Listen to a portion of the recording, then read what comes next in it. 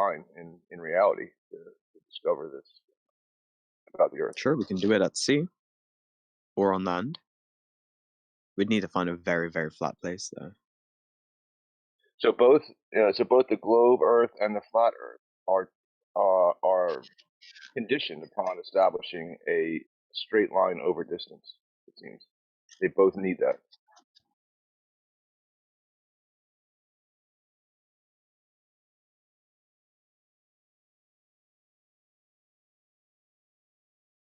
Do they? And now it seems so. It seems that even with the first, like the crepuscular and decrepuscular rays versus parallel lines, parallel rays, they both require like perpendicularity to measure like a change from a surface. And then I think you brought up line of sight, long distance viewing, which is, I guess, we assume it's a straight line of sight. What else could it be? I mean, define straight. Like no change, like where all points lie evenly upon the line upon itself. No change Evenly? in elevation. Yes, Okay. I like mean, coplane. let's say we've got point A, the beach, and then point B, platform, hill house, or habitat. Okay. Now we have hill house and habitat at 7 and 10 miles, and then the beach, the coastline, at your starting point. So starting point to 10 miles, that's point A to point B. Would that be the sort of straight that you're looking for? Yes, equal, sameness over distance. So like 7 feet over here should be 7 feet over there. Yeah, yeah, absolutely. Yep, and So we anywhere have, anywhere between. mhm. Yeah, I mean, so I mean, we've got the point A and the point B, and now it would be the same height. Let's say we were to, set our height at 4 feet, right? Let's say we get on our knees, 4 feet, and we are looking straight ahead, or we set a camera up at 4 feet, zoom it in, and we look at something that is 4 feet over sea level. Let's say, waterline markers on platform, hill house, or habitat, right? Or on windmills, like in Rampion, way far out. We can we can make the it's not an assumption. We can identify that if we are standing here at 4 foot and the marker is 4 foot above sea level, and we are over 10 miles away, and we are able to see that marker, then there is no physical obstruction. There's the lack of curvature that is assumed by the globe's Yeah, radius. but but would that be? I don't know if that would be exclusive to either. Like either way, a line. If we're assuming a line of sight is a straight line, it would be a straight line in any orientation. But if it's a horizontal line, that would be something special. Like so, if it's a horizontal, like if you're at the beach and if you're orientated horizontally, and you are able to observe the object in the distance at that same elevation, then that would be conclusive. I don't know if that matters. I don't. I don't know if that matters, because from point A to point B, if we were to have point C and point D being horizontal, I mean, think about it as a square, right? Let's say there is a massive square, and point A is where I am. This is the south side.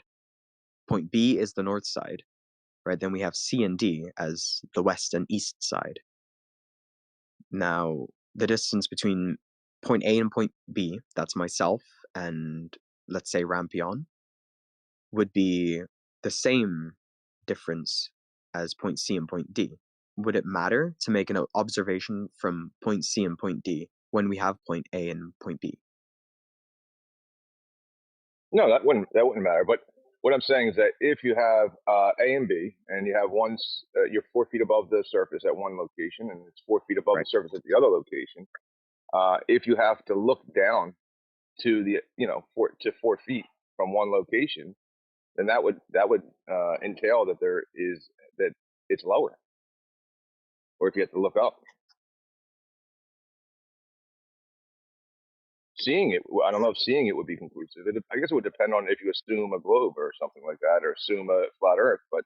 But just looking up or down, that would entail a change in elevation of point B. Okay, what if we add a spirit level into the mix? Put a spirit level on top of the camera, ensure that it's perfectly level, so it is looking straight out. Yeah, then it would be conclusive. Yeah, because uh, the globe that I'm aware of, the globe is the Earth that I'm aware of. It's impossible. Like one of the entailments of it is it's impossible for orientation to be consistent over distance. Over distance, orientation would change everywhere along the line. Absolutely, because it's an oblate spheroid, right? Just as the nature of a globe with gravity, it would any Mhm. straight line over distance would be a change in orientation. But what's your response to the argument that the Earth is nearly a perfect sphere, as close to a perfect sphere as possible? Yeah, we could just Because assume that. that's a claim, like a very big claim that a lot of globe earthers use. They say, well, just because it's titled an oblate spheroid doesn't mean it's nothing close to a sphere. They would Well, I say would that ask them your again. argument. Mm, continue, go ahead. I would go back to the necessary preconditions that we established in the first instance. Was that the only way to measure curvature is to establish straight lines, A to B, and then plot those on a map or some kind of a model. Um, that Mhm. would be the only way to measure curvature is establishing straight lines. But we've already found through the methodology and through what's necessary is that you can't have straight lines maintain orientation over distance on a globe. So now I'm at a point where I'm not sure how I can measure and prove to you that the Earth is a globe when the necessary preconditions require that I establish this equal orientation over distance, which is impossible on a globe. Mhm. I'm at a loss here. Hmm.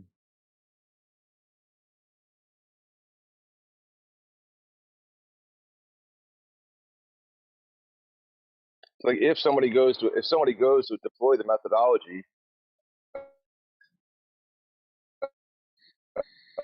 uh,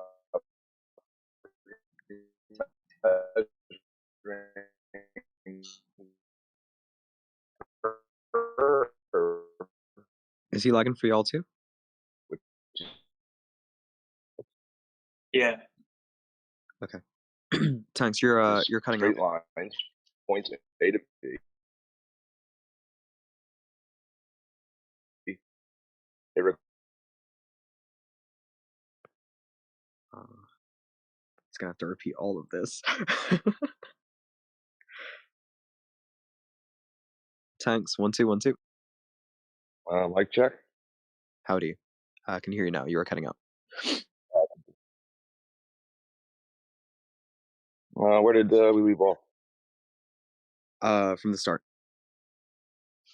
because you started cutting out from basically the start. Uh, Where did we leave off though?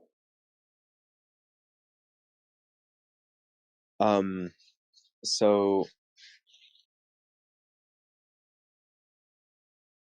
the globe Earth, uh, you said point A to point B, it would be impossible. Oh, that's correct. Yeah, yeah. With the globe that I'm aware of, like the real globe, Mhm. maintain would be impossible.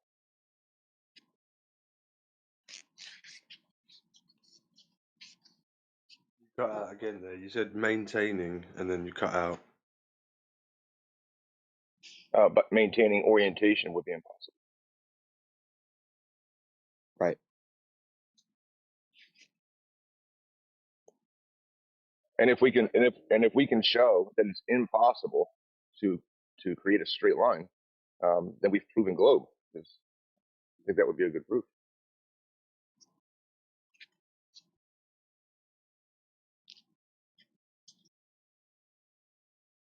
What about all this pressure? All this No gas pressure. This gas pressure, brother. Gas pressure. Does it make straight lines? No, the gas pressure does not make straight lines. No, that's not going to do it. Oh dang. No, I'm talking about as the deal breaker, as the wow, this globe theory, this globe model is invalid due to the fact that we have gas pressure and the globe Earth model does not claim a physical containment. You cannot have gas pressure without physical containment, therefore the globe Earth model fails. Well, I mean, it depends on, like, I guess your origins, like not you, but somebody's origin story.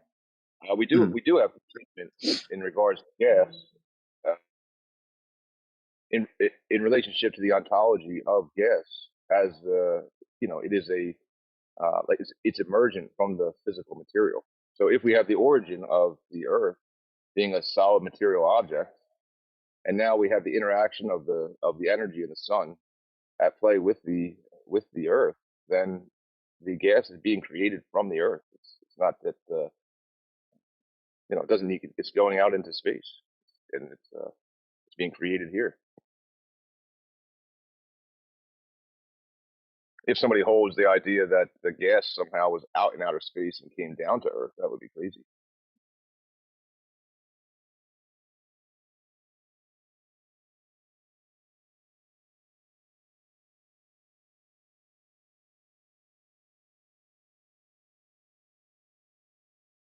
Sniffles? Hello. Sniffles, where are you? Hello. Oh, there you are. So we have pressurized gas. Now we have a pressure gradient, a measurable pressure gradient. Correct.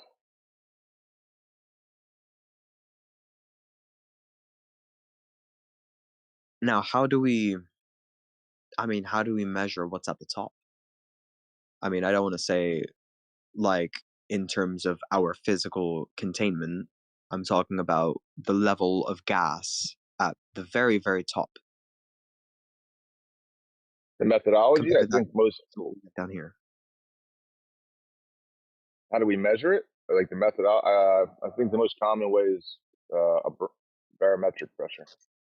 Yes, right. I remember reading something about this, but I don't know exactly how it works. A barometer, right?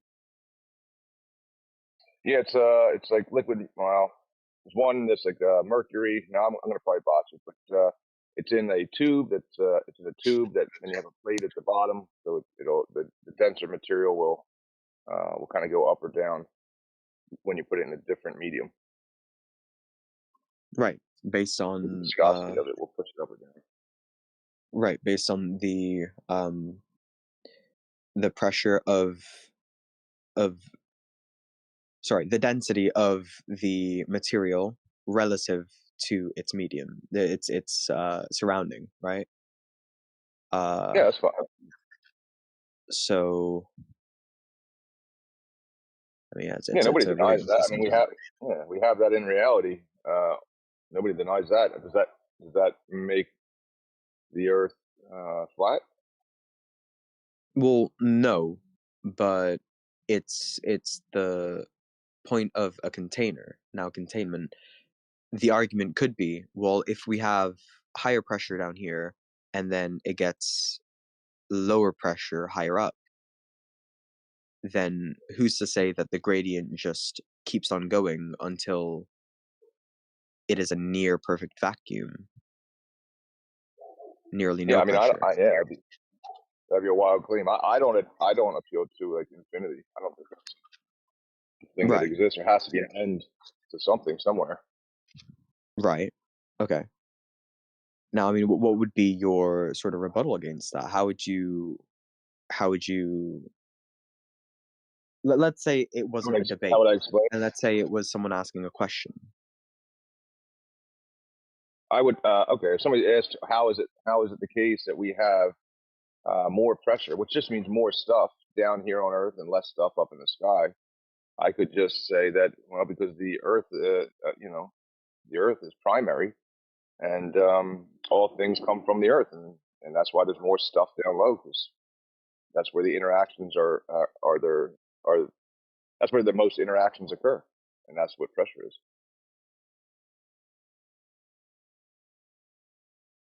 So you got the Earth, and you got But the gas sun. is omnidirectional. Wouldn't it find its equilibrium? Just like you said, the density of the material it would go up or down based on its surroundings, right? On the pressure of the gas around it. Yeah.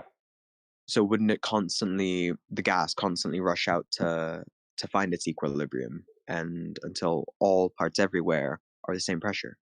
I mean, it's what we observe in a Same thing. balloon. Yeah, I mean, it does in a sense. I mean, it does that. That's what happens in a sense.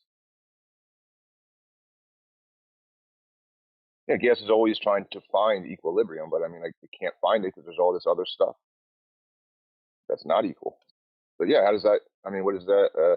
There's the argument that the Earth is flat because we have gas pressure.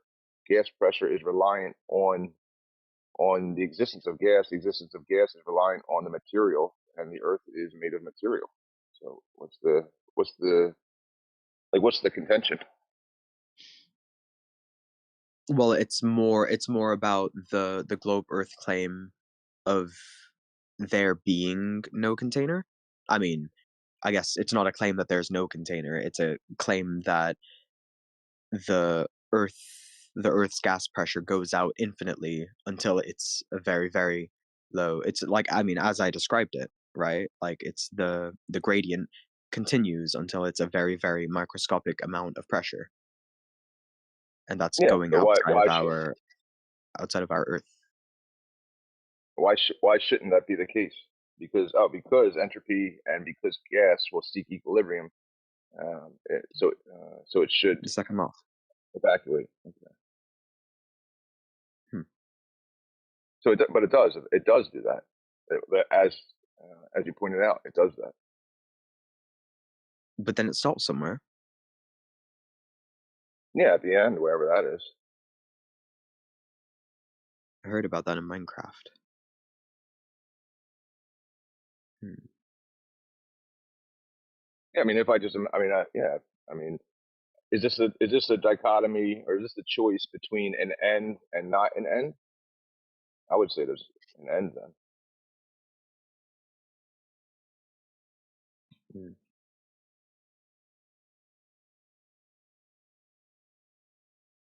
Yeah, I mean, but it was interesting that you said that the gas moves in all directions. Yes. Is that Come again? uh, I'll be right back. I can answer the call. No problem.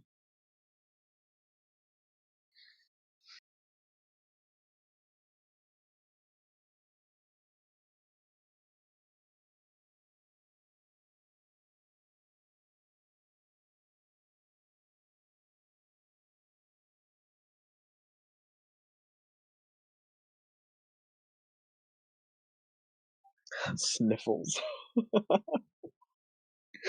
Gosh.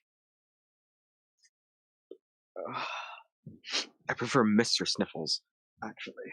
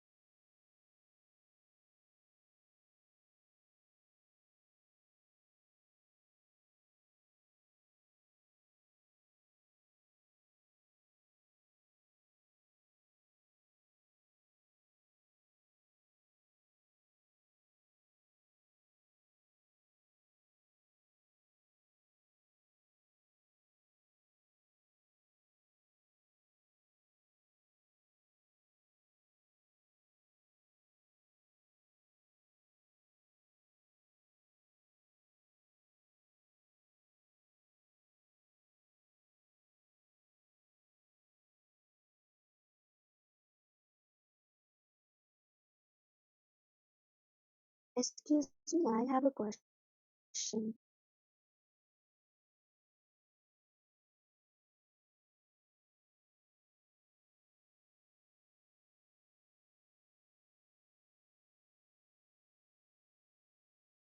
Hello?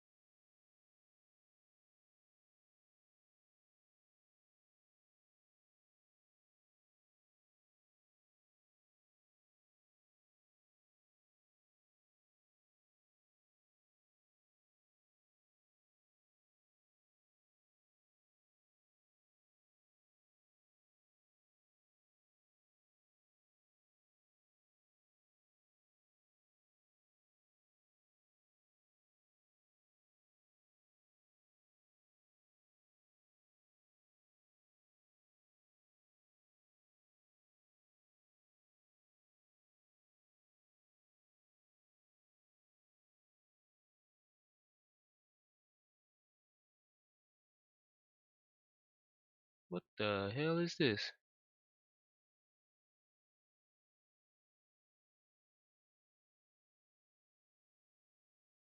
"24/7 flat earth." The fuck?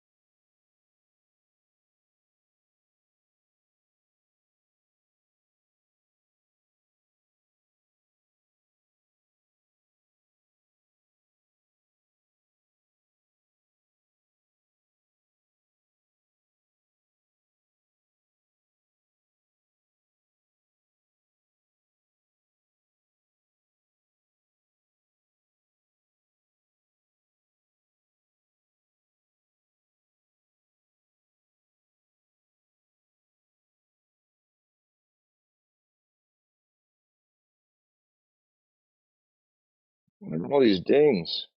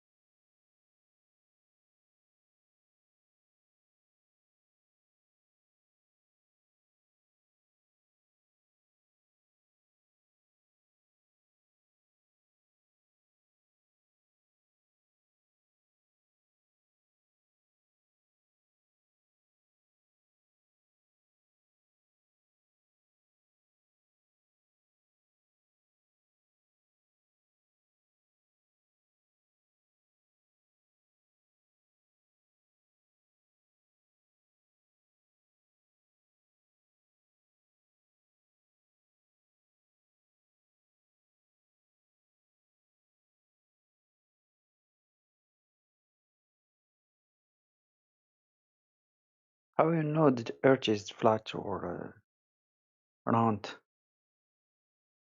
Can someone answer me?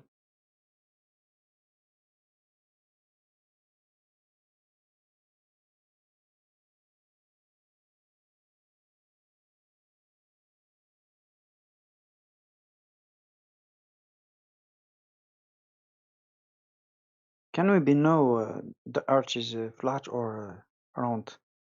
Someone have some answer.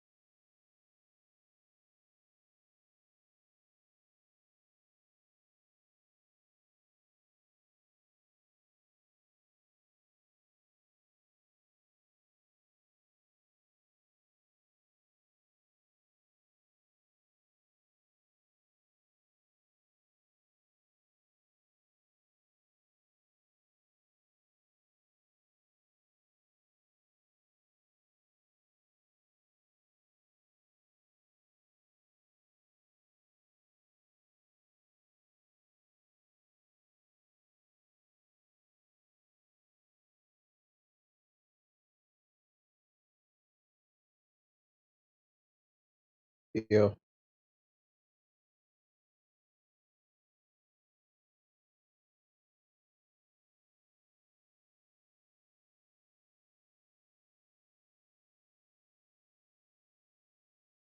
Batman. Batman.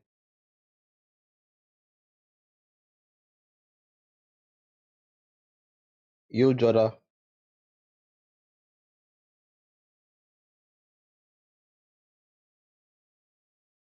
Hey, Joda.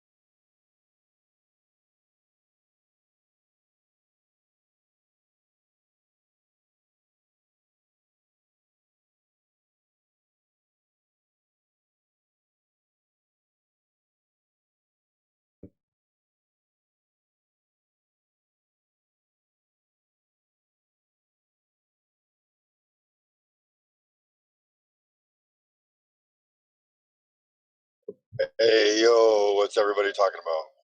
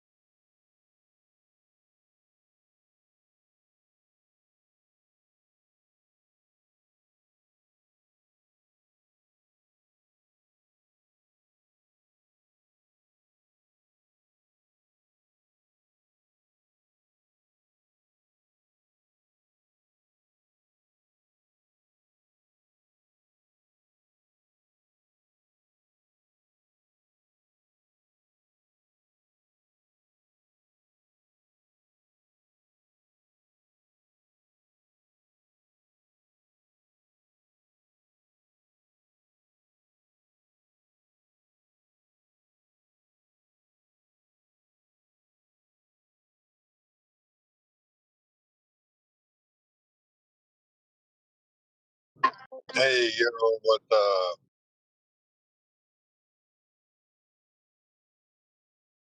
Sup, bitches?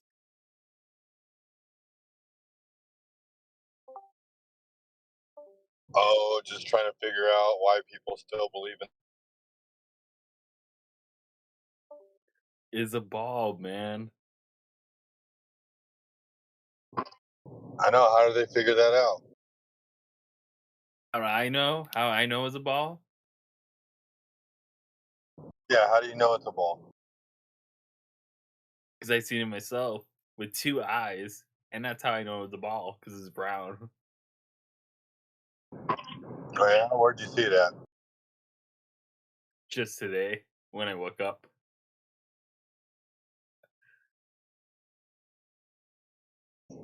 Oh, okay. So where were you at? Asleep? Oh, so you saw it in your dreams. No, I just saw it when I woke up. Yeah, you were in that quasi dream state. You weren't in reality yet. But I saw it outside, out of my window.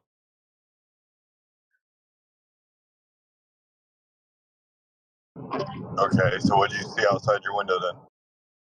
That the earth is still round and it's not flat. Okay, how did you determine that? With my eyes. So you have no measurements. You have no description of Measurements what's is going not on in science. reality. My eyes are science. God gave me eyes to see that it's round. I don't know what you're looking at. You realize we have way more measurements than you do. And We actually why have real would that knowledge. matter? Not a belief.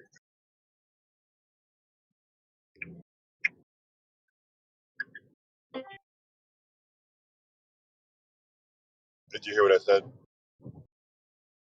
The last part, no. You kind of cut off. I said we have real knowledge and you don't. Why does that matter? Well, because what you have is a belief, not knowledge. If you have knowledge, you don't need to believe anymore.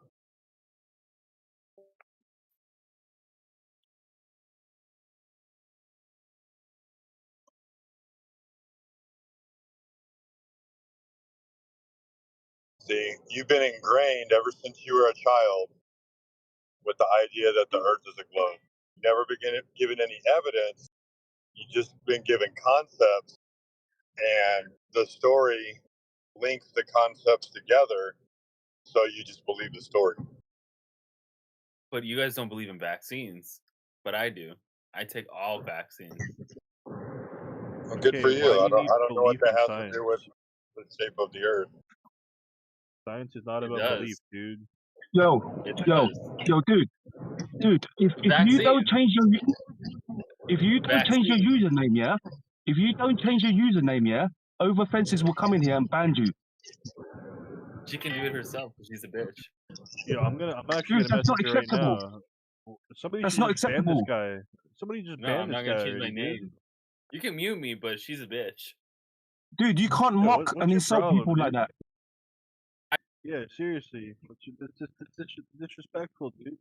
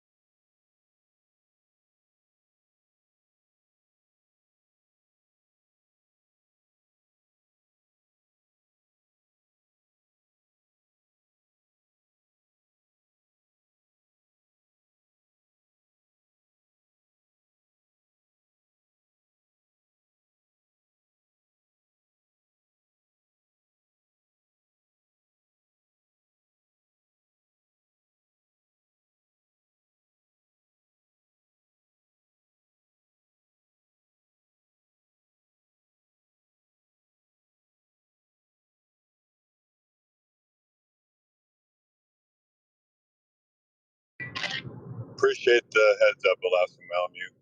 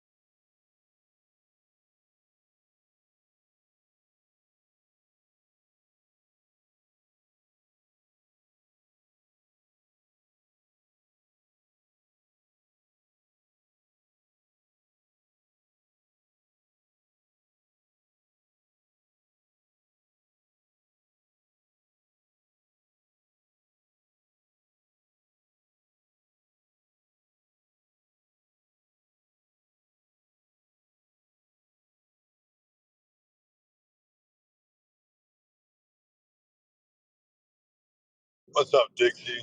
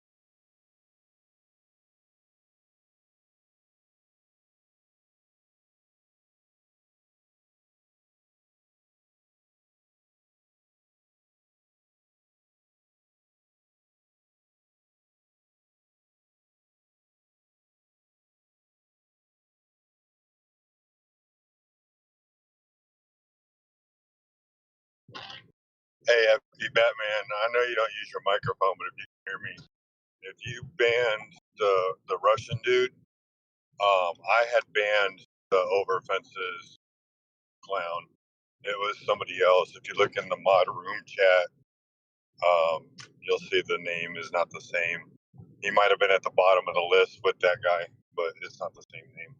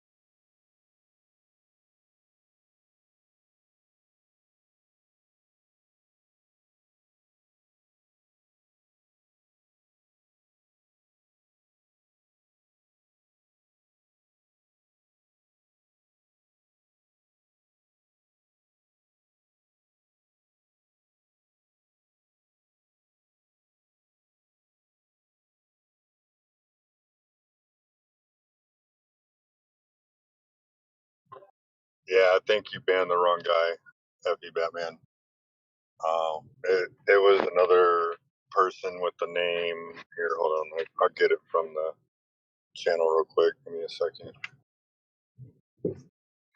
Yeah, If you look, yeah. The name it's was Over Fences is a BITCH. right, and if you click on the profile, it says Happy Atheist Jew. That was the name of the person, not the Russian name. The Russian name is the Best Goy.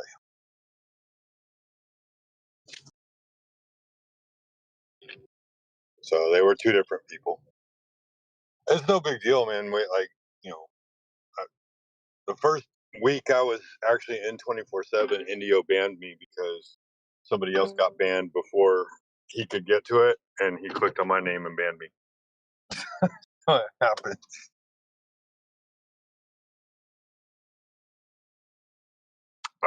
It's the same as the ban command. You just type it in again and it removes it. It's either that or it's unban, exclamation unban.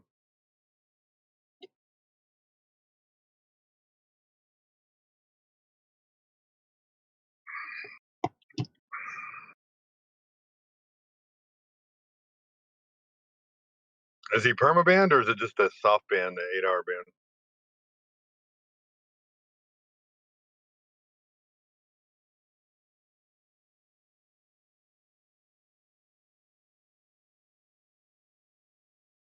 Because if it's a soft ban and you can't unban him for whatever reason, like the command's not working, then I'll just tell him that he has to wait 8 hours.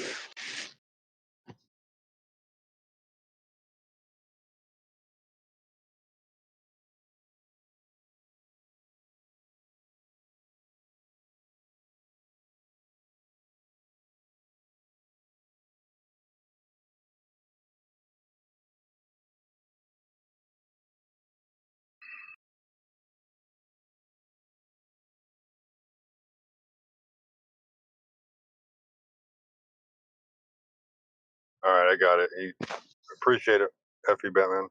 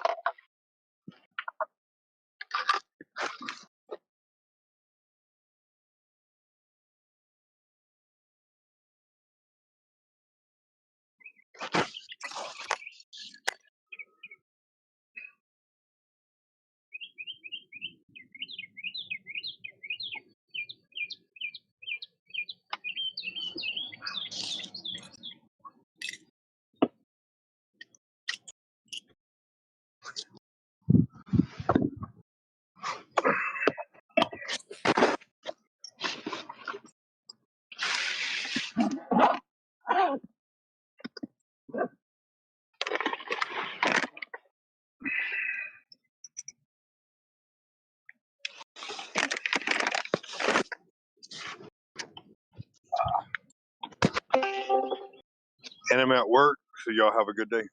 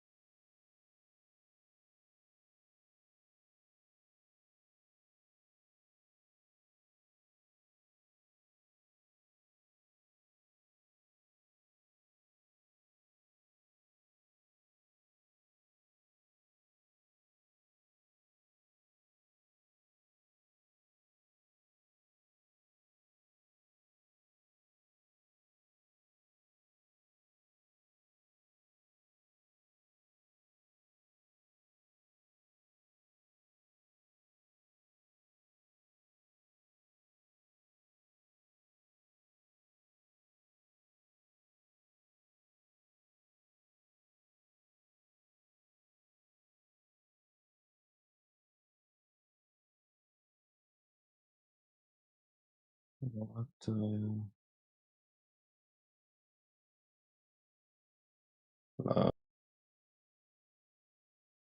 Hello, Weezer.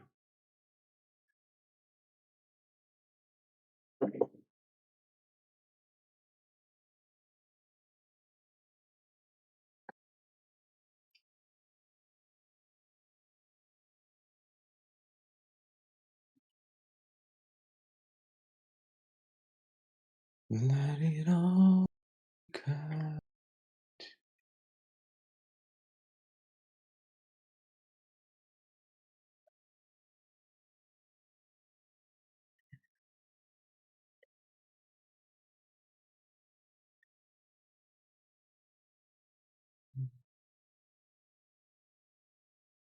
This bitch.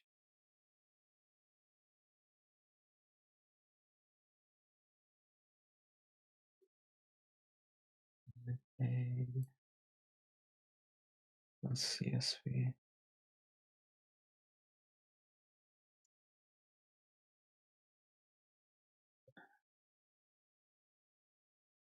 Hello, Lucas.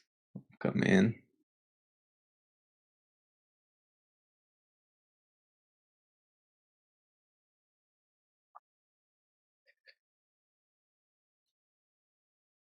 We wanna talk about some flat earth shit, you know?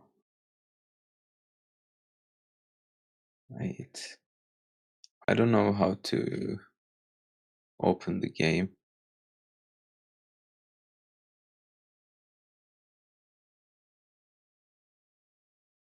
Can you invite me to the game?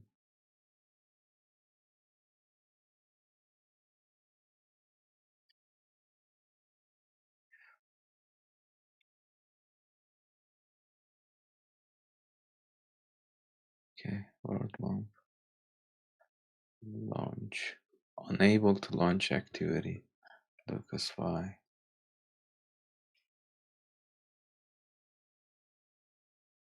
Launch in DM. Failed to launch activity. I think we cannot play in this voice.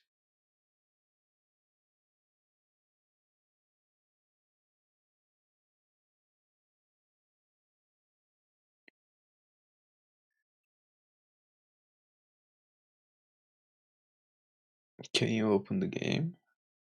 I can't. What happened?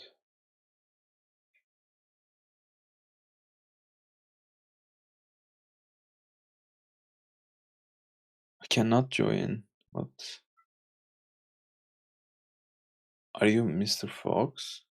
What is this? Wait.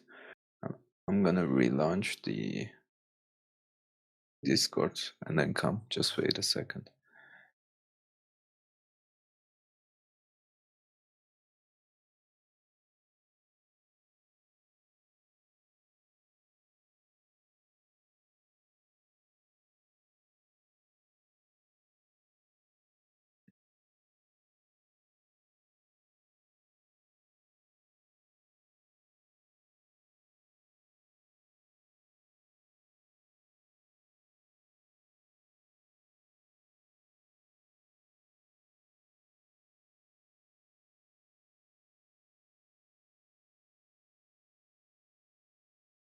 Yeah, I'm in.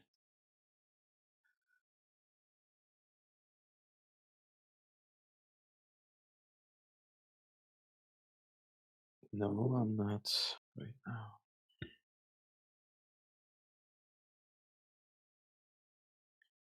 The game is loading.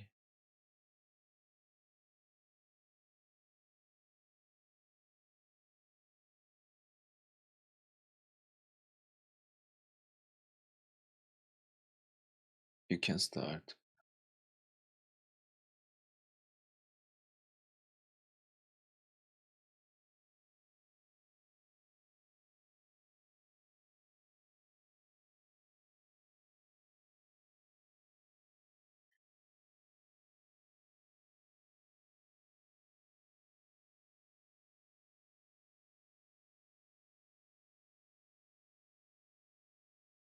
Papers.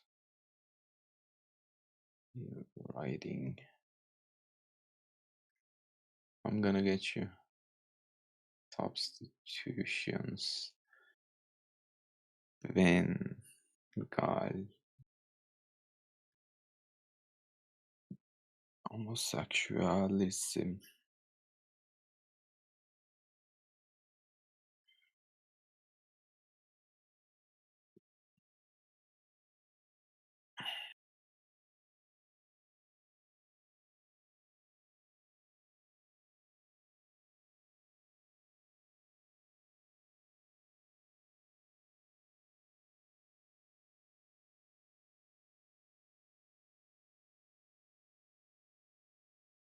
Millimeters.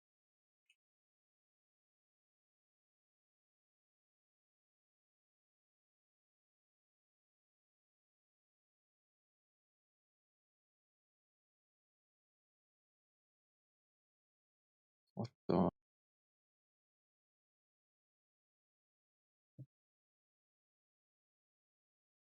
Internacionalización.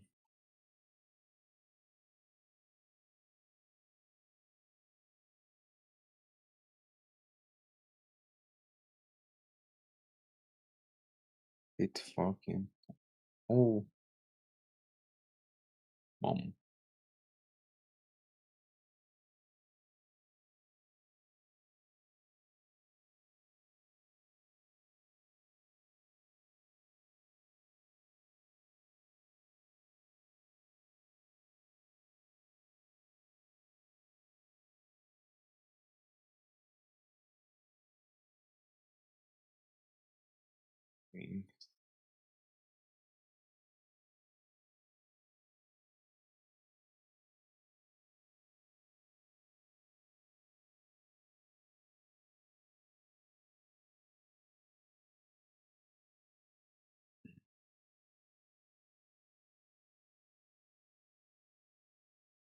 Mamma mia. Isn't that a word? Showing.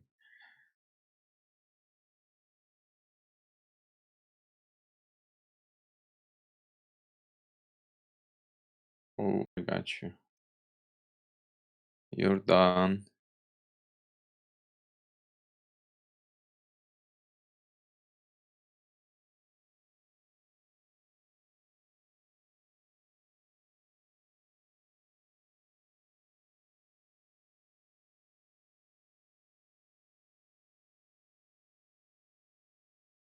No. Letter. Color. Yeah. Oh, Lucas.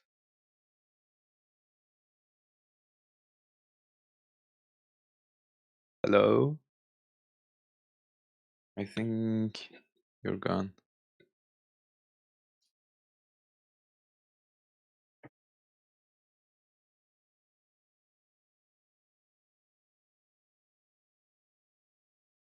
You're not even online, but you still win.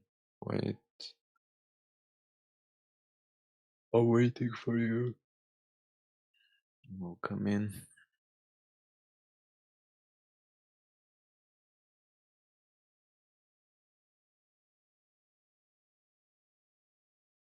Them.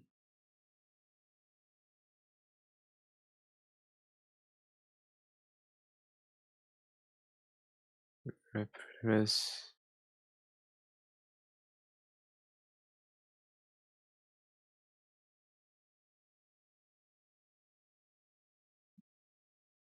Consciousness.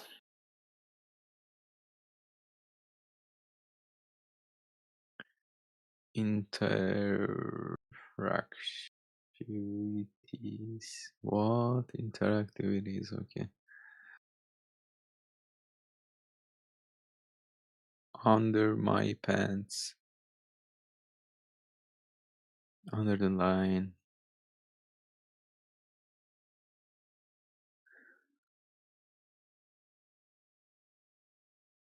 Revolver?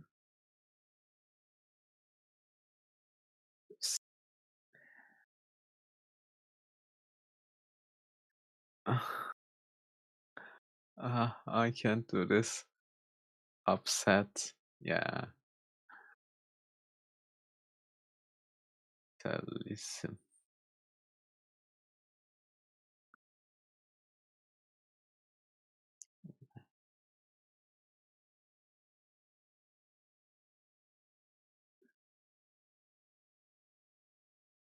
America. SE setup automatically. Oh, what is Oh, how is that not a word? It should be unpaid, unprotected. I always write unprotected, but I just needed to write another thing, you know. Wait, I'm gonna give you the host. Okay, you can start.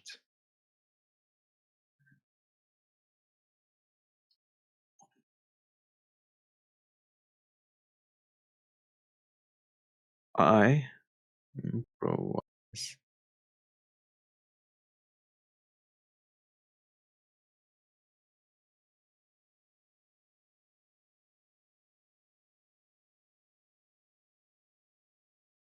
Ally use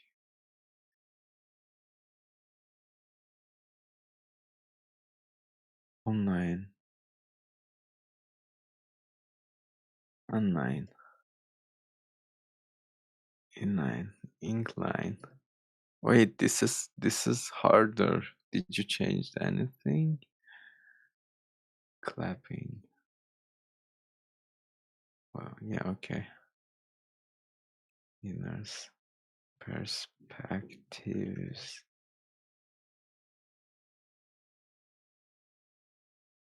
Anyway. Mm, mm. Revive, yeah, reviving.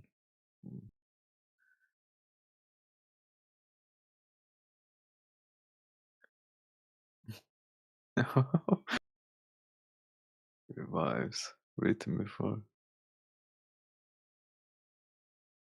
Revivers, okay.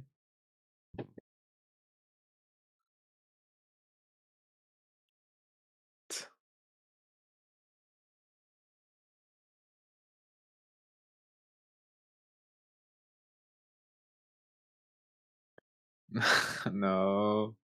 This is where we should play this actually.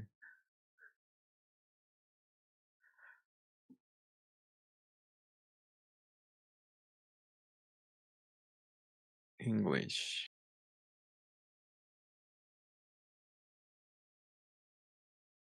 Lame. La La La La La Land.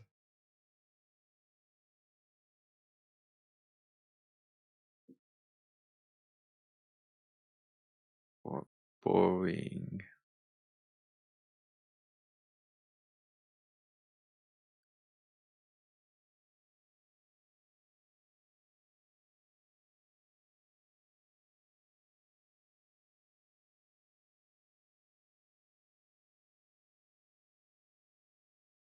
Shamelessness.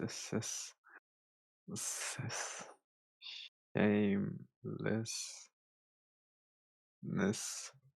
No. This. No. Shamelessness. Something less. Less. Telecommunication economically.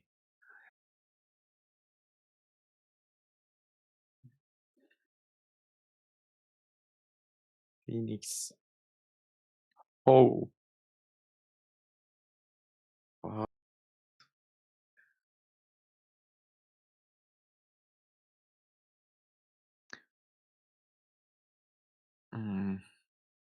Phonologically, yeah.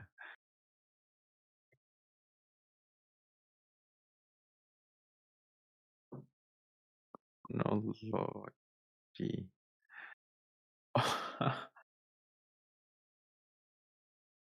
You're good in this game. House.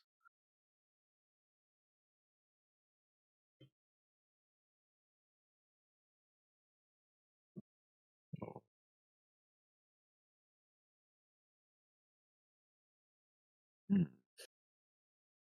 Poem. Yeah, poet. Poem. Okay.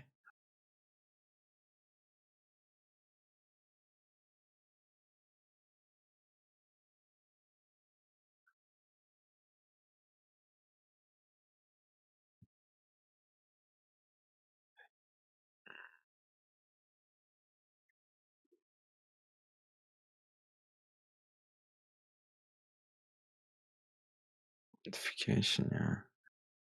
Something ICA. No. Pikachu. Neurologically. Okay. Rolling. Rolling.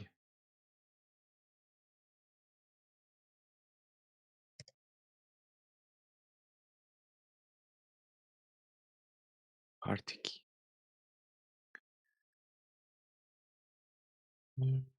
TPC. No, I should have done that. I could have write that. Participations, okay.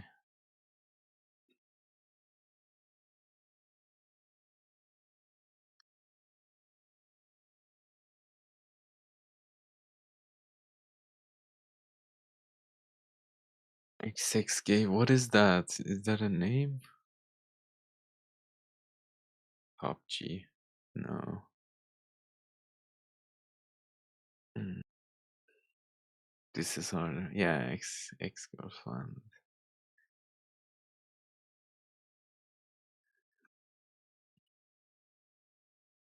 Someone's here. Hello, Mark Planets. Booing. What? Mm.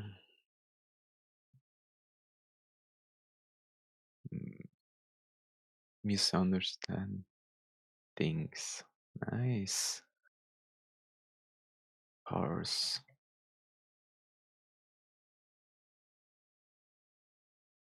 Wait, not again. Mars. Oh. Cars. Kraken. Cars. Carbs. No. I'm done.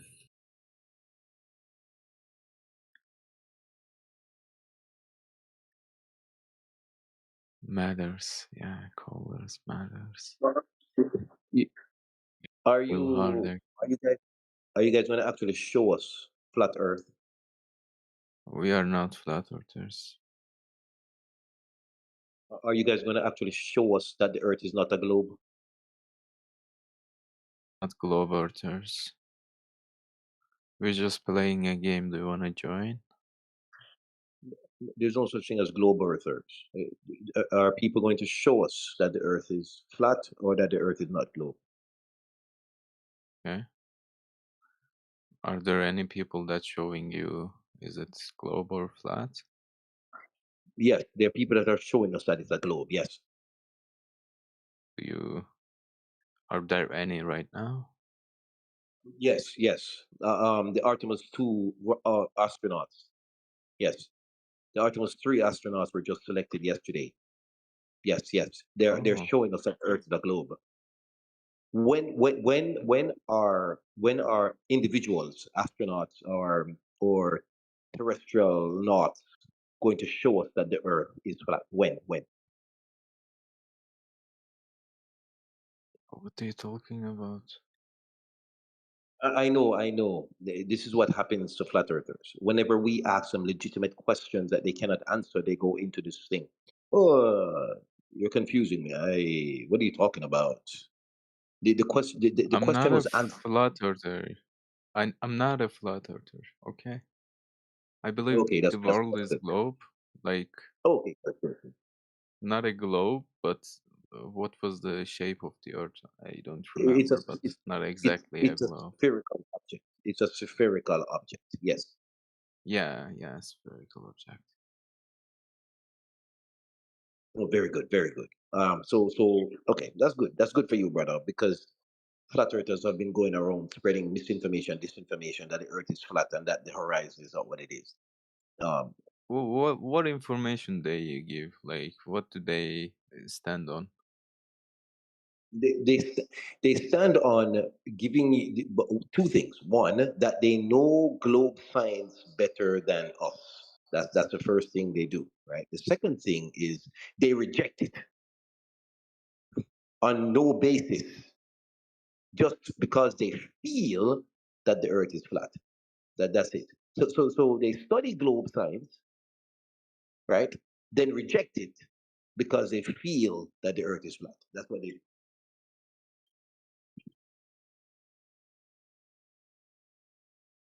So, No. so for so for example, they studied that the earth is turning at 1,000 miles per hour and that the circumference of the planet is roughly is close to 24,000 miles, right? They studied this information. They studied that the earth has a curvature rate of about 8 inches per mile, right? They've studied these things, right? They've studied that the earth radius is 3959 miles, right? They've studied all these things, right? But they reject it on their feelings. Simple. So when people come to argue with flat earthers, right? They ask the questions. They say, "Hey, do you even know the circumference of your globe?" And when the person goes, "No," they tell them that what's being told to you is that it's 24,000 miles. And then they will say stuff like, "Well, you don't even know why your Earth is a globe. You don't even know the information about your globe. Therefore, how do you know it's the globe?" That's what they do. That's what flat earthers do. They circle jerk people because what flat earthers have determined very cunningly is that the average human being does not study globe science because globe Yeah, science, right? Globe science goes into more in-depth physics, right? So flat earthers then grab the layman, the average person off the street, and then indoctrinate them into this nonsense that the earth is flat. yeah. Right. Right. So, So they, what do you say to them? what I say to them is stop it because they don't. What they're doing is they are not teaching people to go and prove that the earth is a globe versus the earth is flat. They're not telling people to go and do that, right? They just want people to just reject the globe science on its face because the people don't feel that the earth is turning and they do not see curvature in their faith. So I tell flat earthers, you are being disingenuous. That's what I do. Okay. So, you know, the Earth is globe. They think like Earth is not. So, why do you have an argument? What is the benefit to you? Well, the main benefit is one benefit that another voice, my voice, is in the argument whenever they are talking to average everyday people. That is my goal, so that I can tell the average everyday people the truth. That's my goal. Mm, So I I'm understand. not necessarily here to convince flat earthers. They have convinced themselves. Once you see, because flat earthers have a thing called arrogance, right? So they're arrogant, meaning no one can tell them anything. They know stuff because they just say it, right? They feel they know more than average people. They feel they know more than everybody else. So you can't convince people like that. But the people you can help are people who are interested in learning, right?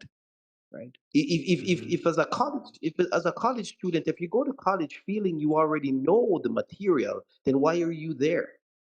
No one will be able to teach you, right? So flat earthers, I'm not here to teach you that the earth is in fact 100% a globe. I don't care about that. What I'm here is to do is to tell the person you're speaking to that the earth is a globe. Your voice is cutting off. Cannot hear you. Ping Shang, yeah, sisters in law.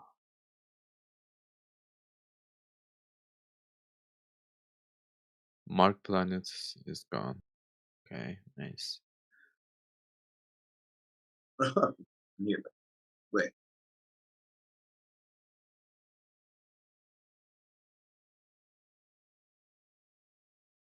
How is that not a word, bro?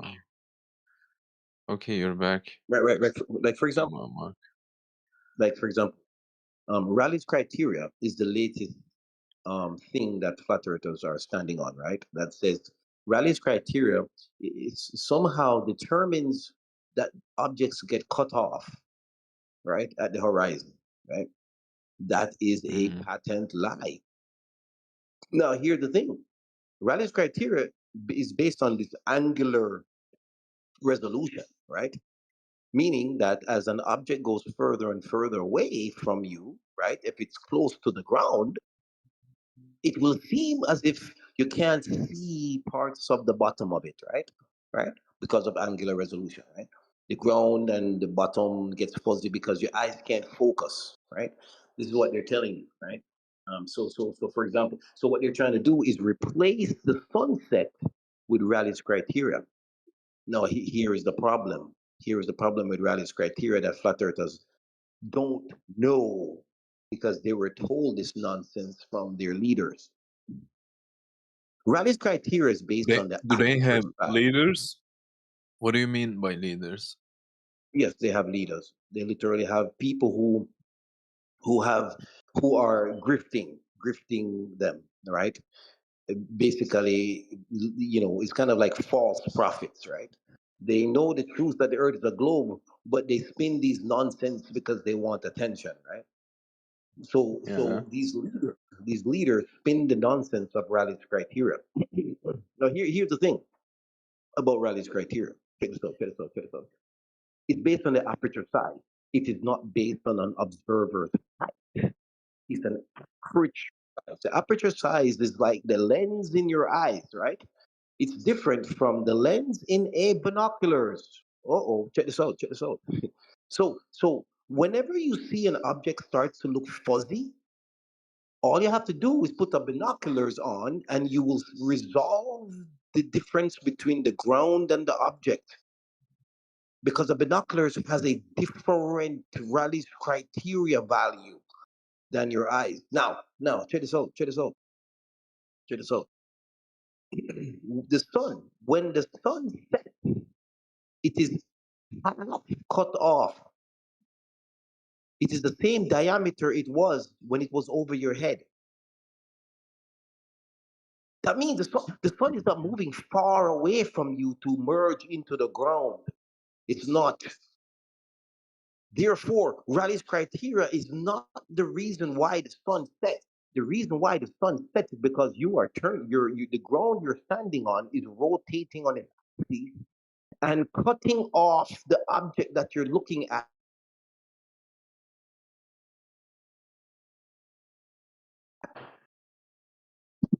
Your voice cut off again, bro. Right, striking the object as it turns. Now, if it was Raleigh's criteria, you would be able to use a binoculars to bring the sun back. Because remember, the binoculars has a higher aperture value, but you can't bring the sun back, no matter what aperture size you put on your eye. You cannot. That means it is not Raleigh's criteria that is impeding you from seeing the bottom of the sun. It is not. As a matter of fact, Are you a globe leader?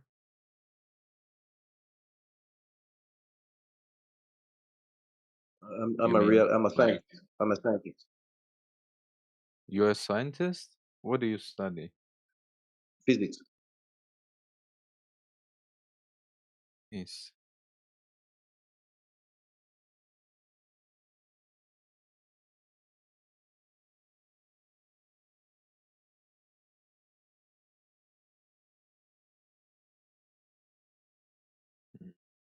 I lost. Physics. Do you have a doctorate or something, Mark? Yes, I do have credentials in physics. Yes. Okay, good for you. I do not have a PhD or a doctorate, but I do have. Oh, I've graduated college with physics degrees. Yes. I was asking about doctorate or PhD. So, what is this flat earthers doing? Are there any here with us right now? Yes. Riley, Criterion, are you a flat earther? Mark J?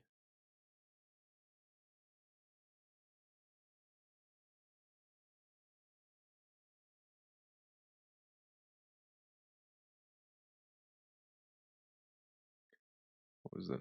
Mark J, Riley. Oh, he's gone. Thank God. Oh no, he left. I guess the Rayleigh's criterion did him in.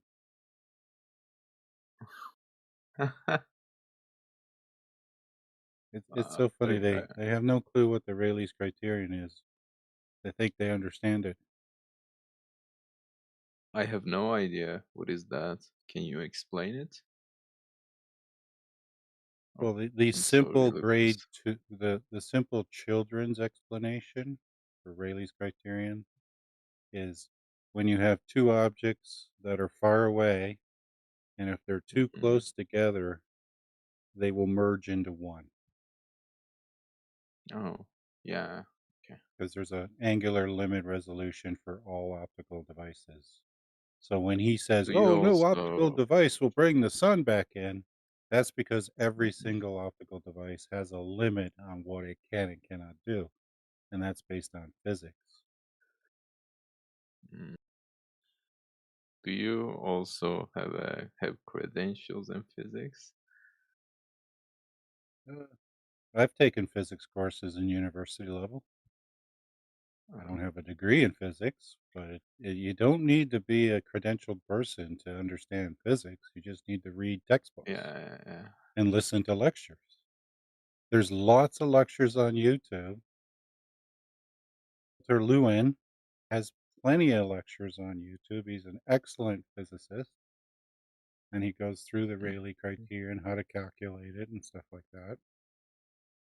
Now, granted, the problem with physics these days is they teach you little tiny bits of information.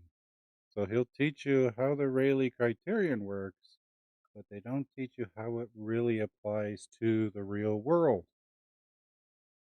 So most of what you read about the Rayleigh criterion is for telescopes, which is important for telescopes because these huge telescopes cost billions of dollars to manufacture.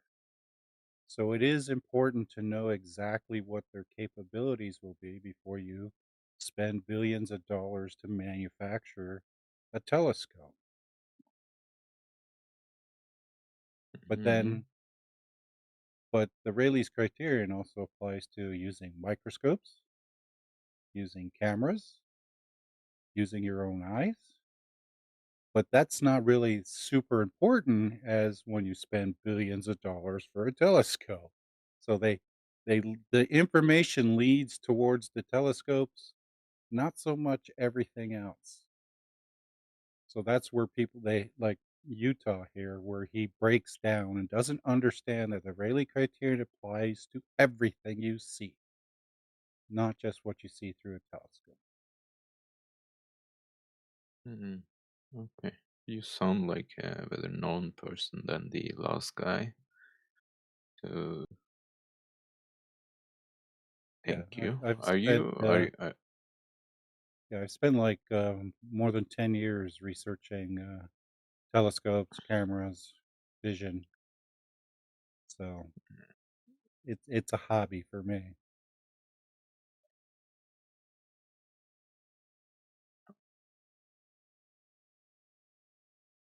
I've owned multiple digital cameras since like 2004, and I quickly found out their limitations on some of them versus other ones, and so obviously I researched it. Have you ever made your own camera with the mirror things and some cardboards and stuff, or did you No, all I haven't gone buy your that cameras? far. Yeah, you should try it. It's not actually that hard. You can do it with a couple of foil and some cardboards. You're gonna be like, it's very great that if you do something, then you get some image, even if its quality is bad. You made it. It's very good, actually. I suggest it. About the only thing I ever crafted was I took my binoculars during the transit of Venus and hooked them up to my tripod, and then captured pictures of the transit of Venus across the sun.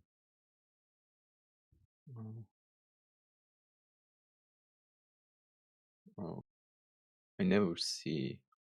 I never saw Venus with my own eyes. So I wonder. I only see them from like photos. Yeah, there's not much to see with your own eyes, technically. Even with my camera,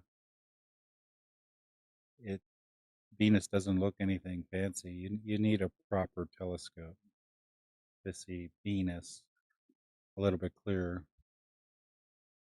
Okay. Same with Jupiter and Saturn.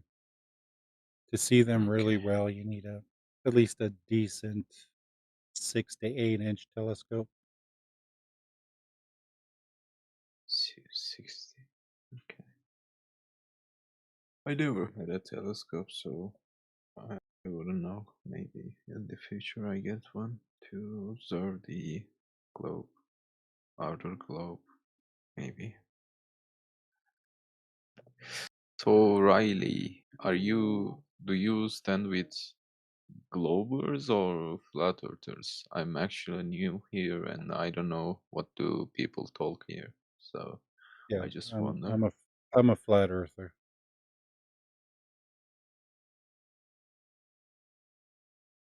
You are too. You just don't know it yet. Oh. Keep hanging out. You'll get there. Okay.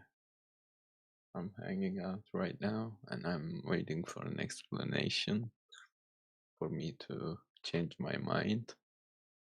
Okay. Well, one thing is, nobody here believes in some kind of space frisbee pizza planet. Nobody would claim that here. That's nonsense. I'm sure you've seen pictures of something like that, though. Yeah. That's the one. I That's saw not that. right, yeah. We would agree with you that that would be silly. Yeah. So how does it look actually?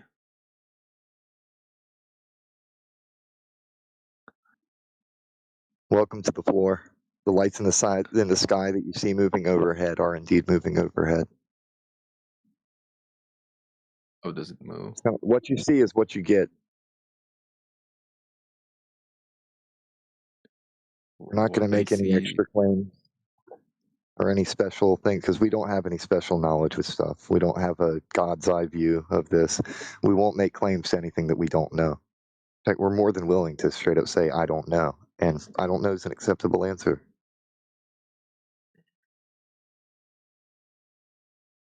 So what do you know? I know that I don't know what I don't know. Okay.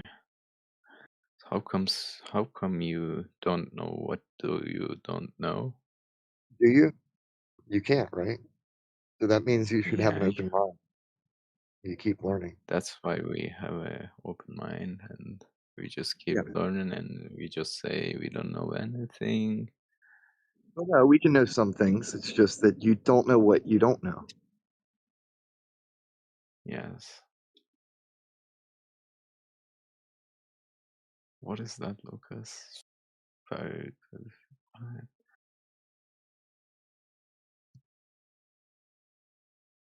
Good to see you, Rayleigh.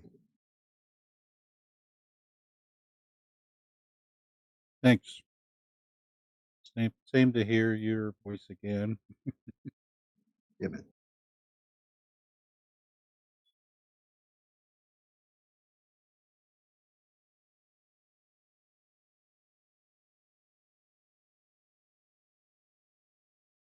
You know, and the one thing that Globers forget about sunsets is the sun gets too dim for a globe-based sunset. Should be considerably brighter, bright enough to damage human vision. That's a fair point because it's not actually going anywhere. Because billions of people have seen sunsets and sunrise with their eyes and they can still see. A sunset on a globe would look very similar to a solar eclipse.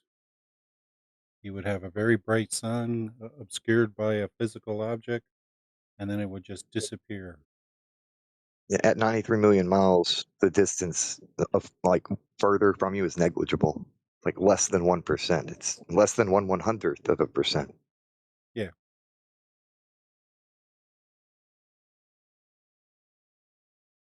And the only way you attenuate light that much is it has to travel through thousands of miles of air. And that doesn't happen on globes. Globes do not have thousands of miles of air between the surface and what they call outer space.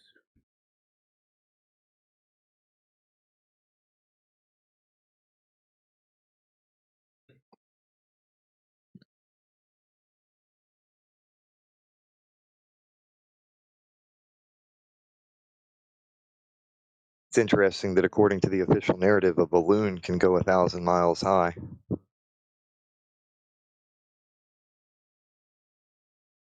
What's up more than 1,000? Well, there's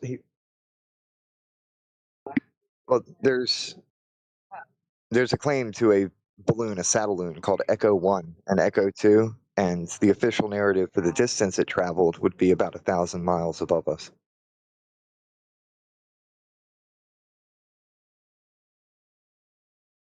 What about the spaceships, space rockets?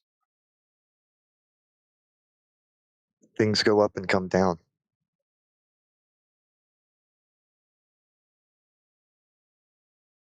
Every time? Something going up and coming down isn't proof of a globe, nor is it proof of a flat Earth, really. Yeah, you're right.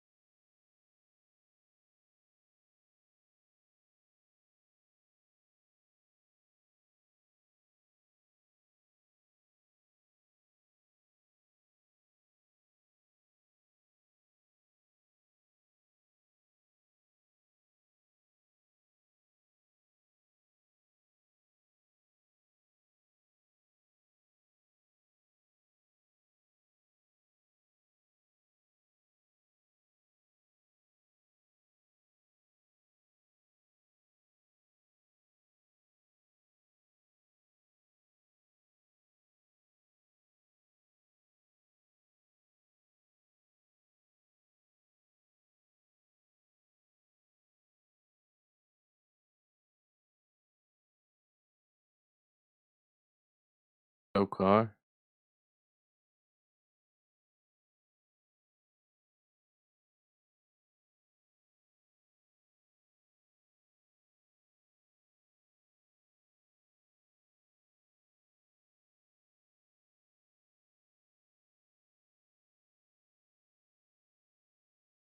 Oh.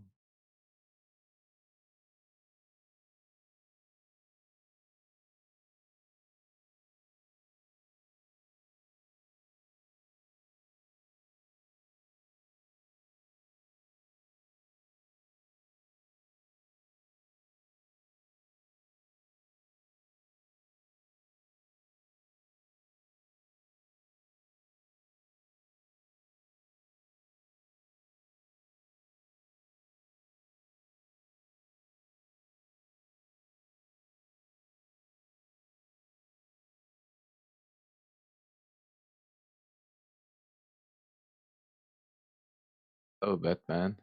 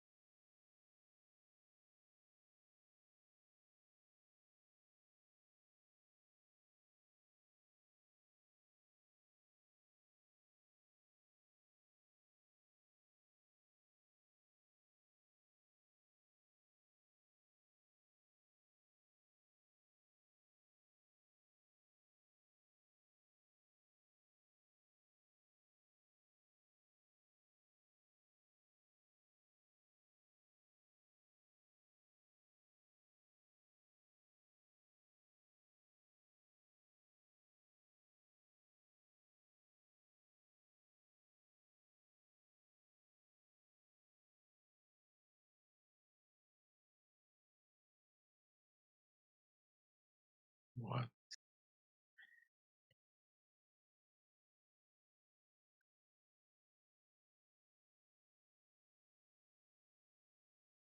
shamelessness is, yeah.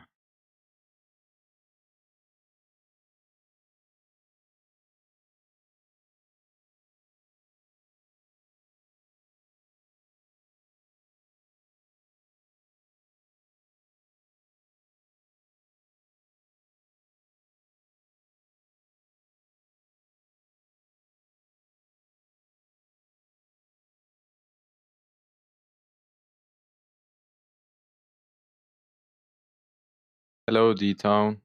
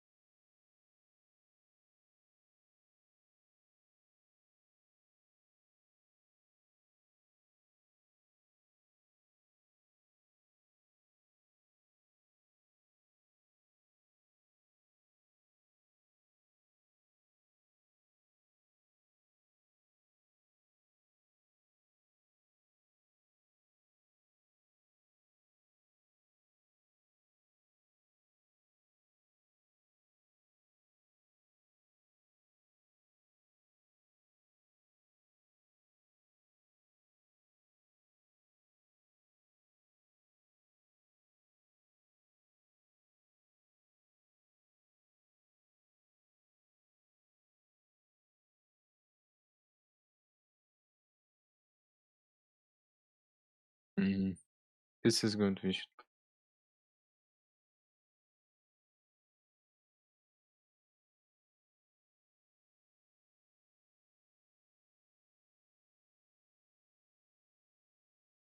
Oh.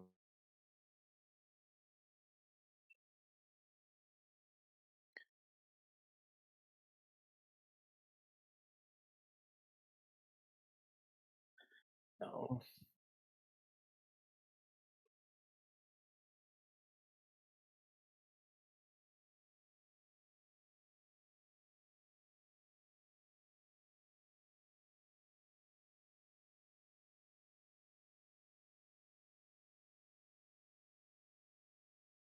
Hello, 20 cops.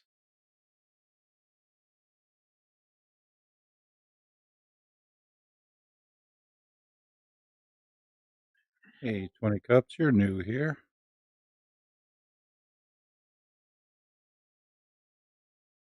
Yeah, good morning, everybody. What's up, man? Just chilling. Got some downtime for work, so figured I'd come in and flat smack.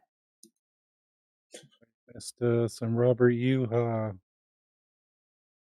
just a few minutes ago. Oh, I thought he was banned. What? He had another sock account. Oh, Tabak man, of course. Ranting and raving about how flat earthers think they know more than everybody. Well, that's because we do know more than everybody. I missed the party. Keep forgetting that Scott Milgram found out that 80% of people just go with the flow. Only 20% of people actually use their brains.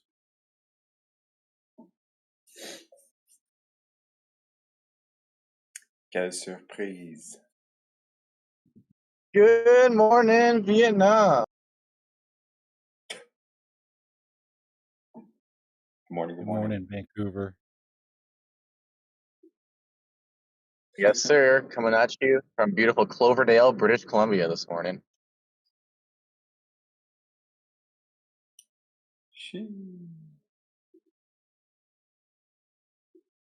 My route will be taking me to Cloverdale, all the way to Langley. Then we'll be going to Aldergrove, followed by Abbotsford. Then we'll hit up Mission and go back to Maple Ridge. And then we'll finish it off at home at Mission. That'll be a 7-hour travel trip. Sponsored by Flat Earth Debate 24/7 Discord. Yeah, you're gonna go do some long range observations or something? Doing some long range driving, that's for sure. I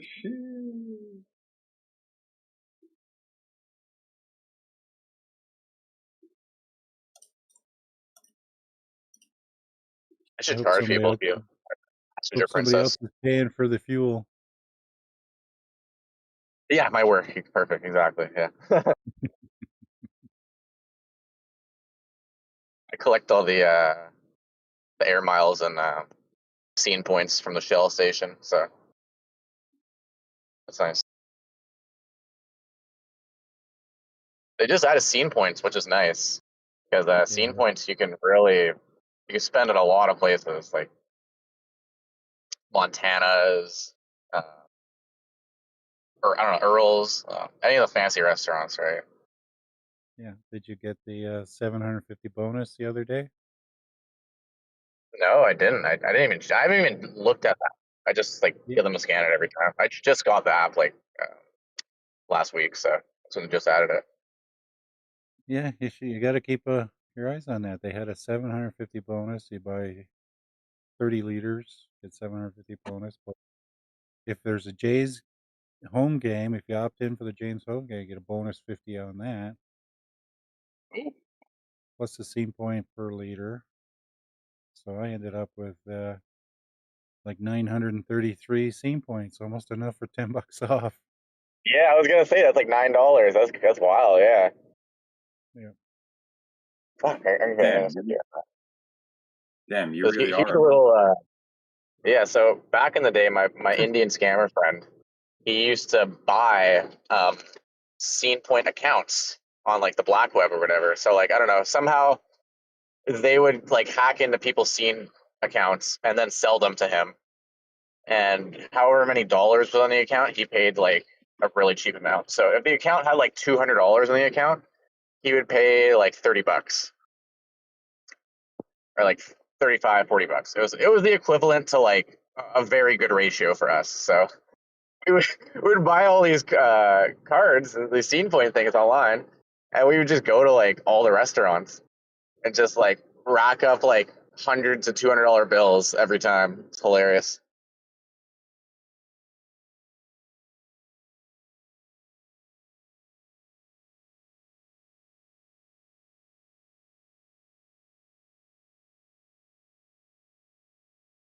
That's why my scene password is 15 random digits.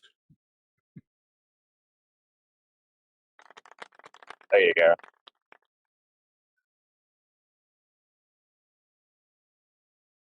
Now time for Hell, my algorithm to be it used doesn't and even use want all me to 15 log random. in half the time.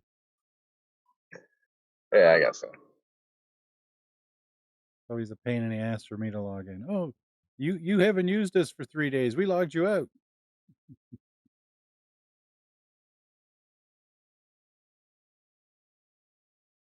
Yeah, it's like my scene account isn't a bank. I mean, the bank does that to me. I'm like, I don't even use. I'm like in the background doing banking on my phone or whatever, and I'll like get distracted or go somewhere else and go back to it. Well, we have timed you out. I'm like, bro, it's been like less than 5 minutes.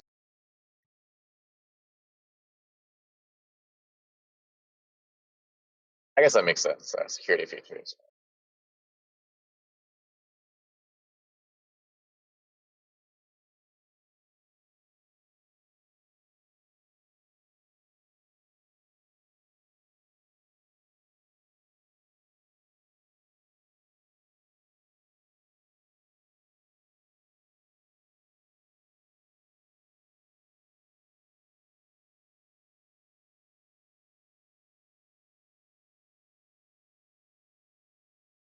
So yeah, I'm still starting to learn the flat earthers on TikTok, and like they're like little groups and stuff. And they got a little clique going. They got David Weiss, they got Angels of Light, and they got this other guy. It's like German guy. They seem to be Caleb. something like that. But they seem to be going on almost every day now. Having these lives, so they have like 300 people at least in their chats, and then they just have people up one at a time, questioning them or whatever the prompt is. So, interesting way. Yeah, Neil. I heard your conversation on TikTok the other day. You asked the guy, "Has he measured curvature?" And he said yes. I can't believe what I was hearing. He's lying about measuring curvature. Which guy was that? Do you remember? I can't remember, Neil. But I heard a conversation. You asked him, "Have you measured curvature?" He said yes, and I knew straight away he was lying. Oh, I think it was the last guy we talked about. That I let the guy talk for a while. I didn't interject. I just like let the guy like tell his claims for like 10 minutes straight.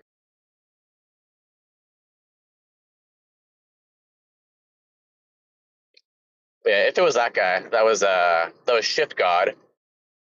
And yeah, with him, you had to let the guy talk, or else he wouldn't let us talk. So I already told the audience preemptively, I'm like, all right, we're going to listen to this guy for like 10, 15 minutes because he's not going to get us the opportunity to talk. And then we'll just like, in our back chats, you know, when we're not in his live, talk about it after. So. Yeah, Neil. But yeah, When somebody's very dishonest about what they're claiming, yeah, they won't learn nothing. They won't improve. They won't level up. They won't have no knowledge. They have to be very honest with themselves.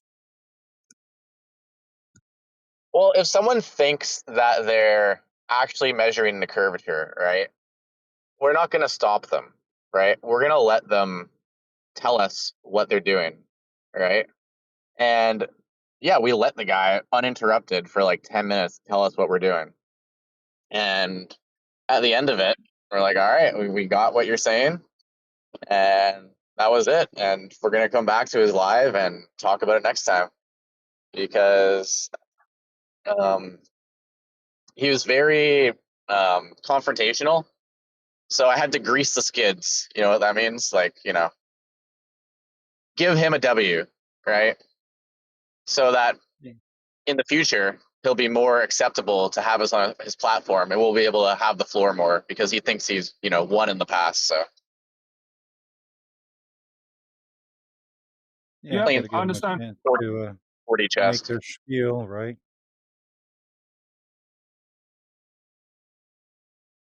Yeah, exactly.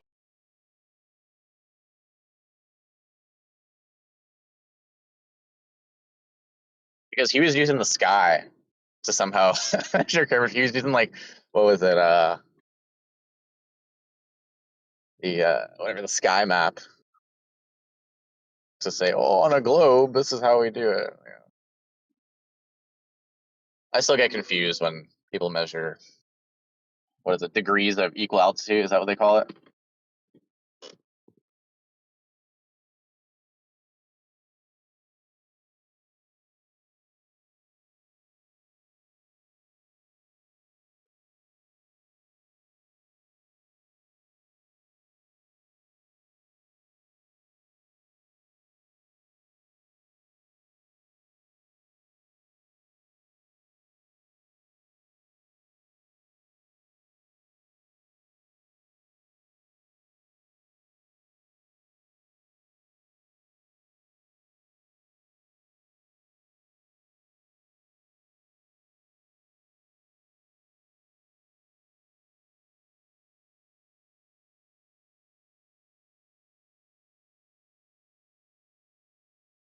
It's actually the circle of equal altitude.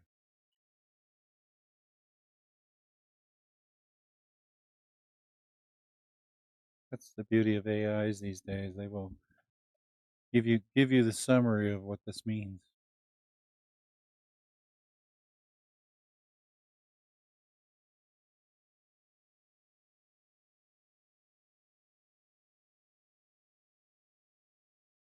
And then somehow people will read it as if it's knowledge to them. We're like, oh yeah, no, I understand this completely.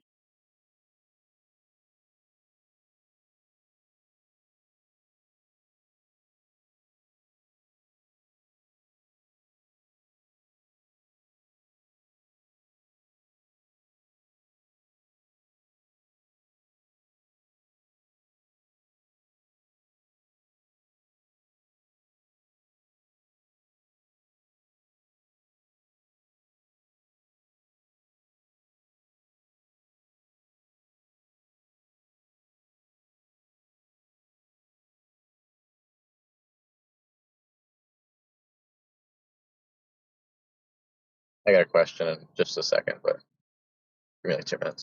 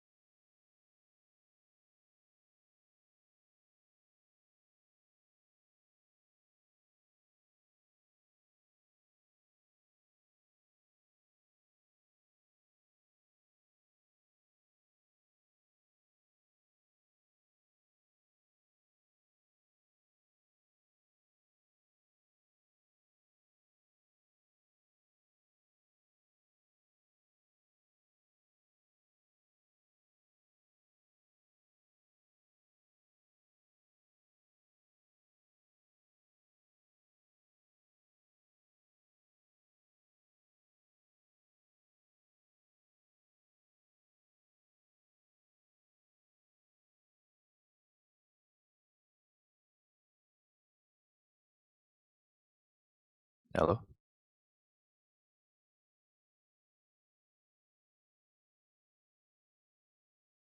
Hello? Hello there.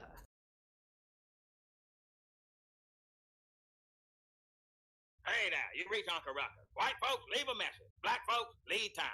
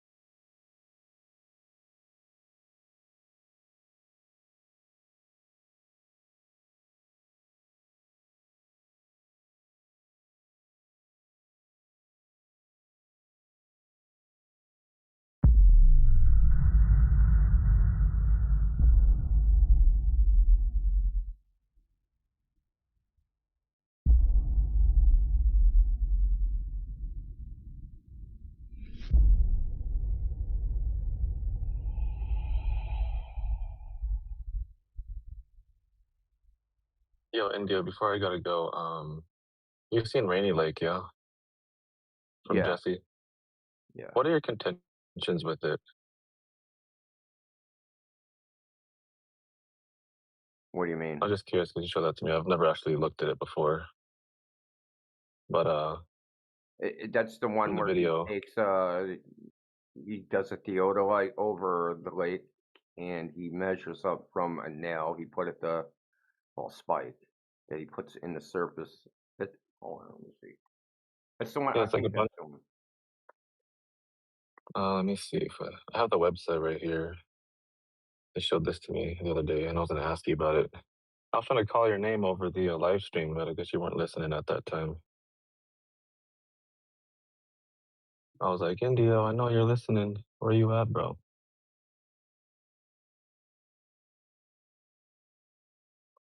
You might have been in the bathroom or something. I'd posted up the link to the website in the side Oh, chat. Bizlin. Okay. Oh, that's just fucking. Hold on, I'll tell you time. Look, I was watching the video, and you can still see clear to the other side. Like it looked like you can still see the shore on the other side. I think he went and did that on a windy day.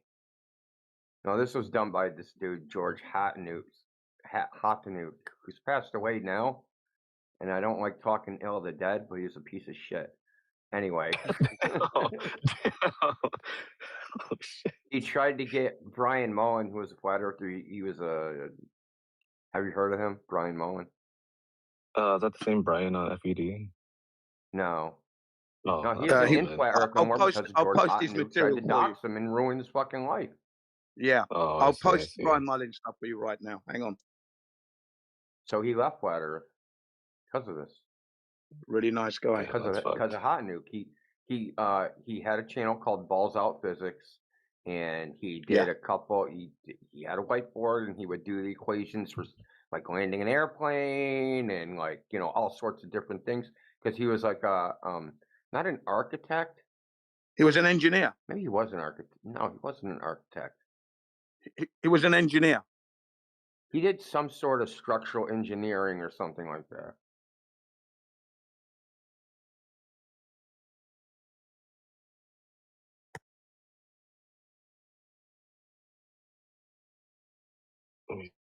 And George Hottanuk didn't like someone with professional qualifications. This is way back. This is like in like 2018 or whatever. And he tried to report him and say that he violated his engineering oath. Now look in the chat this video. I'll check it out. I don't think that this is a reliable observation. Okay, let's just put it that way. Yeah, exactly. So if you have a look at what Indio posted, and then have a look at what I posted just above that, right? So basically, it's even worse than Skunk Bay. Everything just jumps around like crazy constantly, and then they've cherry picked a situation that kind of works towards their globe favor as much as possible, and then they've taken that image and then they put it into a computer model to calculate the refraction. They didn't measure any temperature, pressure, humidity, or anything like that. They had a computer model work it out, basically. So, yeah, it's horse shit.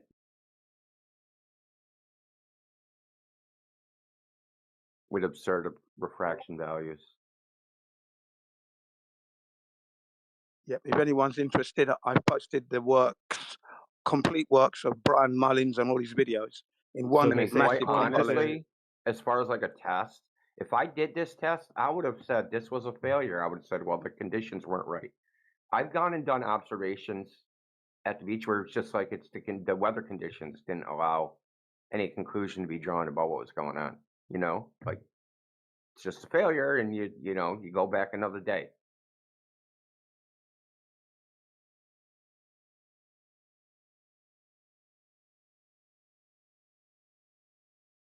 So basically, they cherry picked images that didn't have as much distortion in them, and then they said that means that there's low refraction on that day.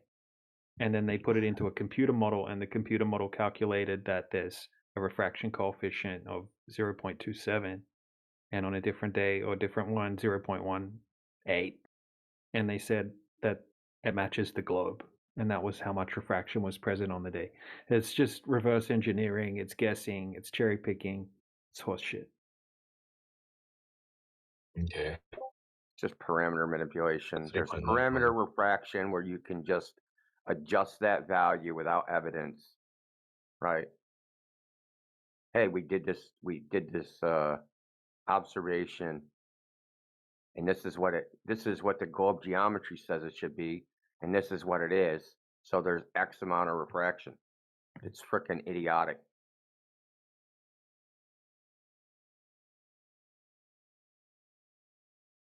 Yeah, like even if you have a look at this next screenshot, I'll just screenshot this. So on that same page, this is how they gauge that there's more or less refraction, this is retarded as well.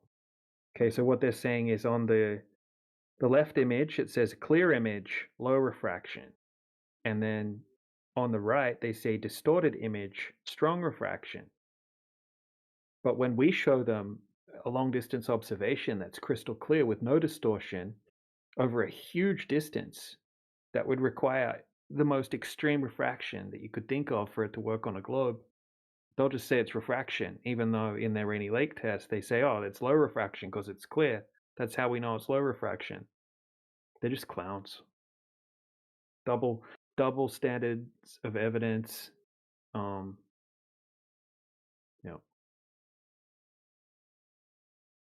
Yeah, for sure. Because the only thing that I could see when I was looking at it myself is that whole distance to the horizon, as we could still see clear to the other side. Some of the other frames, so it doesn't comport to his side at all. I can see like people like walking around on the other side, like for a few frames. If you have a can look get at it.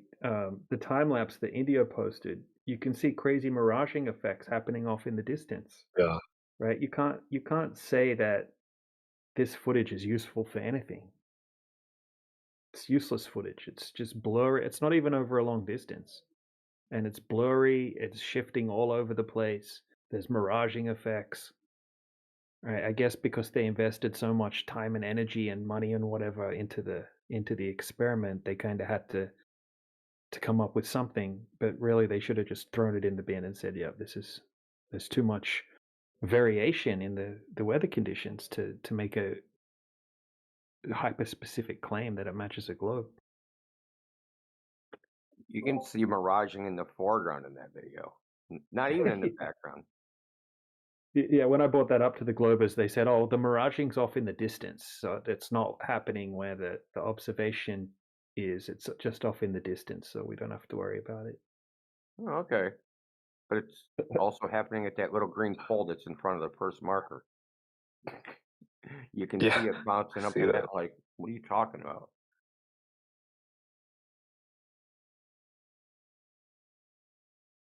Let me see if I can get that dude standing I on the dare them opposite to say side. that, and I dare them to say that in front of me. It's off in the distance. Like, okay, well, what about the bendy cranes? It's way up in the air. Right? It's not at the horizon, which is miles away. Okay, there we go. Finally got it. I'm gonna have to mark this up because you barely see his ass. Okay, sorry for my bad circle. But, What is the line of sight distance on this? well, for the video, it's 3.91 meters. Distance to the horizon should be at 7 kilometers. Yeah, but what was his actual line of sight? Like, can you tell? Like, Oh, I don't know. So I'm saying, but that dude, it's like all the way clear on the other side. I think it's a dude. I don't know. That's my was my only contention with it when I first looked at it. So I wasn't sure what you guys' thoughts were about it.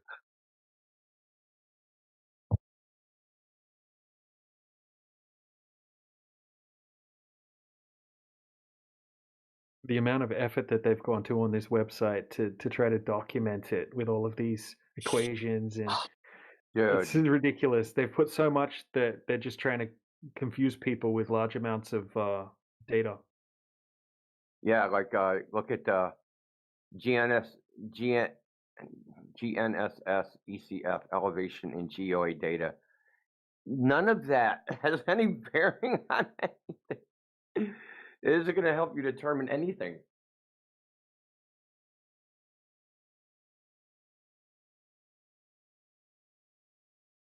But yeah, Lats, you can use this against them, right? If you take this screenshot, and I'll put it in the side chat.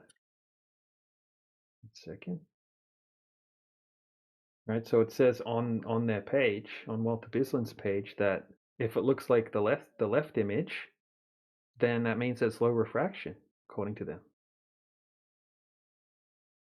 So if you can produce an image that destroys the globe that also looks, semi-clear like that one, then by their standards, that means that there's low refraction.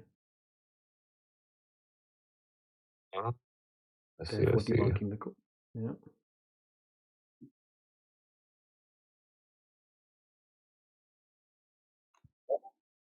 You know Wait, what have they you guys say? talked to Jesse about this? Oh, my bad. Oh, I was just gonna real Oh, go quick. You ahead. know what they say? If you can't dazzle them with brilliance, baffle them with bullshit. You got it. That's the plan. Yeah, that's awesome. I like that. That's an old cowboy saying. Awesome. Why didn't they do a flat Earth refraction correction?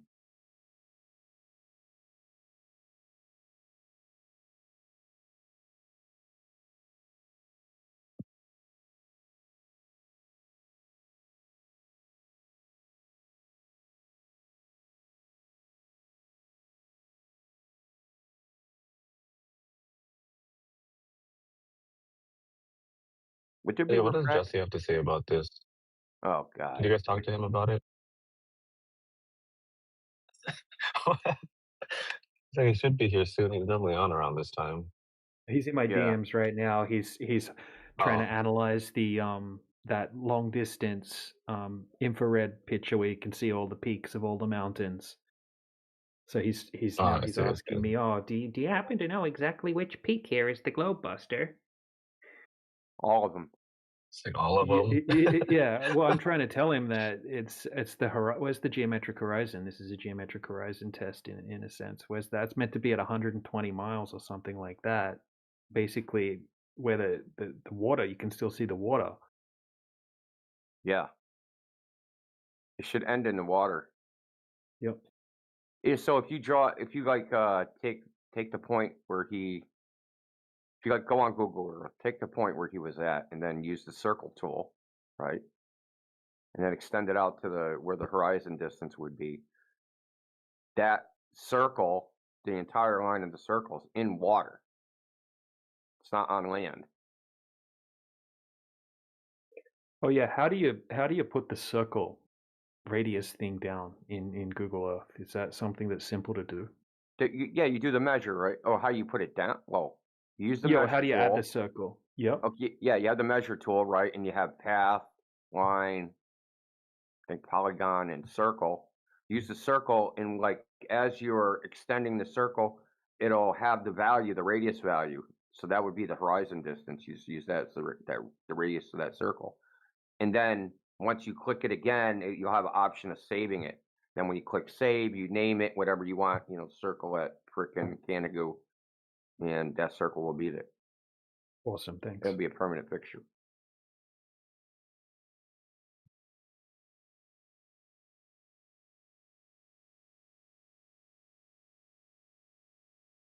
Because according to them, the horizon's a circle, right? So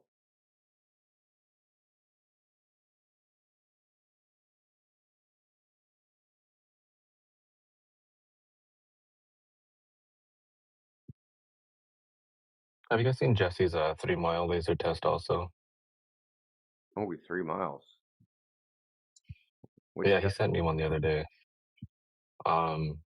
He said that when he lowered his camera's elevation from 3 miles away, it would get blocked by supposed Earth curve. So I At told 3 him that miles? next time, yeah, Okay. but I told him that he should have gone up also because I'm curious if Groundwater? that was just a divergence of the beam. Yeah. So I sent him this, and I want like what your thoughts are on this picture that I made, this poorly drawn picture. Because if he was to go up and down, so also go up in elevation till the laser disappears, then it should be shorter if you were to measure that divergence. The problem with doing it at that distance, beam You know what I divergence mean? at that distance, the spread of the beam of the beam is going to make it more visible, not less visible. The only thing would make it less visible would be a convergence. I don't know if this picture makes sense though, but I wanted him to also go up Doesn't make sense to as me. well. Yeah. Because if you were to go top down, it should be a shorter distance for the laser because it's being blocked by a supposed Earth curve than if you were to go left and right. You know what I mean? I don't know. That's why I was going to ask if this picture made sense or not. Oh, we know he had the laser pointed into the fucking water. His experimental technique, I'm not confident in. I mean, Over the Fence has said it perfectly. Every single observation he has taken comports with a globe. He's not stupid in mind. You couldn't do it by act. You couldn't do it even if it was a globe. You couldn't get that.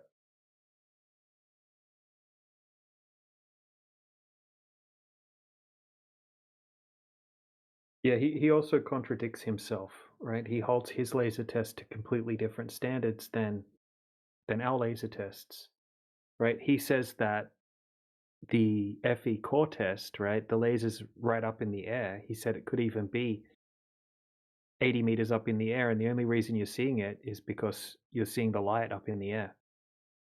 Right? It's not actually making it to the target. You're just seeing like, right? So India, here's a challenge for you, right? You're not allowed to laugh. No one's been able to pass this challenge so far. Okay. So this is what I did. I asked Jesse to draw me what he thinks is happening in the 40-mile FE core laser test from a side view. So here's what he drew. Oh God, I gotta see this. These two images. Dude, that's the world's shittiest laser. Well, you put a screen door in front of a laser, so it splits into a bunch of different beams. Yeah, basically. No, he's saying that the lasers are Well, flat. some of the FE core ones you can see the reflection in the water. How does he fit that into his diagram? Well, I was showing him the 21-mile Great Salt Lake one with the laser, and he was trying to tell me that because you can see the reflection in the water, it means that there was an inferior mirage taking place. What the fuck? What? I said that's just a normal reflection because it's a still calm lake at nighttime. It's like a mirror surface.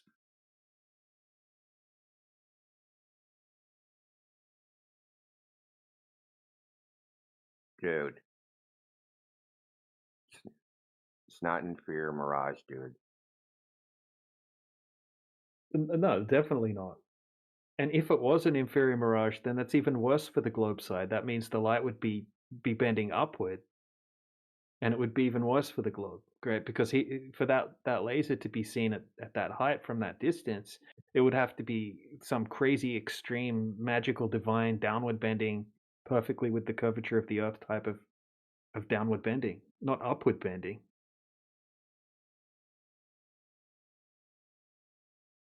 Have you ever seen the Flatlanders video? Heard of it? The Bonneville Salt Flats? I didn't realize that they drove down. So it's Highway 80. It's Interstate 80. It goes all the way across the Bonneville Salt Flats. And they got like 5. So they went out one day, right? And they did like 5 measurements, like 3 miles, 5 miles, 7 miles, 13 miles, and then they got out to like 30 miles, 30 something miles with a blue laser. And then they go back and then they do it. They replicate it with like a green laser, like 37 miles. And not only do you see the laser, you can see all the streetlights. It's called I think the place is called East Wendover, Utah. And you know that, you ever seen that picture they take where it shows a highway that's like curved? I'm sure you've seen it. And they say like, Yeah. Mhm. yeah, so they went to that place. So where that highway is, that's where they did the laser test, on that highway. I But hate it's that like, image. it's more than just one. It's a Ridiculous. whole bunch. I didn't realize they did that many. Hold on, I'll post a screenshot of the map.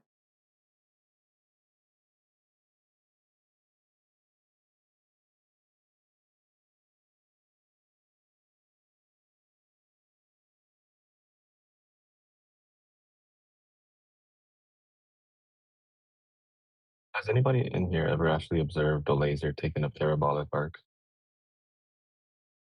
No. Only in a drawing. Oh, dude.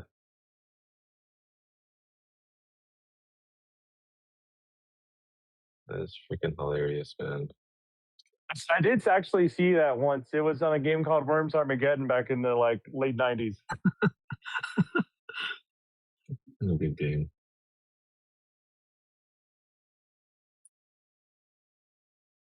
So that's in that image. Is he claiming that the beam is diverging because of refraction? Like that's an accurate representation? I mean, he never sent that picture to me, but I mean, I'm Oh, assuming. okay, sorry. Okay. I'm sure that's what he meant when he sent it. What he sent it to you, right, DJ? Sorry, say what? Oh, that picture. He sent it to you, right? Were you guys talking about it? Which picture? The one Oh, with the all the flash lasers. laser. Yeah. But the one with all the side view picture. Wait, so hold on, let me check the Yeah, that one with all the red and yellow, I assume lasers, right? Yeah, that's just one laser. So yeah, this is so Okay. he was Okay. saying so he was trying to debunk the 40 kilometer FE core laser test, and he was trying to say that maybe when you see the laser, it's not hitting the target. Really, it looks like it could be 90 meters up in the air, right? As it would be on a globe, and so I asked him to draw me a side view of how he thinks the laser beam is making it to the observers that are 100 meters below the curvature of the Earth at point B, and that was his picture. Basically saying that the laser's like doing what you can see in the picture, and that's how the light is getting to the observer, right? Which contradicts what he's telling Latz is happening with his laser over the 3 Mile Lake, because he says once he gets below a certain height, you can't see the laser anymore. Mm-hmm. Because it's just blocked. But he's saying that you see the laser even if it is blocked in the FE core test, right? So it's a complete contradiction. I don't know if you're listening, Jesse, and you want to defend yourself if I've misrepresented your argument. Well, I mean, like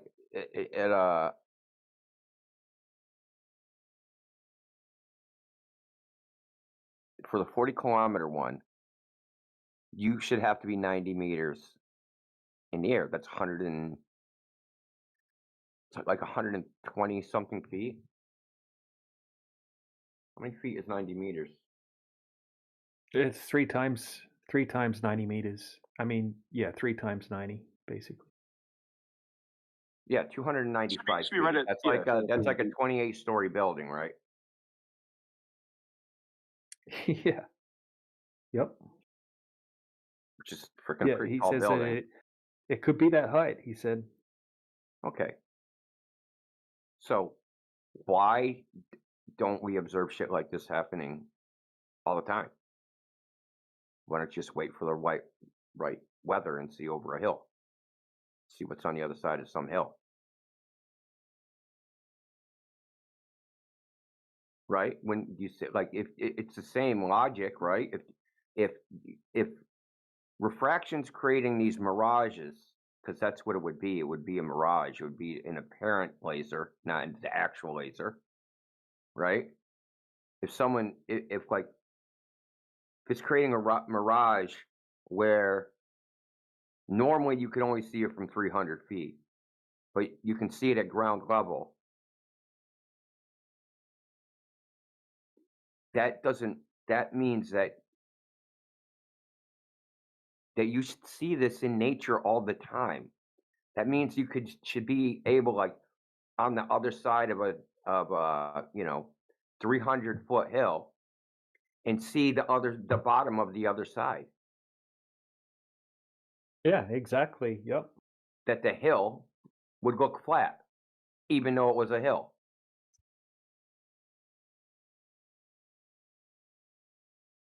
No one has ever done that. No one ever, like, holy shit, dude, I thought that was a flat spot. I was going to pedal my bike freaking really fast. And then holy crap, I'm going uphill. How'd that happen?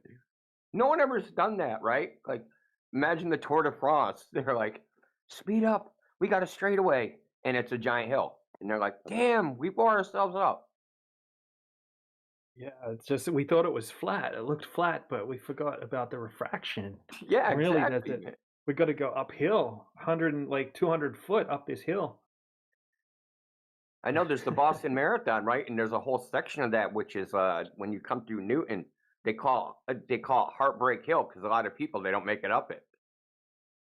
Right? So I'm running up to Heartbreak Hill, like, hey, there's flat going all the way to Boston from here. DJ, I have a quick question. Yeah. In that really long laser test, they did like a bunch. Not all of them were a hit, right? They hit on all 5 of the tests that they documented in there, but there was also certain days where they couldn't use the test because the conditions were, I know creating he's miraging confusing Balaton. I know what he's doing. You're confusing Balaton with Lake Isamir. Oh. There's a test in Lake Balaton where they did not hit. The laser died.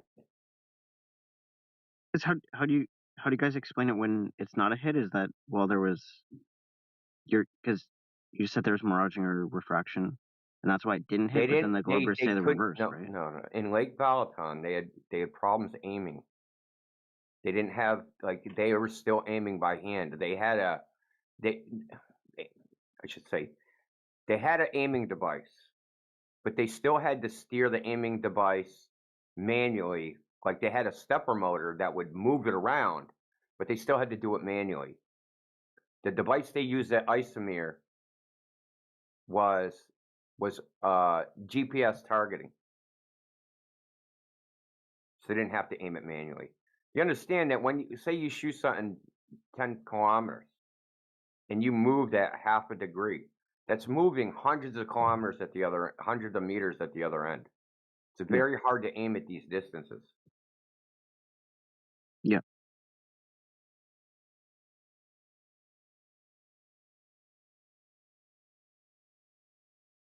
Because when it doesn't hit, if you say, well, it didn't hit because of the atmosphere or miraging or refraction. When did they not hit? Well, DJ said that there was occasions where it didn't hit, right? At Lake Balaton, they were shooting at an actual target. An actual target. They had a green laser and a blue laser. They hit with one laser and not the other. But they had problems aiming it, which is why they went and did it again, because it was like super cold. Like when they went to Lake Balaton, it was like freaking negative 10 degrees or something. They picked the wrong. They wanted to go and do the test over a frozen lake at Lake Balaton. Lake Balaton is very well surveyed. That was the other reason. The elevations of what do you call it? The perimeter of the lake are well known. So, because it's been surveyed, it's almost like an exemplar for geodetic surveying. So that's why they went there. But when they got there, the lake wasn't frozen, but it was freezing cold. The lake is usually frozen by that time. So they couldn't go to the surface of the lake. You understand? So they had to be on the edge of the lake, above the water, which had its own problems.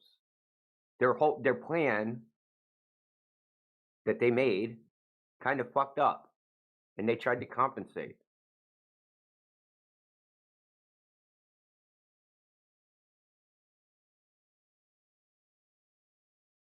Their actual goal was to do I think their goal was they were going to try and do a 50-kilometer shot,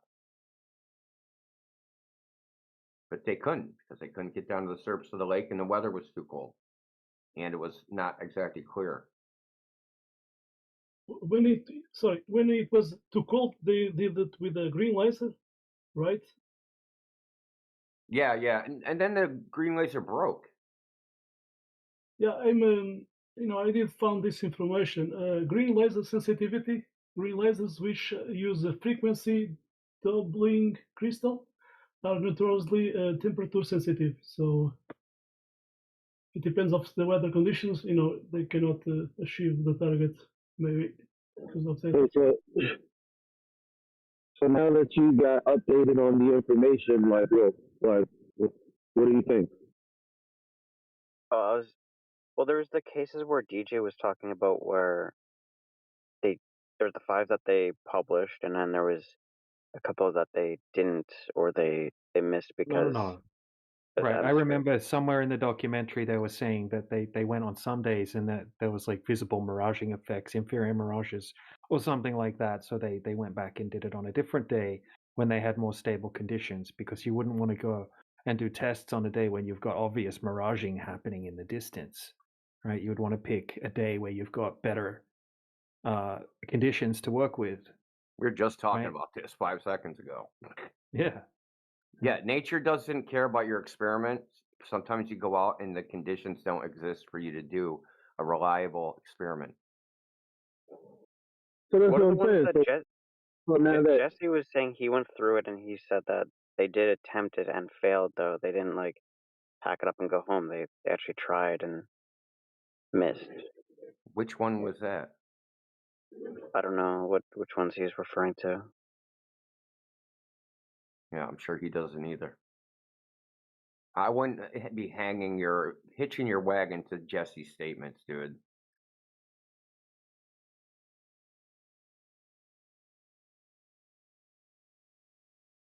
Yeah, my bad.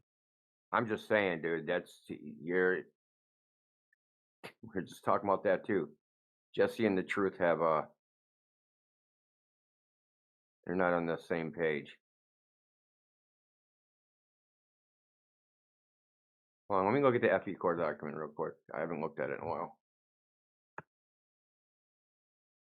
Yeah, because I've seen a strong refraction, like photos of it, where there's vertical compression, but there's not like clear warping or anything like that, but there's the compression aspect. So it looks clear, but there's still strong refraction.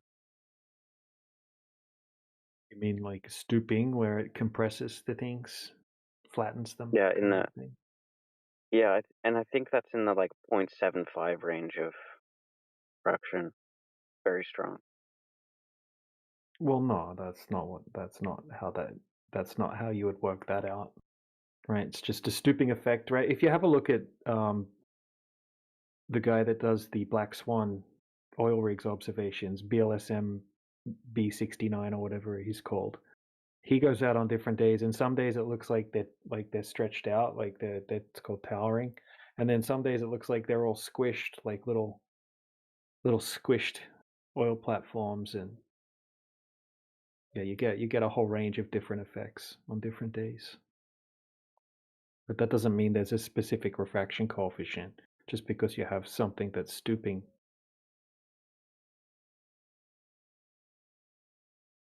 Yeah, I think that because the globe is made of, like, the globe model has so many different facets of it. One of those is like, what we call refraction. Like, these events very rare. You go to many, many, many days, and you can like hit these targets with the laser. Something on the globe models has to give. Yeah, And it might just we've be got that maybe these things are more common than we thought. Maybe that those refraction days are Well, not maybe rare, we but can just first, uncommon. maybe we can first find one. I mean, because we have the laser test, maybe we can pull one up and then talk about the specifics of that. And you try to work what you're saying into the data that's already there.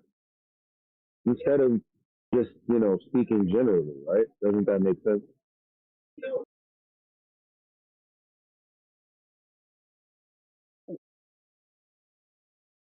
So look, Dr. John D is an expert in lasers, right? He's a PhD in spectrophotometry, and he's gone out for years actually doing real tests in the real world.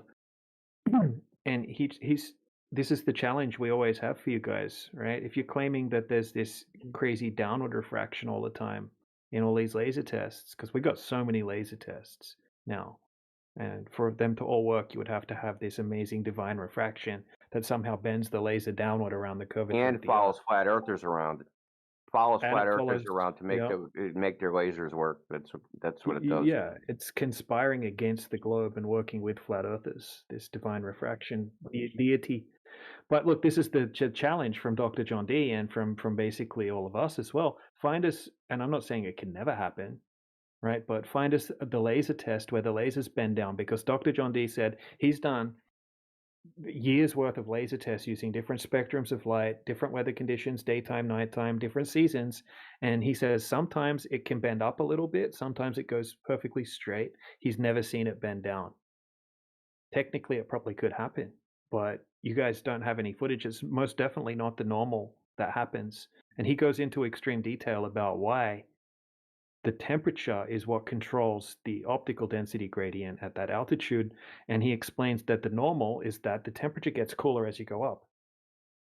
Okay, and that's the reason that the laser sometimes bends upward a bit, more so at nighttime. But he said he's never seen it bend down, right? So if you're saying that always it's common for lasers to bend down, then it should happen all the time. There should be tons of footage of it. I've got tons of footage of them bending up or going straight, like Dr. John D says happens, but none of them bending down. You should find that. This is funny. You guys are gonna get a kick out of this shit. It's on the same. This is definitely in the same vein. I've never seen a laser bend, any demonstration of a laser bending down in the air ever. Not once. No one's even proposed how they would even show up. Though I've seen the bending up. But this is funny. So, how they claim they measured the speed of light was a guy named Foucault in, I think it was 1846. So what he did was he took a light. I don't know what the light source was. Some fucking candle, who knows? And supposedly he took this light and he used a reflector and he beamed it through a half silvered mirror, and he had a big wheel that had teeth, and he beamed the light through, like, in between the teeth, right? But the wheel's spinning, right? And that light goes through the gap in the teeth. 16 kilometers is the optical path. Bounces off a mirror, comes back, and goes through a gap in another tooth, right? And then it goes to another mirror, which reflects it, and he can see, like, when he spins the wheel, that the light's flickering. But when he gets to a certain speed, the light isn't flickering no more. That means it bounced off the mirror 16 kilometers away, came back, and then hit one of the teeth so that he can't see the light anymore. Understand? Mm-hmm. So how the fuck did he get it between the teeth if there's refraction bending the light all the time. It's not all the time. Well, I posted this is from 124 stations over 10 years, so this is the largest set of data I've seen on refraction, and a positive number on this graph means it's bending upwards. A negative number means it's bending downwards, and there are plenty of samples in both of them. Where see that did you post? He's parroting Ruhif's graph that he made himself. That he says that you could use this, right? So basically, there's like 100 and something weather stations, and they got different readings of the Is this their refractive cinnamon index. controls radio sound data? I'm not sure Where they exactly. calculate the refractivity. They use the Sitter equation, I think, or something like that. And Ruhif's made this chart. So Ruhif's claim is that every single observation above a certain altitude perfectly aligns with the globe and is 7/6R, and his chart proves it or something like that. Hey, are you going to Where's share the the source chart? of the data from Hey, which he Daddy? made the chart from? Yeah, I'm going to bring up Ruhif's video. I haven't looked into it a ton.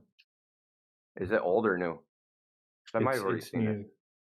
Well, we don't even need his It's further pretty new. claim, just that But these listen, measurements were taken. he can put any refractivity crap he wants. Okay? He can say this refractivity results in light bending down. Great hypothesis. Now show the data demonstrating it. You understand how that works? That you can have a theory or a hypothesis of how it bends based upon some other theory, right? Hey, we have a theory of how refraction works in air gradients. Great.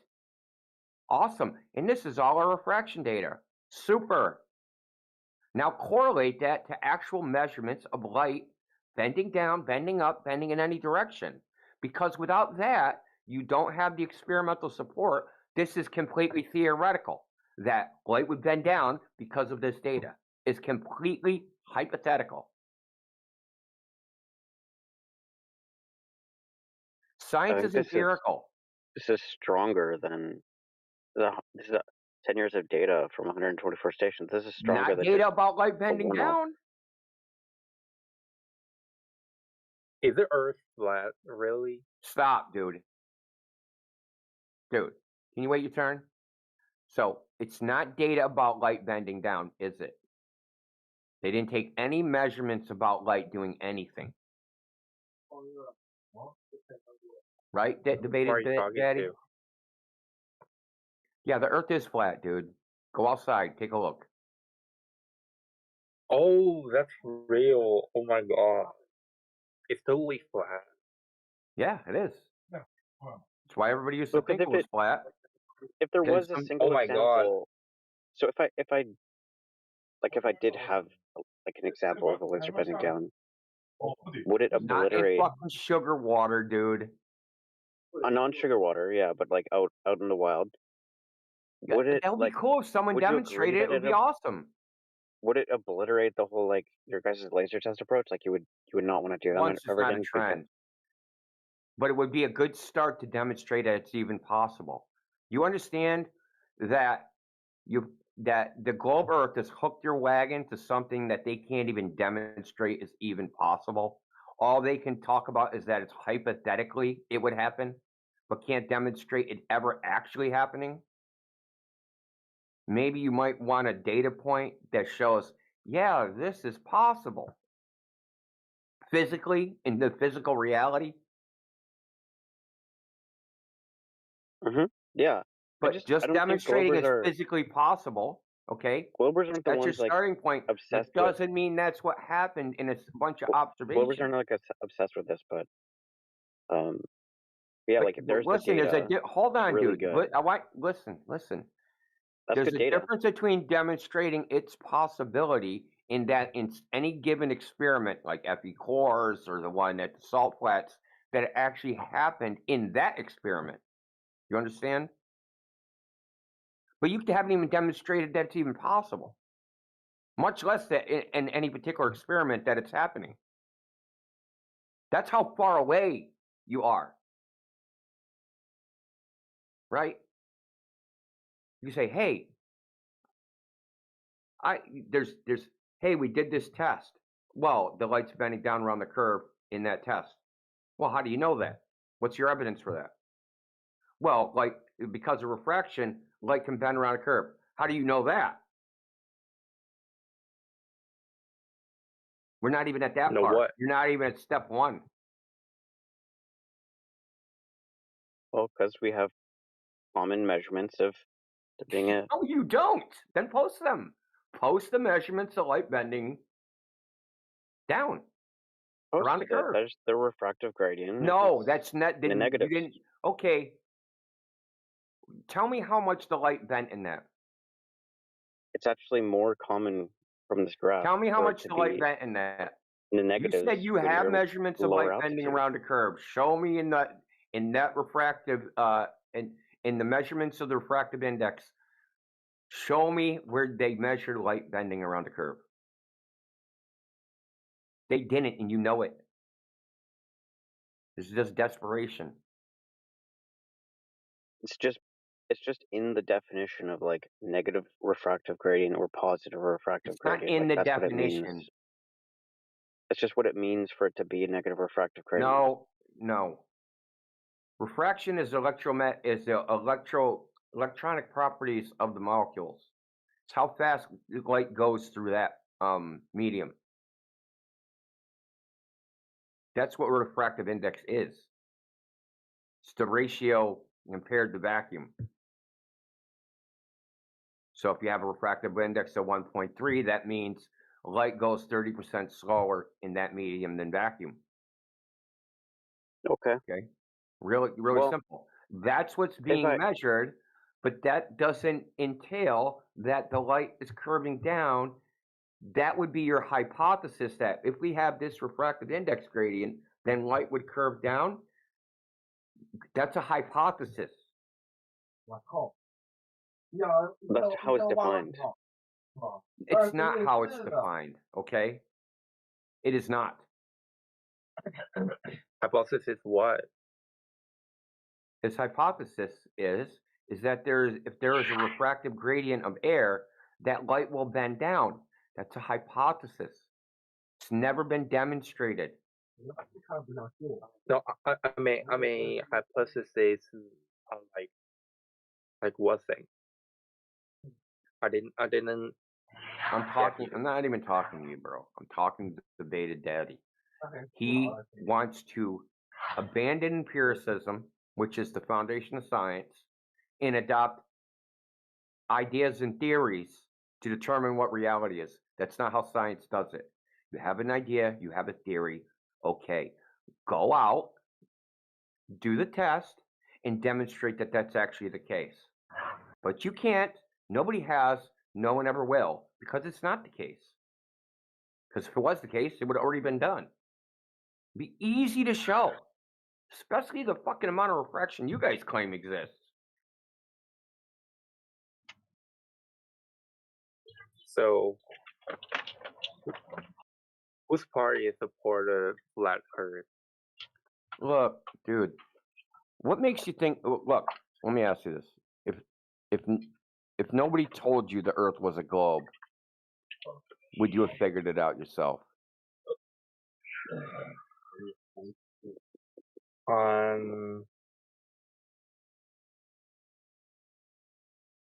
Nobody told me this. Nobody told you. Did figure it out yourself? I could say.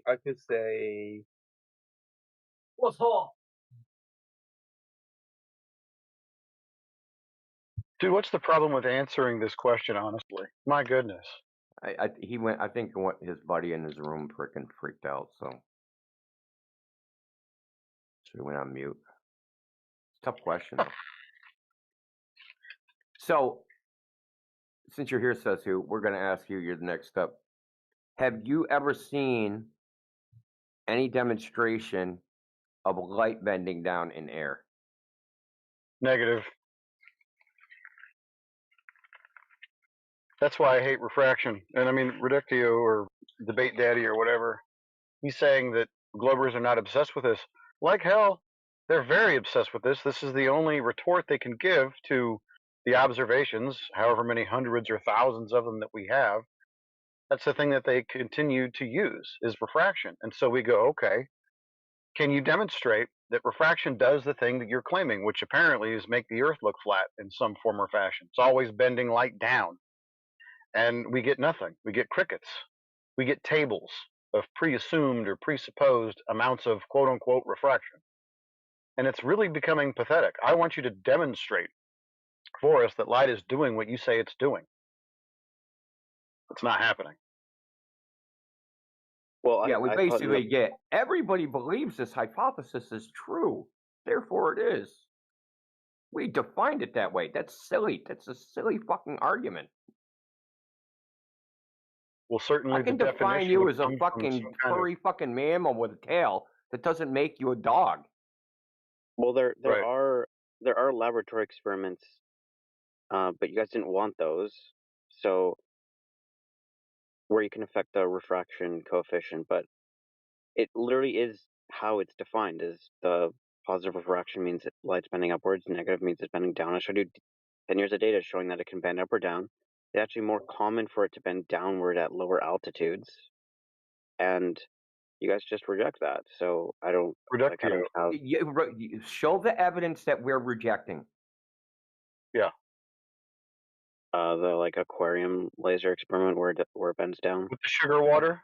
What specifically did Indio tell you about? We want the demonstration of the laser or whatever you want in the air doing what you say it's doing. The thing you're going to go to is sugar water? Come on, dude. What are you doing Okay, here? but if you're rejecting that like a negative refraction coefficient, How means is it bends equivalent? downward. How is it equivalent? It's just how these things are defined, so it's not a hypothesis. How it's is it? just No, how... but how is that the tank of sugar water equivalent to it happening in air?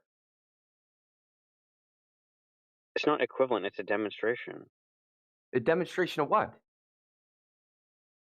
It's a demonstration that if you can create a refraction, it can bend downwards.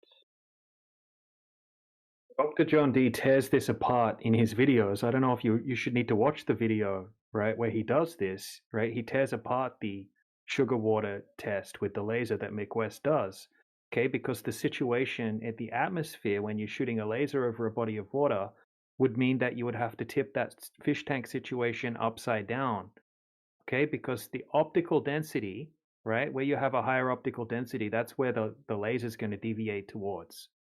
Okay, so when they have the more dense sugar water at the bottom of the fish tank, when they shoot the laser through it, it bends downward towards the higher optical density portion of the medium.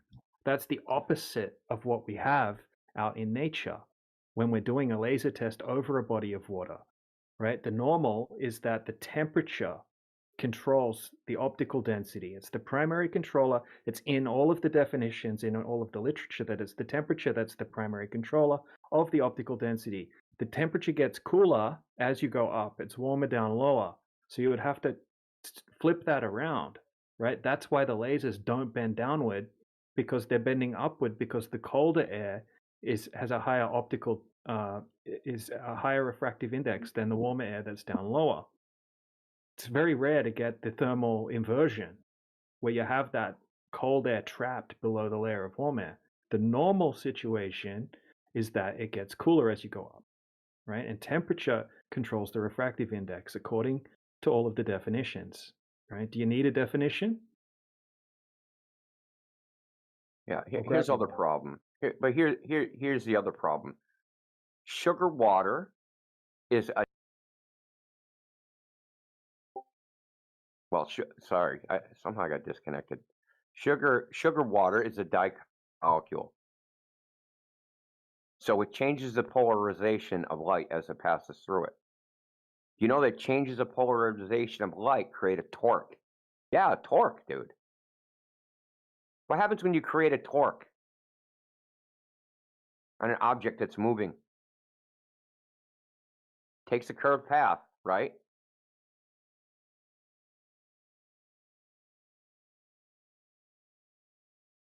The other problem of you're going from air, where the laser is, into glass, into the aquarium glass, and then into fucking water. You're actually going through 3 refracting mediums. This is nowhere near an equivalent experiment. It's a parlor trick. Where I'm getting confused is what you think a positive refraction coefficient or a negative refraction index Listen, means. look, they're not measuring any positive or negative refraction coefficient. They are doing a calculation. They're assuming that there's a spherically symmetric temperature grade or refractive index gradient, and that ray would take a curve, and that if you shot a ray through it, that it would take a curved path. And then they take and compare the radius of that ray to what they say the radius of the Earth, and that the coefficient is the difference between those two things. Okay? It is completely an abstraction.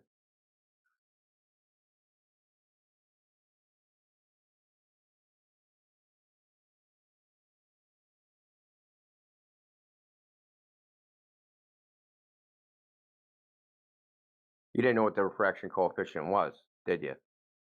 What do you think 7.6R means? A ray that has a radius, if it was a circular ray, that's 7.6 the radius of the Earth. So they just assume that the Earth is 7.6 larger, and they do the straight ray calculation. They're not actually modeling curved rays. And this is why it's bullshit.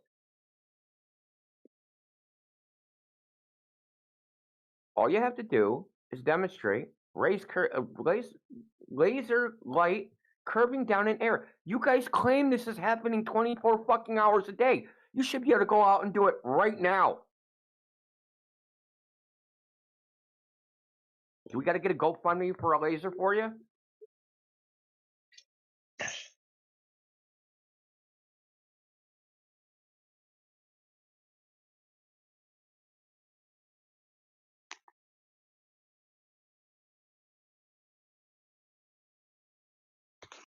How much do these lasers cost?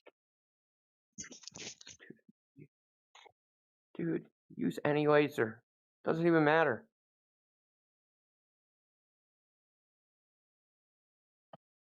Dude, it's so absurd that we're even talking about this. Yeah. Lasers don't bend down, dude. There's laser light shows. There's fucking goddamn military equipment. None of them account for bending down lasers. There's the Fusel experiment where he frickin' measured the speed of light. There's no way he could have frickin' did that. You know what he assumed? That the light was going straight.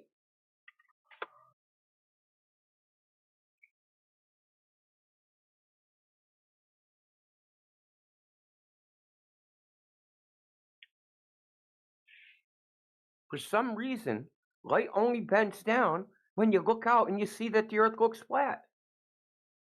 Every other time of the day, it's not bending down, and they're just straight rays going all over the place. What about long distance shooting? What about 2,000 meter frickin' rifle shots?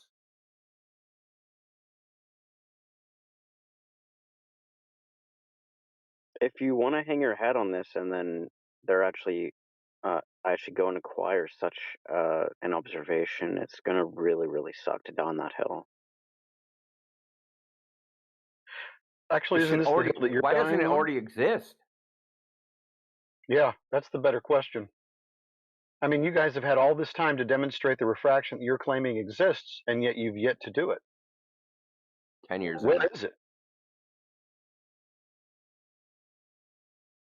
Debate bed, you think anybody's tried? And failed?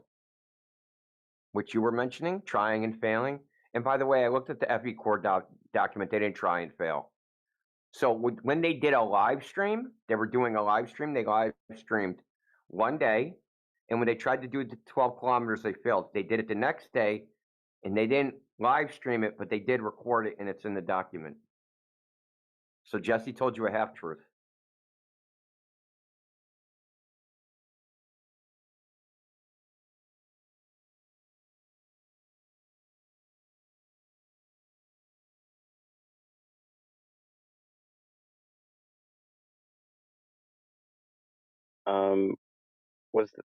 Yeah, I think the other thing he mentioned, you let me know if this was a half truth as well or not, or to what extent. He said they didn't actually level the laser properly. They just moved it up and down until they got the hit, and they said, "Oh, it's a hit, stop." Meaning they were like kind of just moving it around randomly. So you think that somehow misleveling the laser is going to allow them to shoot at 40 kilometers and magically hit a camera 4 feet off the ground instead of 400 feet off the ground because they didn't level the laser right? Well, did they? Let's say it was angled up. Like how even on a flat But you plane. tell me how they could have configured the laser of any manipulation of its level to hit a target.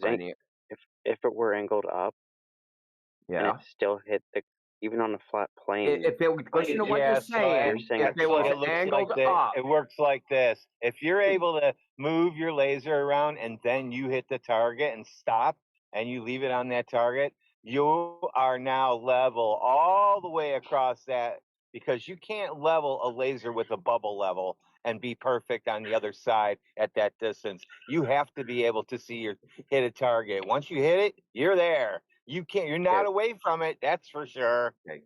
First of all, what Jesse said is false. They did listen. They leveled the laser. There's pictures in their document of the fucking laser level that they leveled the laser with.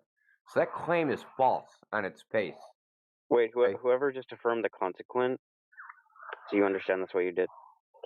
Don't get hung up on that, dude. Let's talk about the fact that, let's say they pointed the laser down, right? This is going to be devastating for you. Or any direction. Any direction. So let's say they bent, they tilted the laser down, okay?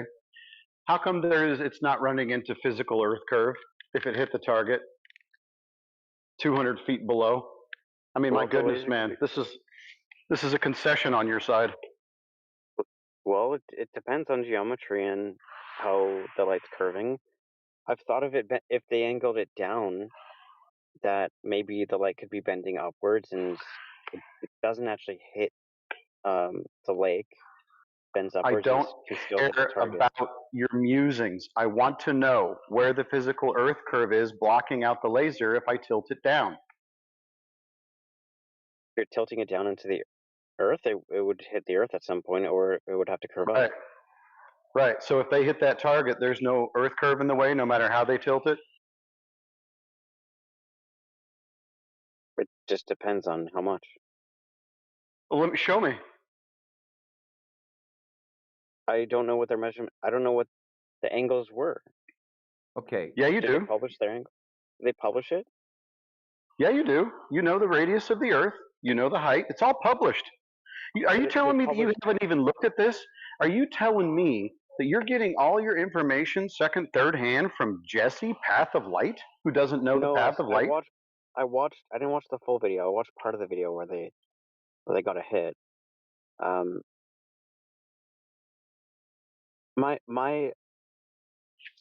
Well, I don't know if they published the angle. So if it was angled up, that's impossible according to you guys, on a globe or a flat Earth if they angled it up. Why are you talking about angling the laser up? What was the claim, that they angled the laser up and somehow hit a target? Why don't you actually go ahead and look through the documentation and watch the videos instead of taking your information from Jesse, Path of Light? Sure, someone DM me the document that they made about it. In your mouth. I don't want you blabbering at me about what people know. I want the evidence itself, preferably measurements of curvature. Do you have any of that? Wait.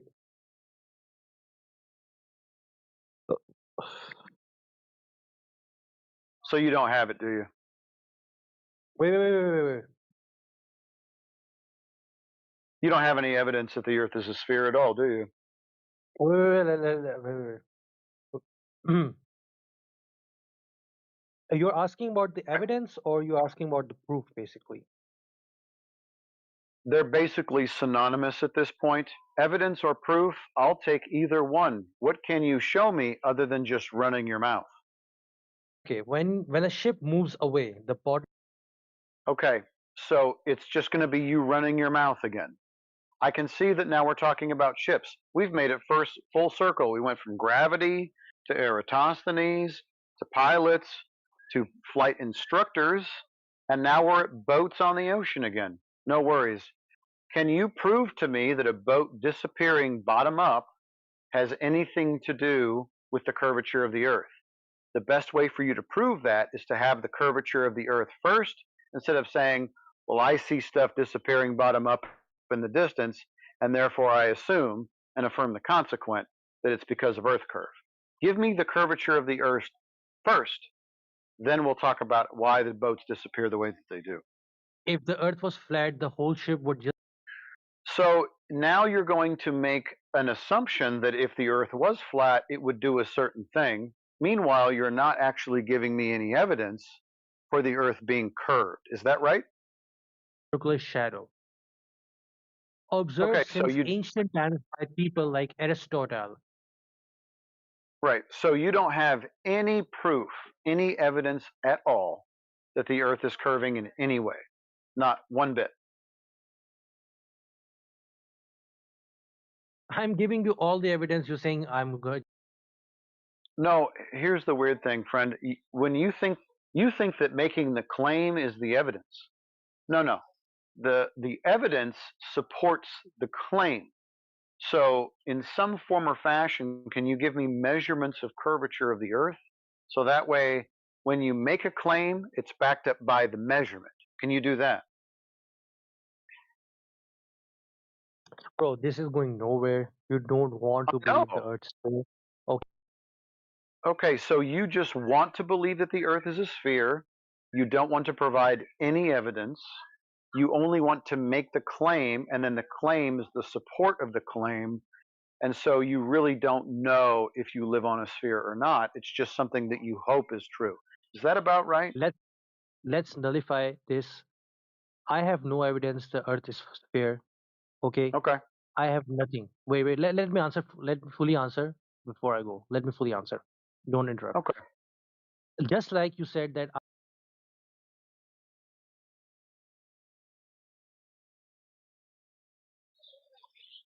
All right, guys, we ended up where he's got no evidence the Earth is a sphere. Jesse's got no evidence that the light's curving down. They got no evidence that the lasers are curving down. What do you guys think about that?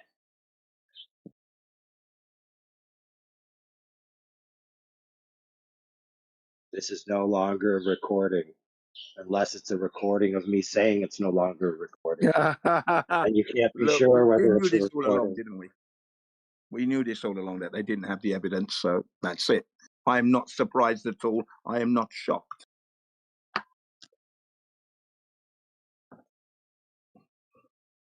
I'm doing a victory run. I'm jumping up and down. It's yip, yip, hooray, because we knew they never had it. That's it. Thank you.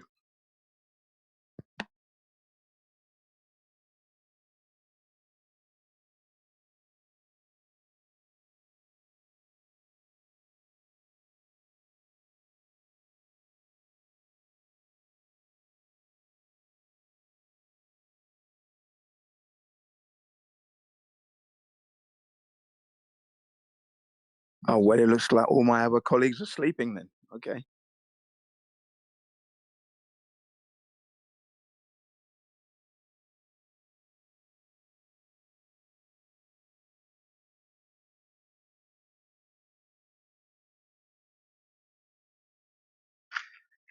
if you feel like it, you can take what you just heard, reminisce about in the past when you've been having arguments with Globers. They claim certain things.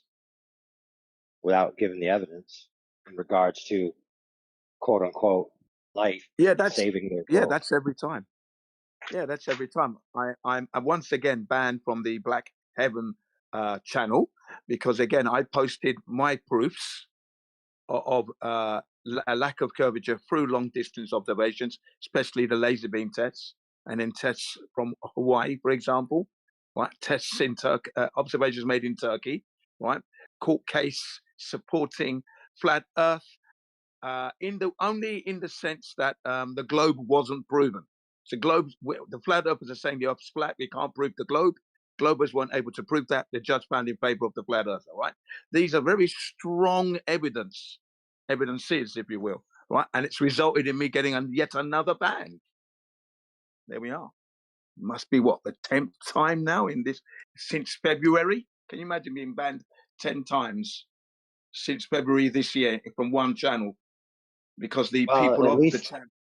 Yeah, go ahead. At least they haven't pulled out the Trump card where they'll say, listen, if you're not a glober, then you're not black. I like that one. Exactly. Yeah. So yesterday again, I got banned again.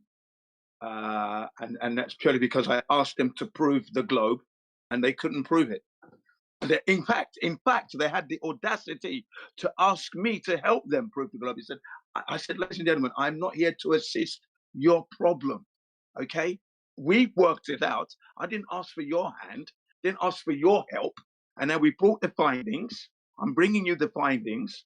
And now you're asking for my help to help you to prove your globe. Get on with it. Get on with it. Don't be asking for my help. And just to get that statement out, I got muted about 5 times. And spoken over. I got muted, I got spoken over, and when I speak over them and totally destroy them, they just mute me. And then try to talk through me as I'm trying to explain. Yeah. So no, we knew all along. Very, very concise piece of material we just listened to there. I listened to it for about 30 minutes, 40 minutes. It was very, very compelling and damning to the Globers. Very embarrassing, in fact. So there we are, And yeah, it's okay. Very happy to have heard this material. Yeah, of course. Yeah, we got hours and hours and hours and hours and days of exposition about the topic, so experimental results, validated field conditions, et cetera, et cetera. Yeah. On our archives. But can we agree that that's a much more interesting conversation than just telling a glober refraction is Snell's law and now the conversation's over? I love it because the psychology of it's well on display. I love that material. Not only that, the idea that you can compare sugar water to the air that we breathe and start talking about bending of light is just an absurdity. And then, as was said, sugar, yeah, go ahead. Yeah, and especially since sugar is a particular, or it could be a solution, but either way, the molecule of sugar, like it has special properties to it. It's not just like things that you find in the air. That's right. It's not what I don't breathe in sugar water on a daily basis when I'm outside. That's not what we breathe. And then the light that they're throwing through is going through, as Indio said, it's going through the glass tank first, then through the through the air, then the glass tank, and then the tank itself and the material inside the tank. So, I mean, this is ridiculous.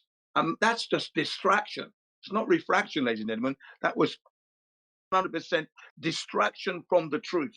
That's what was going on there. And it's criminal. It's criminal when they do that. But the fact that they are doing that should alert the listeners and those who are coming to the topic for the first time or even season. This is how they behave. Okay? Look at the psychology. Yeah, but check it out. Check it out. Yeah, go ahead. If you don't have the conversation, then people can't see what you just mentioned. If you shut the conversation off at the refraction and just say it's not refraction because of Snell's law, because of 2 medium, et cetera, and then you say, okay, now the it's over. Now, you may be correct with your example, but nobody really learned anything. Well, they learned one thing, but they didn't learn the 5 other things they could have learned. Yeah, no, yeah. Clearly, the piece of material that we just listened to definitely opens the eyes to anyone who's interested in what refraction is, why it's being claimed, et cetera, et cetera. So, yeah, no, can't argue against that. Yeah, well, look when that Glober came in at the end. Not the final one, but the one before, where he was trying to say, oh, this other Glober told me, and they gave me this chart, and they told me this hypothetical, and Indio's like, where's the demonstration of that in reality? Yes, Where's the beautiful. Yeah, he demonstration brought of a your template. hypothetical? Yeah, you're talking about Ruhev's template, right? Of And that's yeah, stupid nonsense. and that's Yeah. the same way that one of those court cases that you mentioned lost is they were asked to bring demonstrated real world measurements of the claim of earth curvature, and a man brought essentially a template on a piece of paper or a graphic on a piece of paper as if it was a measurement in the real world. And so he was dismissed because he didn't dismissed or lost, however it happened. I don't remember, but the reason why he lost is because he didn't bring real world measurements. He brought a hypothetical. That's right. That's right. And that's what they keep doing. You see, the thing is, they have to apply this hypothesis to the surface of the earth in the practical sense, so we can see the curvature. You can infer it and imply it and write it down in mathematical formulas. Okay, can we now bring those formulas to life? That's what I've always been saying for the last 11 years. That's what I've said. Please bring your maths to life in the practical sense so we can actually use it. Thank you. Please show us. Demonstrate how you do this. Yeah, but it demonstrates something there. Like, the globe earthers are so delusional that they not only will just believe a hypothetical if it's put in a piece of paper, they'll be confident enough that they can take a hypothetical to court, imagining that the judge will accept it as an actual measurement of reality. That's how delusional these people are. Yes, and that is a perfect example of being delusional right there. Such a what they call a justified strong belief to the extreme that they've gone to court and lost now. Now they've lost.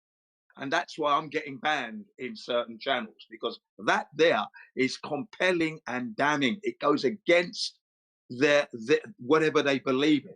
It's totally shattering them. I'm also giving them testimonies out of the expert's mouth, military, Navy, Air Force, their experiences out of their own mouths, right? Because we've got a few military men in this server saying that I'm talking crap. And then when I hit them with their own colleagues, compatriots, own statements, that's it. You know, they just can't throw enough F-bombs at me. I'm indestructible, by the way. You know, don't worry about me, ladies and gentlemen. I'm in there for the long haul. I will outlast them for sure. They don't have enough F-bombs to slow me down. Remember, we've been doing this for 11 years, so we've accumulated so much material. Each time I go in there, I'm only dropping a drop of knowledge on them, a drop. So no, man, yeah, it's okay. And the little exercise we had here just now was excellent. Anyway, good stuff. Came in at the right time. I didn't realize it was something we were listening to, but I was quick on the draw, bringing out the complete works of Brian Mullins. I posted it in the chat immediately, did I not? Right, so keeping myself alive there, and keeping everybody else alive with that material from Brian Mullins. I posted it in the side chat, so if you scroll back, you will see it. Complete works of Brian and all of his queries, because when he came into the flat Earth, he was surprised, and of course he thought it was a load of crap. He said it himself, and then his material poses questions basically, and it's really good. He looks into the ISS, looks into the thermodynamics of all of that. That's pretty good. The curvature and everything. Yeah, so he's very good.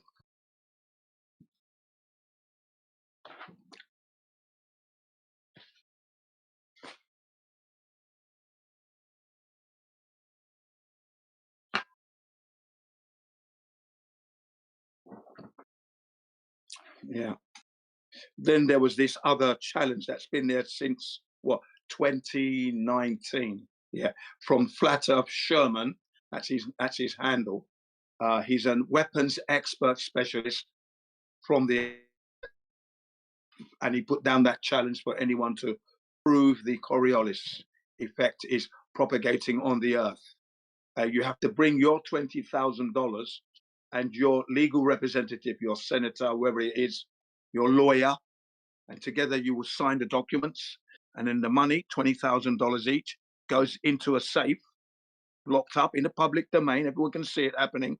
And then you go to a place where you're going to take your weapon of choice, and you're going to go off and now prove the Coriolis effect. He will give you the targets to hit in whatever direction he's going to give you. That's up to him, of course, because you can prove it if you're the expert. And then you have to hit 5 bullseyes per target to get the money. Challenge still there.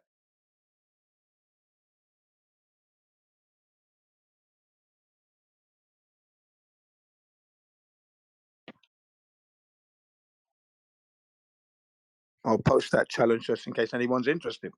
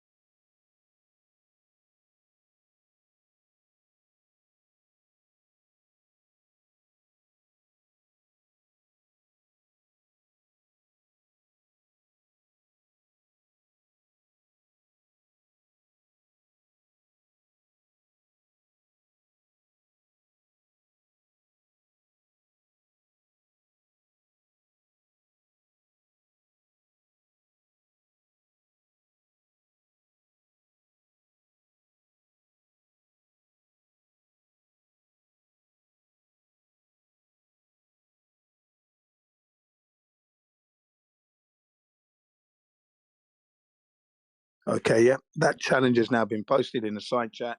If anyone's interested, any Globers in the house want to win $20,000, Hi. it's there for you. Hey, ahead. flatties. How you doing? Hi. All right, what can we do for you today? You're flatty? Yeah, I'm a flat earther, yes. What can we do for you? Oh my god. Do you have any questions? Nothing. Okay. No, nothing, I'm no just news. chilling. Okay. All right, that's cool. Yeah. It's nice that you asking me like it's like it sounds like as a service. Are you like a flat like the leader gangster of the flatties? No, I'm not like that as such. No, but I do try to put my best foot forward all the time. Yeah. I tend to do a lot more roaming. I do frequent this particular channel, and then the home base, and then the politics, and then I go to other places to introduce flat Earth and discuss it. So yeah, I do my rounds, as it were. So what's your position anyway? Now that you're here, what is your position on this one? I mean, where are you? Are you on a flat Earth? Do you realize it's flat? Or are you still on this ball that you cannot prove exists? Honestly, I don't give a fuck. Well, okay, well that's fair enough. You know what I mean? You know, If it's you don't give an F. global That's or fine. flat, Hmm. no, I'm just no. I'm saying like if it's flat or global, like it's both the same thing to me. It's not gonna change anything. Well, no, they're not the you know? same thing because one is the truth, one is a lie. Right? Who So gives a no, fuck? that's not. See, not giving an F means you don't give an F about the truth, honesty, integrity. You don't give an F about those things. That's what you're saying. Okay? They're not the same. The globe and the flat Earth are not the same. Right? The globe is steeped in deception, lies. It does not exist. When you investigate it, the flat Earth is the truth. And for most people, they are they are I personally, you asked me my position, so like I don't really give a an fuck. importance there. Sorry? You asked me about my position. Yeah, Like that's correct. your And you said my you don't give a toss. Yeah, you said I it. don't give a shit. Yeah. Yeah. Like, I don't give Okay. a Well, fuck. fine. Yeah, but you made a statement that they're the same when they're not the same. That's the thing. So, you know, To me personally, that's how but I in see it. actuality, Yeah. they are not the same, though, in actuality. So you're not acting coherently there. That's why I'm challenging that. They're not the same. So you're not acting It's coherently. not For you to say, I it's not don't gonna care, change they're the same anything. to me is Like you're wrong. gonna still obey the law. That's like the What ultimate law? thing What law? What law are you talking about now? of your country, the where you come from. That's got nothing to do with what I'm talking about. You're now gish galloping into something that's not what we're talking about. We're talking about the earth and its shape. You don't care because you think it's the same. And I just said to you that they are not the same. One is a lie, Yeah, the other but one is the truth. you're not Right. a bird who's gonna fly like and see the world like from above. Who's gonna be on Earth. Maybe if you fly an airplane, you're gonna to another country. That's it. Like you're not gonna go to the space. Let's be honest. Oh, So I know. like, Yeah, no, we why does it can't go to matter? space. That's very true. No, it matters because we're being lied to, right? And an industry has sprouted out from the lie. This industry, for example, is sucking the taxpayers' money and lining their pockets. Thus, at the What same time, industry hang on a exactly? minute, let me finish, please, because it's going to come if you pay attention. Thus, misinforming the populace at large. Okay, so they're Mm-hmm. stealing the taxpayers' money. They're lying to them where they live from the start of your education, right? So now they're Mm-hmm. perpetrating and perpetuating all these different lies. They can go to space, they can go to Mars. We've got satellites. These are the industries I'm talking about that are making money from our taxes, for example. Plus, Mm-hmm. we pay for the education, right? And the education, some of it is misinformation, disinformation. That's not Well, good, is it? that's your country, I guess. That's all countries, actually. All countries are teaching the earth is a globe. Thank you very much. I don't know any country that doesn't teach the earth being a globe. Your country as well. Your country. All right. That's see, you go back to the law. So like, who cares if I'm it's not going back to any law at the or moment. global? Yeah, I'm not talking about law at the moment. We're just talking about the Earth's shape. You said it's the same. I say it's not the same. There's a deception going on. That's why it's important for me. Should be important for you as well, because it means you are being misinformed. And if you don't care about being misinformed, then it is fair to say that you're part of the problem why this thing is continuing. Because Do you have there a are job? people like you who don't seem to think it's important. Do you have a job? Again, that's not relevant to what we're talking about. Okay, thank you. So you're Well, it's not, unemployed. is it? It's not, is it? You know, thank you. Unemployed? You can assume what you like. Like I said, it's not part of what we're talking about here I mean, you at asked this me moment. questions and I answer you. And if I ask Yeah. you don't I didn't answer, ask you about your job, your family, your financial earnings. I didn't ask about that, did I? That's private business. We're talking about you flat said Earth like you versus don't care globe. about like dishonesty. Like this is dishonesty. Like No, it's you not. don't want to No, it's share not at like all. if No. you have a My job or not. private life at the moment, I don't wish to discuss. I do discuss my private life, but I choose that. I choose when I discuss that. I haven't asked anything about your You're private being life at defensive. all. You're being defensive. I guess No, I'm like not being you're Yeah, defensive at unemployed. all. you're being a rude prick. That's why, Yeah. dude. Yeah, Right? you're Thank being you. So just obtuse. because Don't he be cares about the emotional. truth, Don't be because emotional. he cares about the Don't be truth, emotional. therefore he's unemployed. Are you retarded? Because Yeah. your Listen, logic's Linda. I was completely just asking retarded, bro. if he has a job or not. If Listen, it's a Linda. yes or no. Listen. Close your Has ears, nothing please. to do with the topic, but I want to know. Listen, Linda. You are being obtuse and you're avoiding the topic. We're here to discuss the topic, not our personal lives.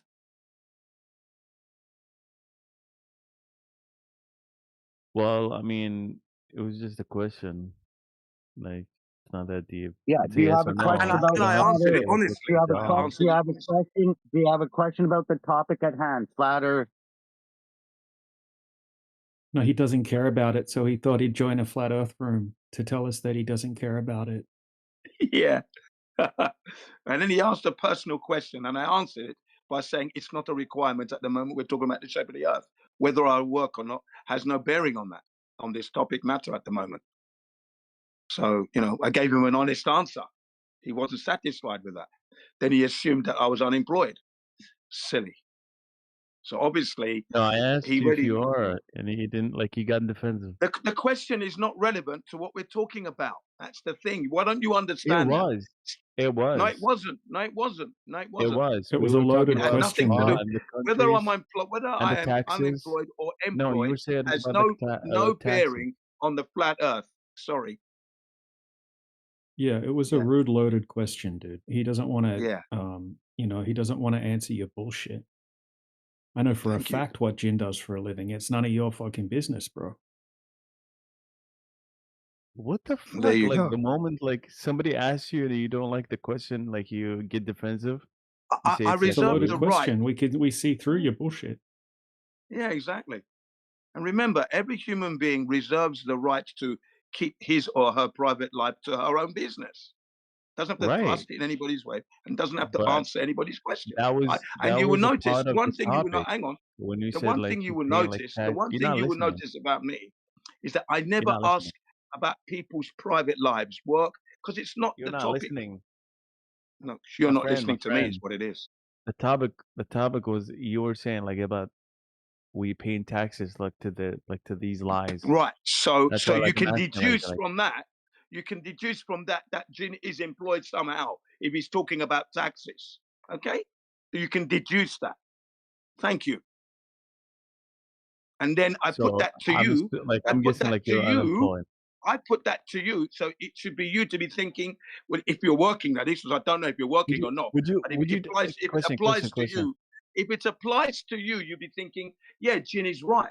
Because if I'm working or my parents are working or my parents are working, right? You're not really listening. You're not listening to what I'm saying, sir. Shut up. You're saying so much. Hold on. You just pay attention for a second. You'd be thinking, if I work or my parents work, then what Jin is putting forward is correct. Because if they are misinforming us through our education, that would be a gross misuse of the taxpayers' money. Okay? Thank you. Now you can speak. Okay. God. You said so much. I was gonna ask you something, but God, I forgot about it.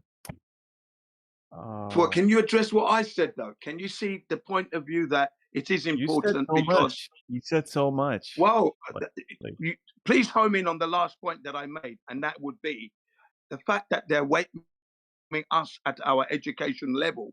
That means that the taxes that our parents are paying is being misused, for example. That's why it's Right. important. Well, that's the government. That's not having nothing to do with if it's flat or not. Well, it is, because we're saying that the idea that the Earth is a globe was given to us at school, a piece of misinformation. We've gone out to check for ourselves and discovered that the Earth isn't an oblate spheroid. So now we realize that the education we were given wasn't correct. Okay, we're not blaming the teachers now. We're not attacking That's the teachers. That's true. I agree with We're not you. Like, attacking I the agree with you teachers. with the education. Like he's like fucked. Like the education like so bad, and it's like manipulation. Right. So it is important then. Manipulated. So it is important then. So for you, then it is important because they've told you it's a globe. You haven't gone out to investigate whether the education you receive is correct or not because you don't care. You said, we do care. That's why we're here. Okay. Now you know why we're here. One reason, that is. There are several reasons as to why we are here. One of them is to question highlight for you. that. Question. Like, let's say you were invited, or like not invited, just like you were like sitting with someone, and you were debating with someone, okay, and you were like discussing a topic. Let's say This person in front of you is like, let's say, like 5 years old, like a kid. Would you respect his opinion? Absolutely. Shut the fuck up. You won't. Like he's a kid, right? Now you're insulting me. Now you're insulting me. You don't seem to understand that I've come a long. I'm 64 years of age. I've come a long way through the education system. Yes, 64. Pay attention, right? I've come a You're long way 64? through. You're not paying attention now, are you? Are you going to pay No, attention? wait. Can you Wait, please hold pay on, attention? no. No, No, hold hold on. on, No, hold on, no. I'm gonna carry on. I've come a long way through the education system. I'm an educator myself currently today, right? So not only in Japan but in Britain. Okay. So no, I have Mhm. every right to speak. Now carry on. You're 65? 64. 64. Oh, sorry. Wow, that's cool. Okay, but I'm saying like So I when I would asked respect. you, So I would respect a 5-year-old's opinion, of course, because that's how you okay. coax. Hang on a minute, That's not the please. point. That wasn't the No, you're point I not was trying to. listening again. I'm trying You're to. not listening again. You're not listening. This is how we Okay, coach sorry, and big papa. encourage the next generation. We coach and encourage. So if they have an opinion, which they have a right to have, by the way, yes, to respect it. Okay. Okay. But this is genuine. Okay, when I asked you if you have a job, because like if I'm gonna go deep with this conversation and debate with you, I want to know that you're qualified, like you're Can I tell you in a something? good mental state. Like It's not necessary. I could be a it homeless does. bum. Like you Excuse don't want me. to like Excuse me. debate with the unemployed Excuse me. loser. Like you know what Excuse I mean? me. Excuse me. I could be a Hey, loser. Jen, stop for a second. Jen, Yeah. stop for a second. This guy is so stupid. He doesn't realize that being unemployed doesn't equal loser. As a matter of fact, you can be unemployed and It independently does. wealthy. Man, this kid is Yeah. dumb. Yeah. He is. If So Exactly. listen, Armando, stop insulting Yeah. the people in the room and just talk about the topic, please. I'm not You saying can make your anyone like points. You can specifically. listen. I'm You not can saying make I'm your not attacking anyone. points. Listen, you can make your points without incorporating anybody that's actually in the room. For example, you might say, hey, listen, I'm not going to take the opinion of somebody who has never amounted to anything, never done anything, sucked on the teat of the government their entire life, et cetera, et cetera. Like that person I don't respect. Sure, I'd agree with you. I don't respect that person either. But that has nothing to do with being unemployed, my friend. Okay, but that was just a point. I'm just saying, like, I wasn't saying that to him. I'm saying, like, in general, like, I wouldn't like Yeah. want to like debate anybody like who's like unemployed or like has no job, Well, like, because they have again, the whole day like to debate you about like the dumbest things because they have hang on nothing a to minute. do. Well, flat Earth is not a dumb thing, that's for sure. The point is this: when you hold that position, you could be writing off a whole lot of people who are very educated, very intelligent. Some might be retired. Do you understand what I mean with your position there? You want to be careful when you hold those kind of positions. Yeah, I What if know a he's person who's an homeless. early I know a Bitcoin person who's investor and homeless. doesn't need to work? Yeah, I know a Does person who's anybody homeless. does anybody get me Listen, here? Armando. Does anybody get me? I know a person who's homeless. He has no job.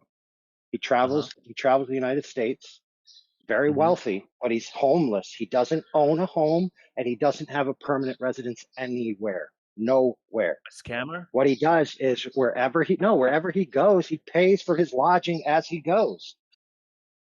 How? He's a scammer? Like That's he like money. asks for money? Listen, dude, see, employed is a certain type of thing. A job is a certain type of thing. Making money is a different type of thing. You can make money I many know. ways without being When I say employed like or have has a a job, job. like I mean like he has money. Obviously, he makes money. So, Like so a he's job just selling means his. money, dude. Holy crap, dude. Have you ever heard of passive income? No, because you're dumb. I know there's business. Oh my god, you're missing the point. You miss like that wasn't like specific. No, dude, Like I'm just waiting until you get to your point. And every time you bring this up, I'm going to insult you until you get over it. So, for the love of God, Armando, can we please hear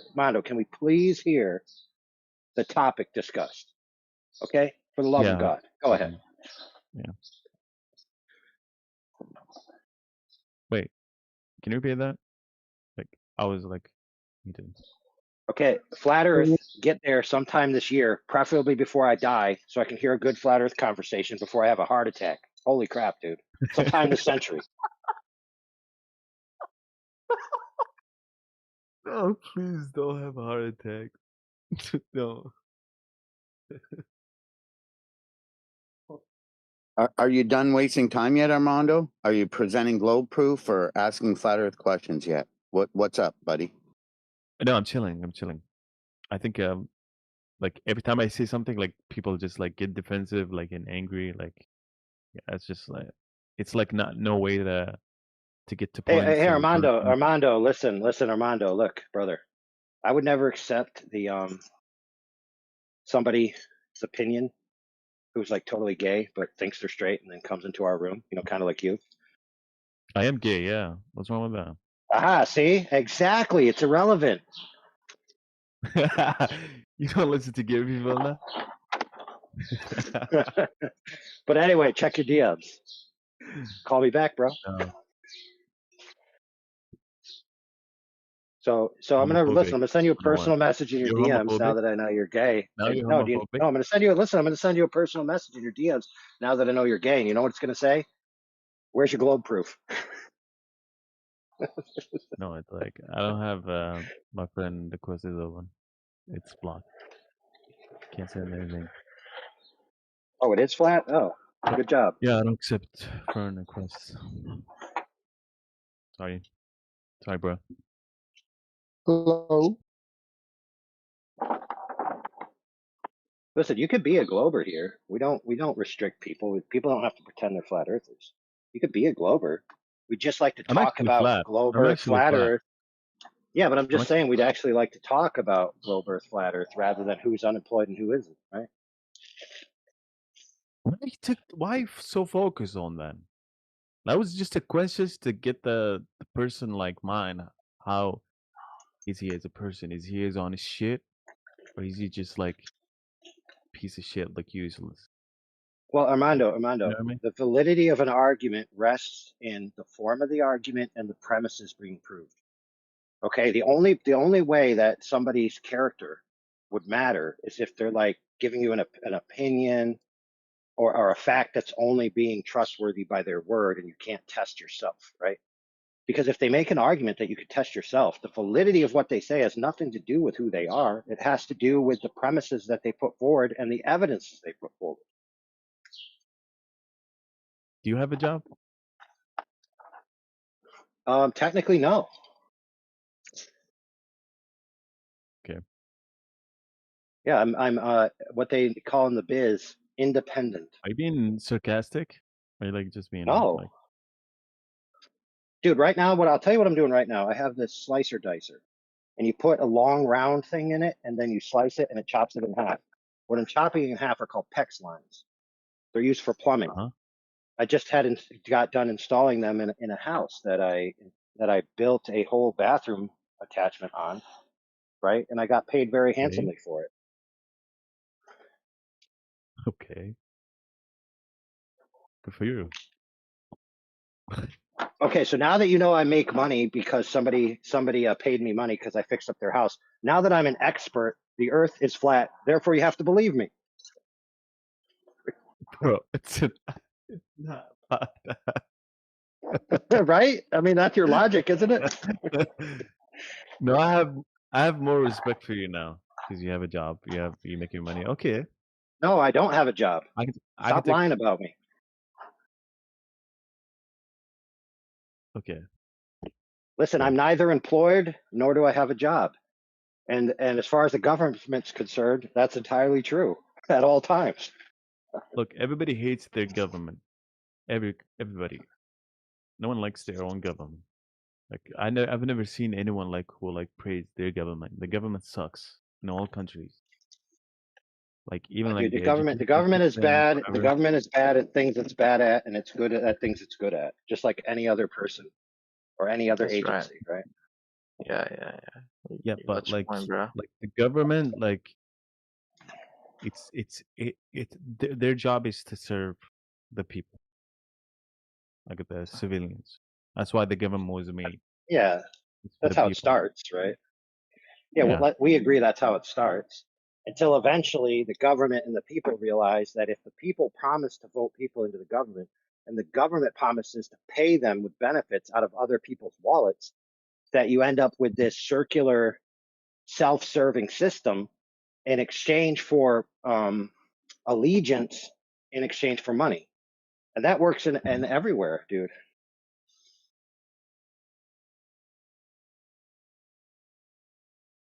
That works in the Yeah, globe Earth flat Earth paradigm. So, for example, there's an established curriculum, right? And schools are supposed to teach it to get federal funding, and so they teach it. Mm. They don't care whether it's true or not. They know if they don't teach the curriculum that the federal government said is approved, that they're not getting federal funding.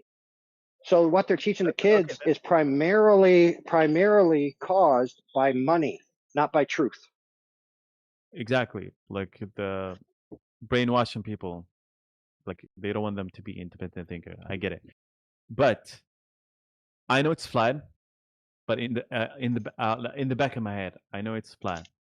But like I act like it's global, just to go with the system. You know? Yeah, we know. Yeah. Like Yeah, we got you, bro. why would I get the headache? Hey, listen, Jin offers classes on the side of his teaching Who's Jin? courses. It's called How to Be a Man 101. It's actually on sale right now, $29.95 a month. Use my coupon code. Fuck you. Hey, listen, dude. Listen, Mondo, you may not That was know a good this, but one. Jin has said this publicly No, many, that was many a good one. times. That was a Okay, good one. he doesn't lie. Jin doesn't lie to his students. And he's very Who's well Jin? respected in the Who's communities Jin? that he First of all, the who's dude Jin? the dude you were speaking to. The 64 years old man? Yeah, That's that him? could bench press you sideways. I bet. That's I bet. right, dude. You want to know why? Because he went back in time and taught himself how to be a man from his courses that he taught later in his life. Oh yeah. That's I bet right, he dude. is. He's here to teach you right now. So respect. I don't mind. I'll accept it. Well, yeah, I was just trying to find out your position regarding the shape of the earth, but you said it doesn't matter. And I tried to bring that to your attention that it really does matter, because what you're saying is showing the lie to exist rather than search for the truth. I mean, that's all I was trying to put forward, that it is important and you should be aware of this. That's all. Yes, but I think it's the smartest thing to do is like to play the game. Just play the game. Play the game that they the lie that they did. Play it like, but in the back of your head, you know it's flat. Like you don't have to worry about like global stuff like warming and stuff like that, Well, and no, like I don't worry about that. No, but I do inform people who are not aware. There's a lot of people out there who are following the narrative and they think it's true, don't they? Now, as a human being, when you know people are being misinformed and you had the opportunity to inform them to the truth of the matter, then you take that Why? opportunity and you try. Why? Because it's the human, decent thing to do. That's why. What if they don't want to? Let me give you an example.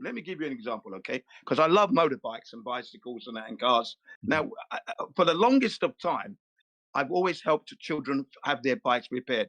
Now, I'm fixing my motorbike and a kid cycled past me, and I noticed that when he tried to stop, it didn't stop properly. He's come to see my son, okay? Bike hadn't stopped. So when he's upstairs having fun with my kid, I look over his bike and I check it, and then I adjust the brakes, lubricate the chain, okay? Adjust the brake levers and everything else, so the bike is safe. Now, let's say I didn't do that, even though I knew I could have done it, and the kid went off and had an accident just a few miles down the road. Now, I could have stopped that, couldn't I? But I didn't, and now the kid had an accident. Do you see what I mean? So it was a good thing that I actually repaired the kid's bike. Maybe the parents are not that well inclined. They don't know about that. Don't have the money to have it repaired. But I've done it because tools are here. You see? Okay? So I helped this young boy not have an accident. And then I told him, I've fixed your brakes, okay? And I've oiled the chains. Be careful. You can go really fast now because I pumped the tire up. But be careful, okay? Okay? Right. right? So it's Right. the same Okay. thing, isn't it? It's the same thing. You have a conversation with somebody, and then you introduce the flat Earth to them, for example, by asking them what is the shape of the Earth and how do they know?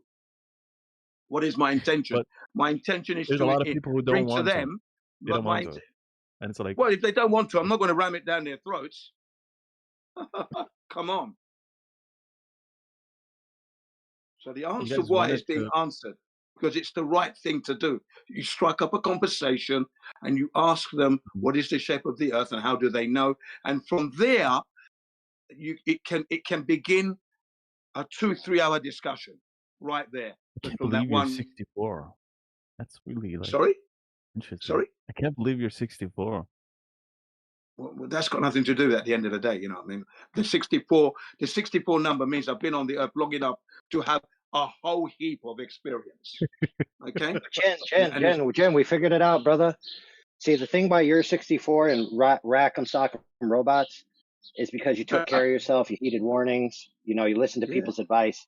See, Armando is used to everybody in his family not making it to 60 because he didn't have the balls to tell him, hey, you might want to eat healthier because, why would I tell anybody to do anything that's good for them? Right. Yeah. Yeah. I gave 12 and a half years of my life at the beginning as a volunteer youth worker. That means I'm now dealing with 13 to 23. So 13 to 23-year-olds for 12 and a half years in central London. And my skill sets were 1, a fitness instructor, 2, photography, 3, cooking. Okay, those were my skill sets that I used for 12 and a half years. Okay. Wow. And teaching the children the legalities Does the gun of still their shoot? education and their rights through the education that they have. They've got rights when the government is not supporting them and increasing the finances to join universities. You can actually go out and protest and demonstrate against things like that. Yeah. So there's lots of things we were teaching kids. Go ahead. Jen, does the gun still shoot? Your gun? I can't hear you. Your gun. My goodness, does it dude. still shoot? Listen. Hey, Armando. we know you want Jen in your DMs. Okay, do that on your own time. I wasn't asking you. I was asking him.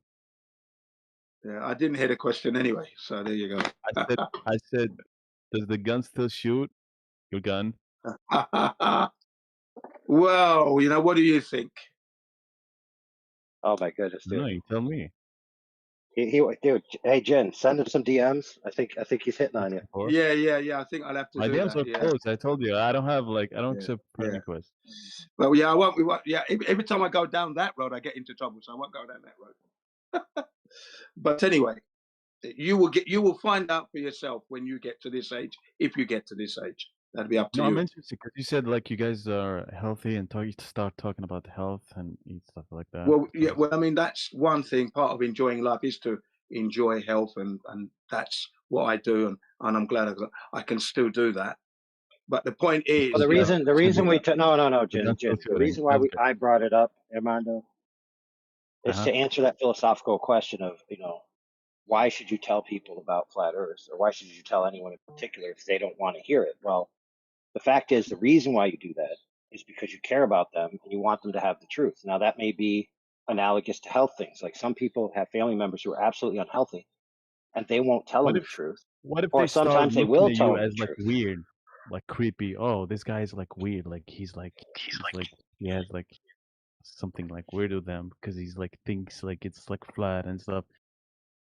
This is I've that will had never these be a conversations deterrent. with. Yeah, that would never be a deterrent. That kind of a line of thinking would never be a deterrent to any flat earther. Because if somebody doesn't want to listen, that's it. If they don't want to listen, don't want to, you just disengage. It's no problem there. It's not a problem. We're not ramming it down people's throats. That's not the methodology at all. Hey, Jen, this is perfect for the month that we're in. Well, he's basically asking, why don't flat earthers just stay in the closet and never come out? Yeah, exactly.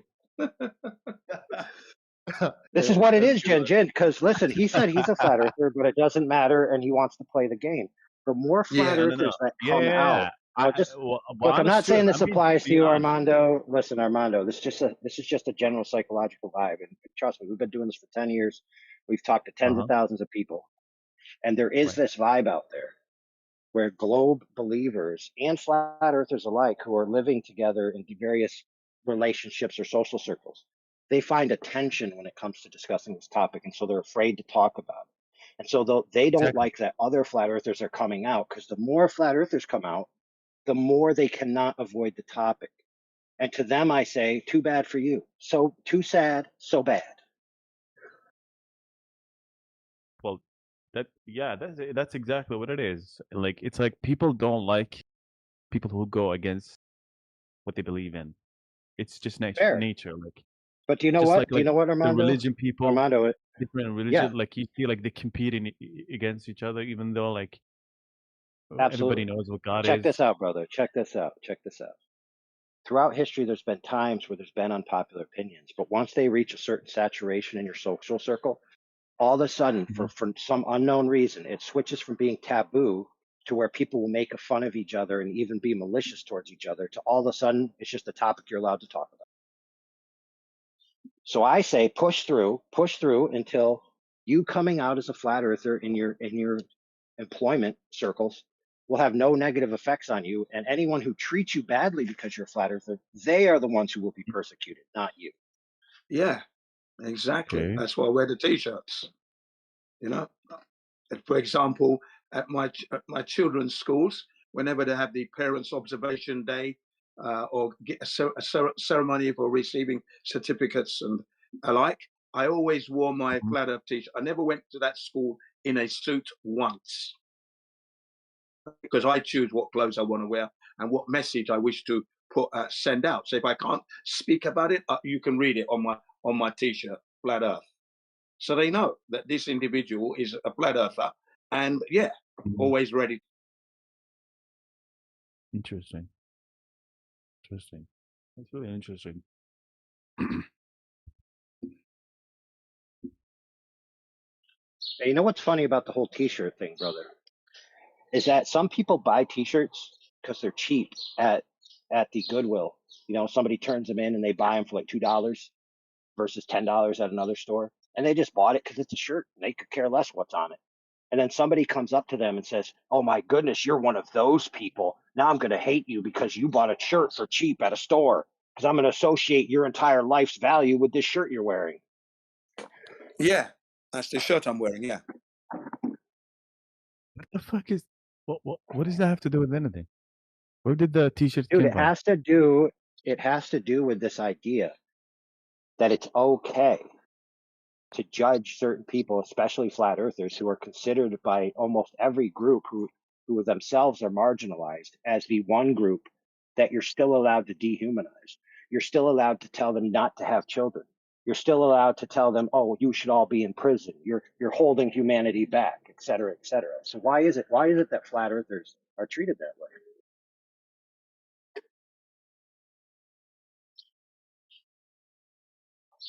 Yeah. Now, generally, the sociological effect of people being mean to flat earthers is one thing, but there's also another side effect, which is you're in a room with 20 Who's being people. mean to you? Who's being mean to you? Hey, listen, dude. Jin recently Victimizer? talked about Brian Mullen. Okay, just check it out, brother. Is that I a could victimizer go the AI? down. No, friend. I could go down the list of the past You 10 literally years. told me like, I'm gonna give you a course on being a man. I left it out. I didn't even take it like personal. Are you gonna take No, like dude. Pay you would be attention. like I'll teach you something. Pay attention. I'll teach you something. So, guys like me and Jin, when we're in a room and somebody's making How old are you? making fun of flat Earth, we can take care of ourselves. But you know who can't take care of themselves? The average person who's impressed by the bullies in the room. And if they didn't have someone like me or Jin to stand up for them, they would be getting bullied, or they would just hide in a corner and never speak what they truly believe. Okay, how old are you? But irrelevant. So let me move on to what I wanted to talk about in Why regards to is it what you just relevant? said. No, dude, Why is it's it relevant? irrelevant. Okay, dude, I'm 17.9 to the negative 10th cycles old. If you could do the math on that, and then you can know the answer. Great answer. Great answer that was. Who is this guy? Now, anyways, yeah, you didn't tell me. You didn't tell me how old are you expressed in a particular unit, so I chose the unit. So I mean, suck it, I'm dude. 25. I'm 25. 25 what? 25 ounces? 25 years old. I'm normal human being. Like I know, like my age. 25 solar years or 25 dog years? What the fuck, dude? Just stop like being a smart ass. Just say how old you are. He doesn't have to I tell you. gave you the He already told answer, you. dude. Listen, I already gave you the answer. You can go do the math and you can What? figure it out. What's wrong with like your age? Like why are you like you're not a Okay, woman? I'll give you another College answer. I'll give you another answer. I'll give you another answer. Okay. Stop. Like, I am. No, just say how old you are. Listen. I am the first two and the last two added together. There you go. Fuck. Bro, it's not funny anymore. That's actually, dude. That's There you easier go. than doing the math on what I said previously. Come on, dude. I'm making it easy on you. I know what you're trying to be. Like you're trying to be a smart ass. Like a smart. Like It's irrelevant, and you're not accepting my answer. So you're forcing me to answer you according to what you want, rather than just accepting my answer that it's irrelevant. It is a Okay, here, Armando. You tell me why it's relevant, and if I find your Because reasoning you compelling, said I'll tell me you. I'll and tell you how old I Jen. am. Because you said me and Jen, we know and stuff like that. And Jen, I know how old is he, and I didn't know how old are you. Hey, Jen, do you have 5 fingers? Uh huh. No, he has 10. What's funny? That's not. Hey, Jen. That's... Hey, Jen, do you have 2 eyes? Jen, do you have 2 eyes and a nose and a mouth? I have all those and 8 fingers and 2 thumbs. Okay, Jen, we're trying to find the commonality between me and you of why, if we were in a room of people making fun of flat earthers, we'd stand up for them. So let's keep going down. Hey, Jen, do you have hair on top of your head? Flat earthers? Why taking the victim mindset? Like who was making fun of it? Dude, I've experienced that in my personal life, and I've experienced other people having that happen. And I've seen people, it's not happening. for example, is it happening right now? Is it happening right now? It's happening. Yes, it is happening somewhere in the world right now, dude. And I could prove it.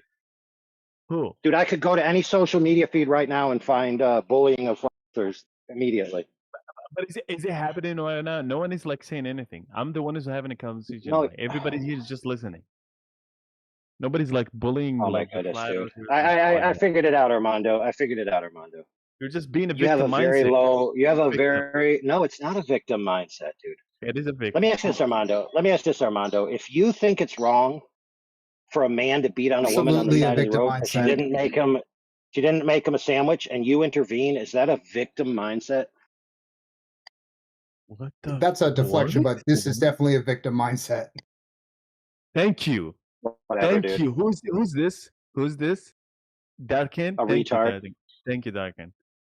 Somebody makes sense. It's Dorican. It's Dorican. But yeah, I hear it too. It's all good. I mean, there's. Hey, you got muted, bro. I can't wait to hear you complain in the chat so I could accuse you of a victim mindset. No, we don't. No, see, Armando. Listen, I want an actual real world example. Okay. Do you want to hear it? No, you don't, because you're going to talk straight through me. I will hear it if you tell me how old are you. Oh, see how it works? Armando, if you tell me the diameter of your corpus cavernosa capaciousness, then I'll tell you my age. Scientific shit. Just how old are you? Just say your age. Okay, hey, Armando, in case you didn't know, that meant the size of your wiener.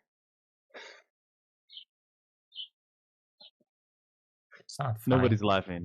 Nobody laughed. Yeah, listen, it's not a joke, dude. It's just showing you how irrelevant it is. Yeah, come on, Armando, get on with it. You have a problem. You're frightened. Yeah, this guy is so broke. Yeah, he thinks the reason why me and you would stand up for somebody who's being abused is because we're the same age. Like, what is wrong with this? I know, it's lunacy. It's lunacy. You know, remember, it doesn't matter what the people say against flat earthers. It's not going to be a deterrent when me and AI or any other flat earthers concerned. That doesn't stop us. Come on, Nobody's going against you. Are you guys fucking Well, joking again, right now? you don't understand that. What are you talking about, dude? What are you Yeah. talking about, dude? Have you not been paying attention the last 10 years? Who's going against you? Hey, dude, let me ask you this, Armando. Armando, what is it true or is it not true that censorship of flat Earth was literally talked about on the floors of Congress in the United States in the past couple of years? Yes. So not only are there people against flat earthers, it has reached the seat of power in the United States itself. It's in the whole world, not just America. Oh, really? So then it is true. Oh my All goodness, government. dude. Thanks for playing. All the governments are doing the same thing. Well, we've said this before. Like we discussed this. Like, but no one else. Like I'm Okay, saying, so then like why are right you now, in saying this moment here on Discord, we're talking to each other. Nobody's going against you. Okay, nobody was like, "Oh my God, you right? So guys are then why idiots." what dude, I'm not giving an example of in this room, dude. I'm talking about out in the real world in regular life, circumstances that you encounter. Well, So in why are you regular hyper life, people focusing know on how this old room? each other. We know how old each other. No, they So don't. when I ask you, like, how old are you? Hey, Jin. Hold on, Armando. I gotta ask Jin a question. Jin, do you know how old all the women around you are? What the fuck? Like, dude, what I'm trying to tell you is that people lie. People lie about their age all the time, or they just never comes up, dude. I believe Jin. Jin is 64. I believe them.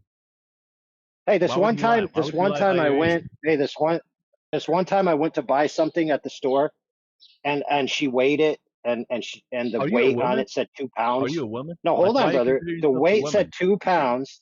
The weight said 2 pounds, right? And I know when I weighed it on the scale, it said 2.1 pounds. And so I told her, listen, I don't want you to shortchange your register, but first, before I pay you this money, how old are you? What the fuck? Like, what are you Exactly. talking It about? has nothing to do with anything. Exactly. It has nothing to do with anything, dude. Fucking serious? You fucking retarded, dude. Just say how old are you? It's not that big of a deal. It's not that deep. Bro, this is the problem with you guys. Like, you guys have so much, like, your brain is so much, like, filled with, like, information. Like, you don't even know, like, how, like, normal people talk to each other. Like, you like, who's a poor victim? Who's Victor? He's the one who's acting like victim, not me. You don't comment on our vocabulary. You can't even speak correctly. Rhodes, come on. Don't say that. We're friends. No, but you're trying to criticize the flat earthers, dude, while you're stuttering all over I the did place. not. What did I criticize? I criticize him. AI overload. Him personally, not the flat earth ideology. Hey, Roots, brother. The question on the table was, how old am I?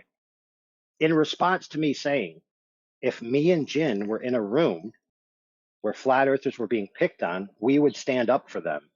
And so now he says, oh, Jin, I know how old Jin is. Now I need to know how old you are, because somehow it's relevant to you standing up for other Because people. that's kind of childish, like, to assume that out of nowhere. Like, out of nowhere. We were not, that sounds no one was ageist to me, attacking, like, Armando. the flat earth. That wasn't even in the topic. I'm not. Hey, Armando, I was talking about an exemplar. Like, let's say I was at a grocery store. Let's say I was at my church, or let's say I was at a friends and family hangout. I wasn't talking about this room. And the only person who wasn't intelligent enough to recognize that was you, Armando. So and still, Armando, still, it has nothing to do with how old I am. Are you 50? Are you above 50? Am I above 50? Uh-huh. Yeah, I'm above the 60th parallel. Parallel. That actually means I'm less. That actually means I'm less than 60.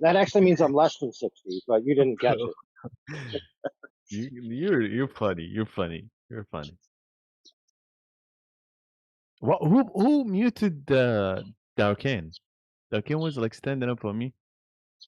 Like the guy was not saying anything. Hey, what? Hey, whoa! Why you have a victim mindset? Whoa! He was saying, like, he was like, I get you. Like, he was on my side. So unmute him, So, please. do you think he's being treated unfairly?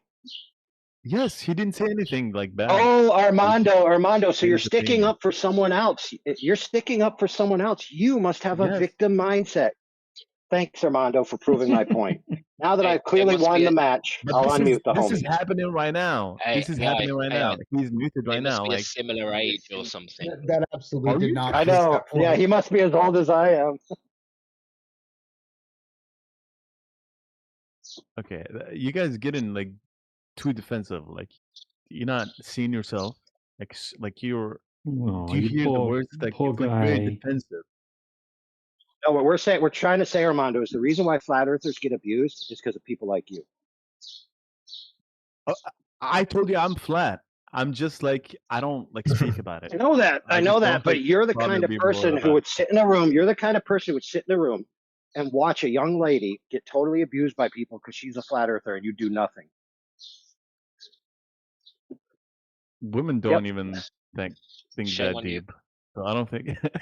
Shame on me. Women don't think the earth is flat. Oh my goodness, dude. Shame on me. Hey, so Roots, check this out. So far, we got two facts on the table, which may or may not be true.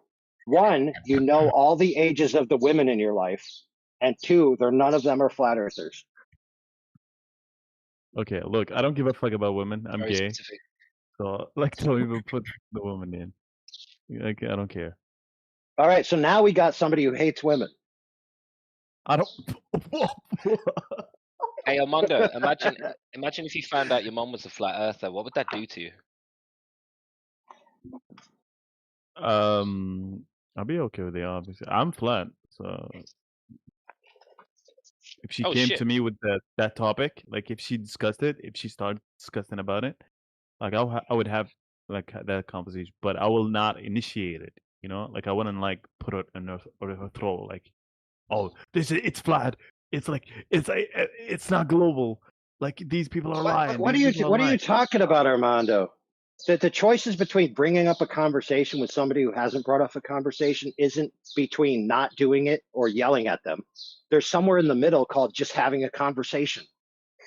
But when we were talking, you immediately like took the like, if somebody's like bullying like the flatties, you're supposed to like, and no one is like, me and you are the only one is having this conversation, and no one is like bullying like the flatties. Like you're just Dude, like oh like my defense. goodness. Hey, Roots, could you help him out that there's a greater world beyond Discord? Oh shit. Yeah, Armando, come on. Don't act like well, the flat earthers get strawmanned, ridiculed. People try to like get them sacked from their jobs. It's not easy, dude. And Armando, are you noticing how he was saying, can't the two of us? Armando, you notice how he's saying like how the two of us can't have a conversation, but then he pulls in all of the abstract ideas that happen to other people instead of just viewing you as a person. Instead, he's attributing anything that's ever happened to flat Earth. We never said that. We never said that. No, we never said that, dude. No. Darkin is being honest because he's like the third person. He's like hearing like both of us are talking. No, he's the same person. He's the same person. He said it 3 times. He's not 3 different people, dude. No. He's observing this conversation and he can tell like you're like manipulating and taking defense and making yourself look like, oh, flatties are being like attacked. We should defend them. And I'm like, no one is. No, they are. Like, they are. We're just like, dude. We understand. Listen, everybody in this room except you and Zitterkane understand that I was talking about the world at large, not this room specifically. So, I mean, I don't know how to fix this problem. I guess I need to have crayons drawing on a whiteboard associated live stream with this thing so you guys can understand how life works. If you can like hear yourself talking. Maybe we should. That was a really good, guys. That was a really good point because let's face it, we wasn't talking about me or AI. We were talking about flat earthers in general. So my comment is clearly going to be in general. That's right. Yeah, and I can give you. Sorry, Roots. Yeah, you carry on, Roots, if you finish. Sorry. Oh no. Go ahead, mate. I was just going to say, yeah, I've been going to this channel called Black Heaven since February this year, and I've been banned 10 times. There you go, since February. We're only in Black June. Heaven. Yeah, right. And Sounds I've been banned. sounds like a I've hoot. said Yeah. nothing, no profanity, no bad words. You know, nothing that would Okay. warrant being only talking about flat Earth and And I delivering think I figured it proofs, out, though. backing up everything I have to say, backing up I know everything. how you feel, True man. I story. didn't say anything There bad, you and go. I've been muted from here twice within 5 True minutes. story, Jen. I know how Jen, you the feel, reason why boss. you got Jen, the reason why you got banned over there is because of how old you are. There you go. Whoa. Yeah. That could be Whoa. true, by the way. How old Could I be. am? No one said anything to you, Darrikin. Hey, yeah, Derrick, you're not allowed to speak here till you tell us how old you are. Oh, 44. Hey, Armando, how long have you been running the Black Heaven server? Black Heaven? What? The ageist anti-flat Earth server.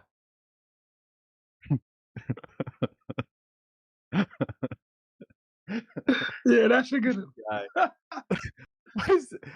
What is wrong with Yeah. you? It's okay to ask So people how basically, old what they are. we're Like, it's saying not is that ageist. we meet, It's just like we do meet a lot of resistance when we try to speak about flat Earth in certain quarters, okay? And some people get so upset that they don't want to hear you. They ban you, boom, like that, okay? And then you go back later on, a few weeks later, and you start speaking, and again they're on your case, and then you're banned. And what are we saying? Anything wrong? No. Are we being rude? No. Are we backing up what we're saying? Yes.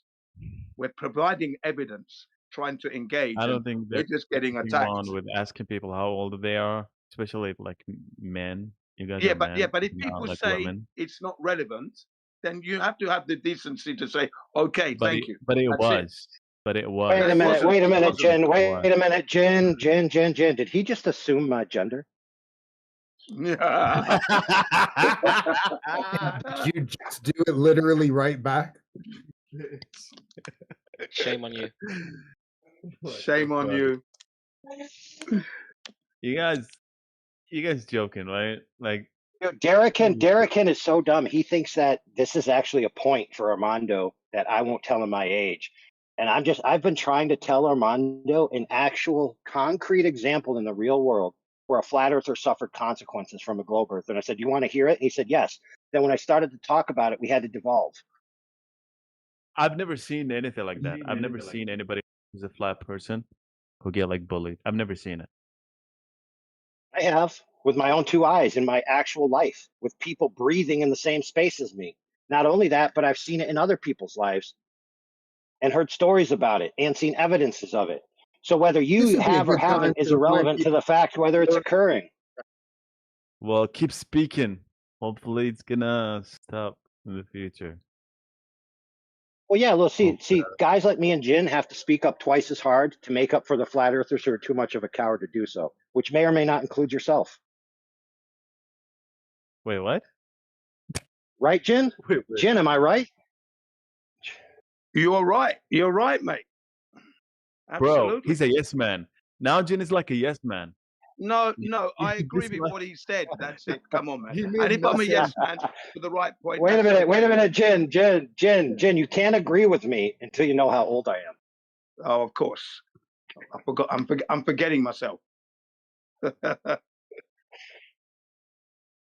Oh, I can see, like, you guys see like age is just a number and stuff like that. But like, come on, like if you're like between 20s, we can tell like your generation, like how you think, like your intelligent level. Well, Like, look. it matters. You see, the natural order of things is that the elders generally download to the younger ones coming up.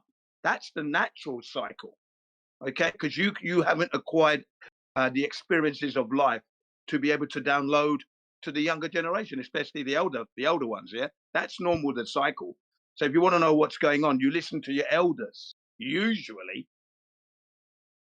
Well, unless I'm some of wrong the about elders that are as well. idiots, like still idiots. Like even if they're Sorry, like old, sorry. they're still idiots. There's older people who are idiots, like Okay, retarded. yeah, So, like, granted, yeah, but not all of them are. Yeah, thank you. Hopefully, I'm not one of yeah, those idiots. Yeah, thanks. and some of them have dementia, like have like mental issues. like bring Yeah, you down. I agreed. Yes, I'm not one of those though.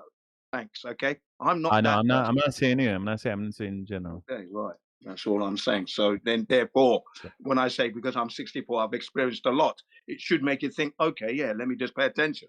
Because that's how I operate. I operate on the old fashioned, my elders, I'm going to learn from my elders. Let me see what I can learn. Okay? Times have changed. How many We countries have you realize you're visited? demented now, so times have changed, Brad. How many countries have you youngers have got no visited? respect, man. Yeah.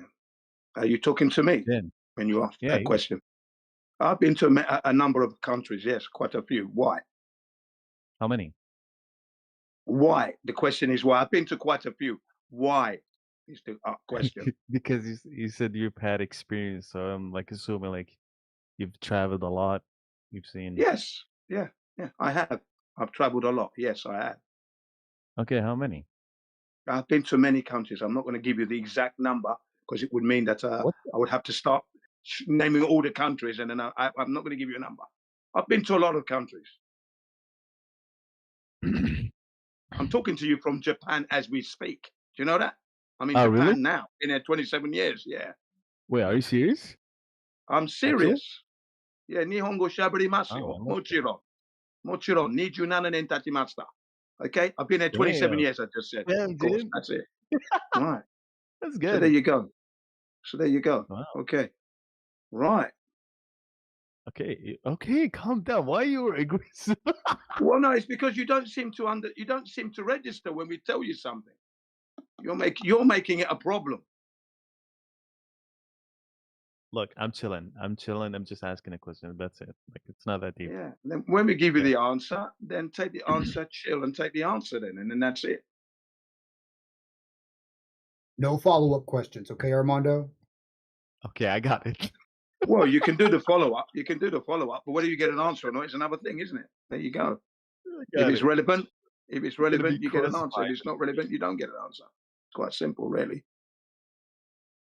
But anyway, back to flat Earth. Right. Now do you see why it's important to the flat earthers? Yeah? You see that Not now? really. Still. I mean, it's not that. Still, it's not that deep. But I get it. Like if you had experience like in real life and somebody you see like somebody's like getting bullied, okay, I get it. Like, but if somebody's not, like you're not supposed to just like immediately like go off on them. Well, but we don't do that. Where is there a case of us doing that? Yeah, you did. Like for the past like 10 minutes, you and that guy, like who was here, AI, you guys going off. Just like emotional. weren't. Usually we try to keep it on topic, but you know, we've been entertaining your bullshit for like an hour now. To be honest, it's kind of annoying. And by bullshit, they mean your questions. He hasn't been asking any questions about the topic. What's your name again? Darrican, you freaking idiot. You see how they quickly go to name. They go to name calling. Dude, I was just stating a fact, bro. Right? You've been skanking in the side chat for a few days now. You want to talk about the topic? You want to talk about the topic or what? You got some globe evidence, dude? Why would you come into a server? I'm getting kind of sick and tired of listening to you arrogant fucks, to be honest. Right, yeah. Darrican, why would you come into a server and not express your knowledge on the topic matter regarding the globe if it is real? Why wouldn't you do that? Show your prowess. Why would you be here? What are you doing? I'm here to learn and observe, sir. Okay, right. Then watch the snidey comments that you make. A bunch of whining. The snidey comments are going to get you into trouble. Okay, please. Just to make sure that I don't do it again, could I have an example of which one of my comments were? What word was it? Snidey? Yeah, snidey. Yeah, that one. Snidey. That was one. Okay, there's an example right there. Shut the fuck up. Yeah, right there. Exactly. Somebody mute this DJ. This is disrespectful. Bro, check, click my rolls, dude. Click my rolls. You mute yourself then. No, dude. I'll mute your ass. I'll mute you if I want to. So back to the topic matter.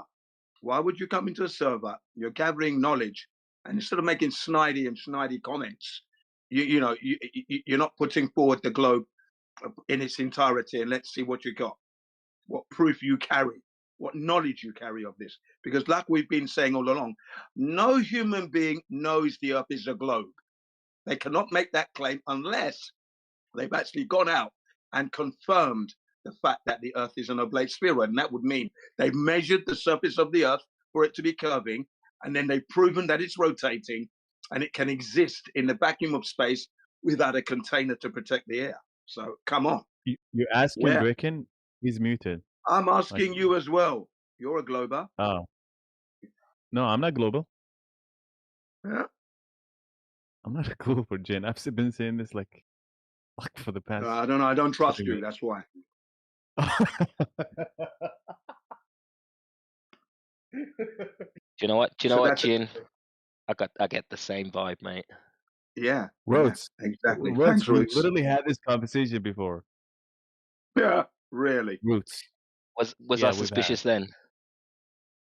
No, we were green. Like we came into a conclusion. Like I am a flat, but like you know. But what? I don't wanna I don't want to go too deep. But you guys muted the guy who he's supposed to answer. Like he let him Armando, get in the chat. you know, one thing we don't appreciate here is when people lie, right? So if you say you're a I'm flat not earther, lying. I bet you can't make any flat earth arguments, right? Okay, and I don't appreciate disrespect. You called him an idiot, and he was just speaking his opinion.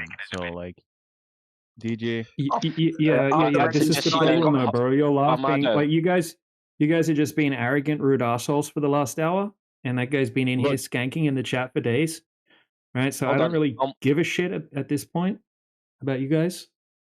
Yeah, Armando, before you start white knighting for someone you don't know and you don't know the history, I would suggest you just worry about yourself because you don't know what's been happening. You don't know about previous comments, etc. So don't worry about it. Okay. You don't know what's going on. Let's just keep it cool. Got it. Yeah, so why are you pretending to be a flat earther, bro? Yeah, this is where we need to go. Who, me? You're asking just me? a liar or what? A troll or a liar or what is it? You asking me? Yeah, you. Okay. I think I've said this before, like 20 minutes ago. Like I literally have explained it. Like but you're not listening. Stop stalling. No, I've literally have said it like at least Go like ahead. 3 times. All right. What, you said why you're lying? I do Yeah, believe it's DJ, he flat. already I told know us it's why he's flat, lying. but I play the game. I play the game of the global game. Like I'm gonna play it.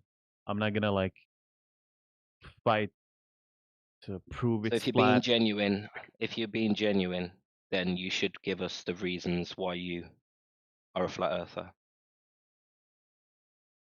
Oh, you okay? Sure. I think it's flat because first, I don't believe in NASA. NASA is like full of shit. And second, also like it makes no sense. Like I've seen like videos of how like this I don't believe in the moon landing that they said like in the past. And also like there's so many things honestly. This guy's Larmando. Do you believe in airplanes?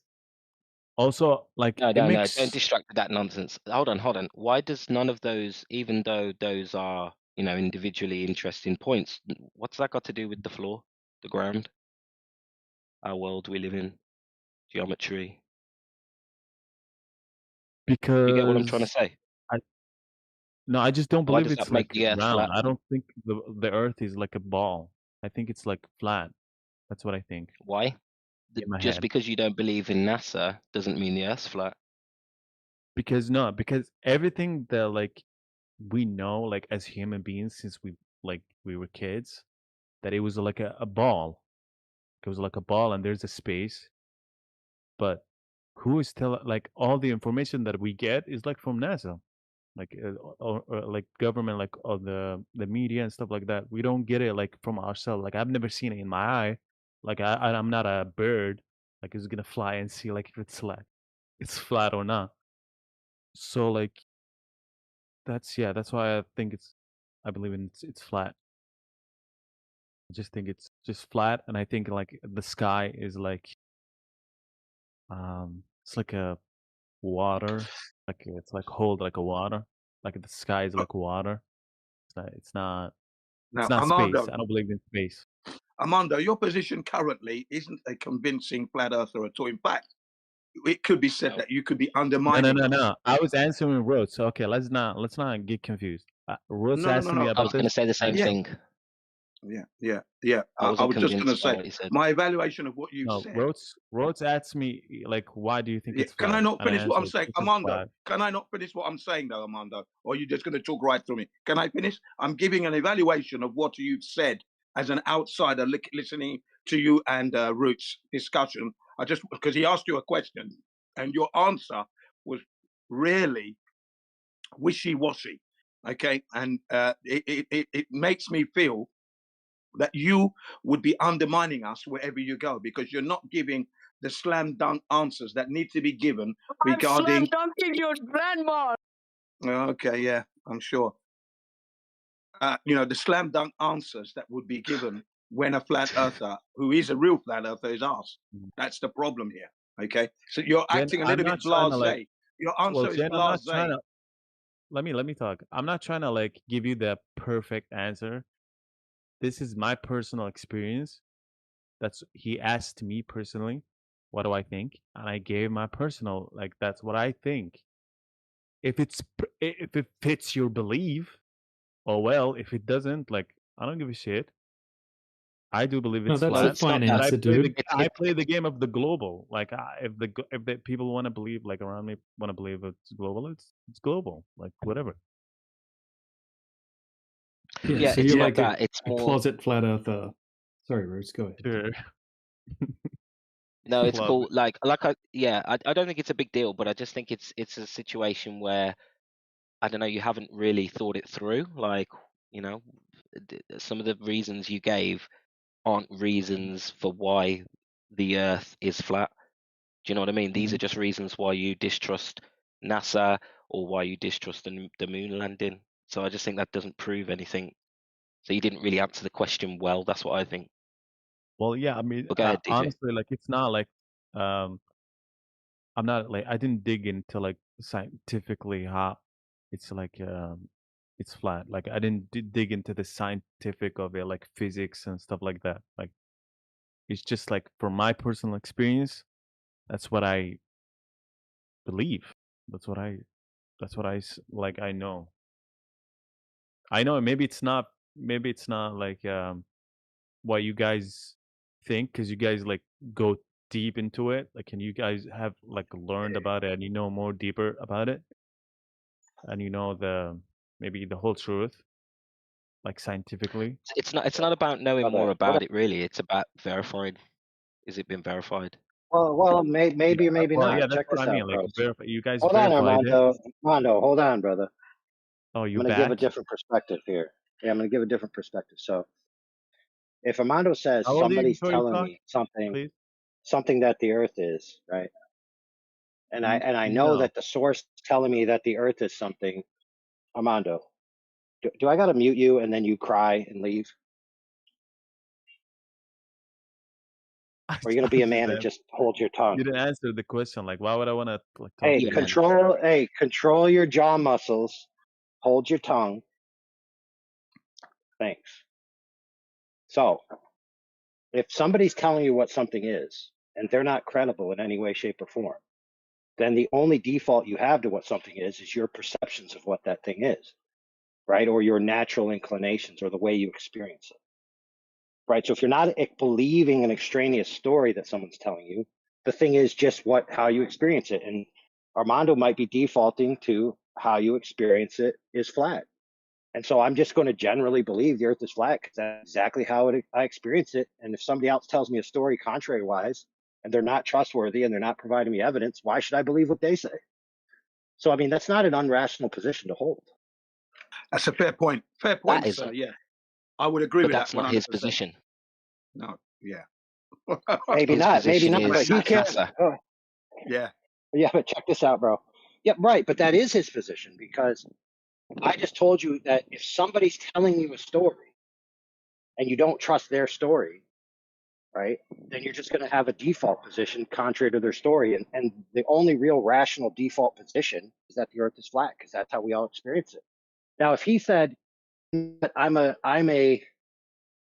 pyramid earther, we actually live on a pyramid because I distrust NASA, like that wouldn't seem rational to me. But to say, listen, the earth looks flat, bro. It's flat. It's just flat, dude. And your NASA story, I don't believe. That's not unrational.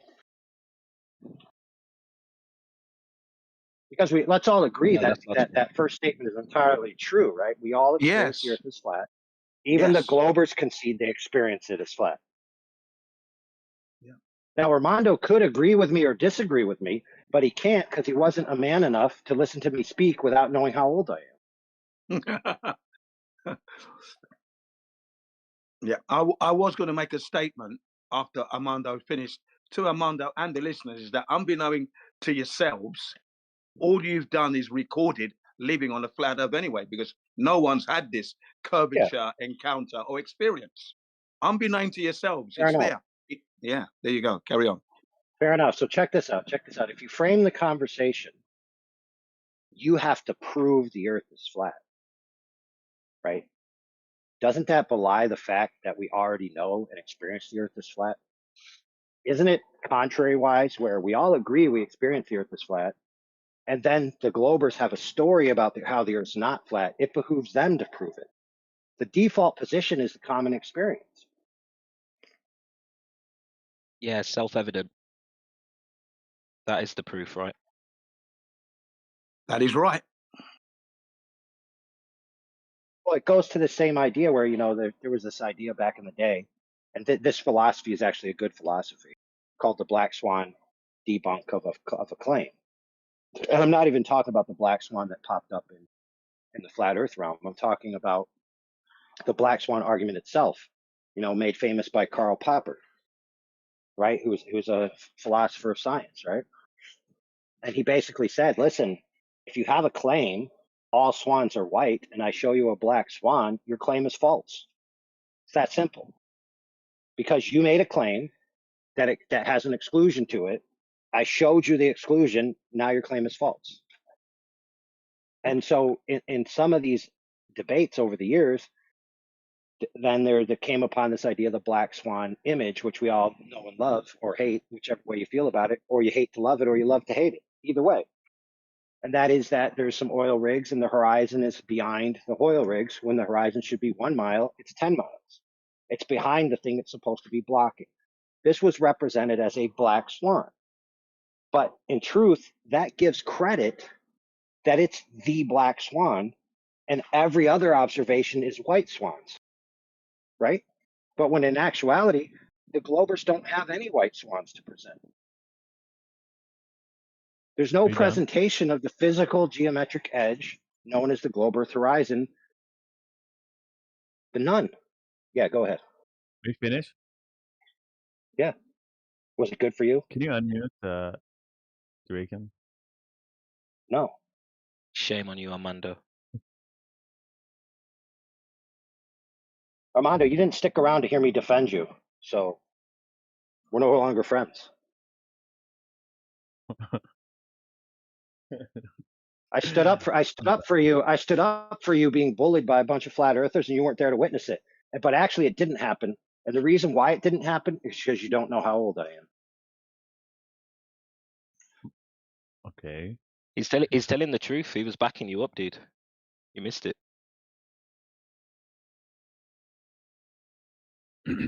He said your position was absolutely okay, and that I shouldn't be giving you shit about it.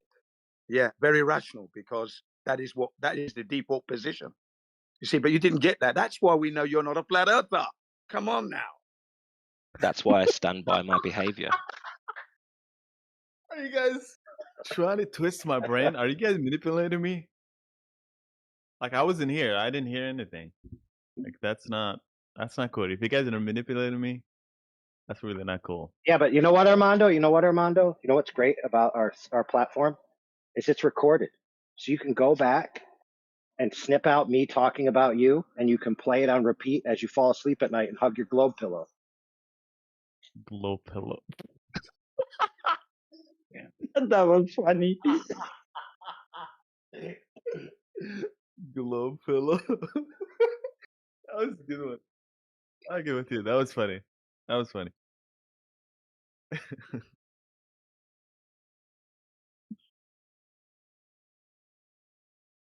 Oh my god. Yeah, guys, never forget philosophically that the flat Earth position is that the flat Earth is obvious on its face, not the other way around. It's not that the globe is obvious on its face and the flat Earth needs this extraneous proof, right? It's the other way around. It's that flat Earth is obvious on its face, as agreed by everybody, and then you go and try to prove it's a globe contrary-wise. That's exactly what I've said. That's exactly how I say it, is that we try to prove the globe only to find the flat Earth. Seek the globe, everybody, you will find the flat Earth. That's what I've been saying for the longest of time. Yeah. We try to prove the globe is what we tried to do. And that's how we discovered the flat Earth. And then as time goes on, a month or two, memories come flooding back.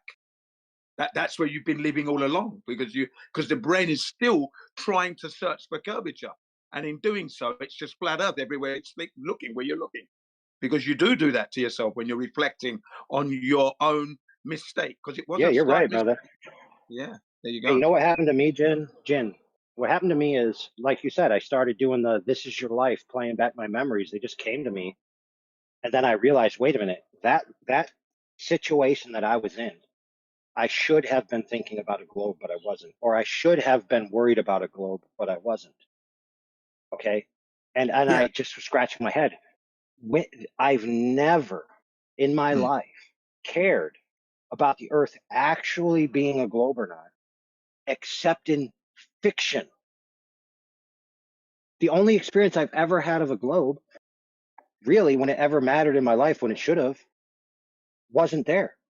Then the only places it really was showing up was in fiction. Yeah. For me, it was what was always at the front of my mind all the time: asteroids coming in to end life on Earth. That was the one thing that was always there. And when I found that the Earth was flat now, and then knowing that they hadn't gone to the moon, well, that idea died that day. Boom, gone. You see what I mean? But before that, that was the thing that was always on my mind: asteroids coming into impact and end life on Earth. That was the one for me. That was always there. I carried that forever, that one. Okay?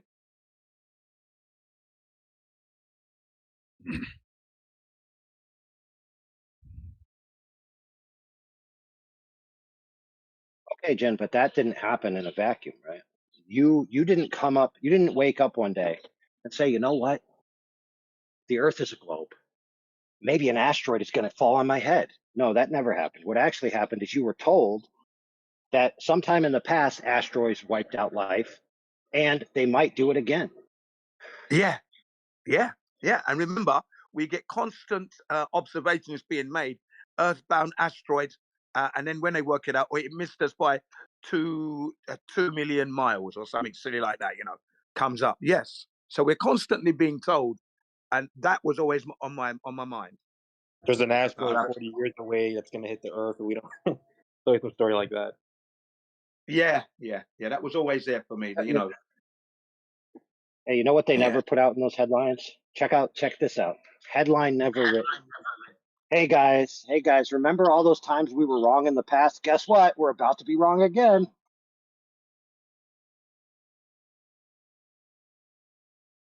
Yeah, true. Those headlines had never been written.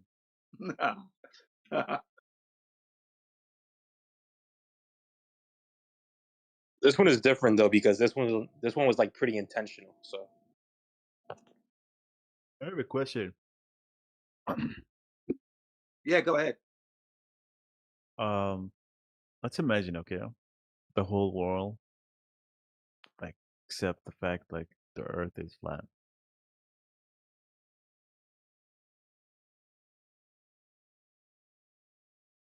Hello? Yeah, I'm listening to you. You're saying, well, the universe is as it is, if that's what you call it. Well, I have never confirmed the universe, but those objects in the night sky, planets, are as they are. I don't know what they are. And then the Earth itself is flat. We know that. What's your point? I'm imagining. We already live in that world. We already live in that that's world. right. Everybody already thinks the Earth is flat. Everybody. That's right. Well, maybe because you surround yourself with people who do that. But let's say, I'm just saying, like, for the other people who are globals, let's say, like, there's no people now in 2026. There's no one believe it's global. Everybody knows it's flat.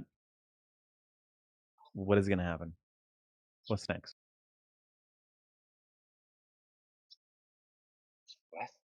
How could I possibly know that, dude? Do I have the future goal? crystal ball? Isn't that the goal, though? There would be a What? scientific What goal? revolution answer. Yeah. What goal are you referring to, first and foremost? You're informing, like, you're helping people to know the truth. The truth is Okay. it's flat. Let's Now say I knew everybody what you know. were saying. I just want to hear you say that. So basically, ladies and gentlemen, he's asking, okay, so everybody's found out about the flat earth. And now that they realize their governments have been lying to them. So what next? Well, perhaps there are going to be many things that are going to be going on. For example, the people we were wanting the governments to educate their children properly. So the education is going to be now, the earth is flat now. Oh, can we stop the space budget perhaps? Because we know they're not going there. That might stop. So what would happen in my imagination here, what I would hope to happen, there would be a revolution. And it doesn't have to mean, I don't mean the killings and the blood and that. No, just realizations are being made that the government's been caught now. Can you stop the nonsense? Step down, new people coming in, and let's move forward. That's what's going to happen. A transition. Horrible people out, people in. Let's move forward. Basically, that's what I mean by revolution. As a knock-on effect, the education system actually starts working, the healthcare system starts working, humans start to prosper. All of a sudden, everybody starts accelerating. Life is great. No more exactly. Yeah, you know what else, guys? You know what else? Guess what? Guess what? Nobody will lie, cheat, steal, cheat on their wives. There'll be no sin. There'll be no crime. No, it's not going to be. The human condition is not going to be cured by people thinking the earth is flat.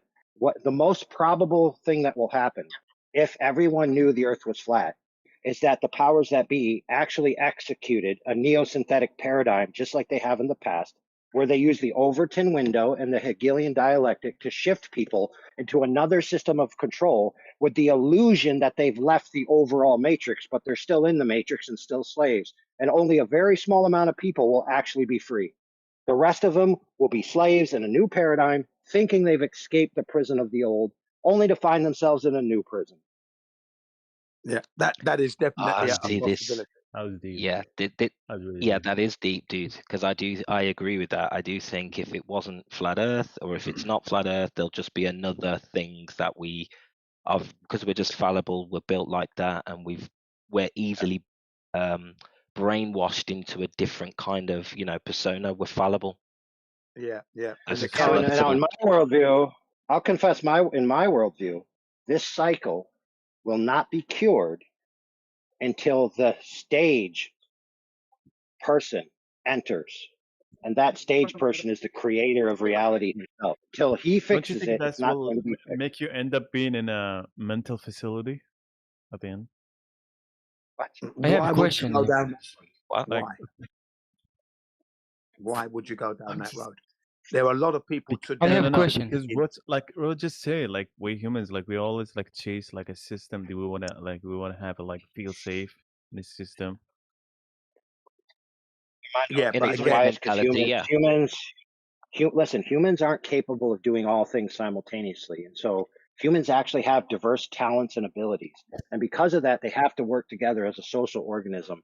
Because, for example, like, check this out, brother. Do you know how many people would die within the next 30 days if the sewer stopped? Just the sewer. Just stop the sewer, and you would just have deaths rampant, dude. People are so dumb. They don't even know that you're not. They don't even know how to take care of their poop, dude. They would die. What the fuck? What? ChatGPT, bro. What I'm trying to tell you is that most people, whether they realize it or not. Hold on, brother. Someone else is speaking. Where are you from? I'm from Listen Mutetown. to me. Listen to me. Where from? Mutetown. No, ask It's him a how good country, you how know. old is he? My dream is I want to visit your country, you know. Yeah. Well, in my country, we have manners. So just sit What back and about learn you? some, and then maybe we'll welcome you here. Listen. The fuck? What about you? Where are you from? Dude, I'm Dude, from you the got United States, sniped. dude. What? Can we have our conversation back now? What do you mean? I mean, we were talking about something, you just interrupted Oh, with something completely not on the topic. I'm So from sit Algeria. back and listen. Hey, brother, sit back and listen. When it comes time for you to talk, you'll know. Oh, okay. Thanks, brother. Appreciate it. I'm sorry. Yeah, no worries, bro. We're cool. You're Where are you cool. from? We'll talk. We'll definitely talk to you. Don't tell We me like. where you're from. Listen. We already like you better than Armando. Just tell him where you're from. Just tell him. Where are you from, bro? I already did, dude. Do you have a job Holy for me? crap. Oh Tell my him how goodness, old dude. you are. Come on. Anyway, the moral of the story is that most people actually need systems, right? They need other people to help them out, to work on their behalf. They can't actually make it in the world by themselves. Now, that could be for various reasons, but that's just the material fact of the human condition in the present day. And there's no need to be depressed about it either. YouTube channel? It You is have what it YouTube is. channel? Yeah. Tell me. Yeah, you could be sad about it, or you could be happy about it. Think about it. Imagine how happy Yeah. you would be to know that if I didn't have a system helping me out, I would die. Oh man, I'm so Who have happy YouTube that I channel? have Who the have YouTube system. channel? I have question. Who have YouTube channel? Oh, Holy come crap. on. Come on. Do you want me to really? Come on, that's kind of fucked up. Like, it's just asking. To buy All right. Moha, see, he's still talking, dude. He doesn't even know he's muted. Hey, give that kid a link to how to, if everything goes to crap, how to take care of your poo and pee so your family doesn't die of cholera. Send him that What the message. fuck? What are you talking about, AI? Why you go like It's into telling you this the weird truth there. stuff? If you don't have your shit and Hey, piss hey, listen, properly Armando. dispatched and disposed of, you'd be sick. Come on. Armando, if the systems you currently rely on to stay alive were ceased, like electricity, running Bro, water, and sometimes you sewer, say et stuff like cetera. makes me like question your mental Yeah, stability. Like, are you like Armando, how long do you think you'd live in that world before you died? what world? Like, what do you mean? A world where the things you currently rely on and expect, like grocery stores, Big road, running big road, water. big road, big road.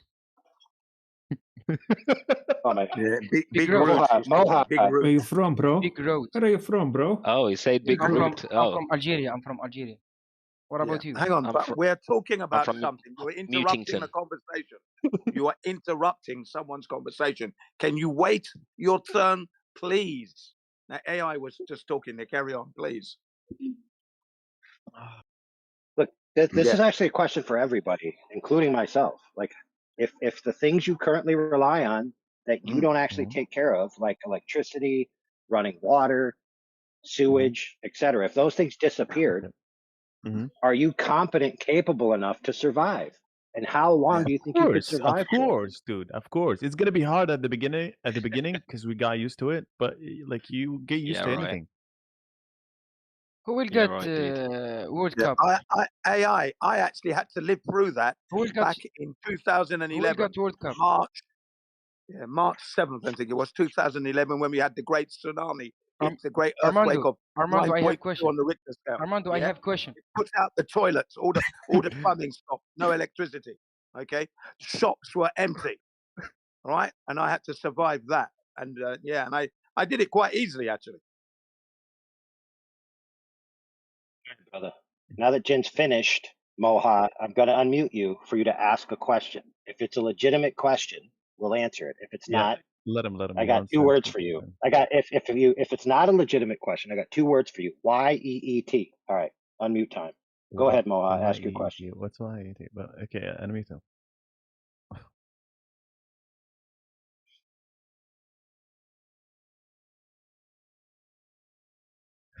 He left, bro.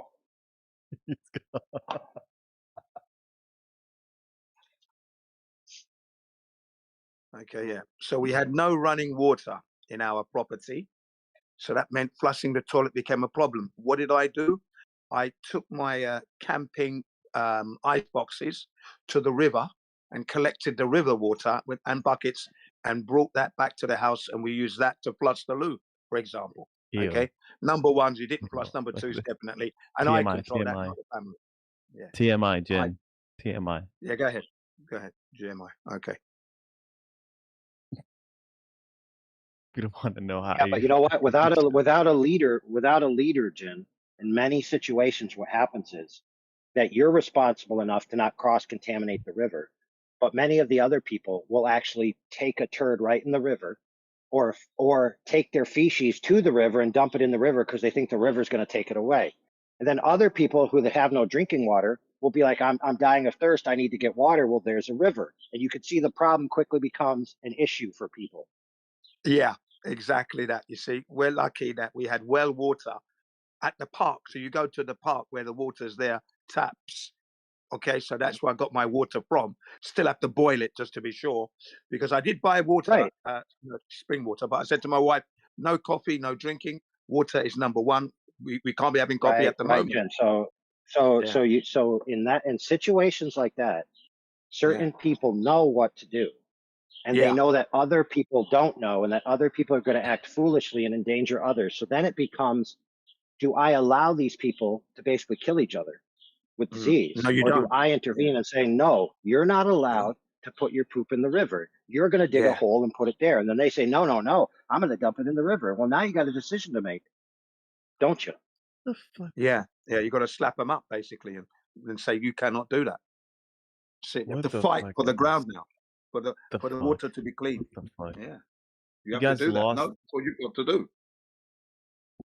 Yeah, because it's Armando, the life reason and why, death. hold on, Jin, hold on, brother. Armando, the reasons why you're lost is because you haven't made it to level 3 of Jin's manhood class yet. Shut the fuck up. Rose, can you see how crazy are these guys are going? Like, do you see like they're like kind of losing I've actually, it a little bit. blimey. Look, Armando, I've lived through that for real here in Japan when we had that massive earthquake in 2011. It stopped the water. It stopped the electricity. Shops were empty. No food in the shop. Hey, Jin, stopping other people from killing themselves with disease is crazy all of a sudden. Wow, dude. Wow. He doesn't get it. Yeah, that's Hey, what I mean. so Jin. Hey, Jin, I think we know how long he'd survive. You guys smoke? Yeah. You guys smoke weed? I used to a long time ago. I haven't had a spliff in 27 years. So what? Okay. Maybe that affect. You see that? And you notice I gave that brain, number instantly. Yeah. 27 years ago was the last time I had a spliff. 1999, June, with my best friend. So you're sober. Are you actually sober right now? I don't So do you think it. you got? Of course I am. Yeah. Okay. Hey, he's trying to get his little jab in. He probably got you on something. It's silly, Sit isn't down, it, kid. It's currently 5:25 a.m. in the morning here in Japan. 5:25 a.m. Okay, early in the morning. Yeah, Thursday morning. By the way, what are you doing there? What do you mean? What am I living here? What do you think am I doing here? Whoa! Calm down, man. Hey, Jin. If you live, Jin, the reason why you live in Japan is because you're mentally deficient because you smoked weed 30 years ago. Yeah. I didn't say that. I didn't say that. Well, I mean, your questioning does, it's all over the place, isn't it? I mean, come on, man. Where are you going with all your questions? So, reverse ask, when's the last time you just making sure you smoked? guys are not high, because you sound like you're getting like. Sound like you hang around people who get high. Yeah. You see, I'm naturally high. I can turn on my euphoric behavior. I go exercising, get the endorphins kicking in. Now I'm happy as Larry, listening to some house music or some jazz funk, some soul, some rock. you understand what I mean? And I can change my molecular structure in my body to be happy. I can do that. The human body can do that. I don't need drugs guys, to do that. Jen, I think we've arrived at a consensus that Armando, please don't tell anyone you're a flat earther, because we don't want them I won't. associating your I lack won't. of competency I with won't. us. Thanks. I won't. Don't worry. I won't. But when there's no one else around, we'll be cool, yeah. Yeah, I got your roots. Yeah, I was going to make AI statement about half an hour ago. I was going to say that, but yeah, good. I'm glad it came out anyway. Come on, man. Let's enjoy it. Are you So sure you basically, don't smoke, flat Earth Jen? is important. Sorry? Yeah, go on. Are you sure you don't smoke? You sound like you smoke a lot. Like your voice is like... No, I don't do. Like I Why just is said to that you, coming from experience? Yeah, exactly. Yeah. Who the My fuck is children talking don't to you? smoke. I don't smoke. No, Period. it's not a thing. It's not. I don't need to. It's not something that I need to do. Yeah. Okay, good. Good for you. Yeah. Yeah. Stay away Of from course. Do you smoking magic. smoke? Do you smoke? Do you drink? Casually, like maybe like once a Okay, month. yeah. And that's probably why you're not a good flat earther. You're blasé about it all. Too much weeding. Too much weeding. Okay. A bit too loose. You're so loose, you're pulling out your clothes. Okay. Your mind is so open that your mind is falling out your body. It's so open. Okay, we got it. I got it. Called it. Okay. Okay, good. Good, yeah. I am firmly in reality because I know what's happening around me. The governments of the world don't have our backs, right? We're enslaved on this beautiful flat earth. And so, of course, I'm going to try to extract as much enjoyment as I can Have you been to whilst jail? informing of the deception that's going on, of course. Carry on. Have you been to jail? No. Jail? Nope. Oh, okay. In the military, yeah. I was in the jail in the military, guardhouse. We call it the guardhouse, yeah. But outside of that, no. Like prison? Like you did like... Hey, Armando, have you ever blown up a building?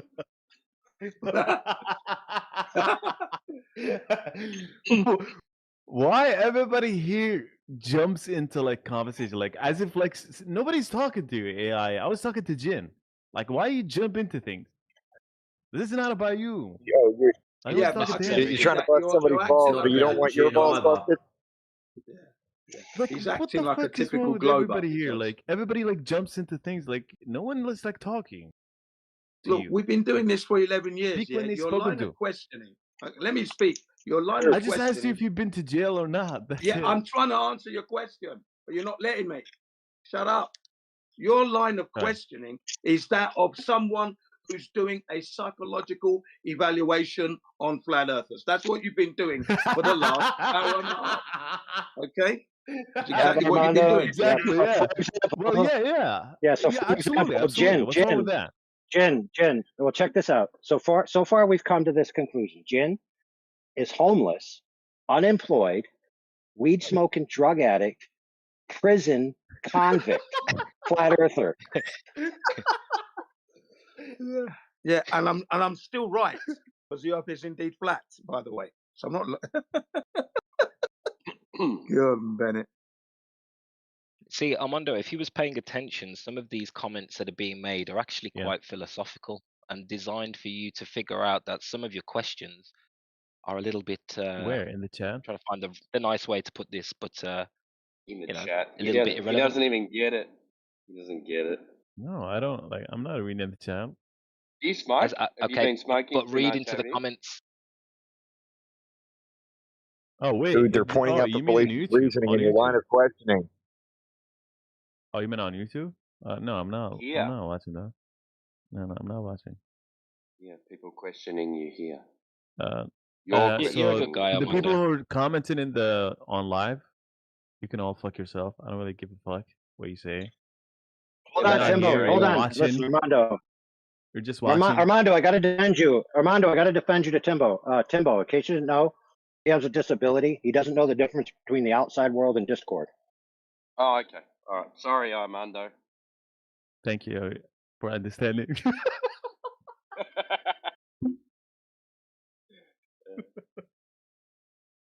He claims he's a flat earther, but I'd say he's more like a mascot, really. Well, I think we've been through this, Rod. Stop. It just goes around the edges. You're a good guy, We've dude. been through You're a this. good guy. Yeah, well, I still wouldn't want Me him as too. a mascot, even. No. Not by the sounds of things. Not even as a mascot. The line of questionings did it for him, really. Well, all right. He's more of a mascot who supports the other team, let's say. Yeah. That's more like it. A cheerleader. Yeah. With like a skirts. really loose, unfaithful one. Yeah. That's the one. That's the one. Goes from team to team. A male Whoever's cheerleader. winning, yeah. The male cheerleader. She's had a few jobs, she's been to a few schools, she's moved about a bit. Yeah, she's been about a bit, that's it. Do male cheerleaders have a different name, or are they just cheerleaders as well? Just cheerleaders. No, we don't have male cheerleaders in our sports, do we? Not that I know. We don't have them in Australia, but I think no, we don't have them in Britain either. No, they do. I think they're called Got them in America. Hold on, guys. With football. Guys, I have a guilty conscience, all right? I've been beating up on Armando, so I want to tell him how old I am. All right, Armando. How old I am is you won't be able to do it until 2970. No, I don't want to know anymore. I'm good. Yeah, you do. My age relationship to the year will not be able to occur again. Don't say it. I don't care. Until 2970. There you go. That's how old I am. I don't want to know.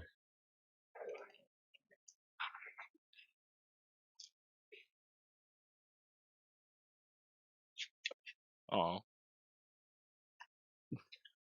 So it's 2026. It's 2026, right? And I said the first two and the last two added together is how old I am. So I would make 20 plus 26, right? So unless you were born in 1980, you can't have this relationship, and you won't be able to have it again until 2970. I miss out by 1 year. God damn, you're old as fuck. Oh, really? 45. It's not bad. Dude, I'm at the age where 25-year-old girls proposition me. Whoa. Yeah, you got a long way to go yet. Long way. You're at the age, Armando, where 25-year-old girls think of you as a little boy scrub. I don't care about girls. I told them I'm gay. The fuck? Funny AI, like you get to people think you're old, like younger people think you're old when you get to this age. I've never been stronger in my life. I am now. I'm gay. I'm gay. We know, dude. Whoa. We know. Thanks for sharing. You don't have to shout it out like that. We already knew, dude. The second you came in, obviously, bro. Yeah. Nobody's shocked by that information. Nobody cares. Yeah. Are you from that? It's today's State the Obvious Day or something. Are you from that country in South America that's felt? Wait a minute, guys. Am I gay? Wait a minute, guys. I think I figured it out. Everybody in here that's the same age as him is also gay. How old did it say it was? That was so lame. Yeah, that it wasn't joke. good. That wasn't funny. Try again. How old are you, Armando? 25. Yeah, I forgot. 25. Fuck, still a kid. Some of the panel members could have kids older than that. Yeah, we got one. Now Timbo's a girl because I said girls that are 25 would think you're a kid, so now he's a girl. Oh man, dude, this is like backwards logic day or something. Bro, what the fuck? Got to have kids when Armando, you're young, this is dude. yeah, but Armando, this is how we haze all the new flat earthers. Hey, you're welcome into ranting. our You're tribe ranting. once you make it through the hazing. You're ranting. It's not Like ranting. Kanye West. That's nothing like Kanye West. It's like Kanye West when he's ranting, like losing his mind, He's done that a few times. forgetting his meds. No. Yeah, but he kind of made a lot of sense in a couple of the rants. He made a lot of sense.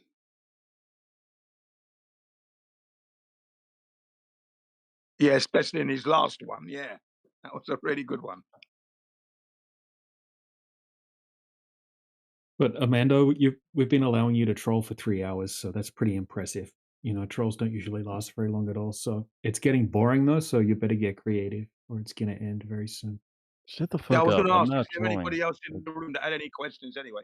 Because there were a few people on the side. Are they still there? They had some questions. Where are you from, for example, wherever he was, and other people had questions. So let's check. Go ahead. You mean other people in the chat or Armando?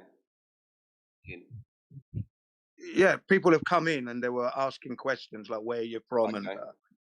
but I don't see anybody. Are there any Globers in the place? Well, we can unmute Darrikin if yeah. he wants to try to stay on topic. But if Darrikin just whines like before, then I'm just gonna get the red mic again, Darrikin. Yeah, I let's think have Derek in. Darrikin's one of those people that just wants to talk to one person, right?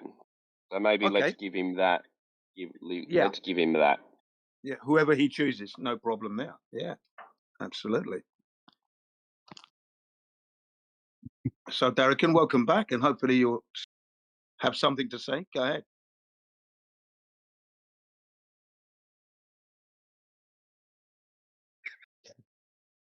No pressure.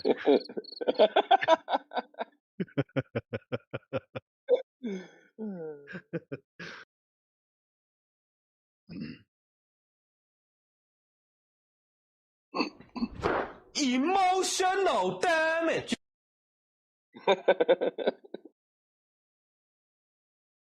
Oh, wait, hold on a second, guys. I'm on a call.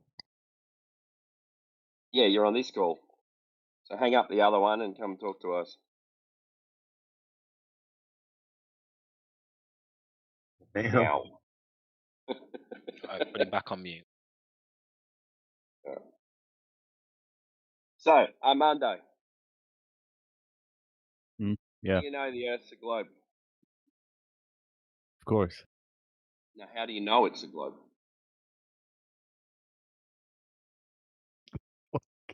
Who is this? Here we go. It's Who is this? Timbo. I'm the kangaroo down the bottom. How do you know the Earth's a globe?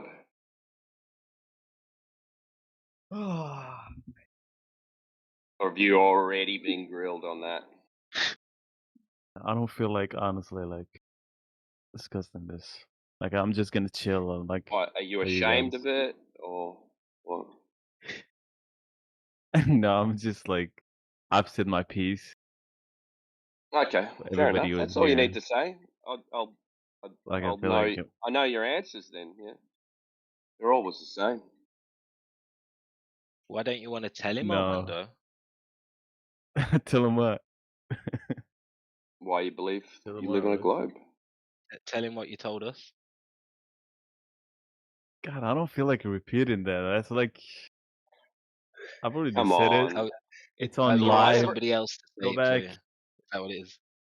Yeah, but I don't know. listen to this, Do you Armando, guys right? drink coffee or something? Yeah, Are I'm you guys having one on now. like What? energy drink? Hold on. You can do this It's all the time. it's 6:30 in the morning. I'm having a coffee, man. Like, Let's try. He's suspicious. Hello. He's suspicious. Just for Timbo's benefit, okay? We've all been suffering for 3 hours. Nature abhors a vacuum. So maybe if we take out the pressure on Armando, somebody else will feel free to bloom. Oh yeah, I heard someone say hello just then. Good point. It's a very good point. Overlord. Giving Armando too Hello. much attention, yeah. Yeah. Hello. Should we, as a flat I know, earther, should we believe in gravity? What's that? At flat Gravity. Earth, should a flat earther believe Well, I don't know. That depends on what you mean by gravity and depends on what you mean by belief. But gravity, like in the sense that things fall down or that things fall down is caused by some force, is actually irrelevant to the shape of the Earth. Opinion is neither here nor there. Like, you don't need to put your flat Earth eggs into the gravity basket or your flat Earth eggs into the no gravity. Like, it doesn't really matter. But it is a fun conversation. Sure is. Okay. I'm just asking because I don't Yeah. believe in a globe. You don't believe in a globe? But I do. Yeah, but when I speak to others about the flat Earth, they ask me always about the gravity, and I don't have an answer. Don't worry about the gravity. That's all you got to find. Look at it, right? So, does gravity form things into balls? That's the real question, right? Mm-hmm. I mean, it's not gravity itself; it's another force. What is it? What's the other force that forms things into balls?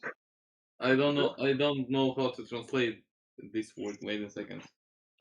The most scientific words or words like that, most of them are in Latin, so they translate in most languages the same word. Centrifugal force, yeah. It's the same word. Well, yeah. It's Wait, just like.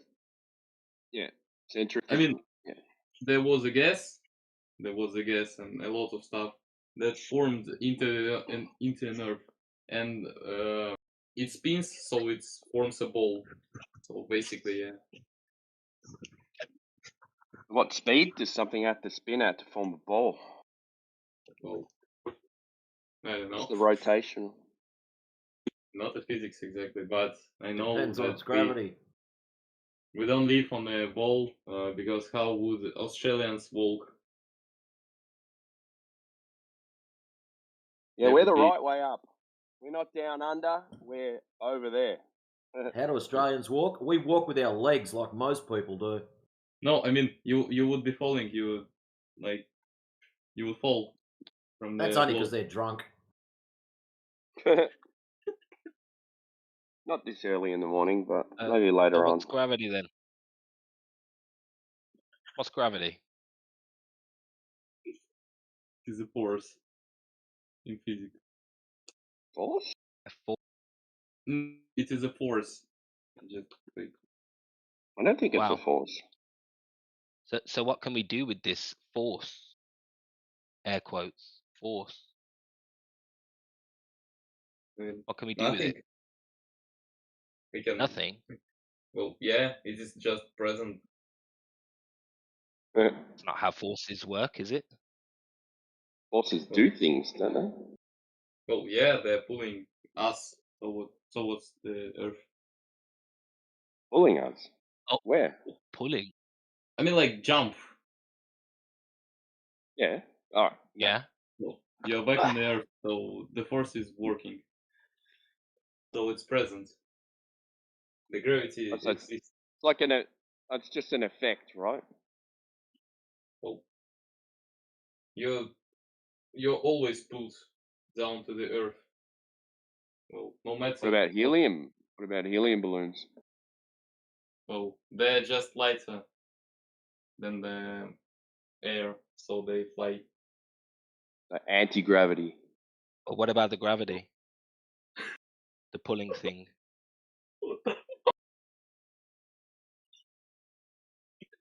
Oh, guys, I don't believe you. Sorry, I don't believe you. So if gravity is a force, the point you need to realize is if gravity is a force, then this gravity should be able to be manipulated. We should be able to, demonstrate that gravity as a force can do things. Well, so can we do that? Yes. Drop a ball. How? Drop a ball. I mean, drop like a ball. Throw something. It will be pulled to the Earth. So the gravity exists, and it is a force. So down. Well, yeah. My friend, so if this was a force, we'd have some sort of way to be able to do an experiment and be able to manipulate it and be able to determine that we actually have a force and that this force exerts a push or a pull. But we don't have that. All we have is specific gravity. which isn't mass attracting mass or warping and bending of space-time. I don't know what your gravity is, but that's not demonstrating a force. That's just demonstrating a downward bias. Oh, I don't know what to say. So sorry I touched your voice. I won't come back ever again. What I'm trying to tell you is you don't have enough evidence to be able to say that's a force. Nobody in the mainstream calls gravity a force. The only thing we have in nature that demonstrates what you're describing is specific gravity, and that's the same as Archimedes' principle. The only force applied in that is the force that takes whatever the object is out of its rest position. That's the only force that you have. You don't need a force to explain why things go down. So you don't have a force. I'm not a physician. I'm a student, so. I'm not either. Well, yeah, but I mean, it's written all over the study books that gravitation is a force. It is. No, it's written in the study books that gravitation is not a force, but it is considered and treated as a force, but it is not a force. That's why it's called the theory of gravity. There isn't a force of gravity, it's a pseudo force. Well, I mean, it's measured and used, so yeah. So why not? But what is measured is not a force. When you're measuring gravity, what you call gravity, what you're measuring is the speed at what something drops. That's not force. You're not measuring a force, you're measuring the speed of something. Well, so where's your force? You're not measuring a force with any drop experiment. You're measuring the speed at what something drops. And like I said, in a medium, specific gravity will give you basically what Archimedes' principle is, which is relative density. If something is more dense than the air, it will go down. That's why Timbo asked you about the helium balloon, because that's less dense than the air. Yeah, I get that your goes point. up. I got your point. Yeah, I got your point. But So there gravity is is not a still. force. Well, it is. It is not force. It's force. It's kind of force. It's not definitely something. Yeah. It's assumed to be a force, but the whole point of the whole thing is it's not actually a measurable force. So when you say what about gravity, we say, yeah, what's gravity? Because all you can demonstrate, or the only thing that you can bring up, is relative density. You're not bringing up mass attracting mass. You're not demonstrating the warping and bending of space and time. You're just demonstrating how fast something drops. Specific gravity. I think I just too dumb for this. Like, sorry. Not really, dude. If it's the first time you've heard it, then it's just the first time you've heard it. You're not dumb. You just haven't had a reason to look into it. But this is the point with the flat Earth. We have science on our side. We have logic on our side. And when you really understand what is being claimed, you'll realize there isn't any direct evidence for any of the claims for the globe. But you've got to actually try and prove to yourself by looking for that evidence, that direct evidence, that we live on a spinning ball.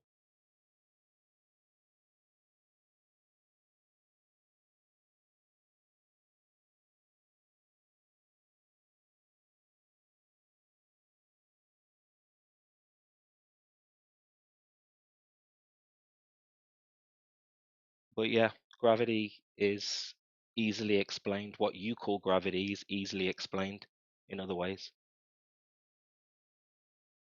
There's no force needed to explain why things go up and down. And if that's Even your if there best globe was, argument, it's easy. yeah, even if there was, there's no globe needed. Right.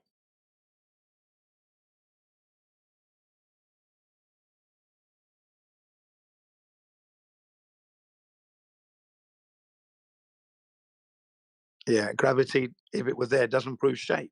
You see. Right, that's it. Because the real question, what we're talking about, is on the ground under our feet. How is that experienced? How is that measured? It's measured as flat. That's why AI was saying this is the standpoint. This is the default position. Using your senses and using your experience, the Earth is flat. We treat it that way. We build that way. We engineer that way. That's our reality. Default before the stories. So I say the globe's a cult, really, because you have to believe an authority to be in that cult. Whereas flat Earth is just experience of nature.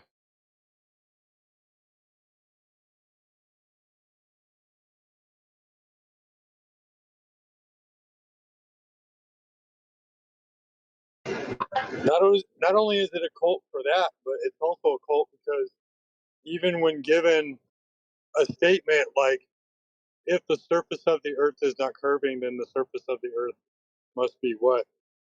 If you can't answer flat, then you're in a cult. If you can't be honest, then you're programmed. Okay.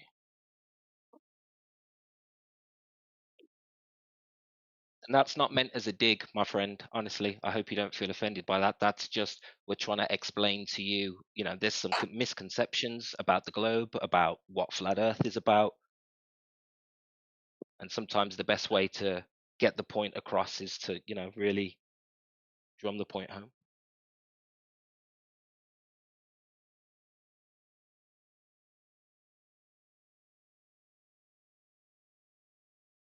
Because if you get into the definition of what a cult is, and you look at what the globe is and the movement and how it, how it exists and how it operates, it very much fits the description of a cult by definition.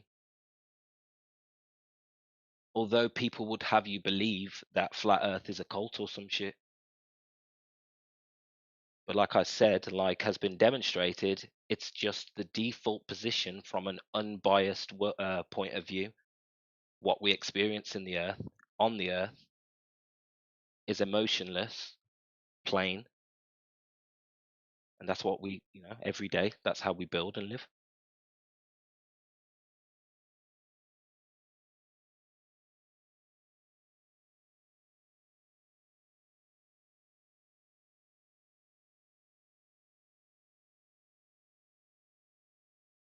Don't tell me Armando's the only speaker we have.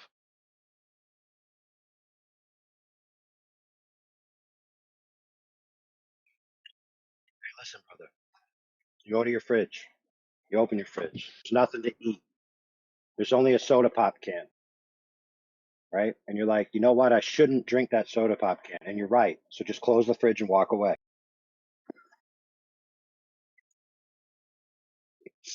That's a metaphor for don't unmute that kid.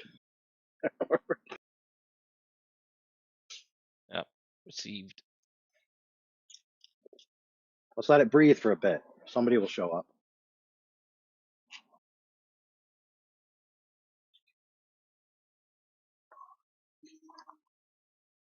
What you just said is like a fine wine. Right? Just gotta your nose to it and breathe in the silence for a bit.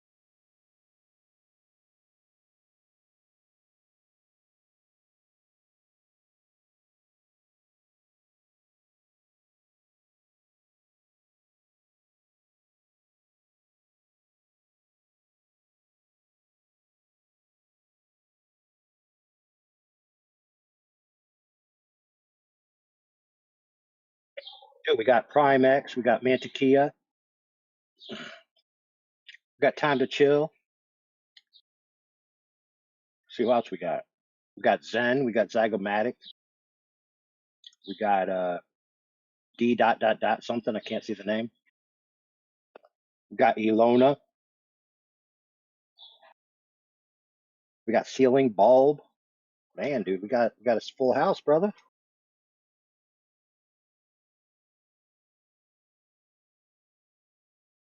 Come on, Ceiling Bulb. Let's hear from you.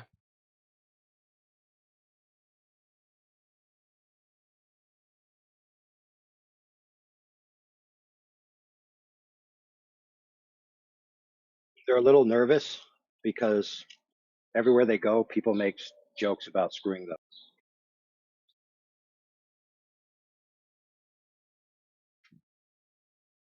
That's why we need to be sensitive.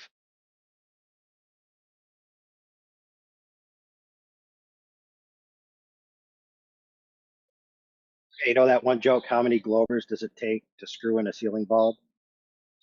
1 to stand still, and 2 to hold. You broke up. 2 to what? 1 to hold the bulb, and 2 to hold them up. Hold them up.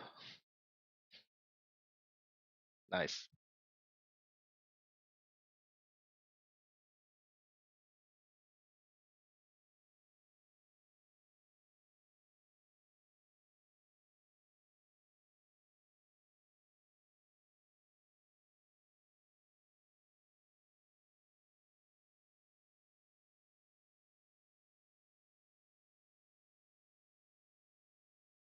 I thought it'd only be 2. 1 to hold the bulb and 1 to White Knight for him.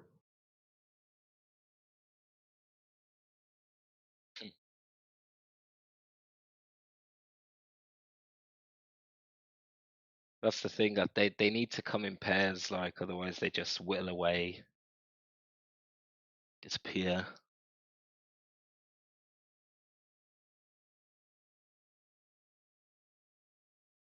You have to start allocating buddies when they come in. That's your global buddy. It's like kindergarten kids. Make them all hold hands so they don't get lost. Yeah.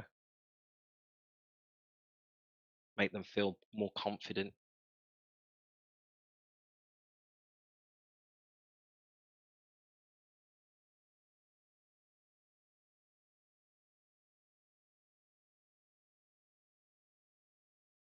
It really is a two-man job, though, to defend the globe nowadays. I get it.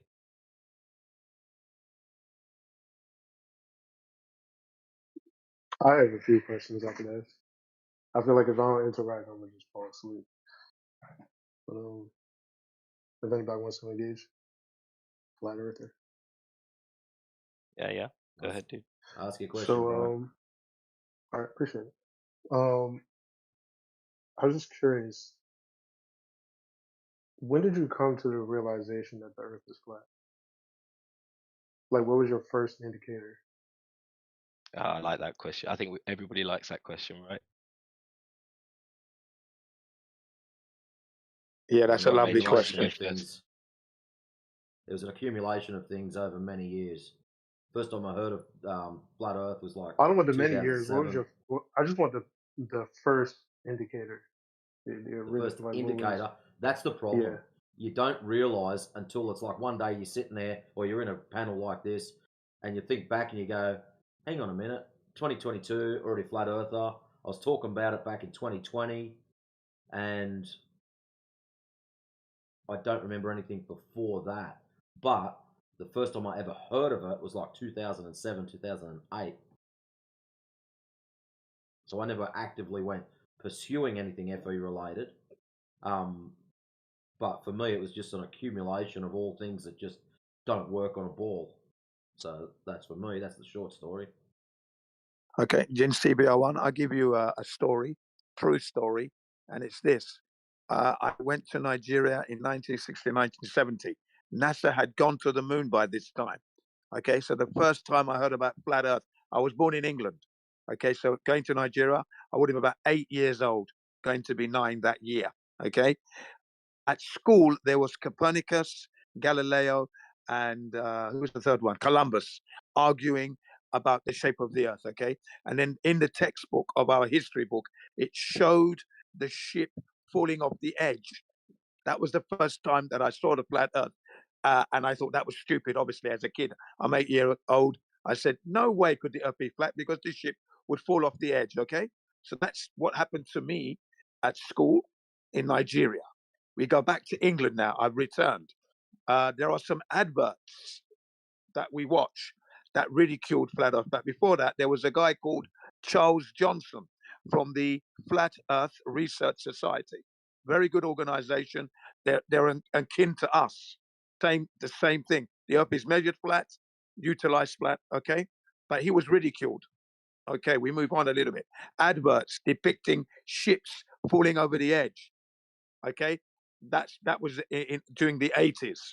Now I'm researching the moon landings. This will be 2001. We fast forward from 2001 to 2014. Flat Earth videos are being offered up in my recommendation bar. I think they're stupid, ridiculous. Earth's not flat. What a stupid thing to be putting on video on YouTube. 2015, Boxing Day.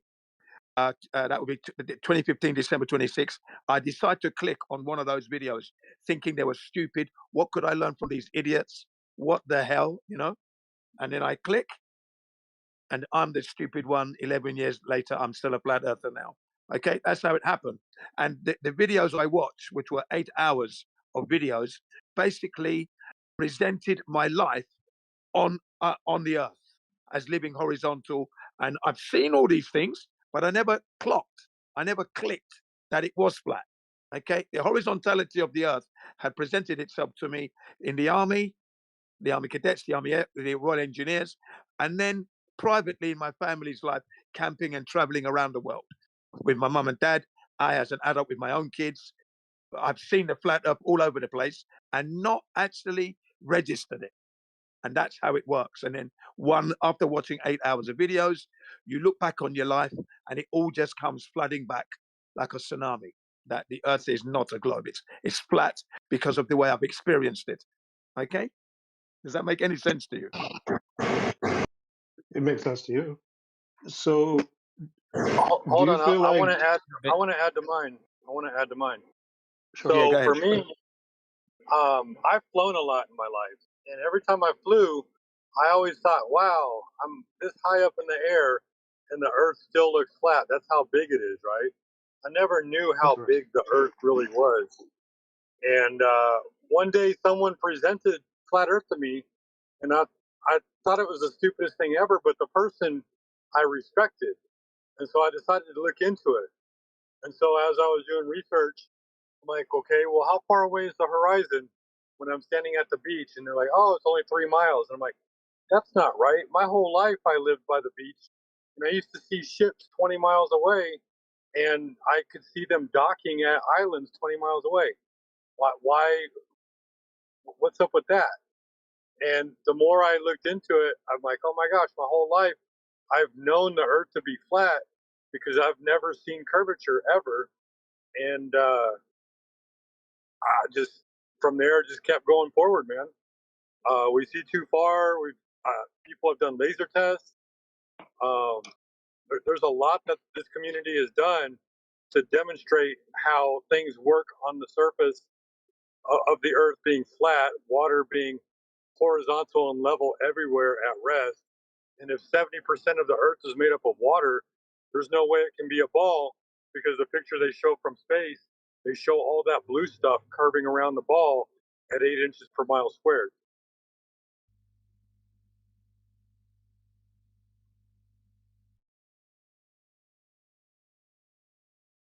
I'm still listening.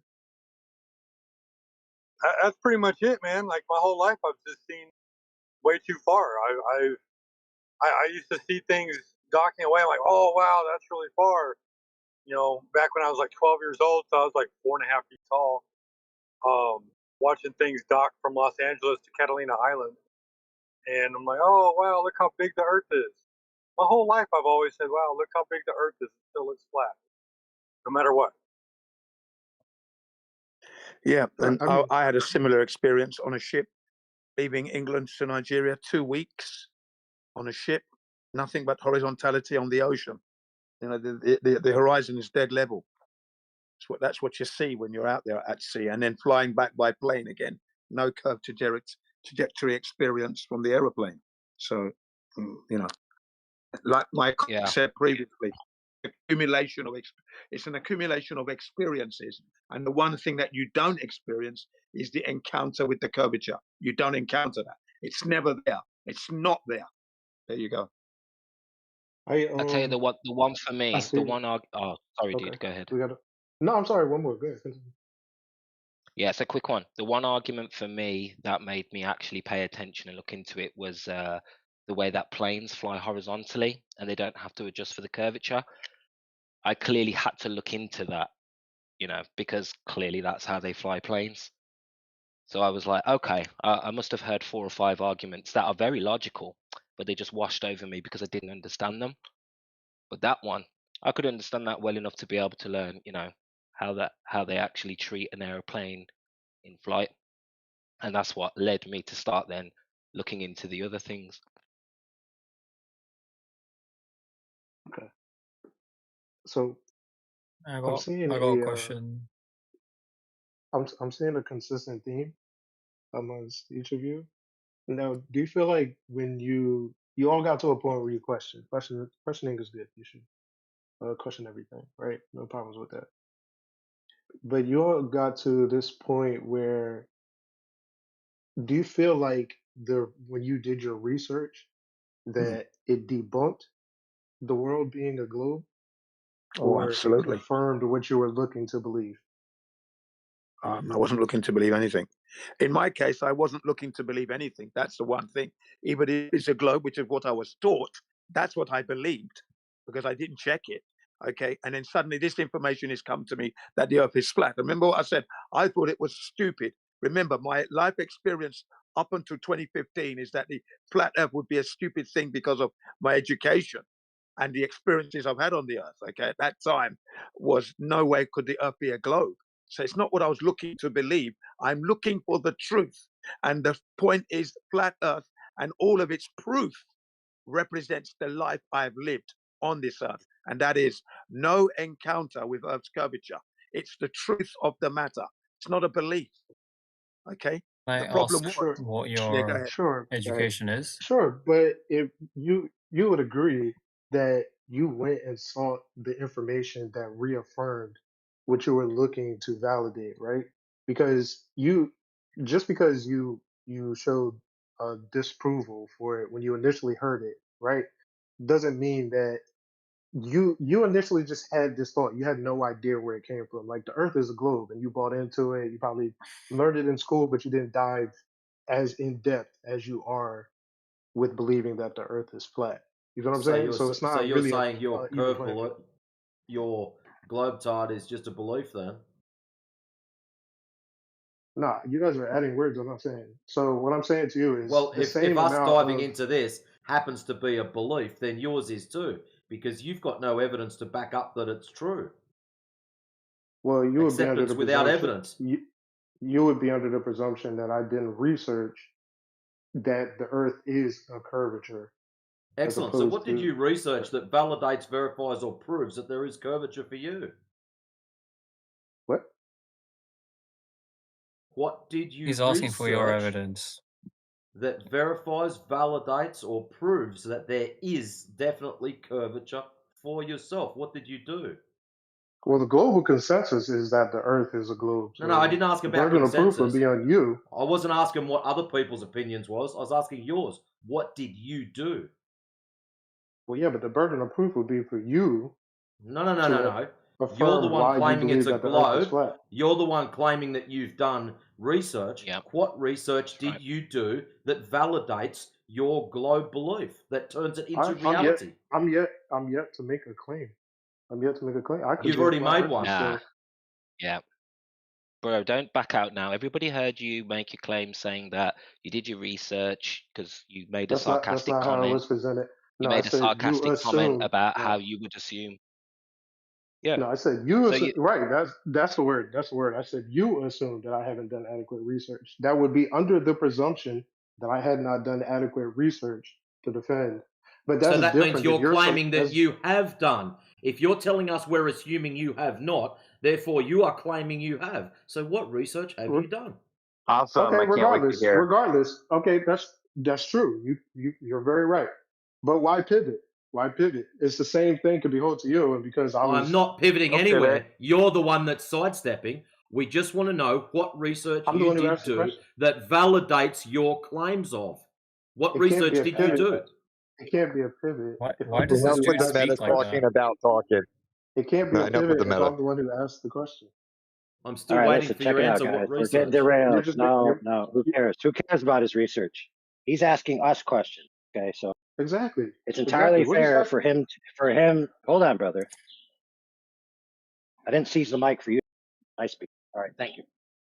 It's entirely fair for him to ask some flat earth to reason with him to the flat earthers without having to bear the burden that the earth is a globe. That's entirely fair.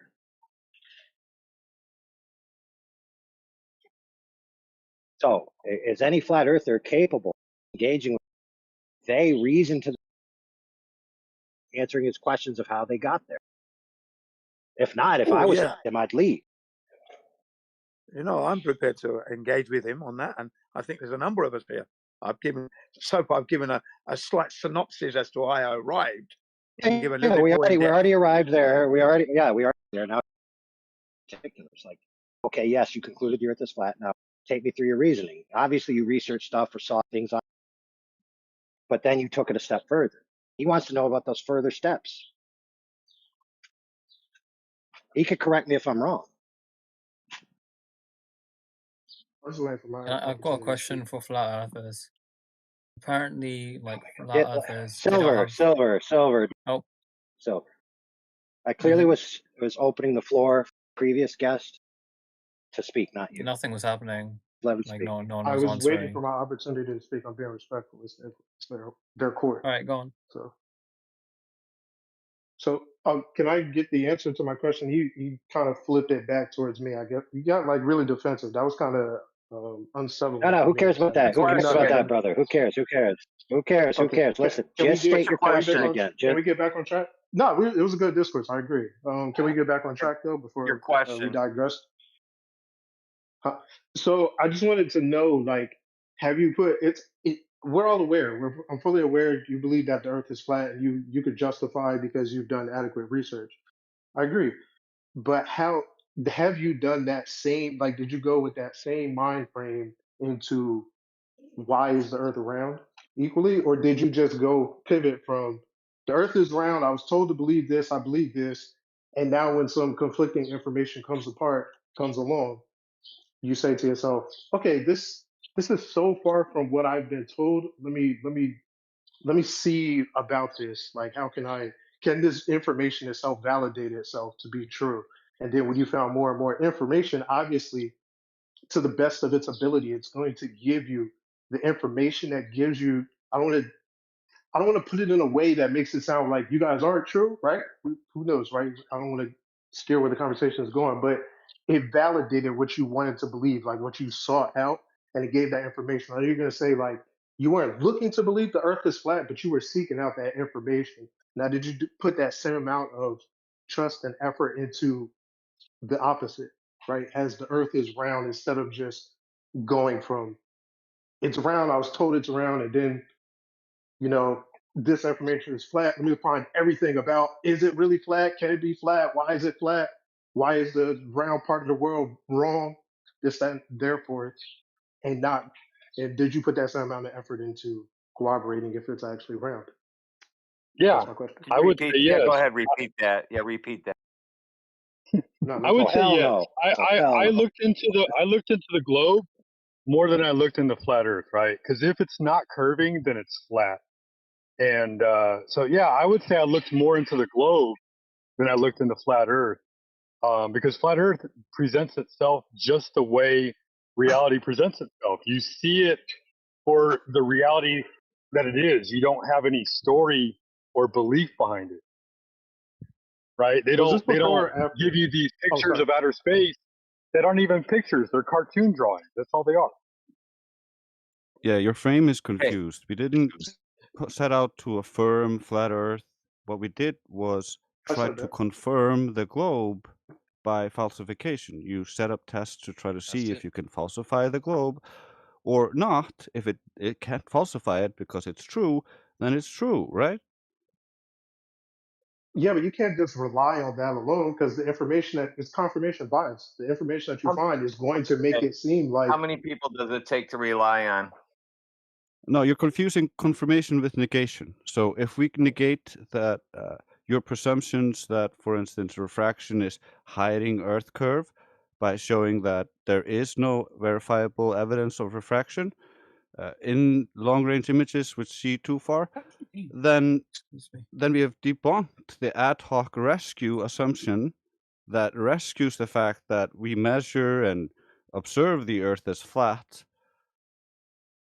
So the Earth is just is as it measured. That's just a foundational axiom you start from. I'd argue Just that coming to say hello. What's going on, Trace? Can I I'd argue please that ask the something real confirmation quick? bias and I want I'd to ask argue that the something real quick. confirmation bias and negation in this aspect, they complement each other. They're not Here's the problem. You're not understanding. We're not trying to confirm flat Earth. We were trying to confirm the globe Earth. We're here because the globe Earth cannot confirm its ad hoc rescues fail under examination. You Well, I told wasn't us. finished. I wasn't Hold finished on. my You statement. told us. Hold on. The reason why they Hold complement on. each Let me other. add He keeps something, cutting. please. I'm going to let you talk, but let me add something. You Okay. literally asked us if we put in as much effort into finding the globe as we did for flat Earth. And I'm literally telling you, we put in more effort trying to find the globe. We didn't want to be flat earthers. We were like, Is there's that no before or way after? we could have been wrong about this. Yeah, but is that None of us before are or trying. after? None of the entire time. None of us are trying to affirm the consequence. No. None It of can't be us an are trying entire to time. use. There's a sequence of events. No. Sorry. We have standards. Okay. The globe got into the consciousness through not having these standards, through lacking logic, through lacking the epistemic humility and lacking the ability to follow the scientific method. By expanding what the science means into meaning everything, you dilute it and turn it into pseudoscience, and then you get people to believe all sorts of bullshit, and then they think that science proves nothing, and you can't actually prove anything with science, and they don't know any logic, so they can't actually reason very well. And that's why we have the globe. That's the premise for the globe. We are not a replacement belief system, so you got your frame all wrong. We're not trying to get people to believe in a different belief system. We're just here, the people who left your religious belief system of a globe and say, hey, look, here, your globe doesn't work. Here, your measurement don't work. Here, like, your belief system is No, I get broken. that. We don't have a That's replacement belief system for you. We're not that. yeah, I get it. Do you mind if That's a I weak put in argument. just I'm a not. quick comment That's a through the weak side argument. I'm not door like using that. Kramer? I'm not. Oh, I get it. crap. You guys have had this discussion plenty of times before, but that's not the argument I'm making, right? So that's a weak argument. I wouldn't use it. But what I was saying, if you let me finish what I was going to say, right? So the reason why those two are synonymous, in this, not synonymous, but they complement each other in this aspect, right? How it's not a full-on negation, because earlier somebody stated that, like, you could buy into it because I went and I studied laser tests, so on and so forth. Like, I've also seen on YouTube where they do laser tests that confirm that the Earth is round. So it's Which like one? there are these different. So that's what I'm saying. Over them. We've gone Bro, over all of The them. same thing. every Some of time we have us to are do that. brand new to this topic after that video had long been out, like me. I first set out to go explore this topic, like Drace was saying. I thought flirts were batshit crazy. And I set out to go investigate for myself what happened. You know, and That's not my everybody point. might have Put a an pin in that. academic or scientific laboratory background or whatever, and I get that. I had at my disposal at the time resources. I had access to JSTOR and LexisNexis and all kinds of places. I did a lot of research. And I took the radius challenge because I heard from Flirth, right, that nobody's ever measured curvature to substantiate the radius value. I took the challenge. I went to go find a measurement to substantiate it, and I couldn't find it anywhere. And I still can't to this day. And the reason why I'm here, and many of us are here right now speaking out, is because we can't find it either, and we're trying to crowdsource that measurement. Okay. So geometry found it though. Do you think, does an ant know that it lives on that there's a curvature? You really want to bring that up? Hold We've on, heard that brother. 1,000 times this No, year no, already. I don't Hold know on, what brother. you Hold guys on. have heard or haven't heard. So just acknowledge that. True I've never story, spoken brother. to a flat earther. True story. But no, just stop for it. Because you said something earlier, people challenged, and then 3 people talked over each other. Challenge was lost. So you said that there's laser tests. No, I'm saying Somebody asked you. no, somebody stated earlier. Hey, am I allowed to finish? Am I allowed to finish? I can finish my own sentences. Just so you know, you're breaking up a bit, AI. About every fourth word drops out. Dang it. Anyway, the challenge on the table is, where is a laser test done by a glober to confirm anywhere? Any example? Did you understand that? Do you want my response? Okay, so I mentioned that somebody brought up that a laser test was what confirmed it for them essentially. It was one of the indicators, right?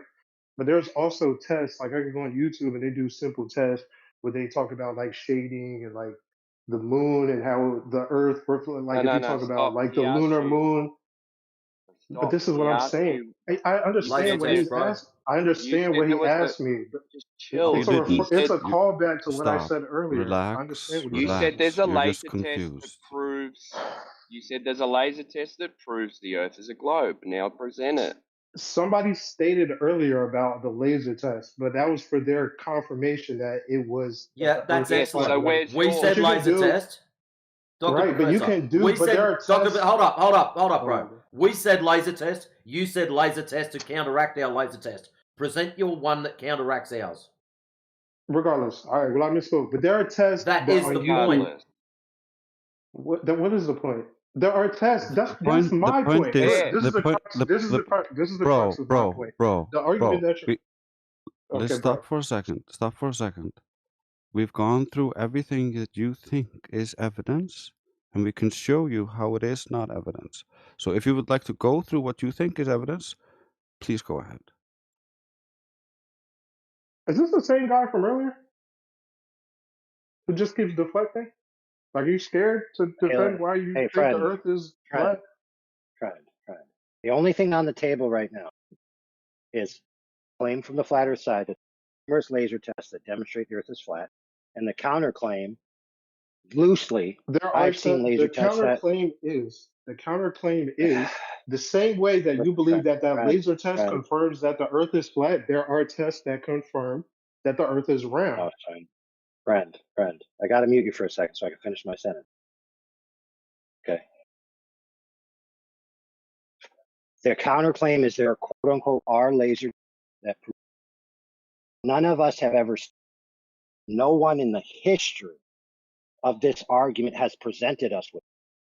Curious if you have one, because you seem to indicate that there are. That would be like finding a unicorn. So for the love of God, if you think there are laser tests, by all means, let us know where that sucker is. Go ahead. I'm not going to pivot from my initial point. The fact still remains. The question that I asked at the very top, it actually hasn't even changed, right? It's just evolved over time. Why are you So the same diverting? way, why do y'all keep cutting me off, but then y'all want me to Because show you you keep respect, and I'm gonna show you diverting. respect. Listen, I'm bro, not, bro. Let me stop finish, C-lining. and you. Yep, that's If you great. would let You are me finish, diverting. bro. Oh my God, bro. Can you let me finish? I let y'all finish. Listen, I let Debate pro everybody in here rhetoric. finish. Y'all went like 6 people in a row, and I listened to each of you quietly. Let me finish. Dr. You P, haven't listened. I muted You don't respond. hold on, brother. Please just Dr. let P, me I muted finish, the bro. floor. Dr. P, I muted the floor. Okay, I'm going to give you a good 20 I seconds. appreciate you. For the love of God, make it Dang, I got a snappy. timer. All Go right. ahead. So, like I said, my point hasn't changed. So, the same way that you could confirm that the laser test confirms that the Earth is flat for you, there are tests equally justified that confirm that the Earth is round. How do you justify that? That's it not being just Okay. confirmation bias that you went and sought out the information that confirms that the Earth Okay, is flat for fair. you and not Dude, you justify had a that the Earth is question. round. You had I a had 20 question. seconds. You had a I had 20 question. seconds. I'm looking at the Oh, fair clock. I point. Fair didn't point. use my full All 20 right. seconds. You My got bad. engaged. No, My sense of time is dang. bad. All right, go ahead. Jeez. All right, 10 more seconds. Go ahead. Hurry. Nah, go ahead. You cut me off. I should see about time. Go ahead. Do your thing. All right, but you did Just ask a answer me question. straightforward. You said we have tests that quote prove the Earth is and then there's counter tests which usually is a globe. So how do you justify those tests? I guess that's your question, right? This is part of your time. Well, the answer is you got to scrutinize them. You scrutinize both. Okay, so there are no tests that I know that exclusively work on a globe. I've never been presented with one. That's your response? Okay, so earlier he said to me that it's not about sequencing. I vehemently disagree that it's about sequencing of events, right? Because you already had a notion. You went from. I'm not going to speak at the top. It gets redundant. I get it. If you guys can follow the train of thought, cool. All right. So you had this belief. You went and you got the information. Okay, the Earth is flat. All right, this is new information to me. This is eye opening. This is revealing, right? Then you went back and you looked for information on the round Earth with the bias in your mind, a new awakened mentality about how the Earth is flat. It's not the same thing. All people told you the exact opposite. I don't know who people are. Everybody here, I was listening to the conversation. Everybody here told you the exact opposite. You're just proving that you don't listen very well. So for me, for example, in 2014, I saw a video on YouTube concerning flat Earth. I watched it to laugh at it because I thought it was retarded. After I finished watching it, I still thought it was retarded because I had my excuses. However, I thought, what if I get my expert friends, because I know an astrophysicist, I know a robotic engineer, I figured I'd get them to supply me all of the globe evidence, all of the arguments for the globe, so that I could present them to the flat earthers and help them understand how they're wrong. However, it turned out that I didn't actually have any globe evidence.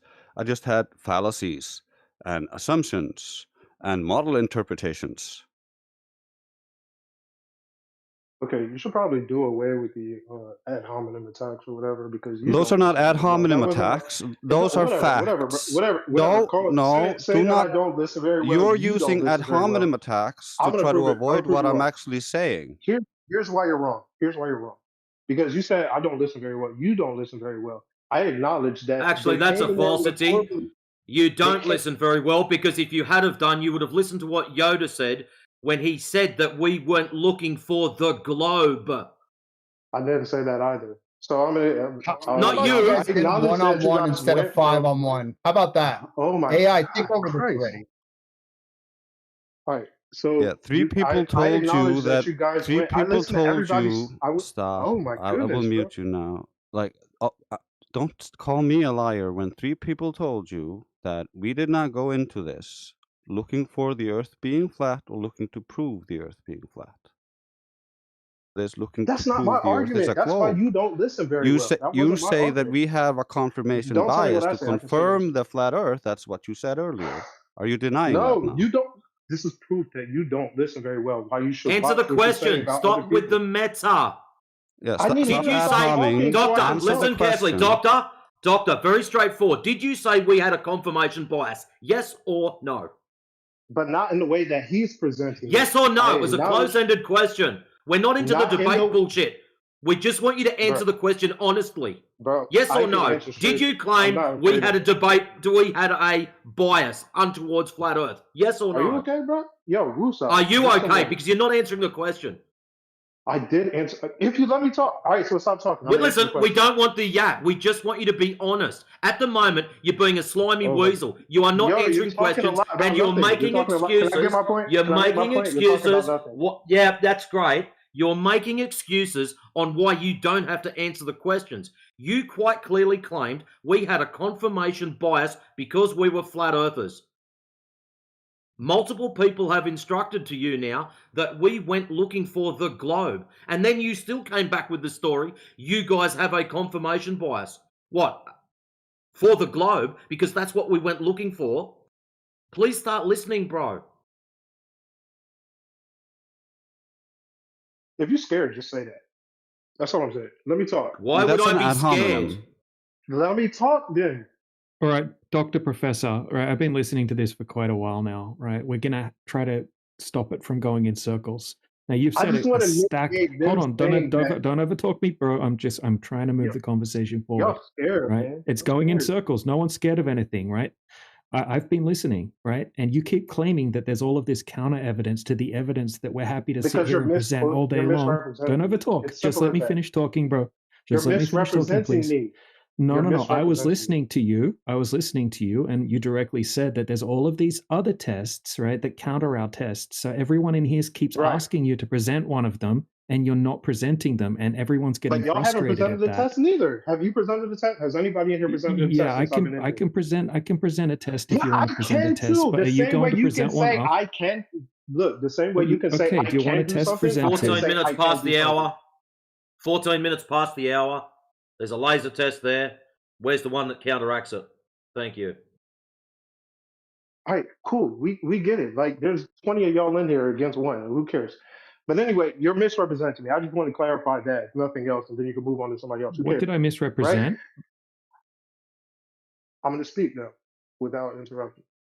Dude, you're not in So, control here, right? You're in oh our my, channel, you're right? Hold scared, on, bro. Just say dude. you're scared. No, no, If you're no. scared, just Nobody's say that. scared. Nobody's scared. Do you want me to present a test? Right? But after it, you have to present a test. We're going to go over it It's and also scrutinize it. psychological projection. He is scared that he doesn't want to go over the tests, so he's projecting all of this You outwards. say how I don't talk like I talk. So Like, y'all just keep look, this is rambling. Y'all we're going call to me move for this rambling, but then conversation. y'all Look, if ramble. you want to keep whining and playing the victim, just Can put I yourself on mute, bro. clarify Nobody how you gives a guys shit. misrepresent me Present a without you guys test being or look at our test, and then you present a test. Can I demonstrate? Can I demonstrate how you guys are misrepresenting me so we No, can no, no. move the Whining's not conversation going to forward? work. We're up to the See, point. no, you're We're scared. up Y'all to the point scared. where, Y'all scared. Say less. bro, we're not scared of shit, right? I'm saying let's compare tests. Let's compare evidence. You just want to keep whining.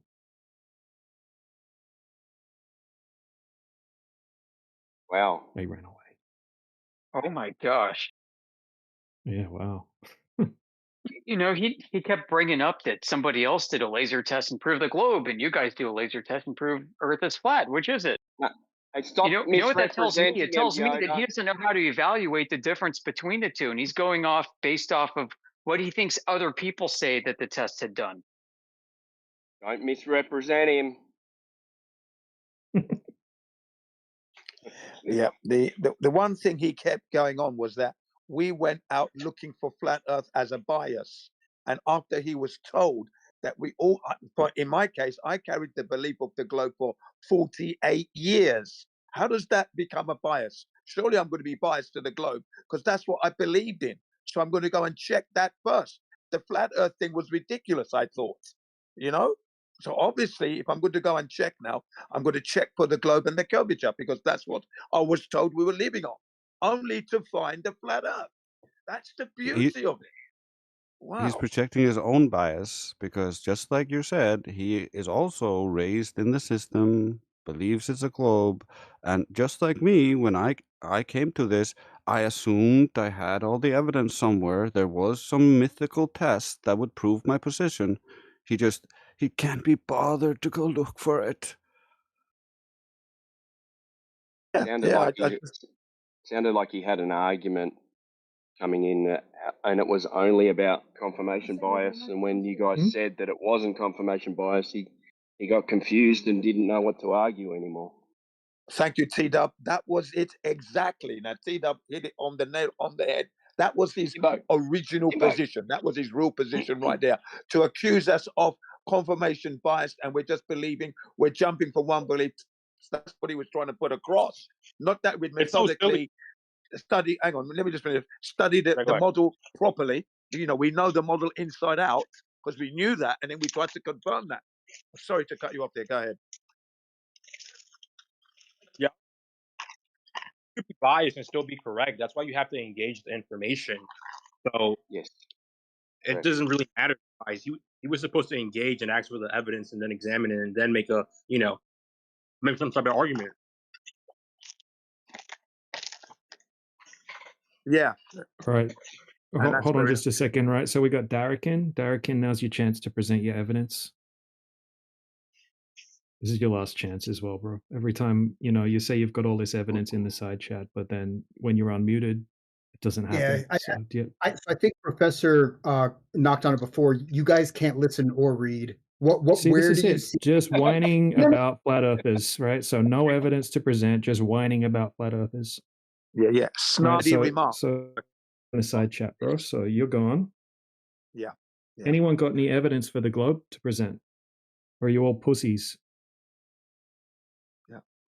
Because that's what we've had. The guy was in here taking in information. He said he's listening and just chilling out. Okay, but he's making snarky remarks and heckling in the back, in the sidelines.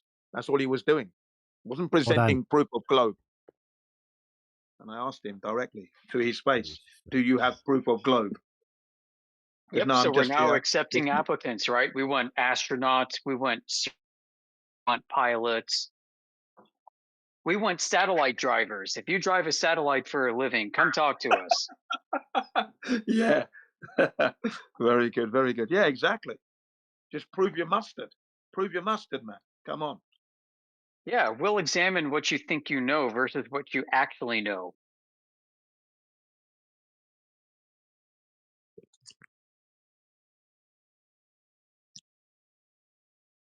Right, but we can't accept your evidence unless you've never heard of flat Earth before, and you're only trying to prove the Earth is globe, have never heard of an alternative view. Yeah, accounts created today only. Preferably have to have woken up from a coma after like a long time.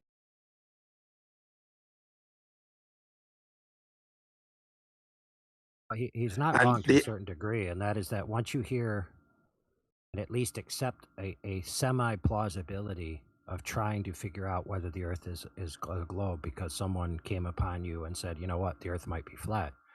He is right that right there is the impetus for why you started down your journey, right? Because until then, it's like, well, you know, you don't just wake up one day and you'd be like, you know what, I'm just going to try to prove the globe today for no reason.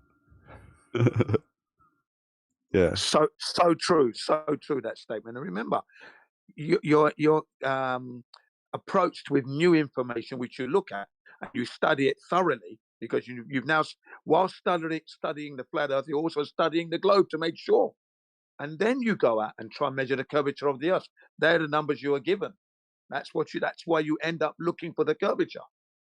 And then you find the flat Earth. That's such a beautiful experience, by the way. It really is. The shock value alone is an experience that shocks you and then relieves you. Go ahead. He basically was setting up an impossible standard, right? Because this is like this other kid who said, I won't accept any observations except from people who weren't trying to do tests. So it's like the only evidence you'll accept is somebody just waking up one day and just being like, you know what? I'm just going to go take a picture of a boat 50 miles away for some reason. It's randomly, for no reason at all. Well, we could use the world record long distance photographs. Oh, he was just trying to do that. He wasn't actually trying to prove anything, but we can use them. Yeah, because they're inadvertently they're proving accidentally. No, you didn't meet the second burden. The first burden is the person who takes the evidence has to have no idea what he's doing. And the person who presents the evidence has to have no idea what he's doing. Damn it.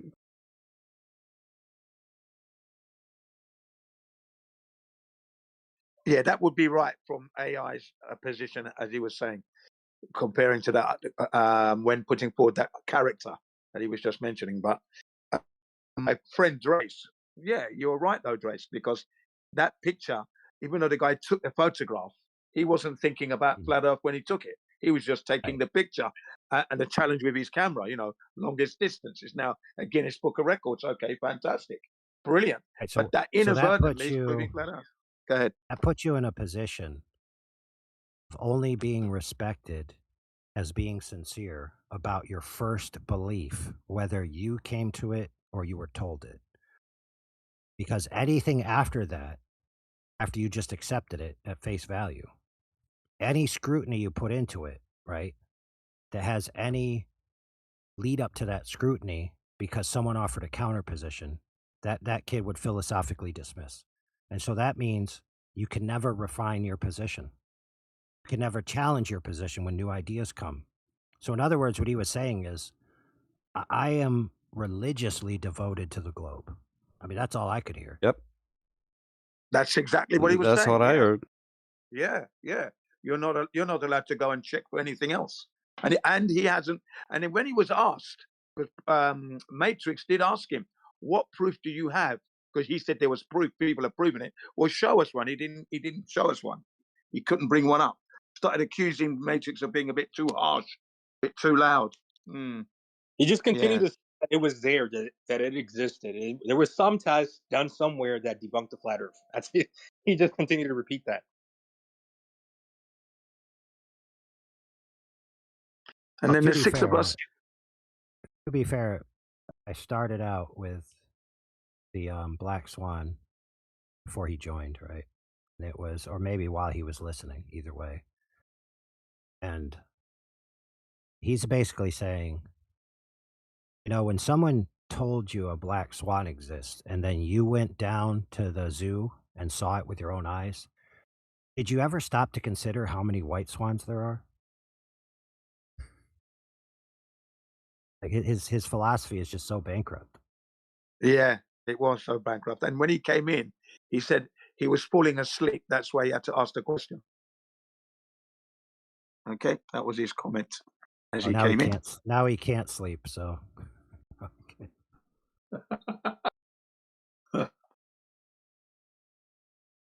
So yeah, I just didn't like the idea that we were confirmation biased and we were seeking information for flat Earth. Well, actually, a flat Earth information was being offered to us. I wasn't looking for flat Earth when I was researching the moon landing hoax for 14 years. You know what I mean? You know, and I'm embarrassed to say that because I should have clocked that they couldn't have taken a picture of the Earth from space because I never went, but I didn't join that dot. That's how much I sucked at time. Okay, so then to be offered flat Earth, it was just ridiculous. That's why I didn't look at it in 2014. Thought it was stupid. See, so that's not confirmation bias, is it, ladies and gentlemen? When I'm refusing the thing, and then when I actually looked into it, and then tried to, when I looked into it, it expressed my life to date at that time at 2015. I'd lived what the video had put down. Okay, so now you want to go and make sure, though. That's the thing. Right, let me go and check that globe to make sure. It's not there. And that's it.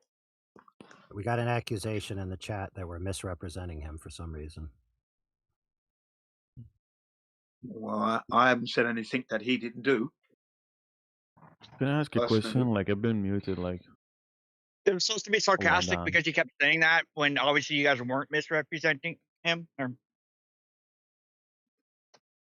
Okay. If you were listening to the conversation. Oh, okay, gotcha. Yo, can I ask a question?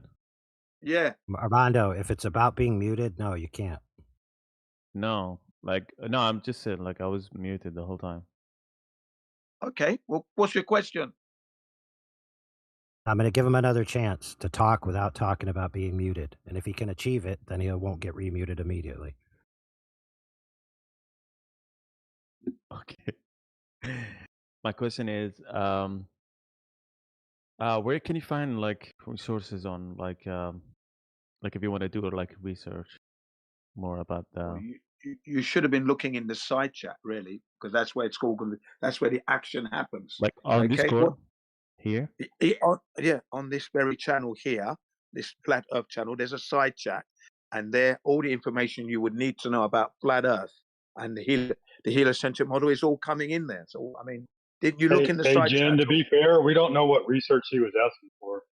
Yes, I was going to ask him. I'm saying like something like yes, that was my next question. But go ahead. What are you looking for exactly? No, I'm saying like there's like a platform that like gives all the information they need. Like if somebody wants like to research it for themselves, you know. What are you wanting to research? You want to research the globe? You want to research flat Earth? Yeah, proving like the everything that like the global people like who brainwashed like it's flat. What I'm not understand. I don't understand what you're saying. He wants flat Earth information. Let's say if I'm like a person who's like global, okay? I'm global. I don't know, like that. I was like brainwashed my whole life. and I'm like trying Do you to want flat Earth evidence, understand why or is do it you want, or do you want the evidence for what's wrong with the globe? Yes. Yes. All right. So if you click on right, What's funny? If you click on Yoder, Dr. Yoder, you see his little tag has a lightning bolt with the FE. That's me, That has guys. that's got a huge library of resources. Also, if you click on my tag, the flat tag, if you click on the flat tag and join that server, that's our home server. There's 10 years worth of information, terabytes worth of information. Everything at the bottom of the server is categorized in common topics that everybody wants to bring up and talk about. Yeah. Yeah, if I can butt in, So guys, both of like those here's servers. a frame of mind you must have, okay? Here's what's happening right now. You grew up believing a certain thing, right? You believe in the globe, heliocentrism, Big Bang, solar system, blah, blah, blah, blah, blah. And now you run into some people who are telling you that all of that is wrong. You have two choices to make. You can either go support your previously held beliefs, or you could try to interrogate yourself to make sure that your beliefs are actually true. Which is it going to be?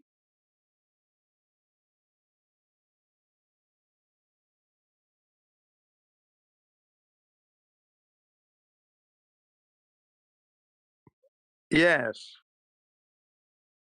Basically, what he's asking is, can you be honest with yourself and remove all bias, and then look at the evidence and see where it guides you? Wait, you guys asking me? Yes. Oh, I thought he was talking to someone else. Because every time I see something, like I get muted by DJ. I don't know why. DJ and AI. If you keep mentioning being muted, you're just going to get muted, man. Nobody cares about that meta bullshit. This sucks. That really sucks. I felt a disturbance in the force. I thought I accidentally heard someone talking about me. No, Dude, we good. I We good. unmuted my you. mistake. Must be We're my good. mistake. I was the one. I unmuted you, bro. Don't whine about me. Oh, but you're the one who did it. But Sorry, anyway. I'm sorry. I was wrong. I was wrong. Everybody was talking about the topic clearly. Okay. Honestly, it's like some people, like I say, like here, like they've been like researching this like way deeper. Like they know how, like they know more than me. Even though I believe it's flat, I know it's flat, but like I don't know, like Actually, I you don't don't have know like it's flat the. yet. No, you don't know it's flat yet. Okay, you can't say you know. You've done no investigation. You haven't done any measuring, so you Okay, don't know it's Mr. flat. Jen, Okay. like okay, you're me, okay? You know me, okay? Okay. Are we good? Can I finish? We're good. Finish. I'm saying like I want to know like scientifically, like physically, like and like and mathematics, like that proves that it's absolutely it's like flat, you know? Like because there's like there's data, there's information, like there's studies, like you have to make sure like you're absolutely like it's a fact. It's not like somebody's opinion or belief. You know what I mean? Like because people like everybody have their different emotions and feelings, and you can't like go through that. Like you have to go with the facts. So Yeah, that's well, why I guess wanted what? like You're in the a right place place. because we're all about upholding empiricism, scientific evidence, and all that fun stuff. We are not deniers of it. We embrace it, and it makes our case even stronger as a result. Well, I actually I was talking to this guy. Show me data. Well, excuse me for chiming in. It's an open forum, but yeah, sorry. I'll Okay, sit but back. like I was answering him. Like Hey, goddamn, and like I'll say everybody, this: here in this forum, flat earthers call out other flat earthers as well. I know, like, but everybody seems like a attention-seeking horde here. Like everybody wants to chime in. Like I was talking to him. Oh my goodness. Dude, you whine All right, too then you much. can talk to him in See, DMs, and if that's not good for you, I'll put you on mute. How about them apples? Here we yeah, go. Yeah, you're the there's no one who one's wants attention seeking. you're the one who's wanting to seek this attention. Other people are just jumping in to correct you. That's what we do. Yeah, Just and like you're welcome to go through all the globe evidence, try to find any study you like, and bring it to us. We love going through that stuff because all of Another it lawyer. actually supports our Okay, position. lawyer. Yeah, no, Okay, why Mr. would you Lawyer. do a one-on-one in an open forum, dude? I'm asking you. Because he asked me and I answered him. Yeah, Armando, and it's an open Armando, forum. Don't you get it? Armando, I'm going to help you out. I'm going to give you some homework. You're going to watch it and read it, and then you'll be in a better position the next time we talk. How about that? Okay. I accept it. Go. Yeah, awesome. All right. Let me see. I need my mobile device. I actually have these two things on our bot at our home server, so I can pull them right up and I'll send them right to you shortly. By the way, I take offense to like being muted. Like I want to know like. Oh, yeah, whoa, my God, because bro. I'm sorry, I can't hear you. My universal translator's broken. What I heard was, "Oh, thanks for helping me out, guys." No. I'm saying like to the people who just mute me, like All right, I we No, got don't new don't talk rules. about it. anyone. Don't talk New about being rules, bro. muted. Every time you say mute, you get muted for 2 minutes. I'm offended by your Hey! offense, so that cancels out. So you can stop Oh, mentioning it. It's 2 minutes is 4:52 my all he local needs, time, bro. so in 2 minutes. And I muted you, Armando. Show me data muted you. The one you were talking to. How about that? All right, so what I'm doing is I'm going to 24/7 Flat Earth Discord, discord.gg/Flat Earth. I'm going in there. I'm going to a channel where I can type bot commands. And I type videos, laser, long. Then it gives me the video I'm going to send to him. Then I type links, well, sorry, exclamation point links, FE core. And that gives me the PDF. Then I can just do copy, copy. Then I can come back to the channel we're in and tag our buddy Armando here.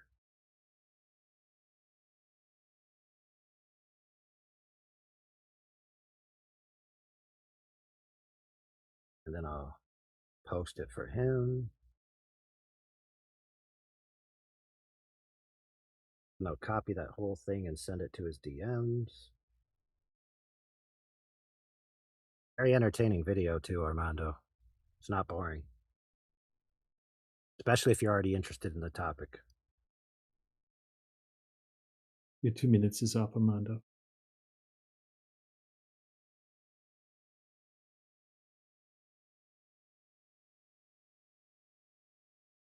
Shut the fuck up, DJ. Oh, 2 more minutes. He's yelling at you. I'm the one that muted him. I unmuted him. Can't All friend right. request. Twice. Oh, wow. Oh, yeah, he said he doesn't accept DMs. All right, my bad. Yeah.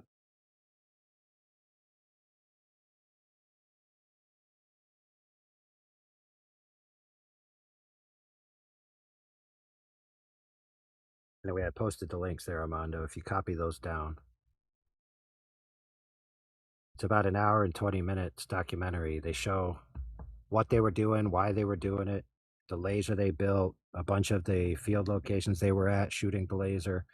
Essentially, they're trying to do a laser test measurement of the Earth to validate or invalidate WGS 84 model, which is the globe model that they were testing. And then they have an associated PDF which talks about all the data from their different tests.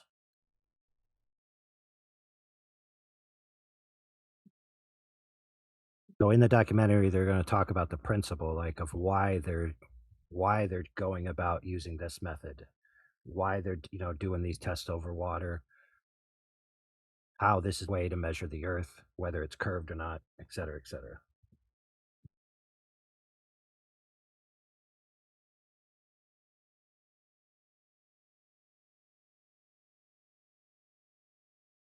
What's the best part of having closed DMs? Is you never have to worry about Professor Phil.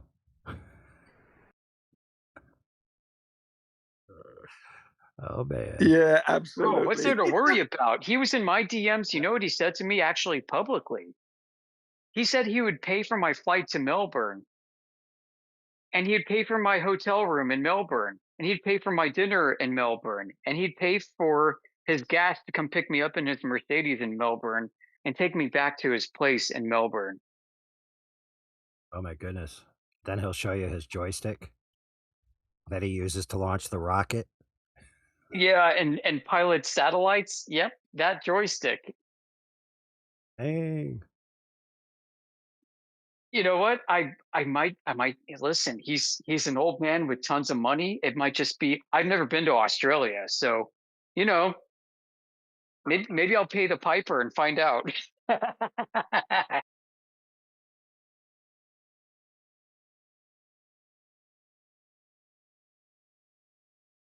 Hey, listen, if I were you and I had the ability to go and also, convince like Timbo and Matrix to show up, and so like you, Matrix, Timbo, whoever else you could think of in Australia, and Professor Phil just all hang out one day, that'd be cool. Yeah, man, he'd be totally into that. It's a real sausage party. I mean, love sausages. All right, One let's of make the it happen. listen, prepare yourselves for one of the questions he's definitely going to ask you, which is this: hey guys, can you put in a good word to Bambi for me? Oh yeah, she doesn't know me, but I'll do that anyway. It's like a Matrix. Sausage, I'm in. Yeah, he's Why like, does no one know who I am anymore? Oh, my bad, Timbo. Hey, Dr. Phil, what's this Vegemite I keep hearing about? Can you show me some Vegemite?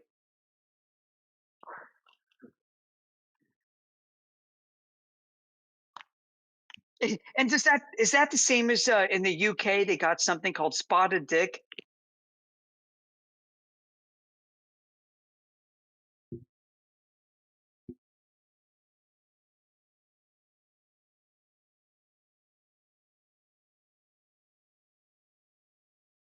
Yeah, you don't want to eat no spotted dick, mate. It's disgusting.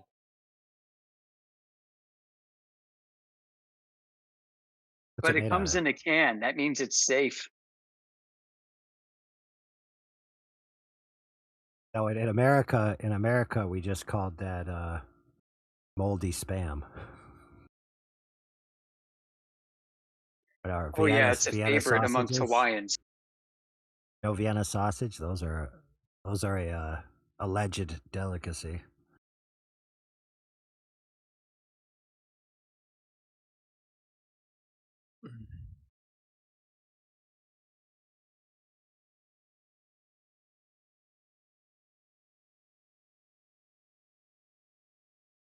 Can I say something without not getting silenced? Oh. If it's not whining or talking about muting, then yes. If it's either of those things that I mentioned, then 2 minutes mute. DJ, you literally can gobble my cock. 2 minutes mute. Damn, he's hungry. He loves being silenced, doesn't he? He loves it. Seems to love it. I think we have the beginnings of a beautiful sub-dom relationship burgeoning here.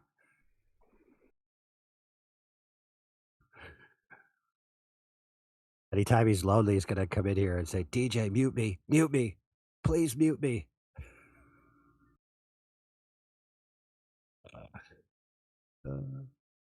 Yeah, I think that's internet code for a ball gag. Armando, listen, DJ is just doing what we all would do because none of us want to hear you whine, bro.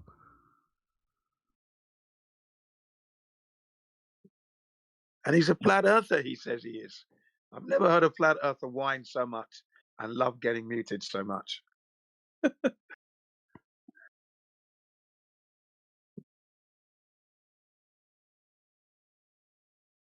Yeah, we were even nice to you and unmuted you after the break when we talked to other people. Normally, we just leave you muted for a day or two.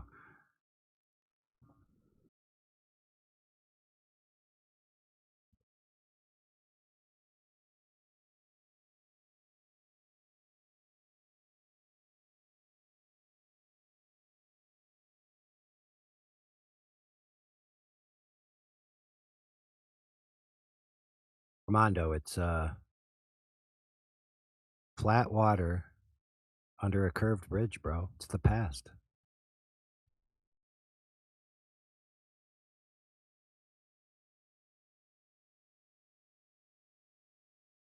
Armando, I believe in you. Just do your wasa for the remaining minute and 30 seconds. Then when you come off mute, just talk about anything except being insulting to DJ, and then you'll survive.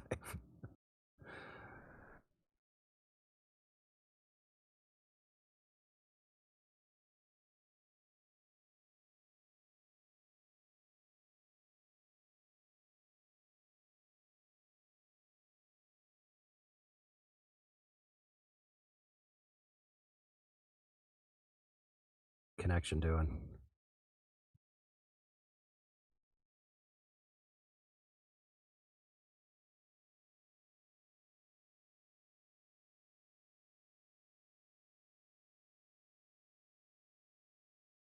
So, guys, English Hub definitely has the lowest, the highest ping of all the servers that I have. Politics is high, Again. about half, and then our home server is halved again. So English Hub somehow just adds like 150 to 200 milliseconds ping, at least for me.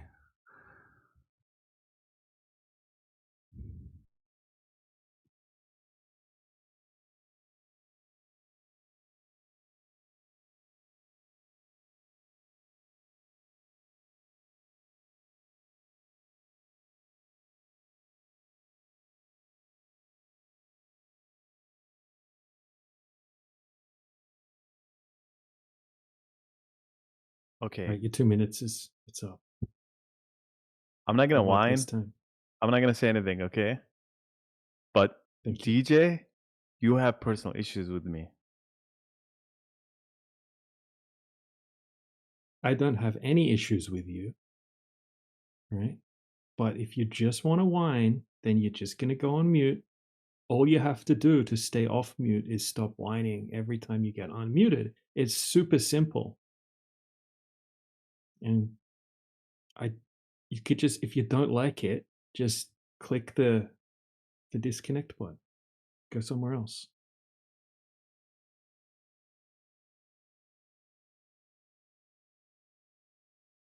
I haven't been rude to you, dude. Just telling you that you don't just whine about being mute. I'm not the only one that said that to you, by the way. Right? Don't just whine. We don't want to hear people just whining.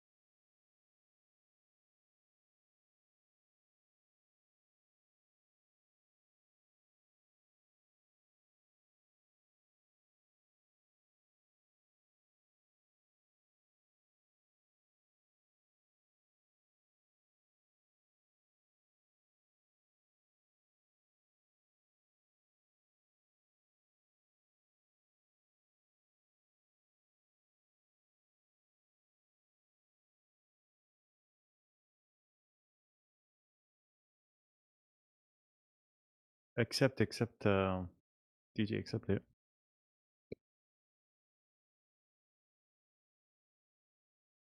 Oh no, I don't accept friend requests.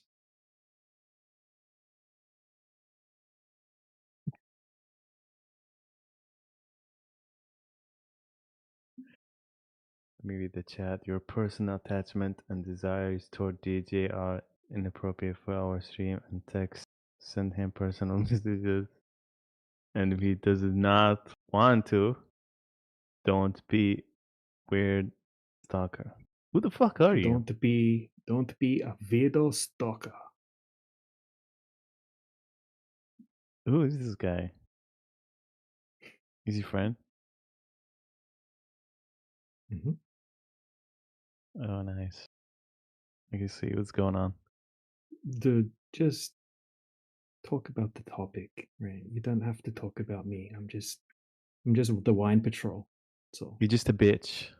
That's what you are. You're just a bitch, DJ. Here we go. Amuse me. Go ahead. Oh, he's asking for it now. Look at that. Do it. AI was I know right. you. I know who it is. He's like ready. Like he's like preparing to do it. I'm ready. Come on.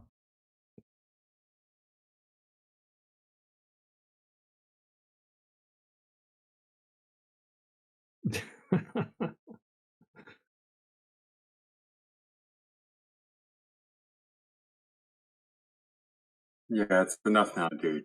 Like, this is getting fucking ridiculous. It's been, yeah, what, 4 hours now? I didn't even mute you then, by the way. But Yeah. I think did. you're kind of done. You're kind of done now, Amanda. Done like dinner. What the heck, Armando? Got on to speak to you after your 2 minutes was up. You let me down, bro.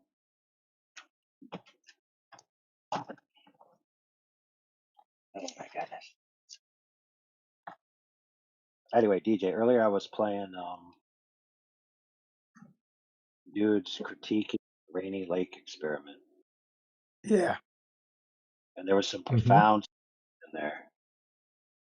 And I'm working on this. It's not an argument. It's just a, let's just call it rhetoric. Maybe even a rhetorical question.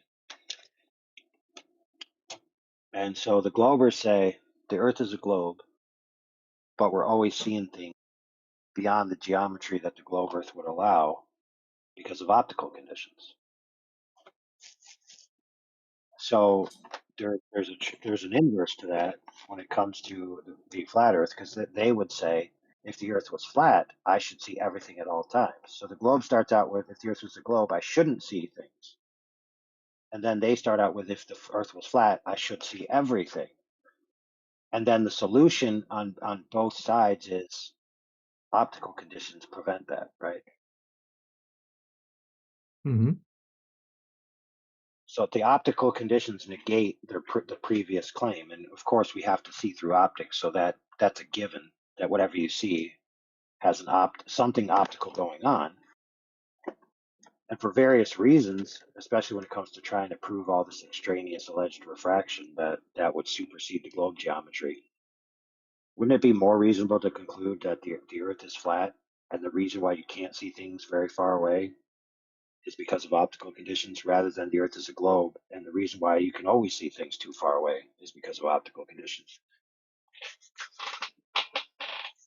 Yeah, it makes a lot of sense. It's a little too logical. Now I said it. There was a time when I said it, and it was way more refined and elegant, and just like super simple. And I can't remember the way I phrased it, because the way I just said it, you could hear the Globers trying to butt in the middle of my sentence, say no because of this, no because of that. So I'm trying to reframe the way I did it. Yeah, it's basically like that, how they always say. It's like, well, if the Earth is flat, why can't I see something? And the flat earther would have previously asked him, hey, if the Earth is a globe, why can I see all of this stuff? And then the Glober replies, well, if the Earth is flat, why can't I see all of this stuff? And then you just have this teeter-totter. Why can't I see? Why can I see? Why can't I see? Why can I see?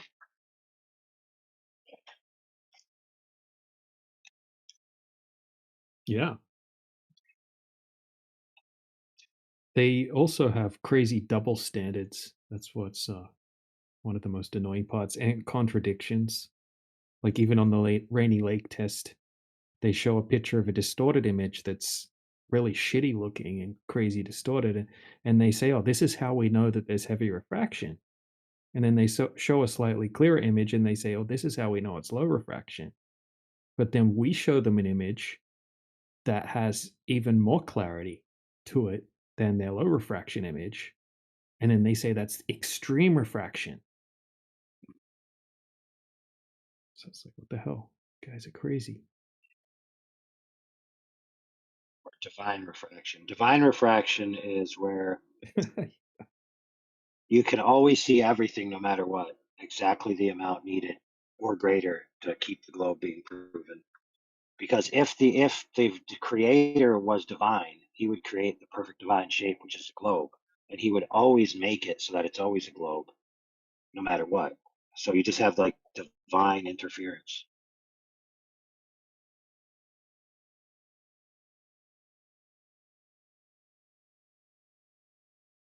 That actually kind of makes sense. They need to have this divine refraction that basically makes it so it's not actually refraction. It just divinely acts like refraction, or in that it bends the light, but it bends it uniformly, not based on wavelength. So there's no evidence that it was refracted. You just have to have the faith.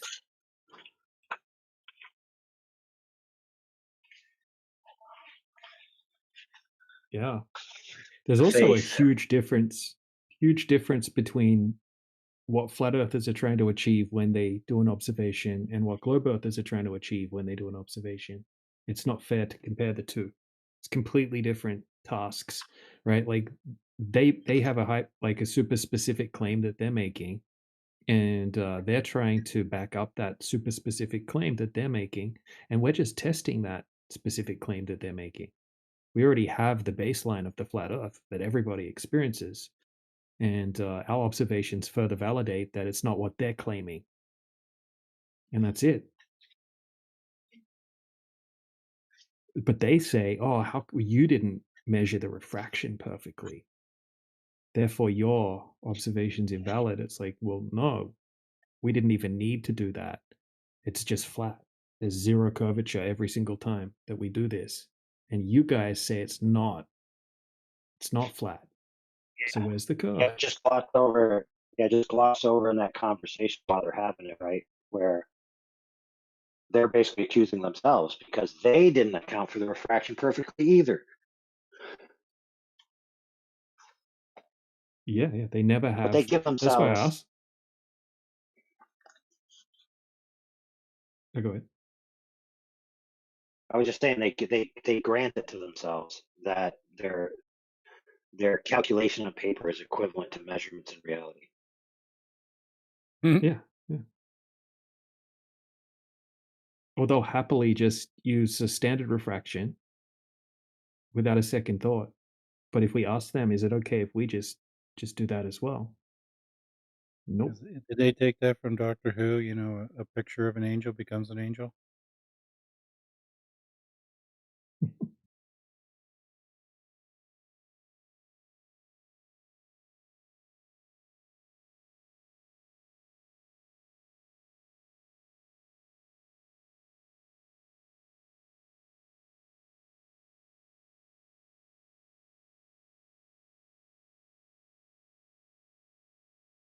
But listen, light being a sentient entity, right? If that's what they need, I mean, who are we to deny them their religion? If they want to worship light, I mean, what can we do about it? It's an old Amun Ra sun worshipping cult. Did you ever hear my secret conspiracy about that?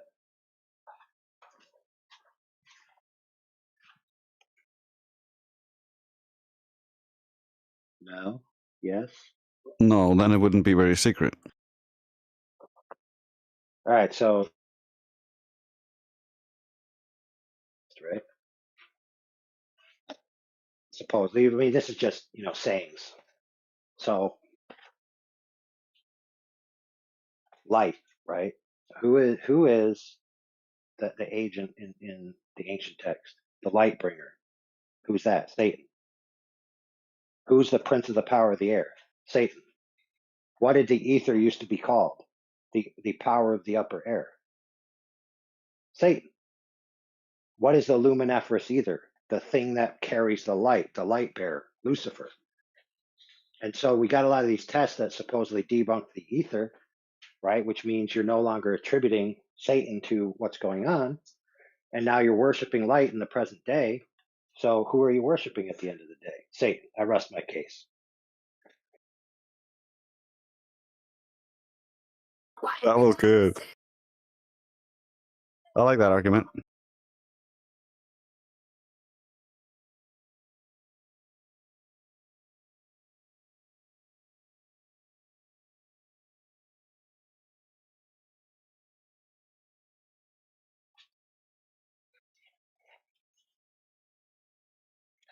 A lot of dudes don't know the history of the globe model and how much actual esoteric religion is dripping all over it. Yeah. That's literally what my book is about. I'm basically going through the history of the globe, where it came from. It basically came from a cult, and after the cult broke down, it kept spreading, and it's always been tied into occultism, and all the way up to Newton, there's still occultism in it. All the way up to the present day, we're still seeing occultism in it in the theoretical physics. So it's laced with it.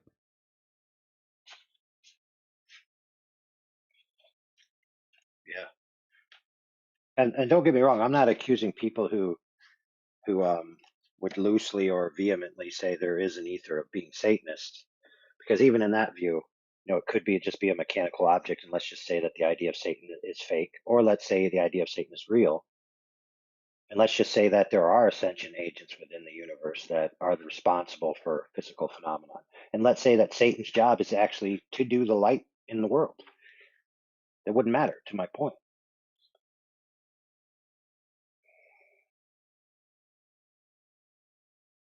Yeah, and that's the thing, is like, we get a lot of pushback on some of these ideas and connecting them to spiritual ideas, right? It's like, oh no, that's nonsense, because science is about empiricism and facts, and no scientist would ever be influenced by their religious biases. And we're like, dude, what humanity have you been experiencing the past years you've been alive?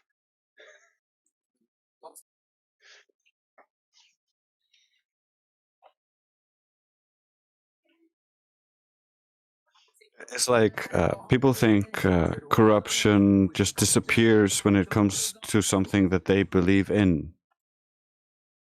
Yeah, that's why lab coats are white, because they represent the purity and virginity and honesty of the man who wears it. Just like a priest or a pope, right? It's this idea that these people are on a pedestal of moral character. That is a religious belief. That is not grounded in rationality at all. But you're actually like reading from my book. It's funny. Well, don't forget, I've already read it. Yeah, you're from the future, right? I remember.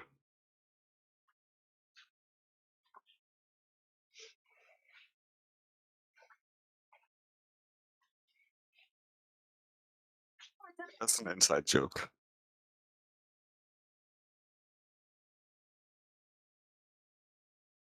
Yeah, but the thing is, it's like, it doesn't matter whether any of these spiritual claims underlying any of the pro-globe proponents or the anti-globe proponents or whoever.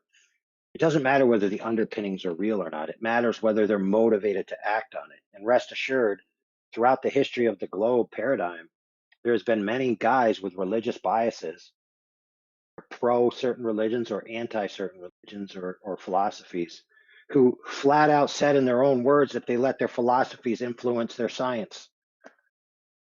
They didn't even try to hide it. Yeah, well, like the claim that Earth's shadow is occulting the moon, for instance, comes from a guy who claims he was a fallen god on Earth, according to the legends about him.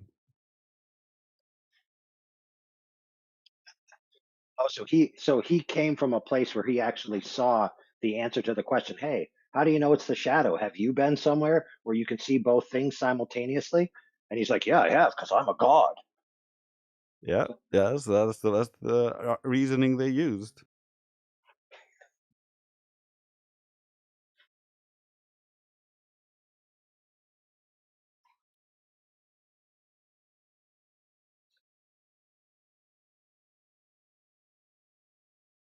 Pythagoras, for instance, was said to have a golden thigh, and so the high priest of Apollo, when he came and met him, was convinced that he was like Apollo, and so his followers believed that he was the son of Apollo.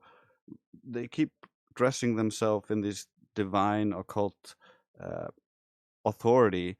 Even Socrates was said to have spoken to a goddess who gave him a mission, and so like they're deep in this occult stuff, but they're supposed to be the fathers of rational thinking. Yeah, man. It's crazy, isn't it? They also thought that Pythagoras could be at two places at the same time and he could change the weather.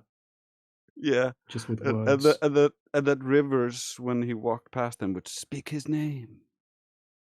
And in one of his past lives, he used to be a bird as well, in one of them. And also, I read The Son of Hermes and a fisherman.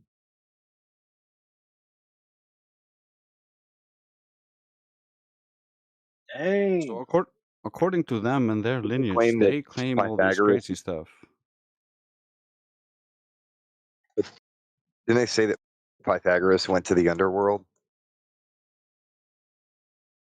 I don't know. I haven't read that story, but I know he was supposed to have a magical arrow from Apollo that allowed someone to fly around, the high priest. And once the high priest came to him and submitted to him due to the golden thigh, he gave him that magical arrow, so who knows?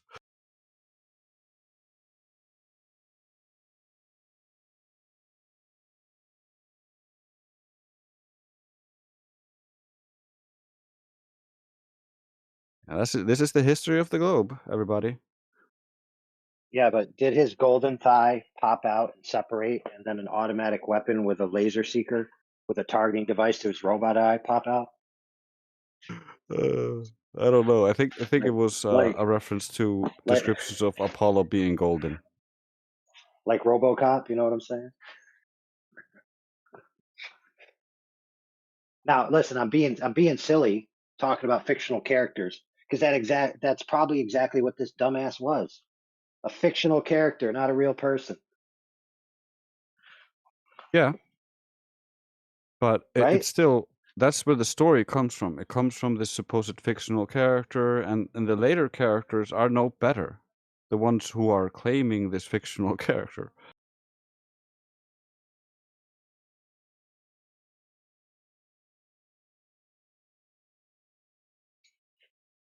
Yeah.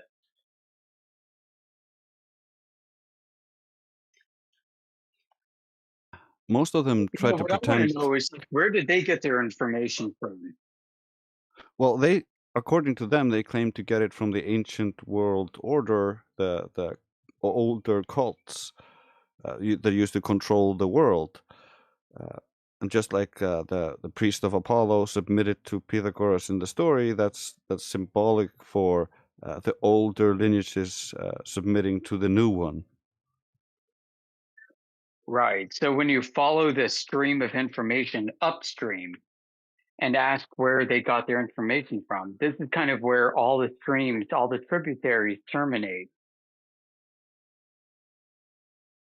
Yeah, and that's one of the things my book is doing, is kind of like following where does this idea like go, and how does it spread, like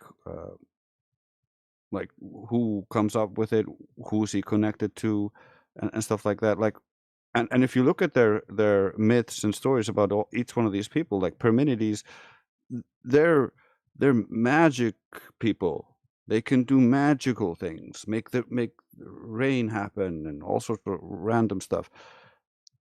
They're all mystics, and belong to this older mystery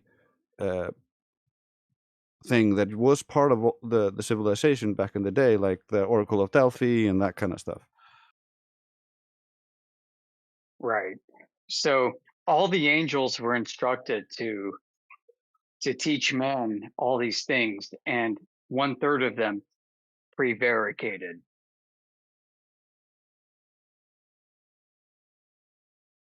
So that means we now have a lot of this divine knowledge mixed with truth and lies.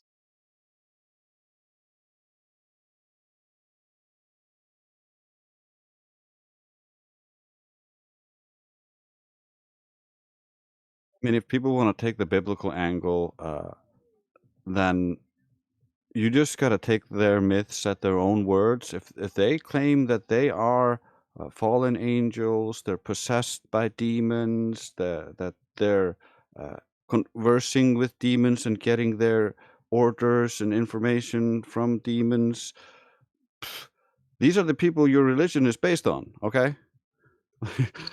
That if you look at it in the perspective of a biblical perspective, it just looks really bad when you start looking into the history of it.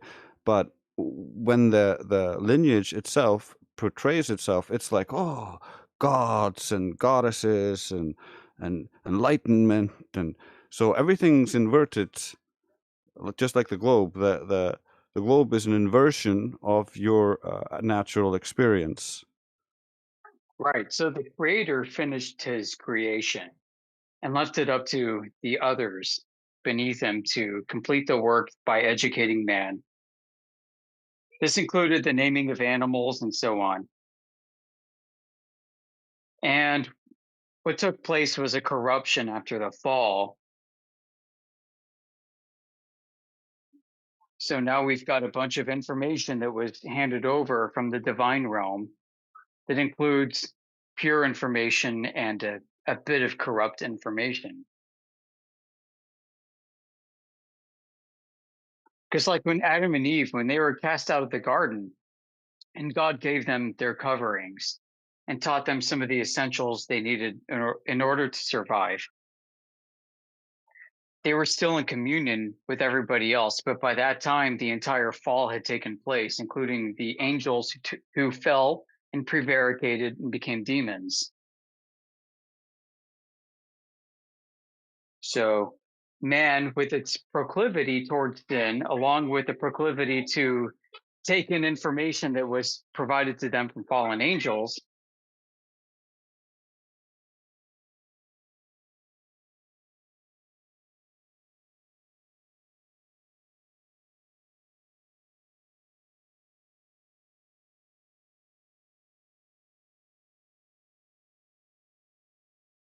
I mean, we have a situation where basically all streams from what we know lead upwards, and it's a corrupted mess.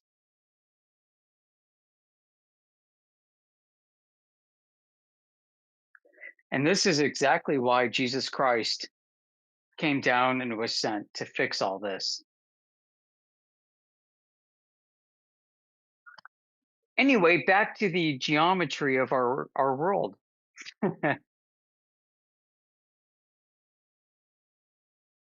It really makes you think did a when you bang start. up job, didn't he?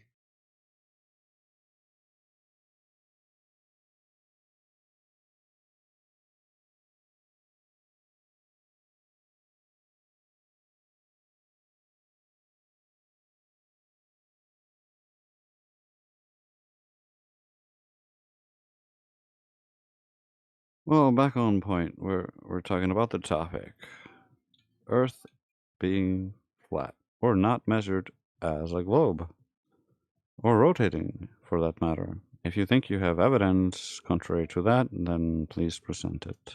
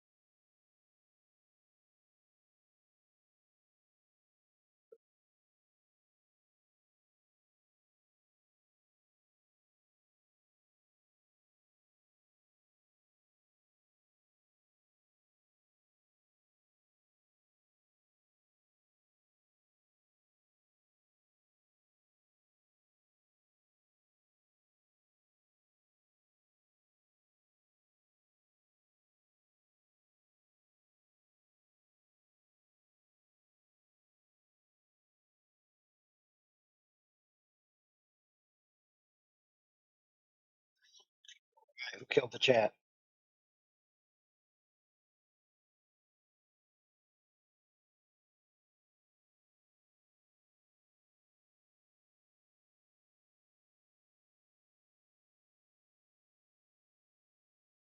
So All I'll right, take the guys. blame. Any satellite engineers, any NASA astronauts, pilots, surveyors, come talk to us.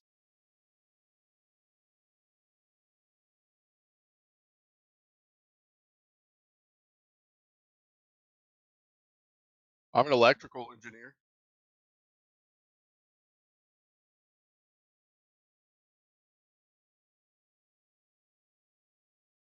Oh, okay, cool, man. You down with Maxwell's equations? About to ask me to rattle them off for you right here. I can't. No actual electrical engineer uses them daily.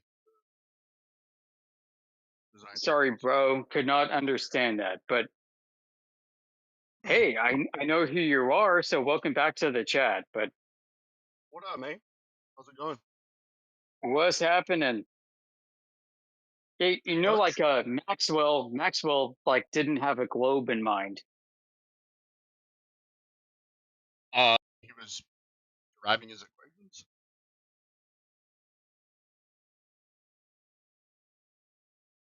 Maxwell's equations have nothing to do with the shape of the Earth. Yeah, I agree with you. All right, man. Good. So we've got some common ground. Excellent. Very nice. No, but like what I was saying was electrical engineers, we don't use Maxwell's equations daily to design circuits anymore. Use small circuit models and Ohm's law, which is a simplification of Maxwell's equation.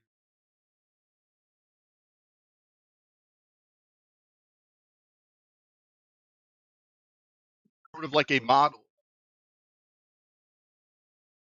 Have you ever looked into some of the old stuff regarding like electromagnetic propagation with regards to half planes, like Sonnenfeld and King's equations? Oh. I'm not an RF engineer, so Yeah, oh, yeah, gotcha. I know it's a bit out of your bailiwick. All right, I won't go on with that. No worries. sounds interesting though. Down to learn. Do you know about it? Yeah, a little bit. So, you know, back when Tesla was doing his radio tests, and even Edison, all these guys were like absolutely enamored with EM propagation in like the 1920s and 30s.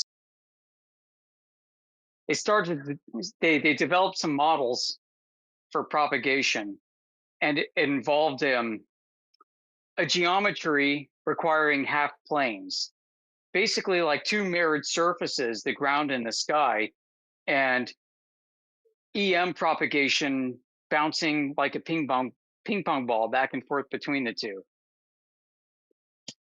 And no curvature was required. Right. You say half planes? Yeah, half planes. Yep, absolutely. It's a half. Is that a half?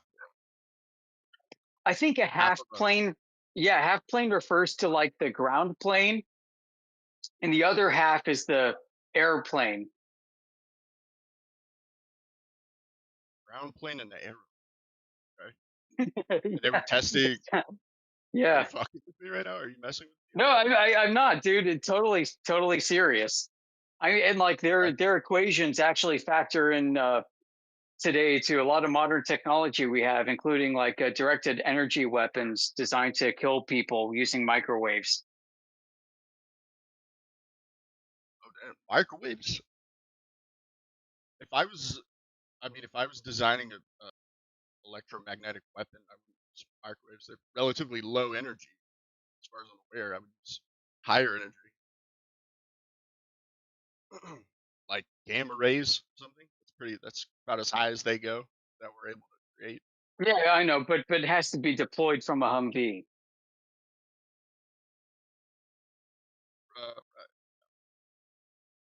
What they put a big transformer on the back of directed at people.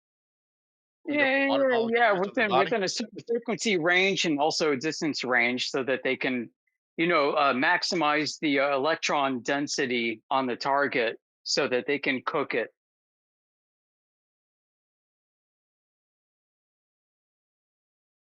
That's the old hamster in the microwave experiment that we've all done. Dude, I'd love to talk with you more. Thank you for coming in. I actually have to step back because I'm making pizza for my kids. So enjoy. Happy Friday. Don't get my hopes up like that. How dare you say it's Friday?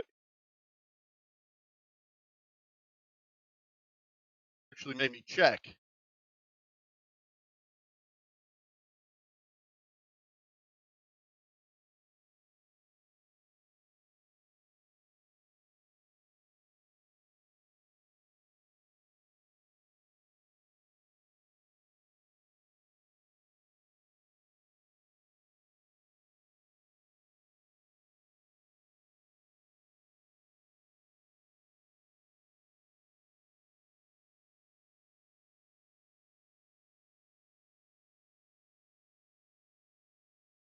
I wanted to ask you guys about this, or talk with you guys about this. I've sort of came up with a sort of experiment that would sort of test if the Earth is flat using sort of longitudinal lines, compass.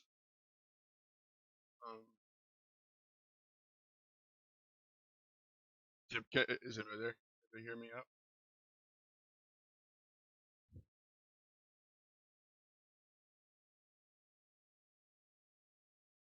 We can hear you. Oh, I need to bounce some things off you, so because every time I bring up an experiment here, either Crit or somebody else is like, "That's not an experiment. What's your hypothesis? What's your blah blah blah?" And so You're talking about the underground gyroscope thingy? no, there's a different one. That's a good one. We can talk about that if you want. Did you read the paper that I put? It's dope if you did. Yeah. I read some of it. It's a very fine test. I mean, like, they're not trying to prove the motion of the Earth or anything like that. And there's a lot of other factors that could be taken into account that they're not taking into account. Okay, hell yeah. Let me pull it back up. Want to look over peer review here? You're coming in a bit quiet. Sorry, can you hear me better now? Yeah, I can hear you a bit better now. Yeah, for sure. I was gonna say, do you wanna let me pull it up and we can do like a sort of peer review or something if you want. Yeah, well, I mean, I didn't study the paper like intensely, like go over everything. I just had to breeze through it when you were talking about it and read a few parts of it. Hey, me neither. I haven't read it from like start to finish either. But what specific did you have any like specific things that you didn't like about it, or that you have Well, you have like issue with? I mean, it wasn't necessarily trying to measure for the Earth rotation in the first place. I mean, it was measuring a Sagnac frequency shift. Using a ring laser. I mean, it measures a phase shift in the light traveling around the loop. I mean, and then you're sort of interpreting that, or it's getting interpreted as Earth rotation, and it depends on the chosen reference frame.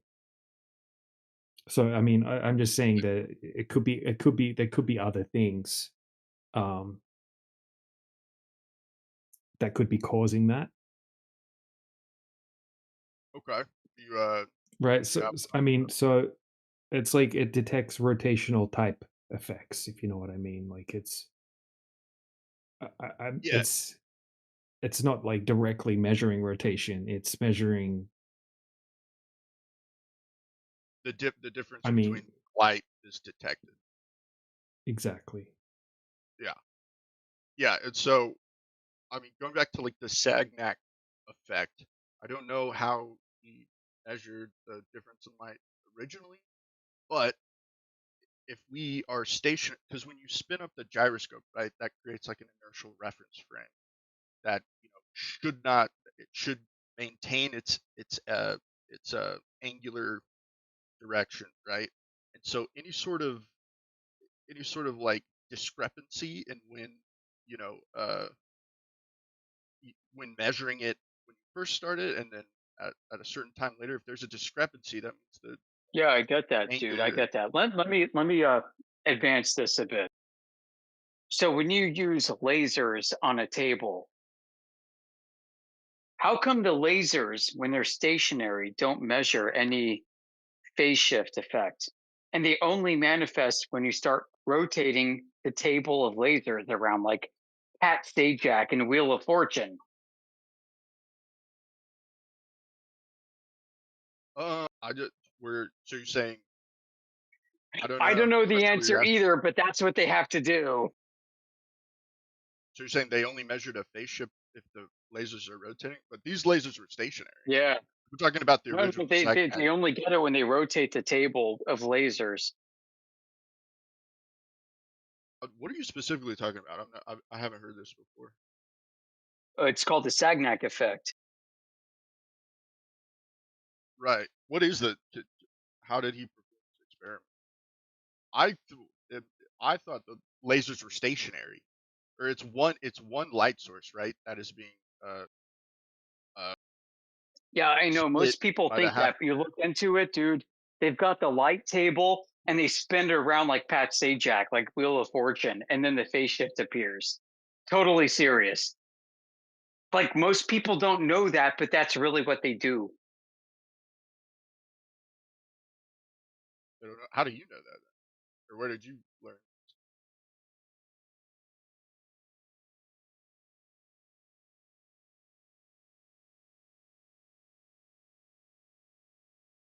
I don't know. I don't see that in the. I mean, just if you just look over the Wikipedia page, it kind of shows you the setup it has, right? Yeah, but they don't show you that they have to spin it around in circles.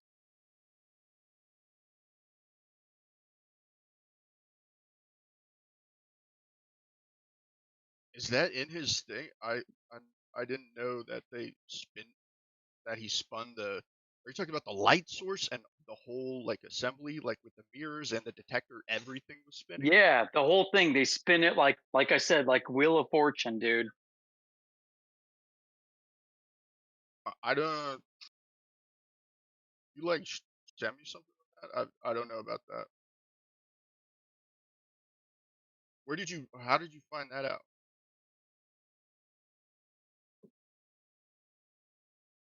I read about it. Send me what you read because I don't see that. What I'm. Yeah, no, it was in their setup. Yeah. I don't know. Can you send me where you read that? I don't have that offhand, but I can tell you why they claim they did it, because they said if they do it this way, then they can filter out all kinds of noise from other directions, and they get a preferred direction from the east to the west. Like that's what Michelson Morley did. Totally. So the whole point of the Sagnac effect is to be at rest.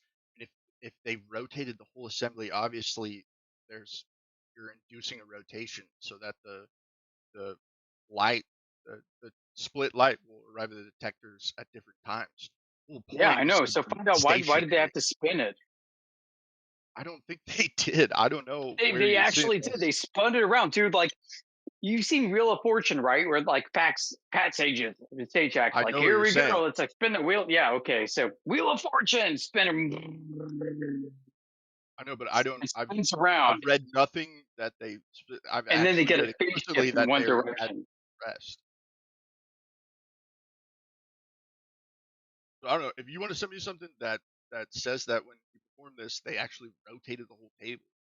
That would. I don't. Why would they do that anyways? If they're trying to measure rotation at rest.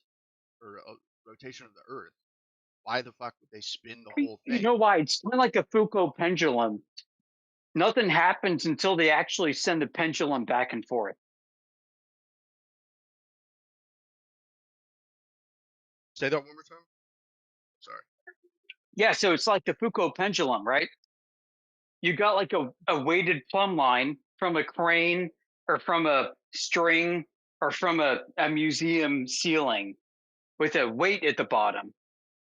That plumb line doesn't do anything.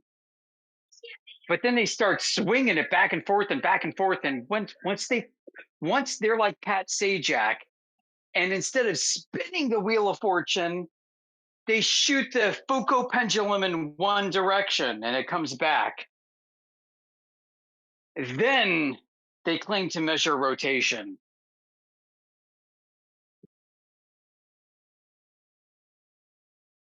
Right. Okay. I see what you're saying. Well, I'm sorry. I'm looking at the Foucault pendulum really quick. So Dre said they spun it to show the fringe shift from the motion. They recorded that. Einstein and Lorentz tried to explain that shift away. One as an observer-dependent apparent contraction, and ether for the other with actual contraction. Yeah, I think Sagnac, he was originally trying to prove the existence of like the ether.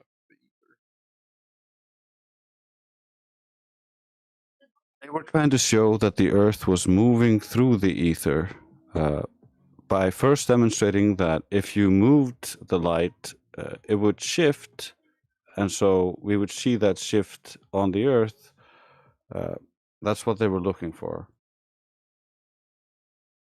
That's not the test that showed any shift. The problem is the Sagnac effect that comes later is within just a fiber optic cable in a circle, and then you have sensors on it. And so what you're doing is you're looking for any kind of shift in that light as you move the circle or loop around. And so what we do see is that there appears to be some shift in the light over the Earth that is assumed to be caused by Earth rotation due to things like Michelson-Morley, but that has never been confirmed to be because of that. We know other things can influence the effect of light and how it behaves, so it's an unknown. It can't really be. It's underdetermined. Can't really be appealed to as proof of anything. So it doesn't really help us. Oh wait, it does help us because they have also used optical gyroscopes to be able to show that it can detect linear motion, not just rotational motion, which was assumed when they started detecting this, because they only detected what they presumed was Earth rotation, but not orbit or the solar motion or the cosmic motion or the galactic expansion. They measured none of that. So they just assumed it was just too big of a motion, so it must be linear, and so it can only detect circular motions, and so it only detects Earth rotation. However, with new experiments, we found out that we can't detect linear motion with it. The setup just needs to be right. And so we would detect linear motions with it, so we would detect the galaxy and everything, so it just debugs the whole heliocentric model. And then when we think about the rotation, if we take the optical gyroscope or the fog and we change the pressure around the fog, it will actually change the readout. So if the readout that was supposed to be Earth rotation is changed by changing the pressure around the fog, then you just decoupled the output of the fog from the perception of Earth rotation, because if you change the pressure around the fog, it shouldn't have any effect on Earth rotation.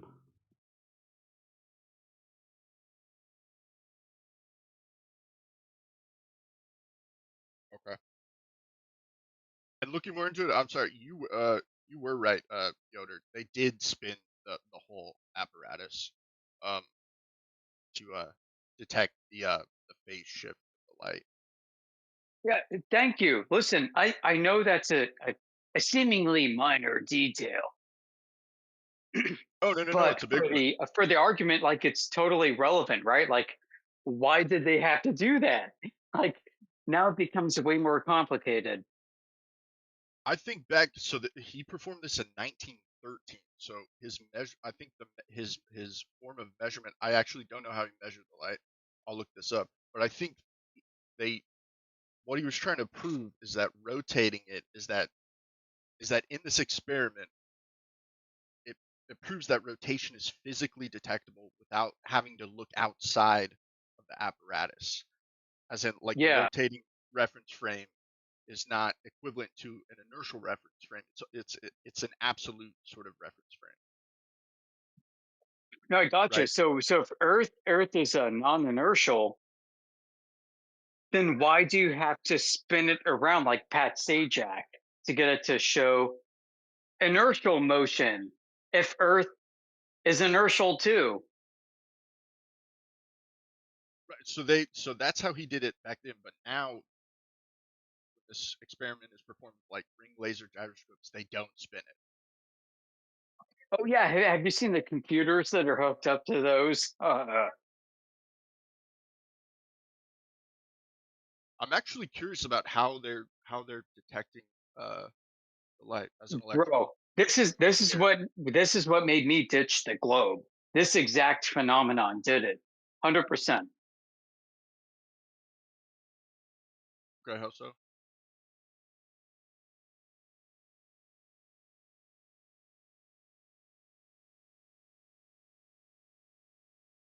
How do they do that?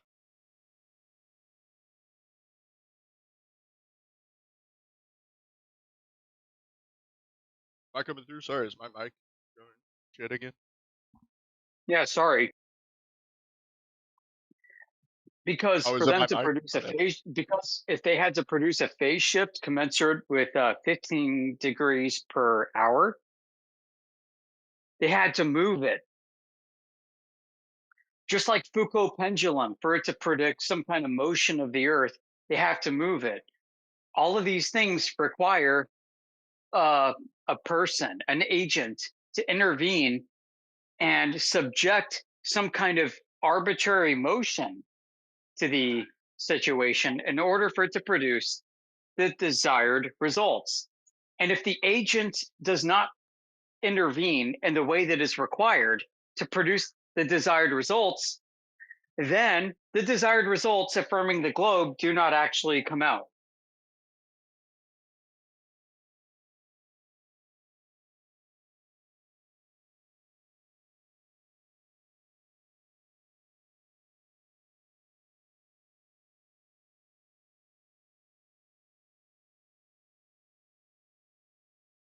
Sorry, I'm reading more on how Sagnac did this experiment. So actually, how he measured the difference in the light, the two beams returning to the detector, he didn't actually measure the time. He looked at the interference pattern between them.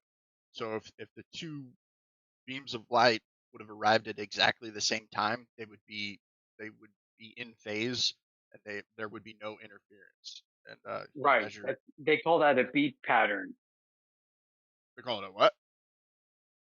Yeah, they call that a beat pattern with a rhythm that's associated with the sidereal motion of the. So yeah, what's happening is you have yet another case, which Einstein so famously elucidated, was that you cannot determine whether or not the Earth is moving or the stars are moving based off of any optical experiment. Optical experiments or tests includes what we're talking about right now. He said you can't measure what through optical tests? Whether the Earth is moving or whether the stars are moving relative to the Earth. Whether the Earth is stationary or the Earth is moving. So that means we're at an impasse, right, my friend? So that means we can completely punt all this to the side, boom, and let's come up with another way to determine what the shape of the Earth is.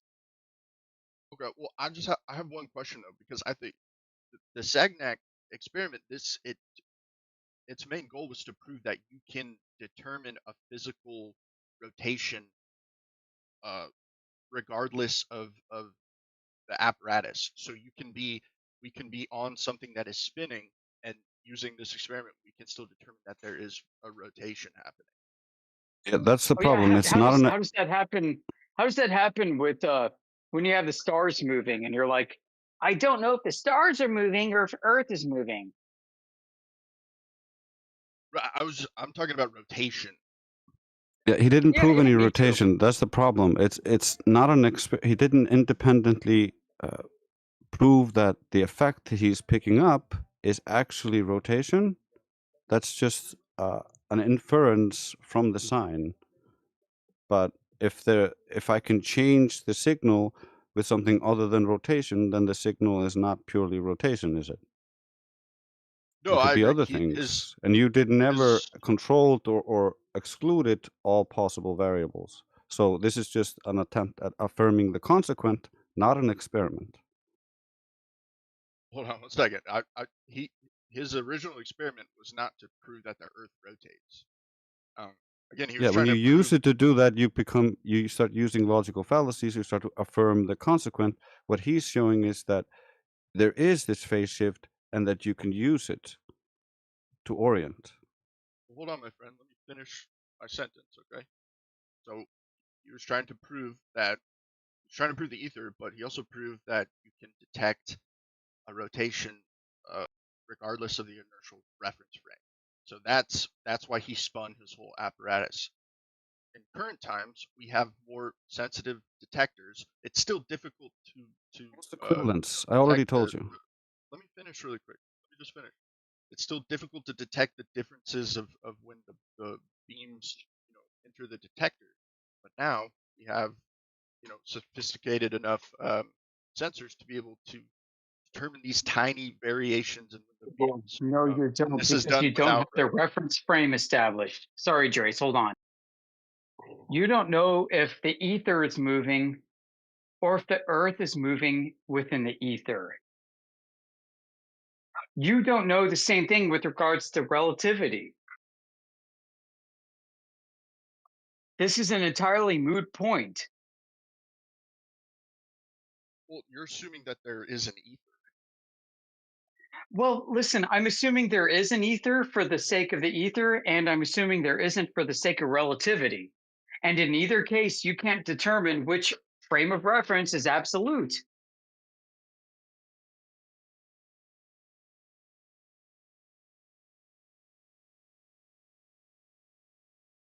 Yeah, there's no such thing as an absolute reference frame.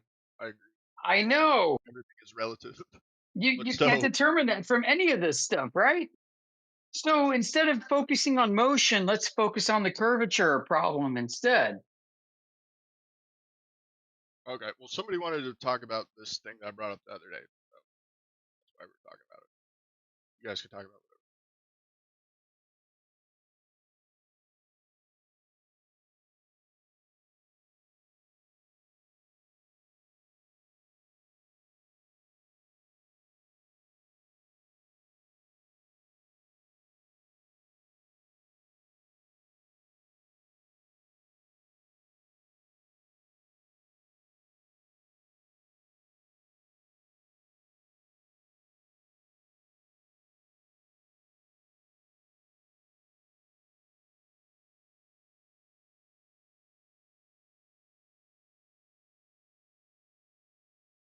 No, so listen, like,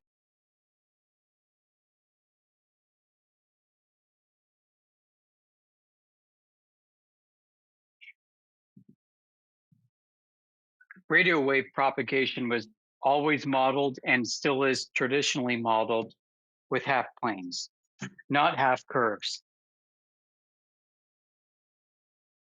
And this is very key and important when you're describing how much power that you are transmitting to a target. so that you don't overwhelm it with a lot of noise.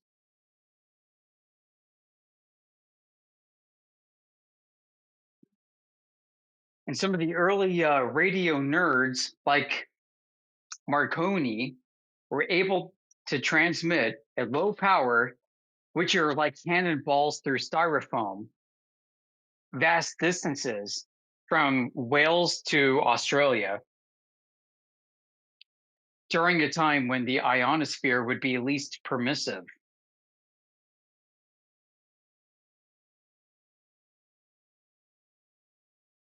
Yeah, this the thing about half planes. When you say the radio waves are like modeled using half planes, are you talking about like the refraction and things like that radio waves experience when they bounce off of physical objects? Because obviously, electromagnetic waves, even though they're waves, they still interact with physical things, right? So if you have a bunch of matter blocking your transmitter from your receiver, there's going to be sort of refraction, and you're not going to have the same power, which is the receiver, right, from the transmitter. Is that what you mean? So like bouncing off two parallel planes? I'm not an RF guy, so my ignorance. I mean, like, dude, you're an electrical engineer, so why don't you go get a ham radio license? I actually want to. Like, do it, dude, because I'm a general. So there's a technician general and like amateur extra. You could probably like amateur extra plus, like based off of what you know, totally. Yeah, my dad actually got like one of the books to be like an operator, or what do you call it? Yeah, as an operator. Yeah, with the technician class, you can be an operator, and like high schoolers can pass that test. Yeah. That's mostly about like the rules, but like with general, it's more like about like the physics of EM propagation and stuff, and as well as like electricity through lines.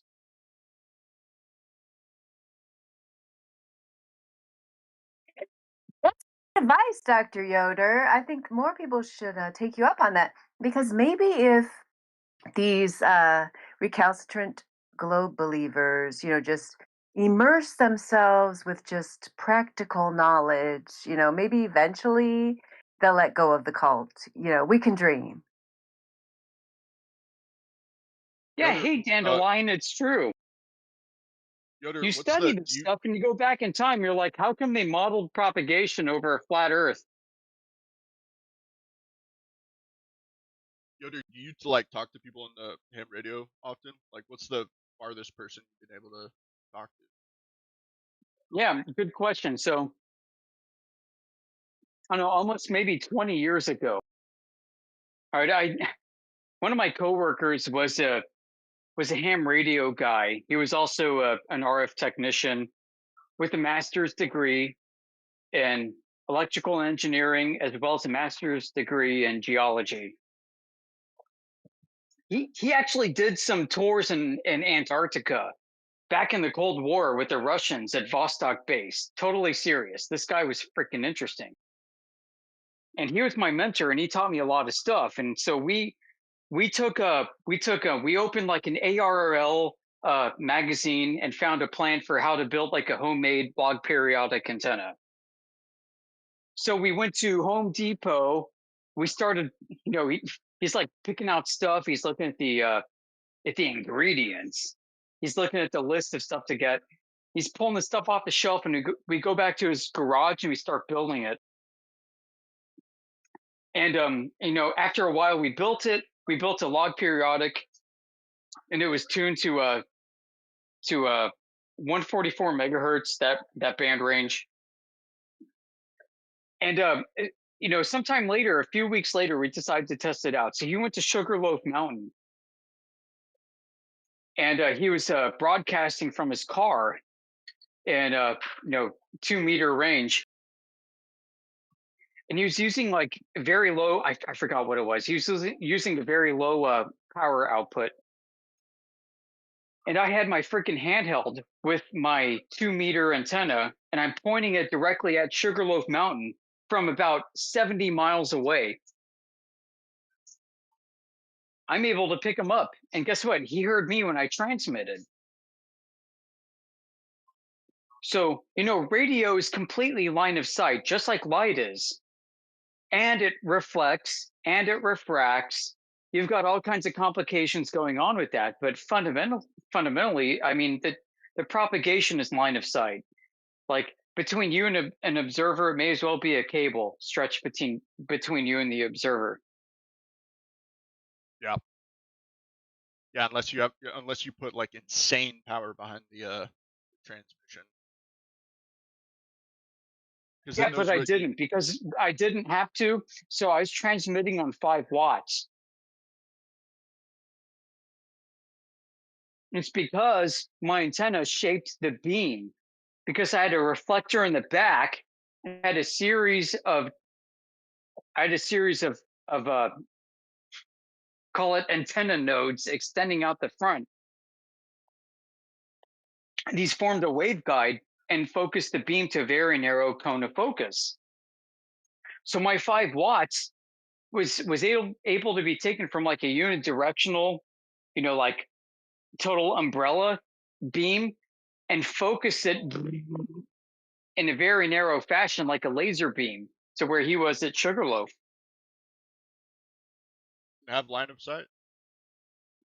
Yeah, like I was pointing it at Sugarloaf. Like I had Google Maps on my phone. I'm like, okay, where the hell is he? We're talking cell phones to each other. And I'm pointing it around and waving it around. Once I got it, I held it steady, and he's like, holy shit. And this is a transmitter that you made yourself?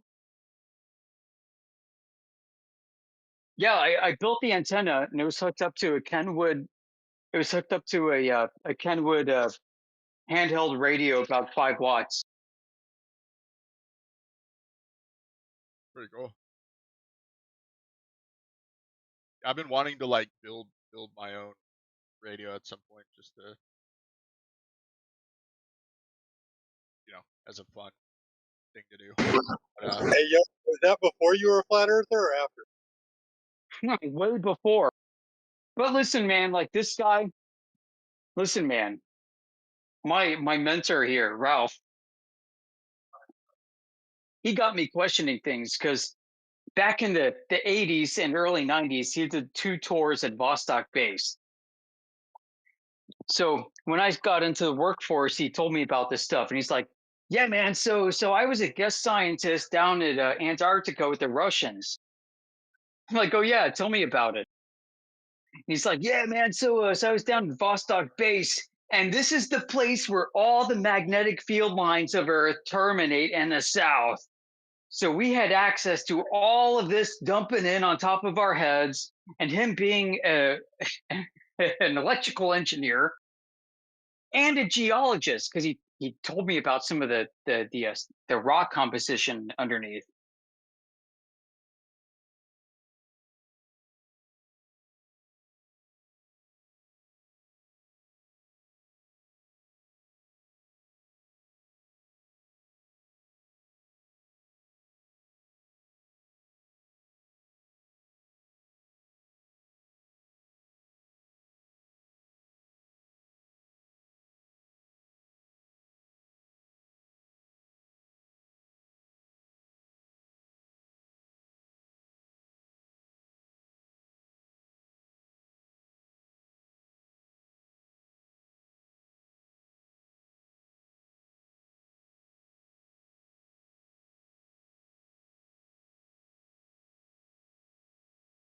And negate or reverse the effect. hey, were you talking that whole time? I didn't hear a word. Yeah. Strangely enough, I got booted from Discord just now, so.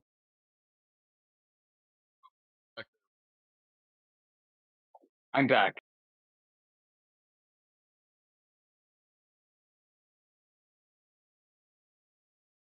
Yeah, no, that's cool. I want to make.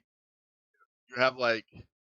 So wait, what's that handbook called? It's called the AR something or other book for to be ham radio operators. So we had a magazine called ARRL, Amateur Radio League or something. I've been a long time member, never read their shit, but guess what? Yeah, no, so they put out like a monthly magazine with stuff, and we found instructions on how to build a log periodic. I might be able to find the stuff for you if I dig through my folders and post it in the side chat, but I've got pictures of all the stuff that I made and we tested it with. Are you electrically inclined? Do you mess around with circuits at all? You just Sorry, man, I can't hear you. I'm sorry. Can you hear me now? Yeah. Am I better? Sorry, I was at. Are you electrically inclined? Do you mess around with circuits at all? You build like other circuits or just radio? I mean, yeah, circuits and radio, maybe like 20, 30 years ago. I'm not that young of a guy. I've spent the past 20, 30 years of my life moving on to other things than that. So my knowledge in that sphere is not as good as yours. Hey, you should get back into it. It's I don't know. It's coming for me though. Yeah, man, maybe when my kids are in college and stuff, I'll do that. So heck yeah.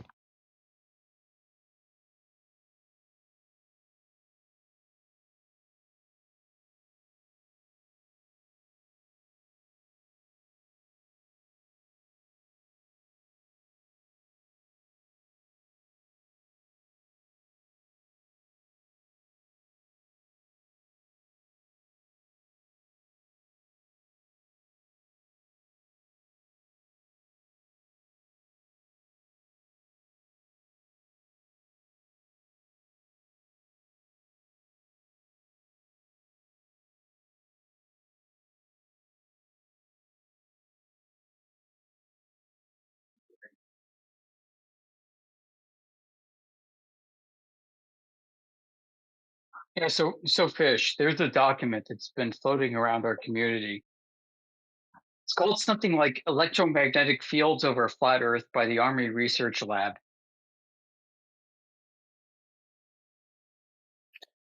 Sounds interesting.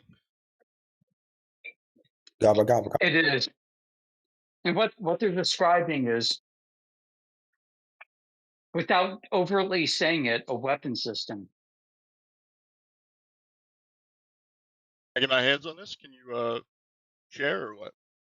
Yeah, give me a minute. Yep, I'll share it. It's a weapon system designed to focus the electron density on a target, and they model the system over half planes. Maybe I should say between half planes, over not a globe. And in the document, they invoke some of the greats that happened before us. Dr. Sonnenfeld and King, who basically pioneered EM propagation. And through their models, he incorporated it into a system, and he proposed this model used for the Army for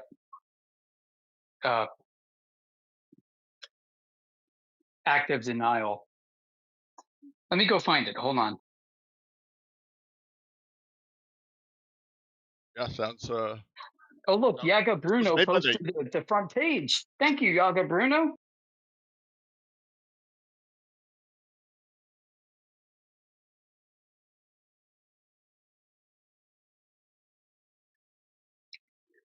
While the content's interesting enough because they're describing a weapon system, the references are what's really important, especially in the beginning, in the foreword, where the author says basically, we recognize that this is a very controversial topic because we are modeling electromagnetic propagation over a flat Earth using Sonnenfeld and King's equations. However, they're freaking good and righteous, man. We can totally bake a target at any distance using these equations at this frequency and power. And so it just kind of fits in with everything else that we keep coming at over and over again. Marconi's 10,000 mile transmission, EM fields over FE, all the high altitude, long distance infrared observations we have in the 900 to 1,000 nanometer range,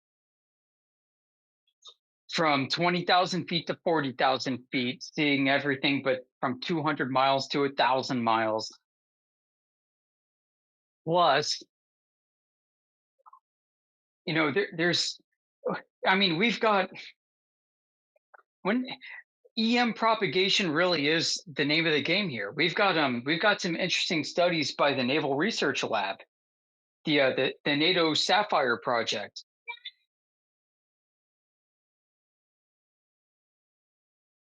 What they did is they contracted with two teams, one from Germany and one from the Netherlands, and they came to the Chesapeake Bay outside of Washington, D.C.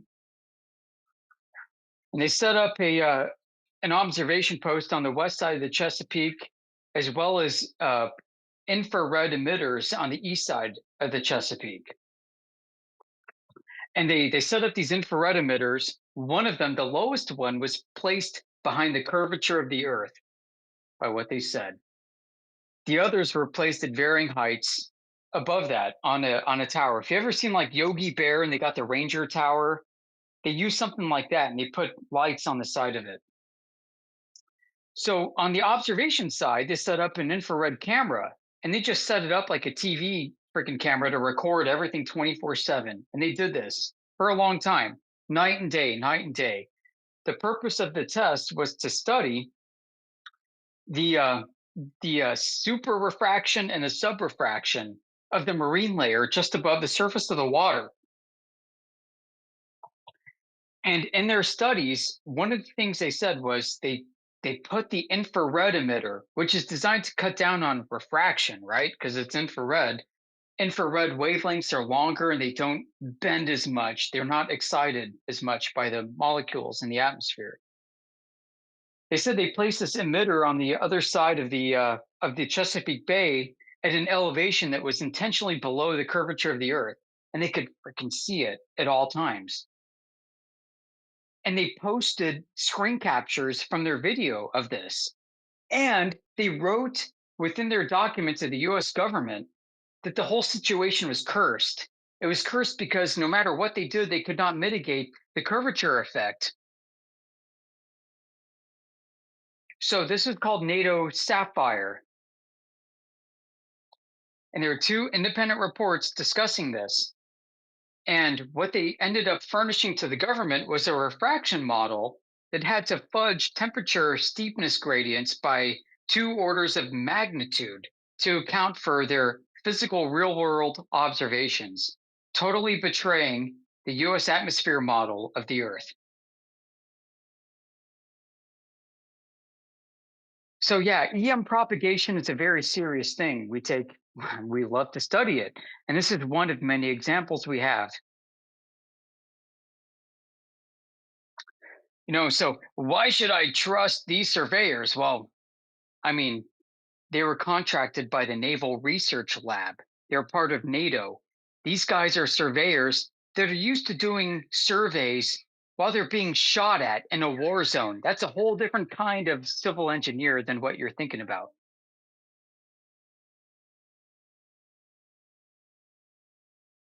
Yeah, I'll have to look at this paper. It sounds interesting, but I think the flat Earth part in the title is like slightly misunderstood. I think they were just they were doing it over distances that are relatively short compared to the proposed radius of the Earth. So like when it's modeled, when you model things like this, you assume a plane because any if there was any curvature, it would introduce negligible error compared to the phenomena being studied. Yeah, so that's what we're told all the time, like how negligible is the globe, right? Like if it's curving, you wouldn't see it because it's so big. Well, how big does it have to be? It's so big, I'd never even seen it from a plane. I used to tell myself all the time before I was a flat earther, wow, the earth is so big, it still looks flat. Look how huge it is.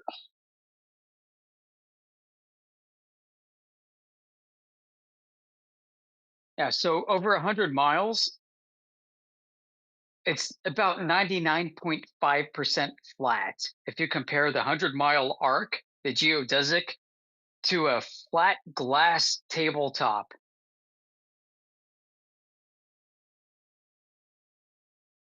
So when it comes to proving that the Earth is curving, your margin for error, the hurdle rate that you have to jump over to convince us, is absolutely astronomical.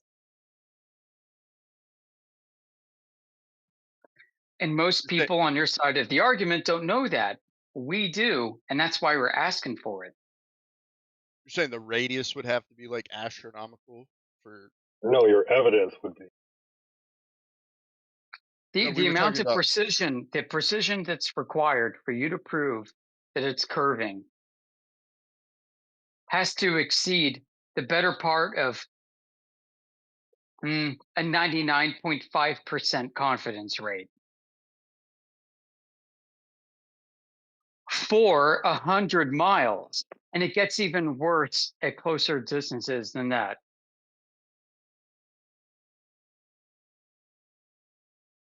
Well, can we agree that, like, if we lived on a sphere, say the radius was gigantic, infinite, that Sure. it would appear Yeah, we can agree with that, right? It totally appears flat as such. So what now? Why should I accept that it's not flat? Good question. I just wanted to make sure. Yeah, I know this is the question. So when I mentioned, like, when I was first bothered by this about 5 years ago, and I set out to go find measurements of the curvature and the radius, I couldn't find it. I couldn't find anything that was definitive enough. And that's still the case today. And it's why I'm here. It's why many of us are here, because we can't find any definitive evidence to this date. And that's a problem. So the date that somebody produces that evidence within a degree of error that is acceptable to establish that it is without a doubt, I would accept 99.5% confidence interval. Then guess what? We all go away. We issue public apologies and we say, sorry, guys, we were wrong.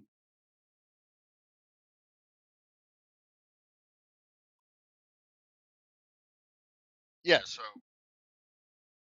that's what, see, this is what, so you guys are sort of a different breed. I'll accept that 50%. I'll accept 50% confidence interval. Can you guys hear me? Is my mic? I'm telling you, listen, I've he said we were a different breed, Yoder. He said we're a different breed. I know he did. And I'm going to lower the bar. I'll declare for the audience that I'll accept a 50% confidence interval. Yeah, what do you think about them apples? I meant that as a compliment, not as like sort of a diss. I was saying no, that, like, it's not a diss. I'm widening. I'm basically taking the field goal and I'm widening the field goal so wide that basically a bus could drive through it half, like, sideways. I know. I was talking about what I said about the different. Anyways. Hey, Fish, can you agree that the only evidence that most people will point to, if not all, when it comes to the globe is immediately they point to the sky. They don't even look at the Earth. They point to everything in the sky and they say, everything in the sky must look like that. I feel like the easiest evidence to go for off the bat is just the images from space that we have. That would be mine, but well, it was definitely what they sold me on until I someone said, hey, the Earth is flat. I'm like, that's stupid, but I'll look into it because you're smart I respect you, and I don't want to call you stupid. So let me look into it. And then I find out that from a 6-foot observer, the horizon is only 3 miles away when you're looking out over the water. I'm like, that's not right. I've seen ships docking at an island 20 miles away. So how is that possible? Have you looked at like the same thing over water multiple times on different days? Oh yeah. Mm-hmm. Yeah. Yeah. So we've got always consistent. we have yeah, we've got tests that have been done during the daytime, during the nighttime at the same location on different days. Hundreds and hundreds of tests at this point, like really, really well done ones that are crystal clear. And done by experts in many cases as well, like Dr. John D. He's got some great tests that he's repeated over and over again, just showing that we can see things that are orders of magnitude further than you would be able to see them on a globe. He's done years worth of laser tests, over 350 plus hours of laser tests. That's what really got me, is the repetition of the long distance observations. And then when I went and did it myself, I lived on a giant lake in Australia called Lake Macquarie, and I had a boat, and I got a P900 camera. This was back in 2019 or 2018 or something like that. And I did tons of tests myself, just to confirm it to myself, because I was always out on the lake on my boat, that kind of thing. And I would just take my camera out and choose different vantage points, different weather conditions, different observer heights. And the lake had white sand beaches on a lot of the places, so you could have a really clear target. And yeah, it's just the consistency, it's just the repetition, and that's what we encourage people to do. It's like one of those things, like you mentioned about the pictures from outer space. That's something that it's always going to require some level of faith and trust, because you're obviously, like, we can never go and validate those images properly, whereas the long distance observations and laser tests and that kind of thing, right? We just tell people, if you think these are fake, if you think these are done incorrectly, just go and do them. It's possible. It doesn't require faith. And yeah, you'll be surprised. Like Dr. John D that I was talking about a second ago, he's a PhD in spectrophotometry, and he originally was trying to debunk flat Earth. And he would kind of became a flat earther, not because he wanted to, but because he couldn't find the curvature. He's got a very good channel on YouTube called Dr. John D. He's got a really well done laser test called Peer to Peer. And he's got some of the best long distance observations as well.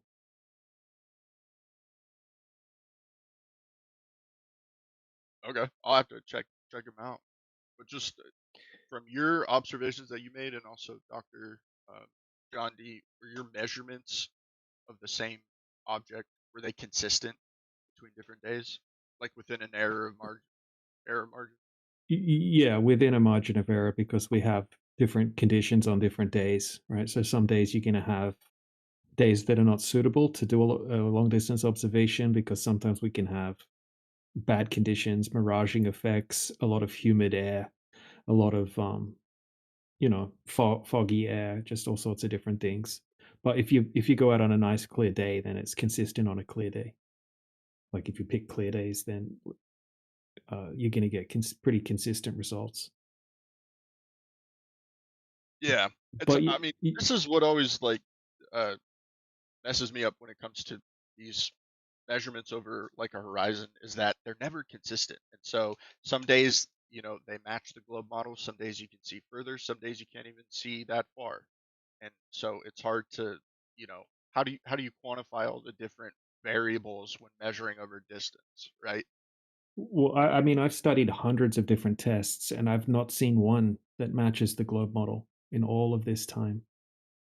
So every single measurement you've made has been way over what the globe model predicts. Yeah. Every single one. Every single one, and No matter most the of them day. no matter the day, most of them by orders of magnitude as well.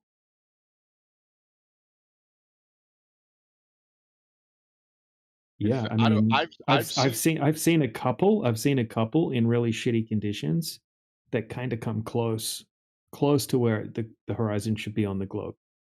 But once again, it's a day when there's big ocean swells and like wind blowing everywhere, just crappy conditions. But we would also expect some days to look like the horizon is at the approximate distance of where it might be on the globe if there was a globe, because we can have different conditions with the weather that would cause that to happen. Like like something can be obstructed from the bottom on a flat surface. So one of the easiest things to recreate on a small scale on a flat surface is inferior mirages and sinking. And there's actually a YouTube channel called Skyfree, and they do at-home refraction tests, basically, where they will set up things on a small scale inside their house on a flat surface, and they'll manipulate the temperature, pressure, and humidity. And all of a sudden, you'll see things that were completely visible over the flat floor just completely disappear behind the horizon and be completely obstructed or hidden bottom up or curving downward. And it's just happens when you have colder air up higher and warmer air down lower, which is actually the normal in the real world, right? The lapse rate, the normal lapse rate, like the lapse rate, you probably know what that is, right? It's about the vertical temperature gradient as you go up in altitude, how the temperature changes, and the normal lapse rate is that it gets colder as you go up. It's warmer down lower, colder as you go up. So Dr. John, right? He's done years worth of laser tests, and in his years worth of laser tests, he's never seen a laser bend downward, which is kind of crazy, right? You would expect that it would happen sometime, but he says after 350 plus hours of laser tests, he's seen them bend upward, right? Bending up towards the colder air can happen sometimes. He says most often they just go straight, but he's never seen one bending downward. I've never seen one bending downward. I mean, I've scoured YouTube trying to find one. How would you What's that? Sorry. How would you know if something's bending upwards or down? Well, you can see the laser, right? So you can see the laser going dead straight, and if it's bending up, you can see it physically bending up, right? You don't see it bending down, and also in using line of sight, it's like your eyes. Yeah, or using cameras, right? Using side view cameras and that kind of thing as well. Right. So I don't think your eyes would be able to detect say it was bending down like a single degree. I don't take eyesight measurements as very scientific, I guess. You know what I mean? Hello guys. Right. Well, we've got hey buddy. We've got tests. Just rectilinear. Hey bud. Hey bud. Hold on a second. Hold on. Who do I mute first? Right. We got this one. And then we What got are you guys talking about here? And then we got this one.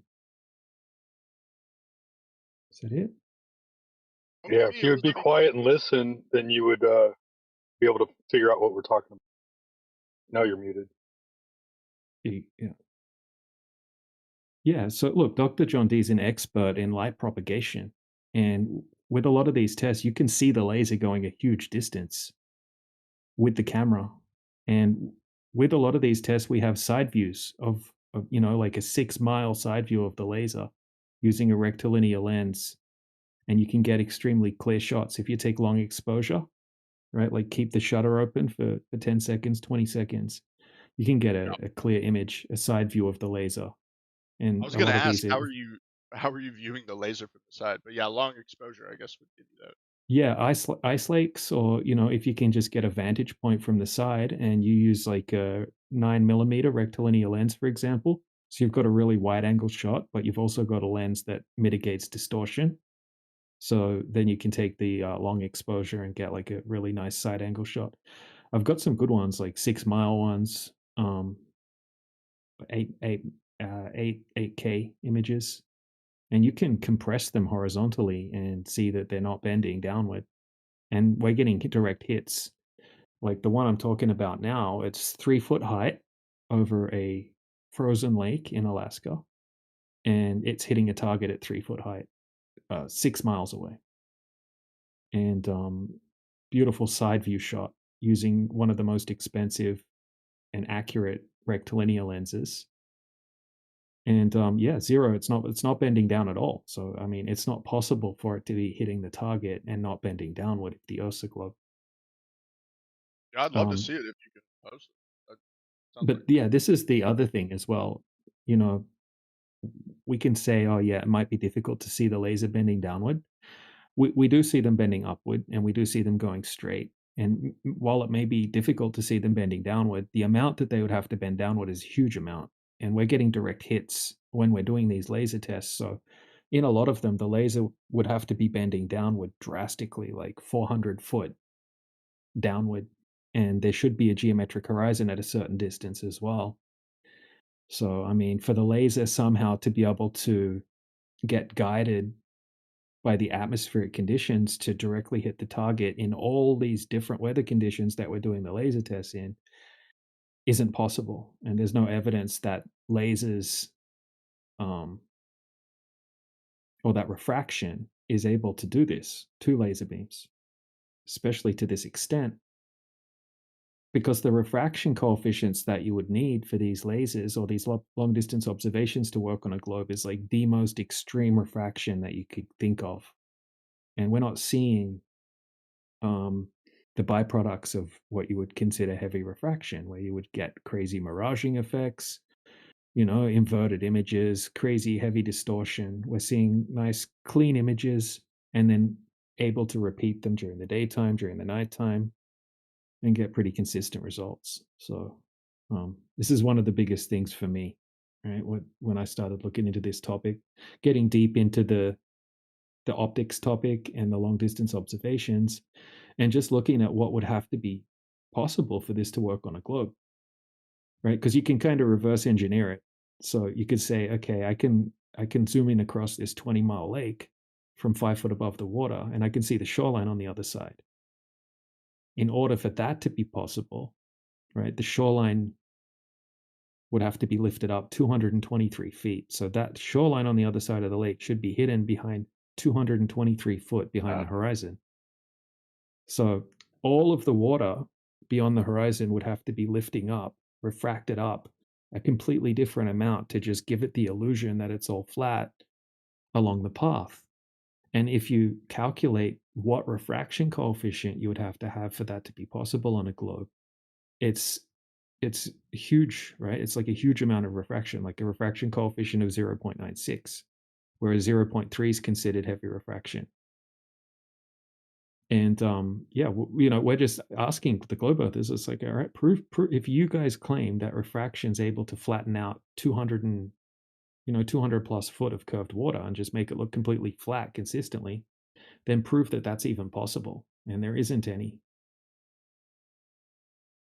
Yeah, no, Sorry it for sounds like ranting. you're obviously pretty experienced in this. You know a lot more about photography and how to do that than I do. I don't know shit about photography or different lenses. Oh, yeah, but you know about other things that I probably don't know shit about when it comes to electrical engineering and that kind of thing. But yeah, I decided to focus, you know, on studying the long distance observation stuff and the optics stuff. Yeah, no, fair enough. That's if you could, where do you have like all your pick? Do you post them online or do you just kind of? I'd love to see them and check them out. Which ones? Like the observations and stuff that I was just talking about, or yeah, or I mean, like yeah, the ones you've done, or I guess I could look up Doctor what's his name, Dr. Brown. Yeah, Dr. John D. So I'll pop his YouTube channel in the side chat for you, because yeah, that's a good start. He goes over a lot of the technical stuff about lasers and how lasers work, and how what the globe earthers say as a rebuttal to the laser test, and he kind of debunks those claims. And he's got some really good long distance observations too. So yeah, I'll pop his YouTube channel. And respect for going out there and actually doing the observations yourself. I've so many times come in here and People just post other people's shit. Never actually done these things. Hey, I'm one of those Yeah. people. So, no Yeah, disrespect. a lot of people kind of want to validate it for themselves because back when I was doing these, the flat Earth thing sounded crazy to me. I thought it was the dumbest thing ever, and I'd seen the tests. There wasn't as many tests back then, but there was still some, a decent amount of tests. I thought these are crazy. How could that be possible on a globe? So I just wanted to go and check it for myself, and I just happened to live like right on a giant lake that had I think it was about an 18-kilometer stretch across the lake, where there should have been about 100 foot of curvature or something like that. Dude, switching between kilometers and feet over there, getting whiplash. Yeah, I do that. So 100, yeah, it's like 30 meters. 100 foot's like 30 meters or something. Yeah, I get it. In Oh, principle, though, mhm. you don't disagree that like when it comes to refraction, you say you've only ever seen the beams going straight or curving up. In principle, though, like in a They physics standpoint, should, yeah. it's not. It's possible for them to bend downwards. Yeah, yeah. It should be able to. We should see them bending down sometimes. According to the way that they claim refraction works, if you have like a thermal inversion where you have a cold layer of air trapped, like let's say you have really cold water and really warm air, and you get a cold layer of water trapped below a warm layer, and that's called a thermal inversion. And then you shoot a laser across that body of water. Technically, the laser should bend downward towards the colder air because it's more dense. But you've never yeah, seen it that. doesn't. It doesn't seem to happen. And one of the reasons, or one of the explanations, is humidity. It's called like the wet factor, because you got the wet term. You got the dry term, which is the dry air. So it's like the temperature and the pressure, and then you've got the wet term, which is talks about like the moisture in the air. Now, it's much more humid closer to the surface, and over a large body of water, you've got, or even sometimes over land, you've got constant evaporation or I think it's off gassing or outgassing. Anyway, evaporation. So you've got much higher humidity as you get closer to the surface of the water, and like water vapor when it's in gas form is actually like 40% less dense than dry air. Right. Like the molecules are way less dense. So when you've got a lot of humidity, even if you've got colder air down lower, because colder air is usually more dense than warmer air because it's more contracted, the gas particles are closer together. So when you've got the humidity, it actually kind of like dilutes the mixture. It's like diluting juice or something like that, kind of, if you know what I mean. It's Yeah, it's yeah, I get it. yeah, it's just making the refractive index lower, so you're still getting that upward bending light, even if sometimes you've got the conditions that you would expect it to be bending downward. And I think that that's part of the reason we don't see the lasers bending down. But you can make lasers bend down, right? Like if you get a fish tank and you fill it with water, and then you put some more dense water in the bottom of the fish tank, like brine water or something like that, and you shoot a laser through it, you can make the laser bend down. But that's actually the opposite to the conditions that we have out in the real world. You would be having to turn the fish tank upside down for it to match the conditions we have out in the real world, because like I was saying before, the normal lapse rate is that it gets colder as you go up, and light bends towards colder air usually. So yeah, it's interesting to look into. But Jager Bruno put a few of the side view pictures of the laser test. There's some better ones than that. But here's Dr. John D. Here's one of Dr. John D's videos here. You might have heard the term black swan, but this is not the original one like that you might have heard about. This is just what he called that. And this is a really good long distance observation where he actually sets up the camera. He picked a really, really nice day where there was no waves at the ocean, and the visibility was really good, and there was no wind or waves. I said waves, but So he sets up the camera on a tripod at the shoreline. Okay, so here's a GIF from the video. So he's got the camera set up at 3.5 foot high. And then out in the ocean, we've got a wind farm. And the wind farm's called Rampion Wind Farm. And we can see 6 windmills. Right, these are giant windmills.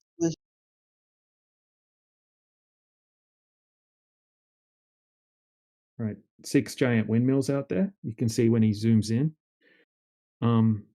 Now, See the based boat. off, See a boat behind. yeah. So he actually tracked that boat as well. Right. So just quickly, right. So just the raw mathematics on a globe. So if we go to an Earth curvature calculator, we put in the distance to the object. So the windmills, there's 6 of them. The one on the left is 8.4 miles away, and each one's a bit further away until you get to the one on the right, and it's 11.2 miles away. So just focusing on the 11.2 mile one, right? So we've got distance to object, 11.2 miles. We've got the eye height level, 3.5 foot. And that means that the horizon, like the physical geometric horizon distance on a globe would be 2.29 miles. Right? So that would be the maximum distance that you would physically be able to see the water. So any water that goes beyond that 2.29 mile horizon would be physically obstructed behind the curvature of the Earth. Right? Not taking any atmospheric conditions into account or anything like that, just physically hidden based on geometry. Now, right. That was what I was going to say, excluding any sort of atmospheric refraction. Exactly. Right. So the bottom 52 feet of the windmill should be hidden behind the horizon physically. Now, I'll just show you a close-up photograph of the windmill bases. Just I think it helps because when you're zooming in. Yeah. Sorry. Go ahead. Yeah. So when you're zooming in over that distance, I mean, you're looking through a lot of air and stuff like that, so it's kind of hard. It's not perfectly clear. But here's a close-up, and then underneath that, Jager Bruno posted just a still shot from the video. So when it's low tide, you can see that black mark at the bottom where the it's like the salt water stripped off the yellow paint or something like that. So when it's low tide, you can see the black bit. So we can see the black bit at the bottom of them, and then we can see the water going off into the distance, and then you can see that boat off in the distance. And that boat's 13.9 miles away. It was tracked on the day at the time. It's called the Shetland Trader. It's 13.9 miles away. And it should be completely hidden, right? You shouldn't even be able to see that at all by a huge amount. I think the boat's about 8 meters tall above the surface of the water. And it should be hidden by 28 meters, 80 something foot. But yeah, just ignoring the boat, right? Just to keep it simple. The bottom 52 feet of the windmill should be covered. I think the bottom 30 something feet of the closest one should be covered and blocked behind that physical geometric horizon. Now, you're probably thinking, what about refraction, right? I was. Yeah. So, but I understand. I understand what you're saying. What these are showing. That's why I kind of bring around the point that it's so hard to like quantify all of these atmospheric effects to be able to get to nail down a solid number. I still understand. I appreciate that it should be 28 feet. Is that what you said? 28 feet below. 52. Yeah. 52. Right. And so, I mean, I don't know. It looks like a sort of clear day. I don't see any clouds. Yeah, usually if you do a 10-mile zoom, it's not really as clear as this quite often. So it's a pretty good day. And if you look, like, obviously what I'm posting now is low resolution. If you look at the full video, it's in much higher definition. But he does repeat it on different days as well in different weather conditions. And we can always see those black bases as well. We don't see any sign of that geometric horizon. Now, to claim it's refraction. Can I say one thing about the geometric horizon? I don't think. Yep.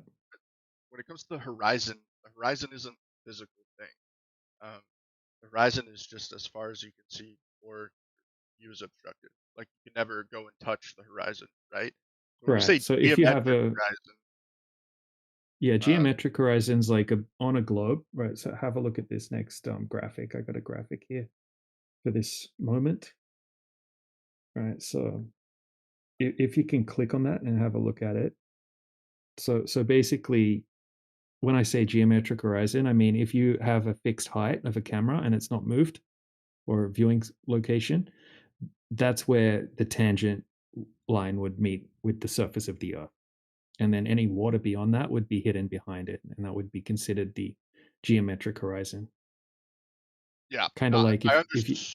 Yeah, I understand that. It's just that this is, disregarding any sort of atmospheric effects. I never said no. a We can get into that. We can get into that. This is just the physical, right? So let's say we had no refraction at all. That's exactly where the horizon would be if the Earth's a globe, right. and you had no refraction. That's exactly the exact distance that the horizon would have to be if we Right. had gravity, and the globe, gravity pulling everything towards the center of mass, that kind of thing.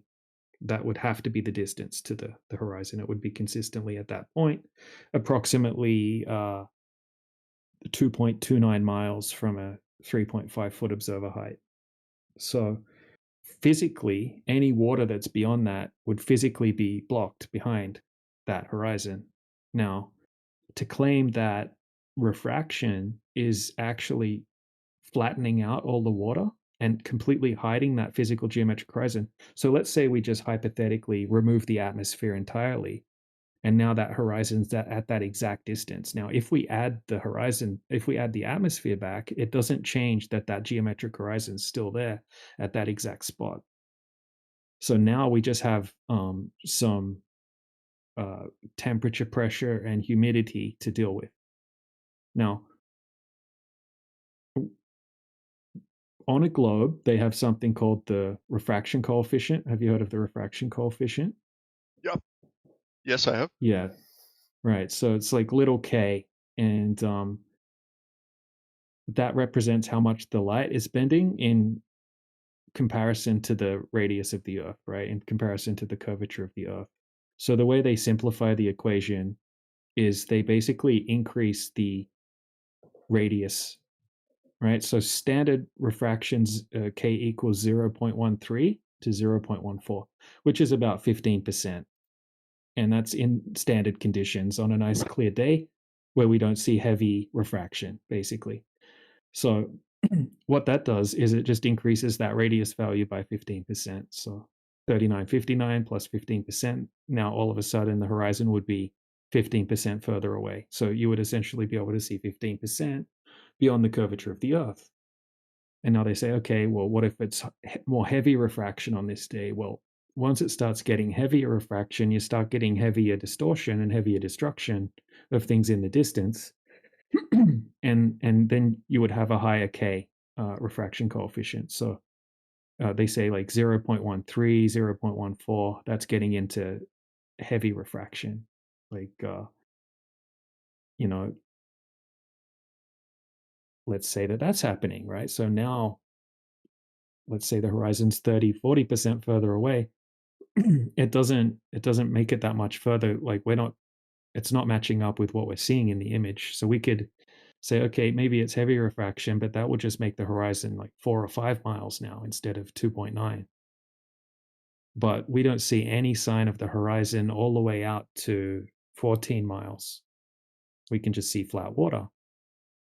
And when you calculate the amount of refraction that you would have to have for this observation to be possible on a globe, you actually have to increase the radius value by 2,300% refraction. So standard refraction's 15%, heavy refraction, say 30%, something like that, 40%. And then once you start getting heavy refraction, you start getting like crazy conditions. That's when you start getting into, you're going to have superior mirages and things like that. Inferior mirages, superior mirages, Fata Morgana, just crazy looking conditions. It's not going to look clean and clear or consistent either. And the refraction coefficient you would have to have for this to work on the globe, 0.96. and that is 2,300%.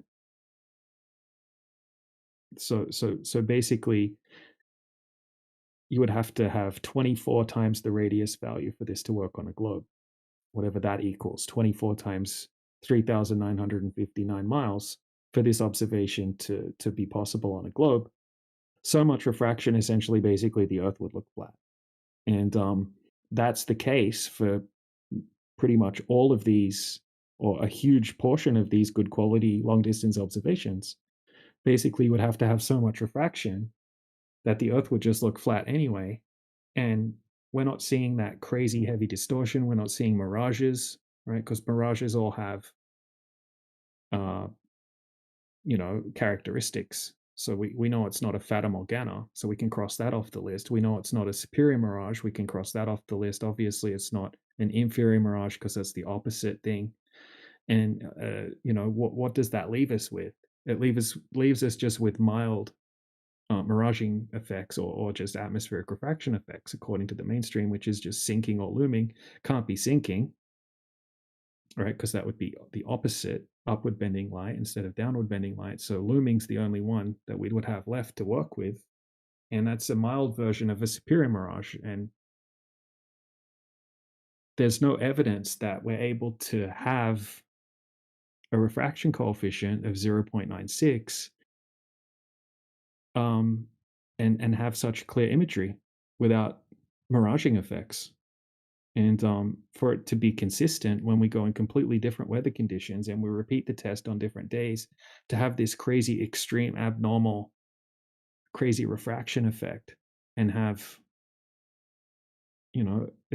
well, every time the flat earthers are going out doing laser tests and long distance observations, they get this crazy refraction effect that's just blows standard refraction out of the ballpark and looks clear.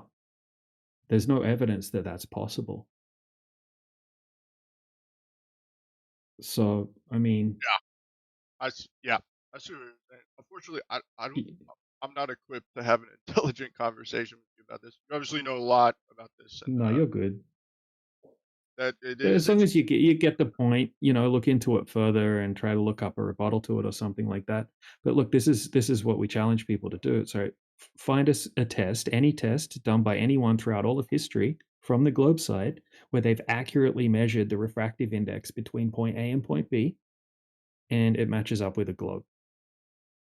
Or where they've measured the refractive index, where it can be so high as 0.96 or 0.99, what we're getting, what it would have to be for these observations to work on a globe, where we have that much refraction measured and have clear, undistorted views of what we're looking at in the distance.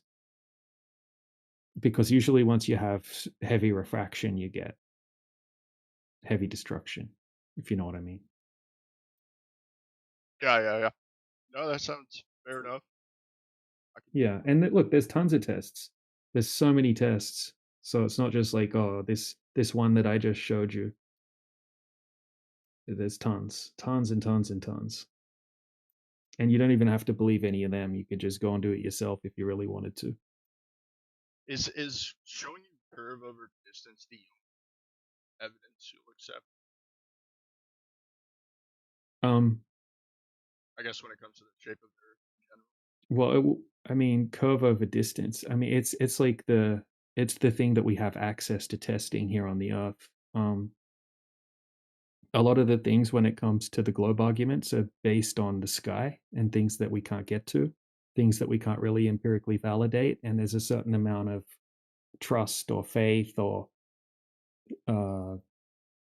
unverifiable claims in the argument or the globe proof, right? If it's to do with stars, if it's to do with the sun or the moon or something like that, we can't really, there's always going to be a whole bunch of stuff in there that we can't test. Or like you said earlier, your best globe proofs the pictures from space. Whereas I could show you pictures from NASA and pictures that are just CGI, and you wouldn't be able to tell me which ones are from NASA and which ones are CGI. because it's not possible to tell the difference. So if they did want to trick you with this type of thing, then they could do that. So that does mean that there is a certain amount of faith involved in trusting NASA and that kind of thing. Not necessarily. And what do you think about the moon mission, the recent moon mission? Oh, I just wanted to say Yeah. one thing before you go on to another topic. I just wanted to say one more thing to FH1SH regarding his last question that, there's a misconception that you wouldn't, the Earth's too big for you to see the curve. But no, what we are trying to demonstrate, and as DJ said, you could also test it for yourself, is that no, it's actually mathematically the case that you would be able to observe this curvature in reality if it existed, and you do not. So if you take nothing else away from this, I can see you said, oh, you're just kind of still looking at it, which is amazing. That puts you in, I would say, like the top 10% of heliocultist globe believers, that you're actually willing to examine the evidence. And if you look into it, that puts you way above the people who have gone along with the clear sociological program to dehumanize flat earthers and dismiss everything they say with kind of a middle school science textbook glossary level understanding of science, or just, kind of like meme level. Like I just want to compliment you that you're way above like the huge majority of people we get in here who are unable to examine an argument without adopting it. Like you should be, if this globe is so wonderful, it should hold up to scrutiny, and you're actually willing to discuss it, which is just amazing. So yeah, we can go on to the moon topic if you want, but I just wanted to compliment our friend FH1SH that he's able to discuss something without having an emotional freak out about the globe. It's just amazing and very refreshing. Oh, thank you. Yeah, he's been super cool to talk to. Yeah, definitely props. But I think that was someone else that asked about the moon. Oh, Dandelion, by the way, it's fish. Okay, fish, yes. FH1SH is cool too. That sounds sick. Okay, I'll call you one of those two things next time. Yeah, Felix was asking about the moon. I just wanted to make sure that I got that little fish compliment in there before we went on to a new topic. Oh, thank you. That felt good. I appreciate that. Yes, you're Just welcome. to address the Artemis thing really quickly, or the pictures from space thing. I mean, I don't know if you guys believe that they went to the moon in the 60s and the 70s or not, but the footage that they gave, a lot of people haven't seen a lot of the footage. And if you actually have a look at the footage, I mean, in my opinion, it's just ridiculously laughable. And most of the time when I show people this footage, they don't even believe me that it's actually NASA footage. Like this for example. Like this is not convincing for me, this footage. What about the recent stuff though? The Artemis stuff. Right. So look, the recent stuff, a lot of people were pissed. I actually saved a ton of videos from TikTok where people that aren't flat earthers are saying like, what the hell? Like we were expecting amazing footage during, like, finally they went back to the moon. Everyone was all excited. They thought that they were going to get some amazing footage. And most of the time they were just basically doing those little tricks they do in the front of the camera, flipping around their food and stuff like that. And then the few pictures that they gave us of the Earth from the moon or from Artemis, like from space, were very unimpressive, to the point where they could have just easily faked those. And just to illustrate that point quickly, right? If you have a look, we made this for example. Now it says which one is from NASA. If you have a look in the side chat, I just posted an image. Right, so which one's from NASA? Now one of them's from NASA. All the rest are just made in ChatGPT. Now, I'm not even asking you to try to guess. I mean, you can try to guess if you want. I don't know, but what I would say is none of them are from the Artemis mission. Yeah, exactly, right. So this illustrates my point perfectly, because one of them is from the Artemis mission, and I can prove that because yeah, absolutely. Well, that's my point, right? you can't tell, can you? That's my whole point. All right, I'll narrow it down a bit. All right, so it's either this one. I'm uploading, right? This one or this one. But you already proved my point, right? You weren't able to tell. First, you said that they were all fake. None of them were from Artemis, and now it would just be a matter of guessing. And yeah, I mean, I don't know, but there are, but that's fine. That's from the low resolution webcam. That's the GoPro that's on the side of the rocket. Those aren't from the high definition DSLR cameras they had in the actual. Right. Wait, if you think you've DSLR cameras in the 1960s? No, we're talking about Artemis now. Artemis. Oh, okay, Retardimus. Gotcha. Sorry. So this is the thing, right? We can recreate. Wait. But just to let me make a point. Yeah. These images you've shown Yeah, here go are ahead. all from the what them. So one of them is like original a screenshot, and the other one is manipulated with some AI, right? But like my point is that in either case, the original source image is from a GoPro that's on the external side of external arm of the ship, and the high resolution images from inside of the ship. Surely those are kind of irrefutable, right? I mean, have you seen those? Really? How so? Well, okay, we'll find the best one that you can find. Sure, I can find a bunch of them. Yeah. Right. So find the best one, and if you think that that's not possible to fake, then I think you would be kidding yourself, right? You would have to have faith in them that's real, because it would obviously be possible to recreate that. I mean, they've been giving us composited images of the Earth for years. Yeah, but these like aren't dozens and dozens of them, which are literally composites made in Photoshop that aren't going to look any worse than the picture that you're going to find. Right? I didn't see any footage from the Artemis that looks any better than, like the 2012 Blue Marble, for example, or any of these other Blue Marbles that are all just admitted composites. You haven't looked very hard then, because these Yeah, I have. All right, post the best one, and then let me know how you confirmed that that's real, a real photograph. Sure. From space. Okay, fine. So here's one that I think is really good. This one.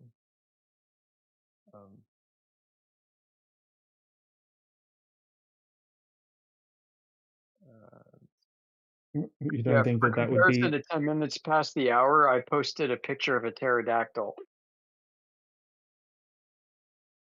Yeah, well, that's very clever of you. But okay, this one. Yeah, no, listen. Do you think that's a pterodactyl? Very clever. But no, these pictures. Yeah, very clever. So you're avoiding this. Let me ask you, what does it look like to you? Not a pterodactyl? We're not talking about dinosaurs. We're talking about the moon and the Earth. Dude, that's a picture of a red kite hawk from the back. The pterodactyl head is actually the tail. I honestly don't care. I honestly don't care. All right. Well, the point is you can't tell fit from a photo. I'm not interested in analyzing a picture of a bird. I'm talking about the picture of the planet. He's posted his favorite science fiction photo. Yes, he's posted his favorite image from our buddies. Yeah. So I got a question, Felix.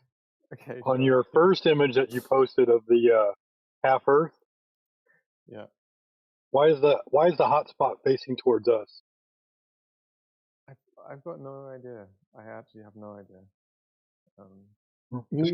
Look, we don't need to try to debunk the image, right? So look, this obviously that you could easily make this image in an amateur with zero budget could make this exact image within one day, right? Using just free software like Blender, right? You could go on YouTube right now and say how to make a globe Earth, and you can look at time lapses of people making these in Blender 10 years ago.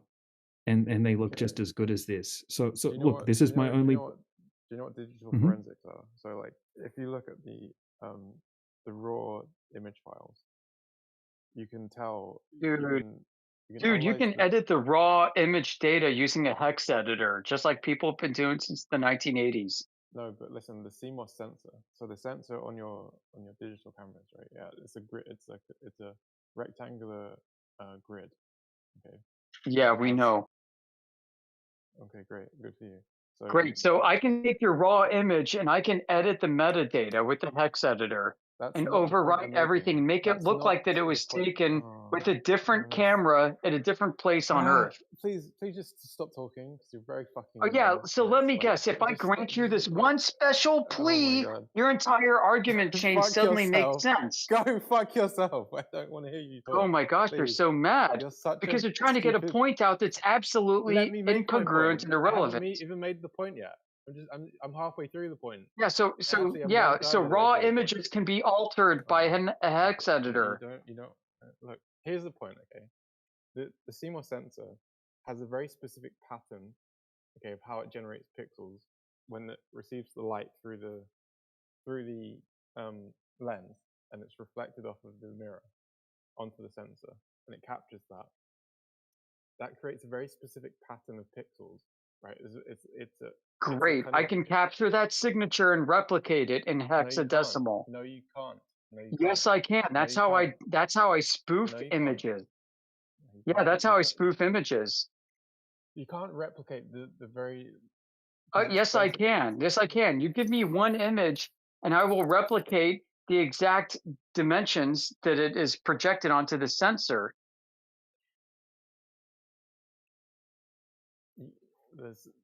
It's not possible to precisely replicate.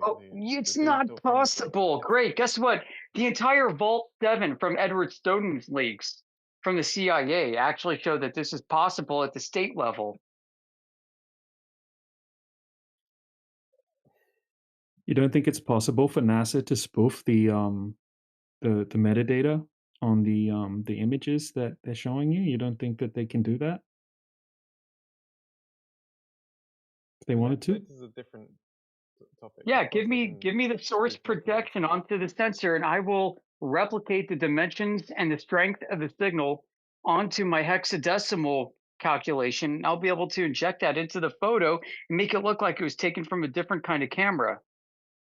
Show me your source code that does that.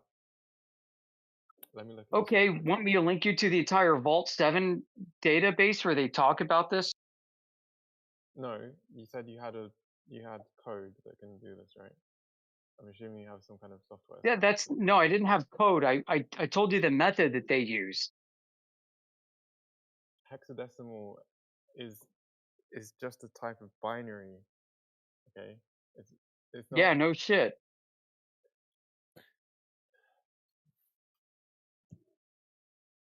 Hello, guys. Yeah, what's up, buddy? Right, so you're saying that there's some folks like you have a complete belief, like some kind of technological hubris, right? This is a technological hubris. You think we're so advanced and we can do things that nobody else can do. This includes great images that nobody can falsify or replicate through any kind of digital forensics falsification. I mean, come on, that's freaking ignorant as shit. Really?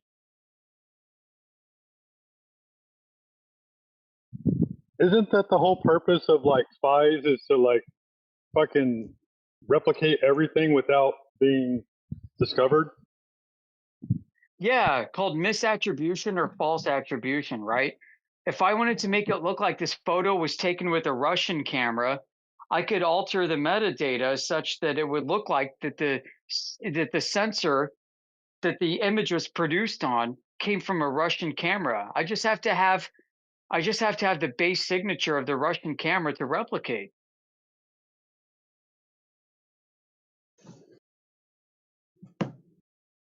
And you know, like on the dark web, there are entire databases of this stuff. Like it's not just available to state actors. Like Black Hat actors have entire access to all this stuff too. So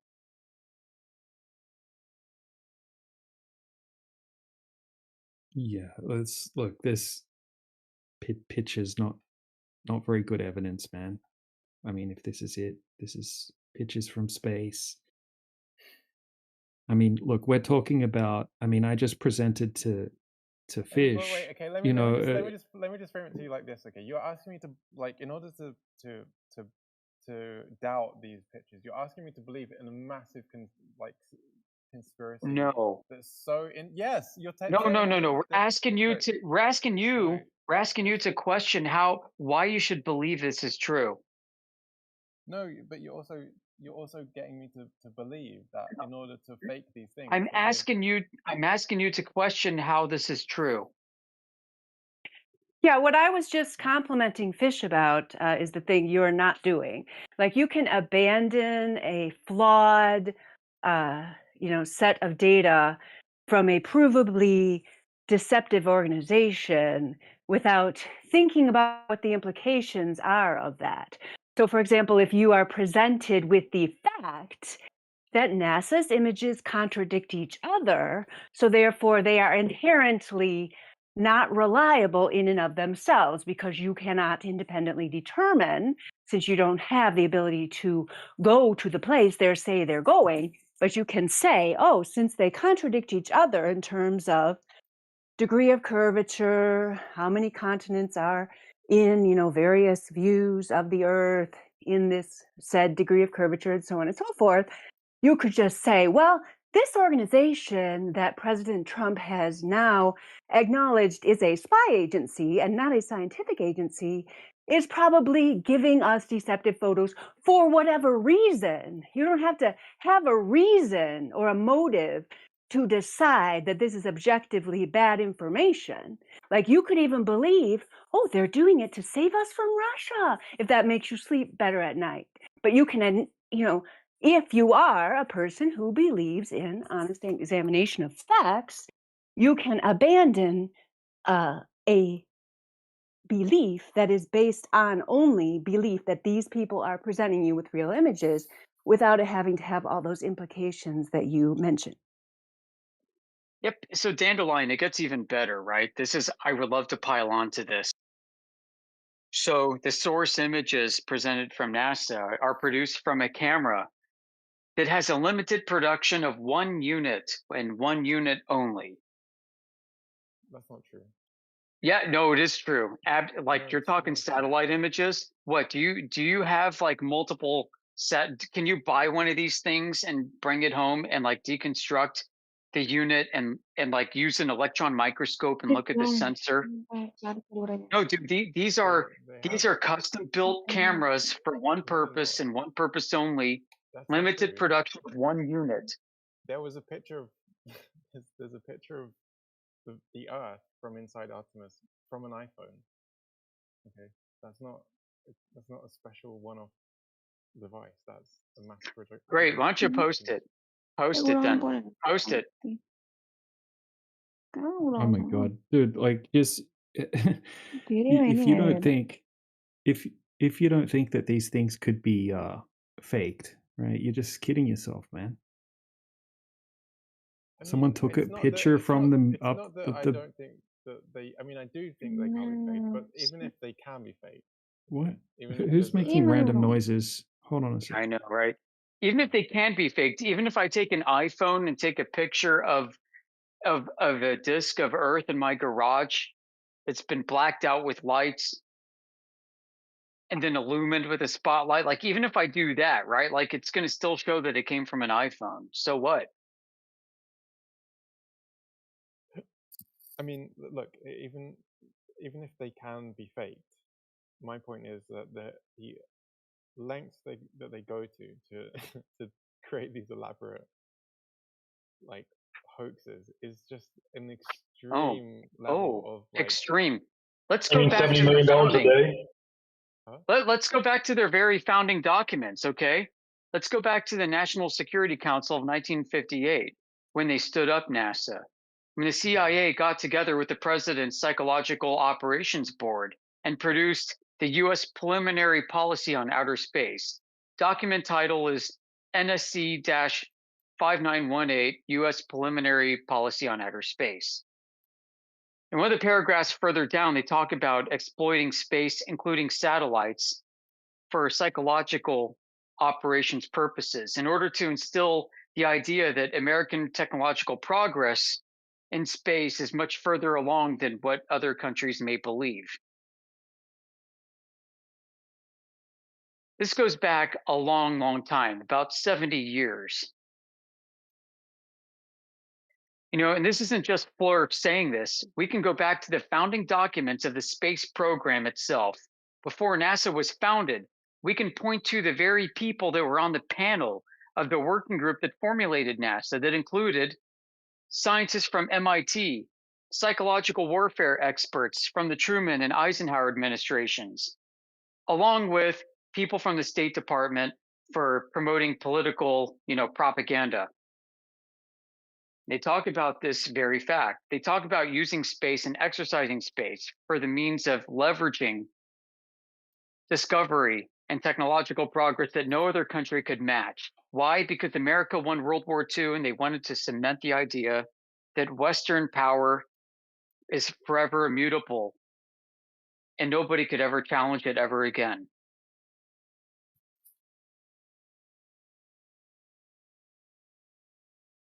Let's not forget that $70 million a day is not a far stretch for expenditure on CGI budget. $70 million a day. 70 million Per day. A budget of about 28 to 32 billion dollars a year. Yeah, that's how much they get per day of taxpayer money. It's a lot of money, and on top of that, they have the budget for Artemis. Well, it wouldn't cost shit for this shitty CGI, dude. This is crappy CGI. It's not impressive. In fact, there's countless people just constantly making videos complaining about how shit the footage was. You know, in 2026, when we have all this amazing technology, they provide a few pictures that could just easily be made in a day on zero budget. So what does the Earth look like? You can tell it's real because it looks so fake. Well, wait, I don't, fuck it. Who I don't know what the Earth looks like. We're not claiming to know the shape of the Earth, my friend. We're not claiming the Earth's a flat disk floating in space. We just go out and empirically test for the curvature in the real world, and 100% of the time, the curvature that would have to be there over a certain amount of distance isn't there. Ever. I'm not like, I don't know anything about that, and maybe you have valid points there. I don't. Yeah, you're good. No, it's all good. It's all good. If you haven't looked into it, I'm not giving you a hard time. I apologize. I was listening to you explain that stuff, and it was very interesting. And I don't want to even attempt to debunk any of that because you might have I don't know. That is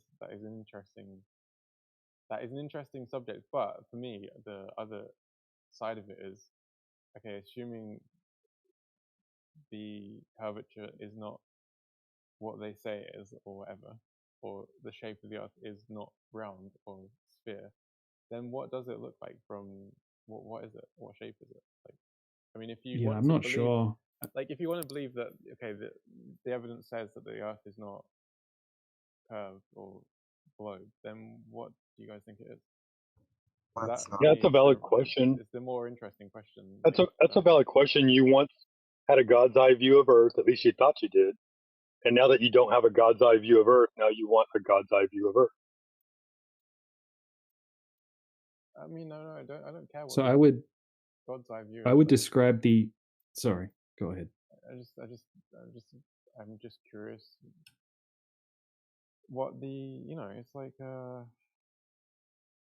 Sometimes I like to climb a hill to look over the town and see what the town looks like from the hill. Yeah, there's something called the International Outer Space Treaty, and it actually prevents people from legally being able to actually send up their own rockets beyond a certain height without very strict permits, or send up their own satellites or anything like that.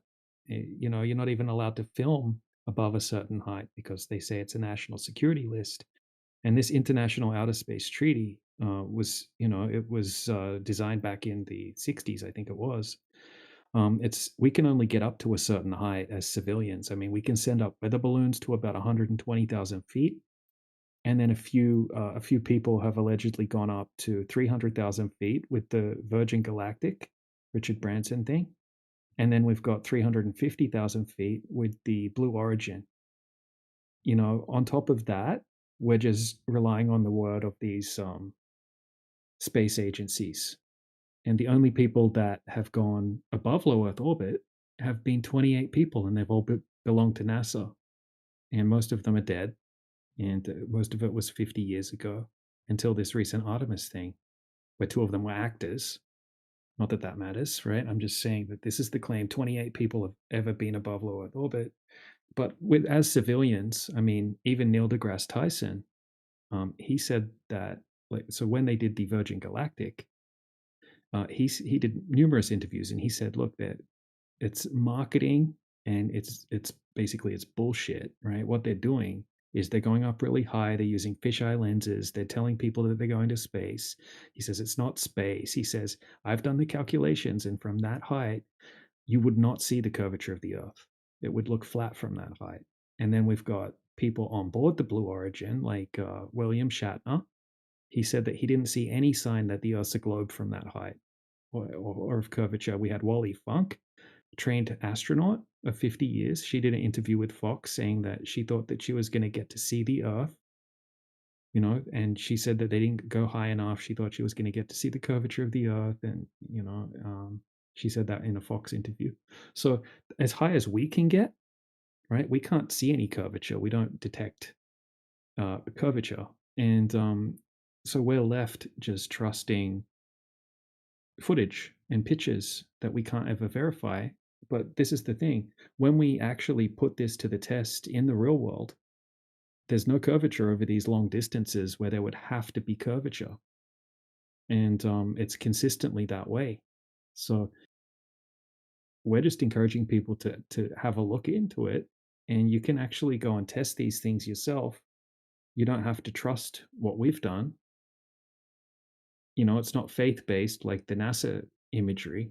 This is something that people can just go out and test. Testing for the curvature is the easiest thing we can do to test the globe.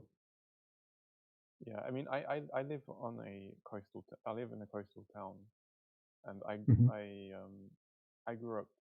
I didn't grow up here, but I grew up thinking that you were not supposed to be able to see all the way across to the continent, France. But it turns out France, you can. yeah. And basically every day, I can see France every single day. Right. The cliffs of the white cliffs of the French coast, which we have on this side as well. So like,